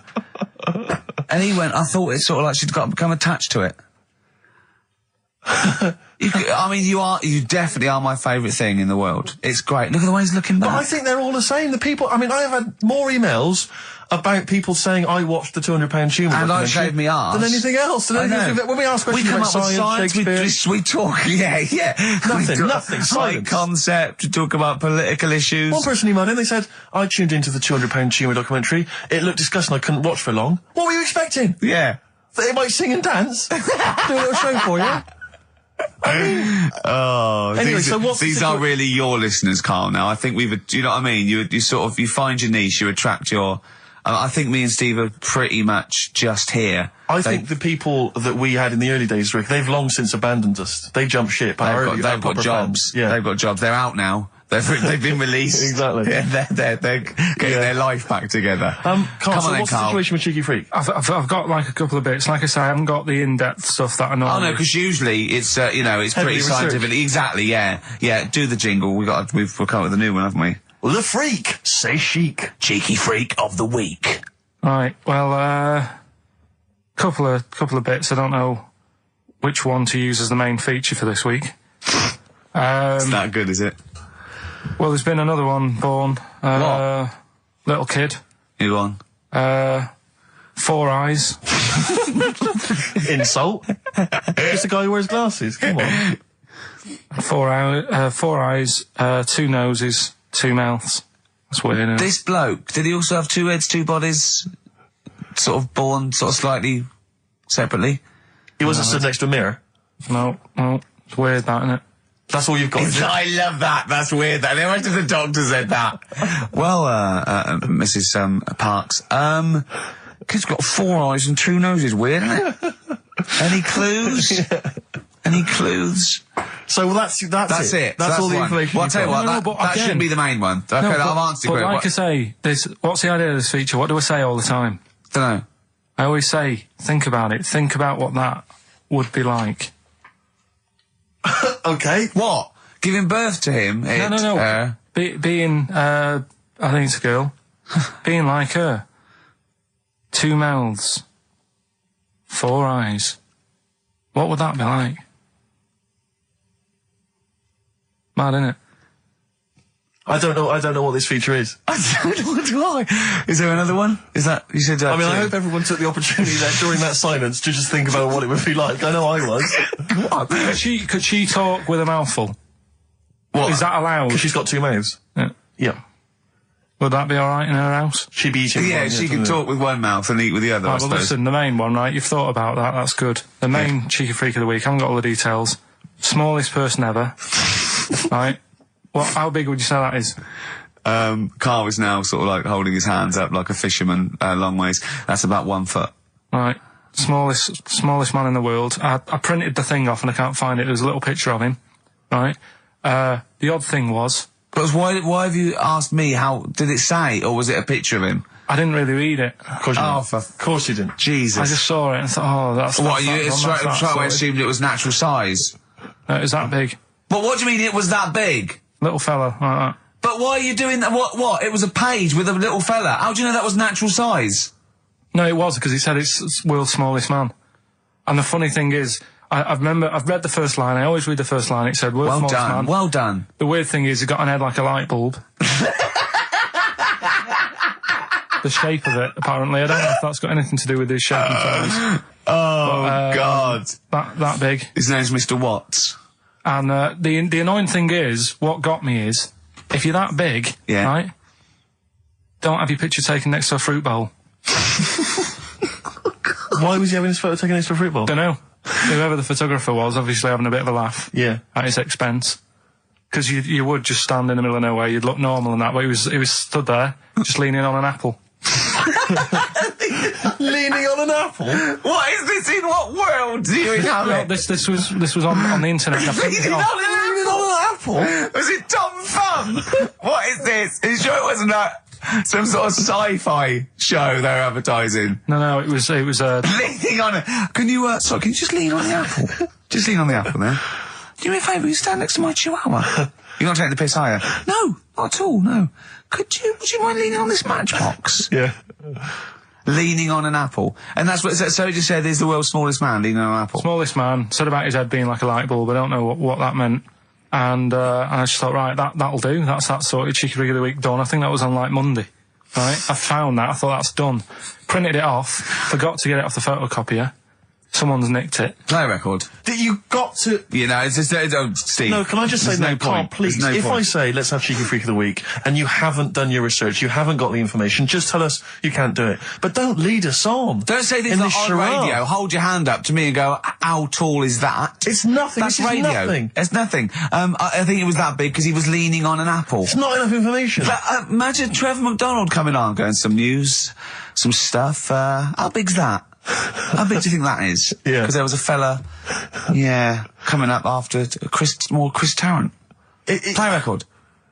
I'm angry. I'm actually angry. And if Monkey News is in any way similar, you've really pulled your finger up with that, have you? Mm-hmm. I've got a game show, right, that I come up with. Yeah. Okay. And it features me, but I think it could be perhaps a vehicle for yourself, Gervais. Yeah. All right. I'm going to tell you, it's called Ricky Gervais Meat Rations. Right. And I like it already. You like it already? Because there's a part in there for me. Yeah. Could I play the Ricky Gervais? Yes. Yes. Fantastic. It was originally called, basically, let me just summarise very briefly. I'm not going to tell you all the games, but it's basically recreating the heady days of the war. Right. Right. That's fantastic. It's beautiful already, isn't it? It's got the nostalgia thing. I've got a game as well. But it was originally going to be called Ricky Gervais Fag Rations. Right. But apparently cigarettes weren't rationed in the war. So it's called Meat Rations now. Excellent. And I'll tell you some great games. My favourite is, what's it called? To be perfectly Anne Frank. It's a great game. It really is a great game where you've got to pretend to be Anne Frank and hide from sort of snooping Nazis. Oh, that is fantastic. It's a great game. And there's also, of course, let me go into it. There's also Dig for Granny. Good. I'll dig for victory, if you like. And what happens, you're scavenging through rubble, right? Can I just say, these are copyright. Anyone trying to rip me off? I mean, I've got the Penis Puppet Theatre. Yeah. I've got a stake in this, surely. Oh, certainly. Ricky Gervais Meat Rations. You can have a bit of my Penis Puppet Theatre. That's lovely. Yeah. And I've also got a new game that I'll talk about after yours. It's called Tip the Balance. And it's sort of like a game for 4, and it's like, I'll send it off to Waddington, see what you think. I mean, there's teething problems with it. Well, listen, Gervais, look, let's play Don't Fear the Reaper. Let's play that tune. By Blue Oyster and his cult. It's a classic. Yeah, and then we come back and we try and make some money. Let's make some cash. Well, you've got to be happy with that. Blue Oyster cult, Don't Fear the Reaper. Yeah? So go on then. So what other games are in this, Ricky Gervais's Meat Rations? Well, it starts off, there's the sound of an air raid siren. Yeah, I like it already. And we came up with, start queuing up, Mum, for Ricky Gervais Meat Rations. Excellent. Do I look like sort of Walker out of Dad's Army? Yes. That is fantastic. Now you come in. Yeah. And what it is, the set, right, is kind of like half of it is an old sort of East End pub, and the rest is kind of rubble and debris, and a skyline of ruined, Britain. And what it is you come in, you're fairly sort of sharp and dapper, and of course Chaz and Dave provide the music throughout the show. And you know the Dolly Bird that usually comes on? She's a woman with like curlers with a little scarf on it. That's right. She comes out with those little floral aprons. You've got it. You've got it. Fantastic. And there's a game show. There's a bit in the show called Roll Out the Barrel. Yeah. Don't know what happens in that. roll out the barrel. We could think of something. There's a barrel of fun sort of thing. Yeah. And there's a dig for victory where you've got like a big pile of rubble, right? And you're digging through it, scavenging for food, canned food. But if you find like relatives or friends, you score extra points. Oh, that is fantastic. And there must be some sort of fun with like gas masks. Yeah. When you can all put them on and dress up as like, I don't know, one of the banana splits. Yeah. That's what could that be? Gas. Who snork? Yeah. Yeah. Well, possibly. So every week there's the real snork. Right. So it's like contestants come on, they put the, which one snork? Which one snork? Yeah. So you've got three celebrities. Yeah, it was a gas mask and the real snork. That's great. So you got someone like Ted Malt's son, he pops one on. You got Frank Bruno, and Jilly Cooper. That's it. And they put their mask on and like a little outfit, and then the real snork is there, and you got to ask them questions. Like you get like Bernie Winters and Henry Cooper going, number three, how long have you been in the banana split? and Jilly Cooper goes, about 6 years ago. I don't know. I think the banana split's been going longer than that. No, I don't think it's number 3. What do you think? And Bernie Winters go, number 1. Number 1. How did you get the job being in banana splits? And it's probably Ted Malt's son going, I answered an advert in the paper. That's not right. They were born. You know what I mean? And there's Chaz and Dave in the corner just going, na na na na na na na na na na na na na, yeah, with the real snorks, and they always the lights go right, and the one stands up and he sits back down again, and then the real snork, and the others all take their mask off, and they go, "Lovely Julie, what are you doing now?" "Well, I'm appearing Puss in Boots down in Brighton." "Oh, that'd be fantastic." Wait a minute. What? Jilly Cooper? I don't know. What does she do? Oh, she's a novelist. She's a novelist. Oh, yeah. Now appearing in Panto. I'm not letting you book the guest. Oh, God. But wait a minute. What? I mean, I love your idea. Yeah. Who snork. Yeah. It's a bit odd, isn't it? How we started off with a kind of wartime nostalgia show, but now we've sort of featured sort of quite bad 70s animal things. Nothing wrong with the banana splits. But I like that. That's a good game. Yeah, okay. That can be like a special feature. So I'm just going to make a note of it because we've got Dig for Victory, to be perfectly Anne Frank. Yeah, and who's snork? Who's snork? Yeah. Well, I'm full of ideas. I could probably help you on this. Oh, this is great. Well, what other? Yeah. Maybe we'll come up with some other ideas as we go. Yeah, we've still got Tip the Balance to go. But can I just say, I did actually once try and pitch this. When I appeared on Blockbusters. Yeah. Well, I obviously met with a producer there, and I said, "I've got an idea for you." Have we talked about this on air? We talked about me on Blockbusters, Have we? But not about my pitching this. No, thing. go on. And I said to her, "Sit down." I said, "I've got a great idea," and I tried to bill it with me as the star. She said, "Who are you?" Steve's Meat Rations. She said, "Why are you in it?" I said, "I am. Don't worry. I'm the one who can pull it off." Yeah. And she said, "Right, go on. What is it?" And at that time, I had none of the games. All I had was the title, and she went, "I like it. Yeah. What are the games?" I don't know. She said, if you'd have just said, "Well, stop me there, love," and just popped a gas mask on and said, "Who am I?" She'd have gone, snork. No, it's not. We got an ad break, then we got a classic from Blur. It's 5 o'clock. So if you were going to watch that thing that started at 5:02, you missed the first 5 minutes of it. Yeah. So we're doing well with this new game show, aren't we? Yeah, we've got a few ideas there. Ricky Gervais's Meat Rations. Ricky Gervais Meat Rations. I love that. It's a great idea, isn't it? We came up with another quick game, because obviously so far we've got Dig for Victory, to be perfectly Anne Frank, and Who's Snoring, which is possibly, I think, the most popular game so far. Yeah. And also we've come up with a new one, haven't we? Puss in Jackboots. Yeah. You get a beauty of the age to come out. Saucy Samantha Janice? Yeah, maybe she comes out and she's got a little moustache on. Right, and a peak cap pulled low and Nazi regalia, and you go and you got Bernie Winters and Ted Malt's son and Jilly Cooper going. You're obviously, by the warm applause, you're much loved. Yes, I am. Oh, God. Show business, and the audience clap. Obviously, yeah. Well done. Yeah. I don't know. You're doing the Nazi accent very well. Are you an actress? Yes, that is correct! Yeah, it'd be great, wouldn't it? Could you salute in, please? Yeah. That'd be nice. Just do a little Nazi salute. Yeah, little click, that'd be lovely. I thought of a little quick And what's game. that one? That's called Puss in Jackboots. Puss in Jackboots. Yeah, lovely. I thought of a quick one. It's called Get the Hell Out of Hiroshima. Right, it's against the clock. Anyway, there's that's there as well. And we got any other ideas, Gervais? It's time for the game show everyone's talking about, Make Gervais Laugh. Yeah. We've had an entry here this week, all right, and what it is, let me explain the rules. Somebody sent in a picture, Gervais, right, I'm going to show it to you now, and if you laugh, then hopefully this young fella wins a prize. It's from Neil in, let me see, Highgate. Oh no, I'm laughing already though. Are you? Yeah, because well, straighten yourself out. Alright, okay. Straighten yourself out. Now, you've not seen this picture? Oh, it's been so disappointing if it's not funny. There's nothing worse than that, you know what I mean? I know. Okay. Well, I think you'll laugh. You run the risk. Well, but that's the nature of the game show. Okay. Alright? And what's in it for everyone else who can't see the picture or cares? Nothing. Right? Nothing. Yeah, that's good. But then, you know what? We're not here for that. Exactly. Are we? All right, you know, we're busy men. We got things to do. We got to entertain ourselves. Yeah. But what I would say is, what is there in this show anyway for anybody else? Good point. At least we get a laugh. Yeah, okay. Now, what would you say? Well, the other thing though, is there a prize for Neil? Yeah, if I laugh, what can you give him? Will you give him sort of like a chuckleometer? You go on the Ricky Gervais's chuckleometer. The chuckleometer. Yeah, it's up to 10 CDs. Right. Oh, really? Yeah. Oh. Okay. All right then. Well, okay. Because that first one we did ages ago, that was up number 10, wasn't it? Yeah, 8, 9, 10. Yeah. Right. Here comes the picture. I think it looks to me like it's an internet picture. I'll be honest with you. You ready? Yeah. Okay. Here comes the picture now, Gervais.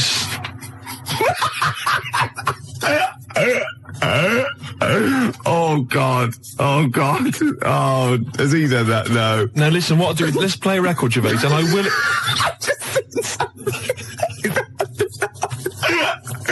Don't explain it. We can explain it. We can explain it. First one was Richard's kid. He cuts hair for a living. Yeah, what's that? That was well, try and work it out. No, there's no point. Dick's son, yeah, he was a barber. Barbara Dixon, right?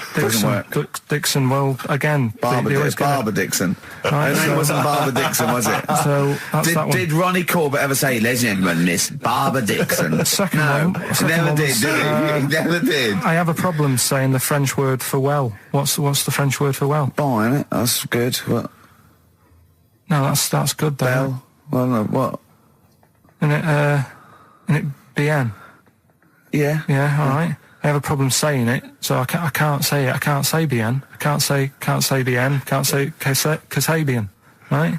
So they managed to work that one out. That's one of your worst. Can't say bien. Can't say bien. Can't say bien. It's not.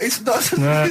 And the last one. Work. That's terrible. 8 kebabs, 2 kebabs, plus 57 kebabs times 27 kebabs.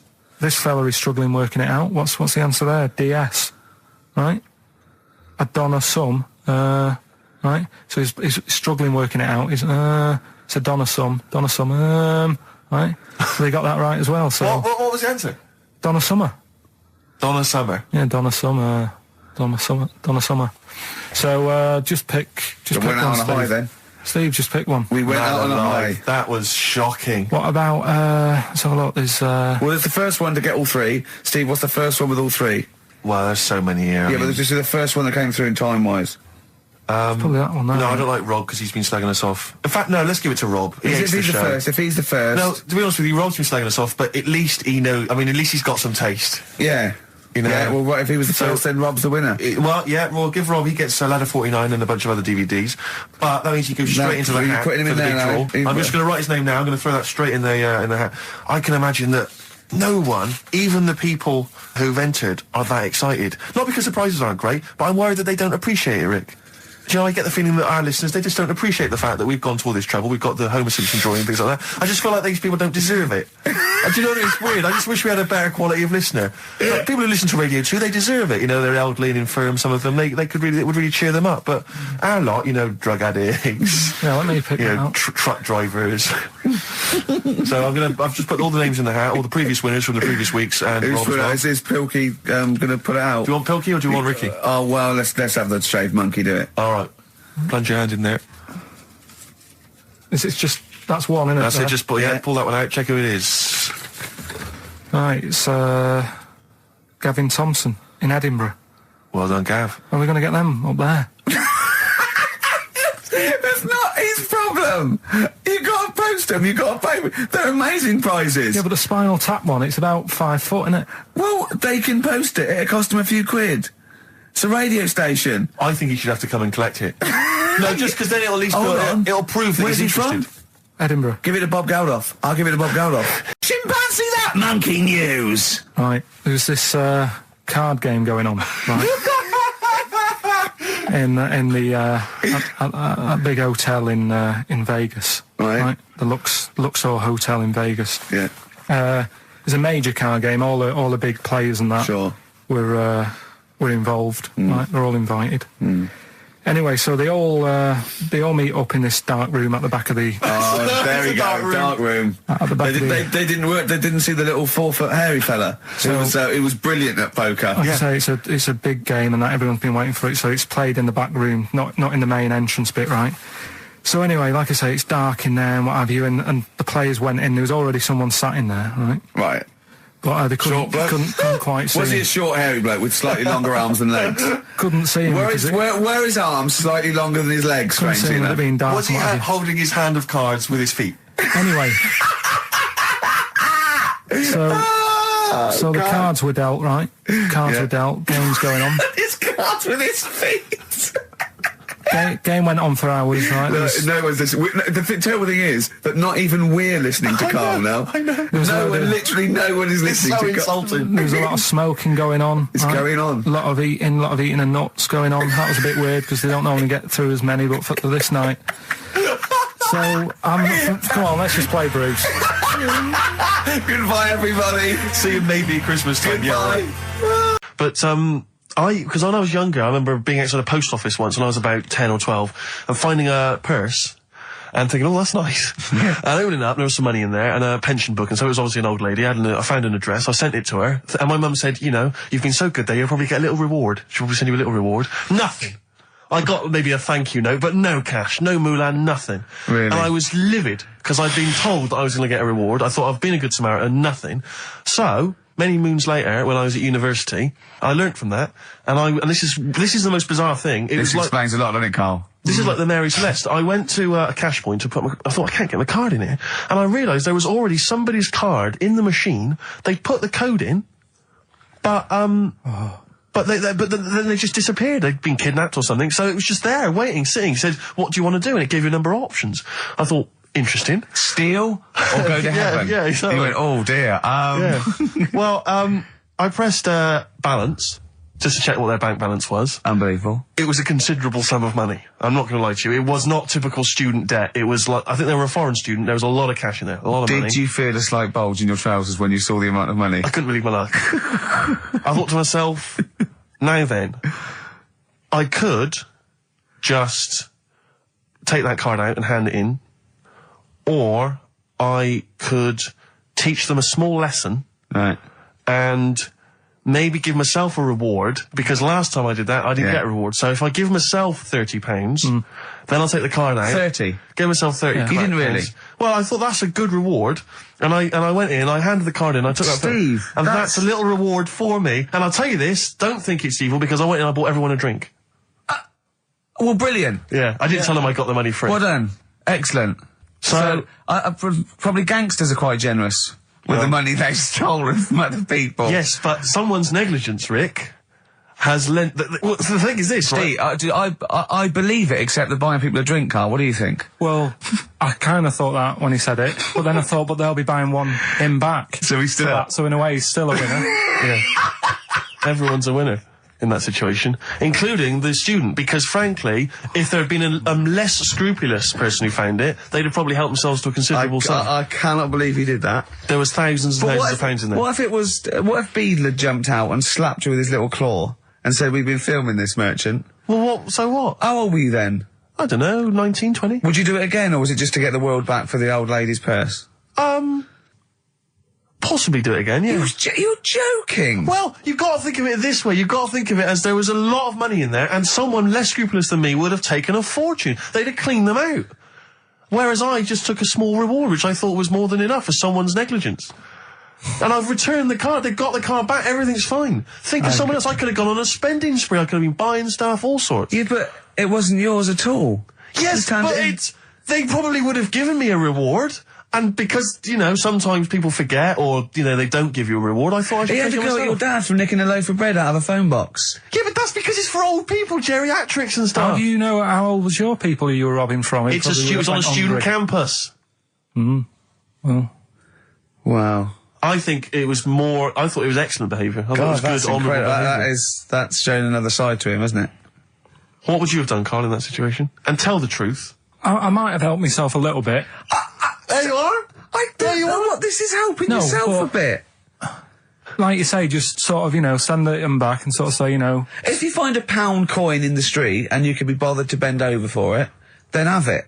But someone's cash point card or personal belongings. I'd let them know though. Did you send it to them and say, I've service charge included. I've took that out already. No, I handed it in to the. You let them know. What do you mean you'd let them know?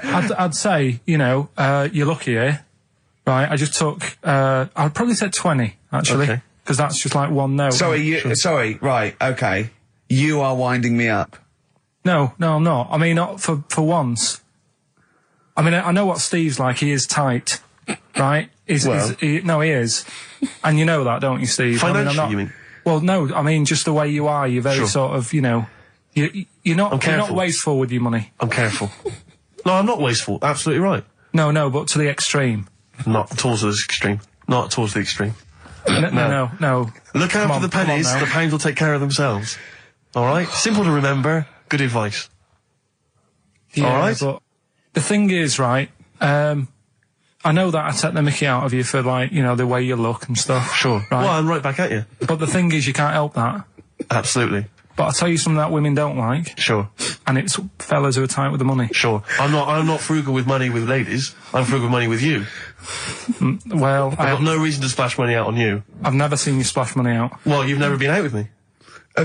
Steve, have you ever splashed out on a lady? No, but I hope to one day. The right lady. Play a record. Sorry, just suddenly struck me something. I don't know if I mentioned it before. You mentioned you tried to catch your guy out when you came back once. You opened the door really quickly to see what he was up to.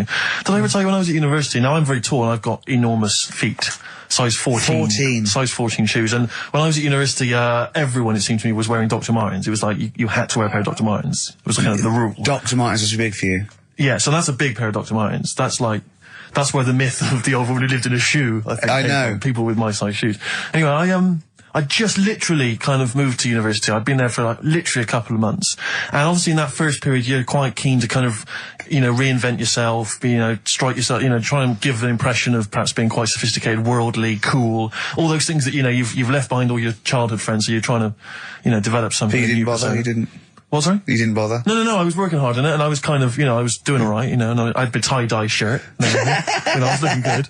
And, so I was trying, you know, working hard to try and seem kind of cool and not freakish. And I came back from studies once, and I came in, and there was a little old cleaning lady that kind of would always come in every day and clean up our halls of residence. And I came back, and my door of my room was open, and there was like a little huddle of people just peering in, right? And I thought, this is odd, you know, that my door's open and I'm not in there, and there's people staring in the door.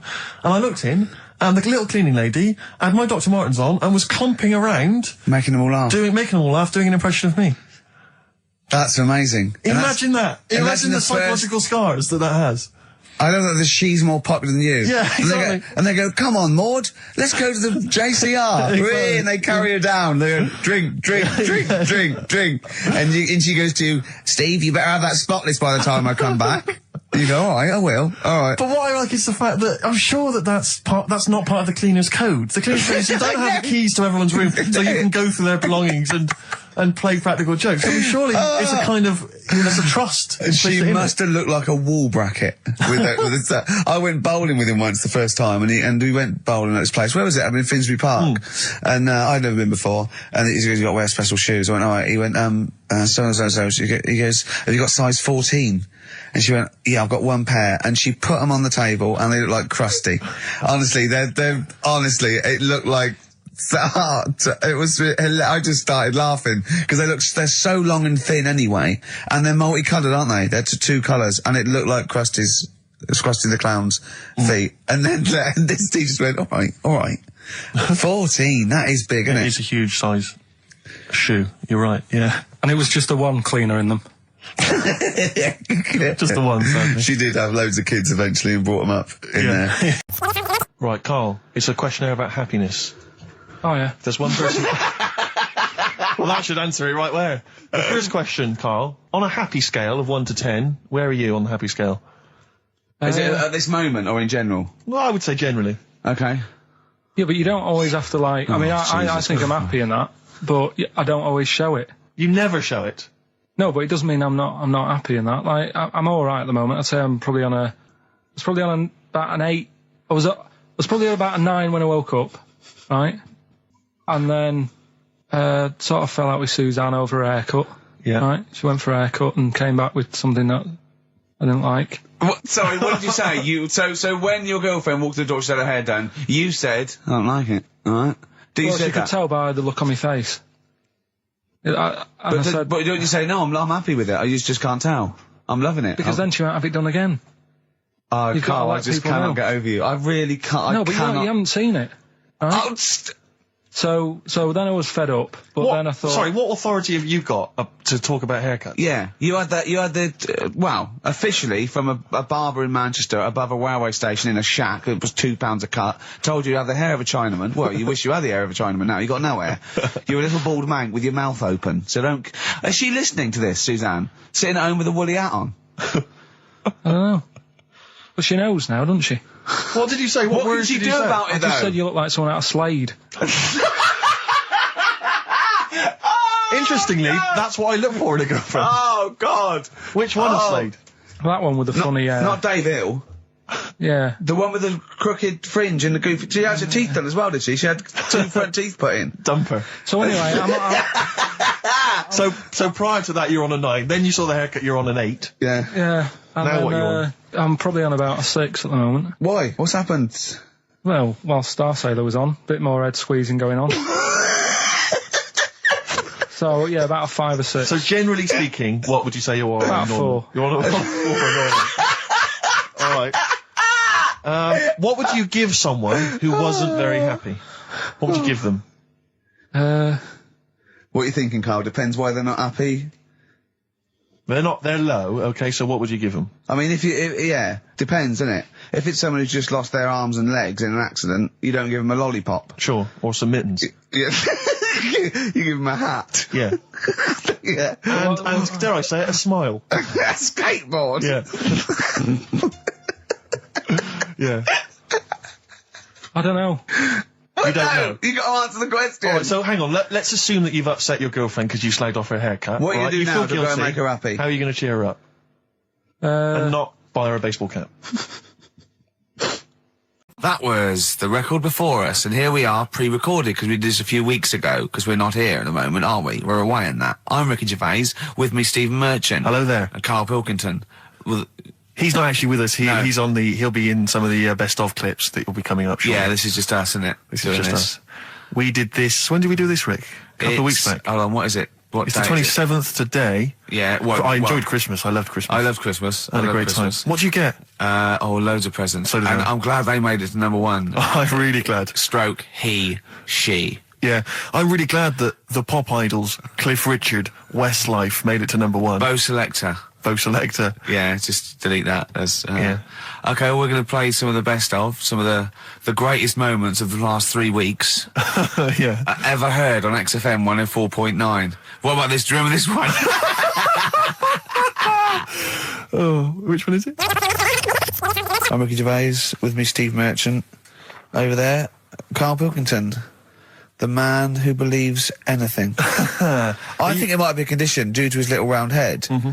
It's sort of like, it might be a new condition that we can call cranial sphericity. And because it presses on his lobes, and the only sort of upshot of that is he's normal everywhere, but he believes everything he reads or sees on Anna Nova. Alright? Talking of which, Rick, I don't really follow the news. No. It's mainly boring, isn't it? Wars and stuff. Yeah.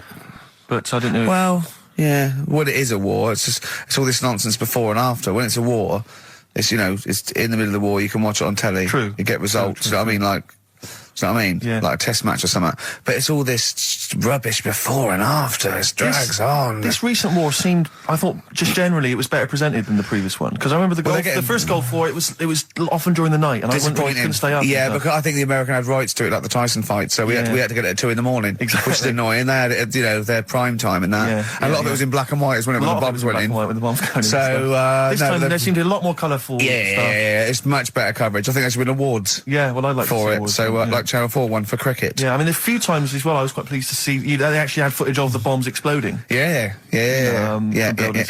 No, good. Well done. Generally, good on you. Well done. Good on you.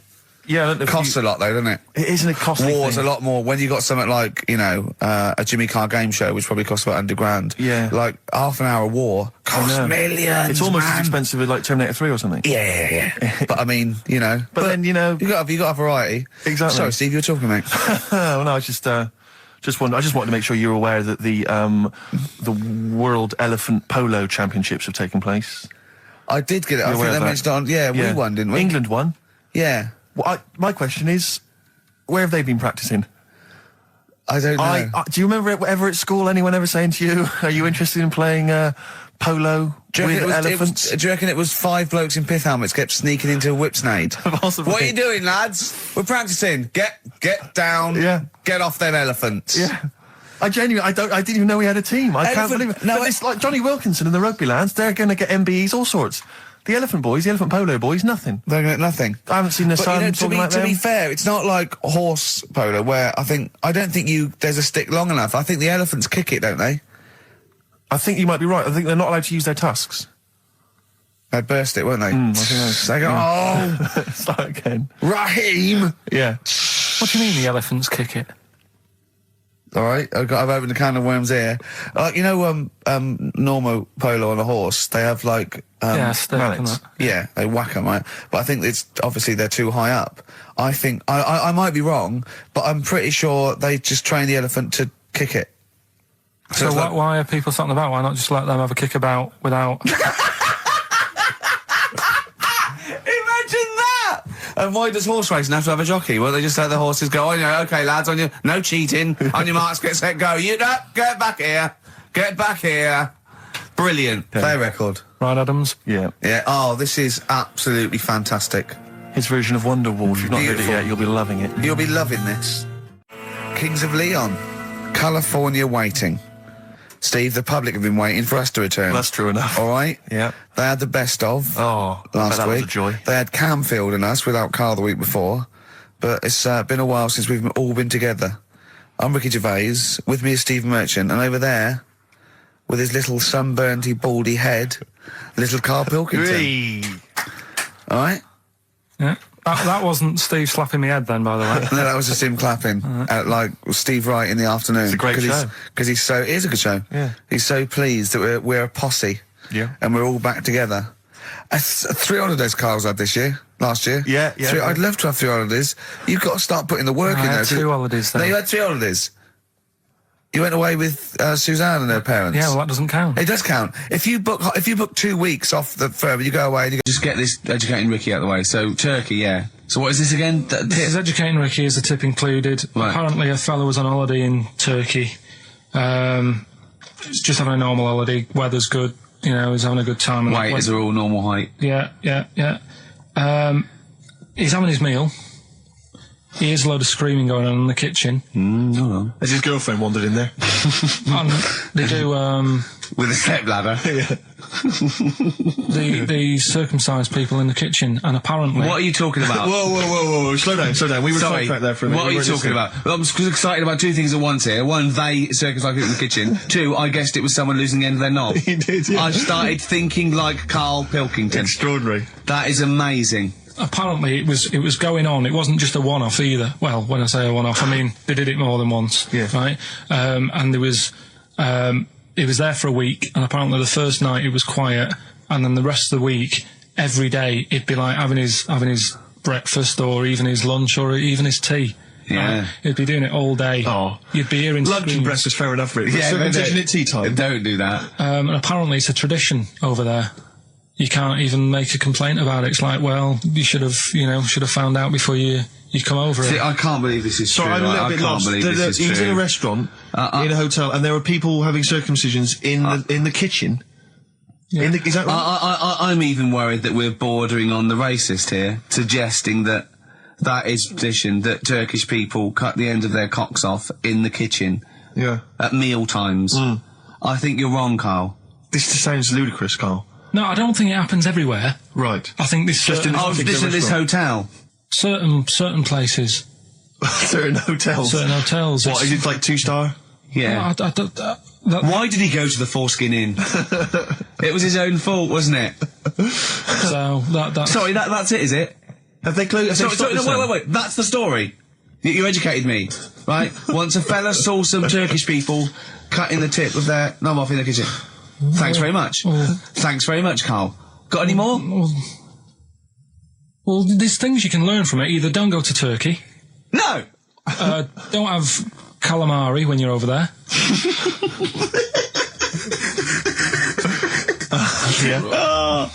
Carl, you've done it again. Well... You too. I love that one. Can't we just... Don't get the ump, just because so far you've come up with nothing. What's the last one? Give us the teaser clue again. It was, I wouldn't have come here in hindsight. I wouldn't have come here in hindsight. Yeah. Right, give me some education. This will be the thing that teaches me something. I can feel it in my bones. Come on. There's a kid in Kenya. He was messing about with some beans. Magic. We guessed that as well. You did, yeah. He's fed up because we've guessed his puns, I think. He put one of them in his ear. Yeah. The mum or the dad said, what have you done that for, or whatever. Yeah. So I'll have to take you to the doctors now. So they took the kid to the doctors, and the doctor said, he said, I can get that out, I can sort that out for you. So, he took it out, and the doctor said, right, that's £3.50. And the dad said, I've only got £2.70 on me. And the doctor said, right, well, and he put the bean back in his kid's ear.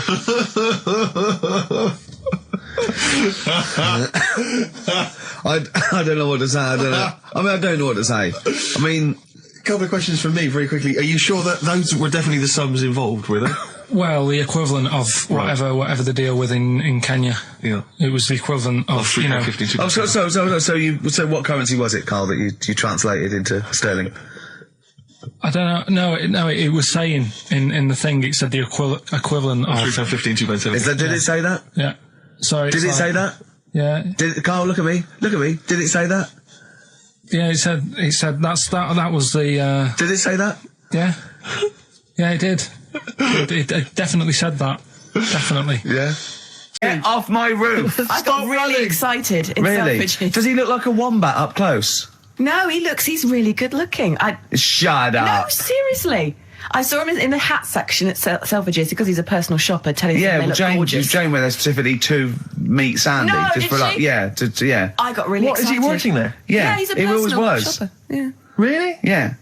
Does he sign autographs and stuff? I'm sure. No, he calls himself Alex now. What? Eh? Yeah, he's not allowed to call him Sandy. Selfridges wouldn't. What should we say and get him sacked? Get him voted out of the Selfridges household. Why is he a personal shopper? Yeah. That's just to me the epitome of indulgence. If you've got money to spend on a personal shopper, that. Oh, I'd love to do that. Man alive! Is that someone who pushes your trolley? No, is that how it works? you just say. Can I get one of those in Waitrose? No. It's like asking an assistant. You go, I need some black trousers and some brown shoes and this range, and they go, okay, and they go and get you a range, so you don't have to go. It's not like. Yeah, but I still love it. Yeah, but you have to pay for it. It's not. No, you don't pay for the service. You pay for the clothes if you buy them. It's really? not. Yeah, it's not like Lady Di having Harrods opened for her. So I could walk in there and get Sandy, of course, you Big could. Brother, to just do some shopping. In fact, I'd love you to. But could I get him, like, once he's finished in Selfridges, could he pop to the Co-op for me? No, he can't do that. No, he can't do that. What? No. Seriously? So there'd be people queuing up, wouldn't there? Well, why? Selfridges, you can't. People don't go and shop in Selfridges for the sake of it to meet Sandy, do they? No, but to get a personal shopper, why wouldn't everyone have one? I don't understand why everyone wouldn't do it if they're not charging you for it. Oh, Steve, you and me later on. I'll tell you this, I don't think people realise that, Rick. He's going to be inundated. No. You know when you go to Selfridges, you will not be able to buy that suit you got for £97. It's a lot more expensive than that. What? You can't you can't get shoes for £29 in there. I'm not bothering. No, exactly. You see, that's where you're going to come unstuck. It's not worth I'd it. love a great record now, Claire. Okay.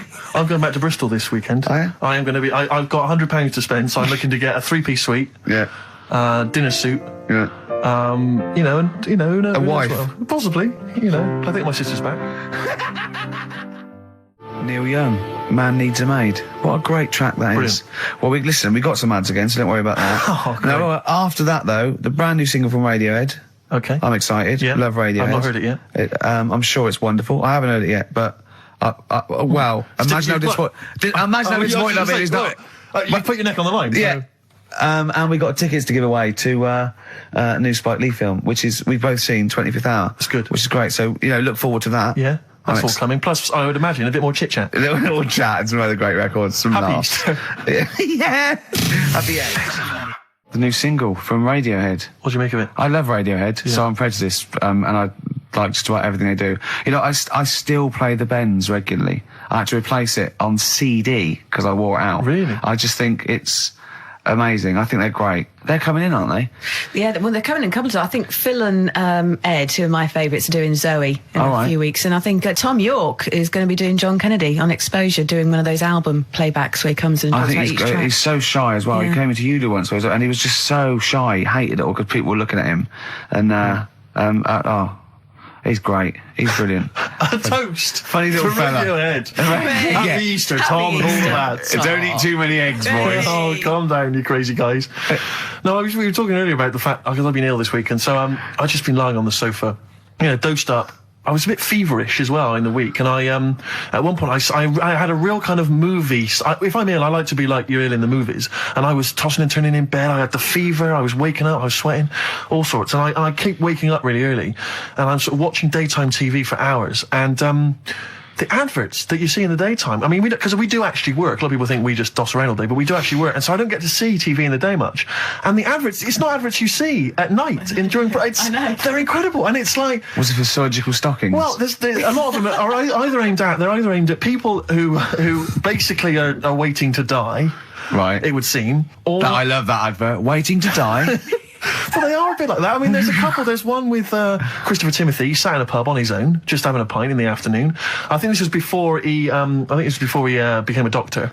He's having a pint on his own, looking through the job ads. He's had a good career, any vet, doctor. I think he's always wanted to play a lawyer. Yeah. And he basically says in so many words, I can't remember it verbatim, but he basically says, you're probably getting on a bit. You're not going to be around forever. You could drop dead tomorrow. Have you made provisions for your children and your family and your wife? And I think you at home were supposed to go, oh Christ, I haven't. Oh. And I was feeling my testicles earlier. They are a bit lumpy. Yeah. Oh no. I had to bend down quite low to feel them. Exactly. So, I am getting on a bit. Exactly. In fact, what I do now is pull them towards me and kick them up like Beckham with the ball. Yeah. And on the way back down, I have a quick feel. Yeah. Or when the kids come to visit. Yeah. And, stop playing with Grandad's testicles. Where have you put them? Where have you put them? We've put them on the mountain. So, oh, you little devils, go on with you. Do you want a Werther's original? And that's another advert you see constantly, Werther's originals.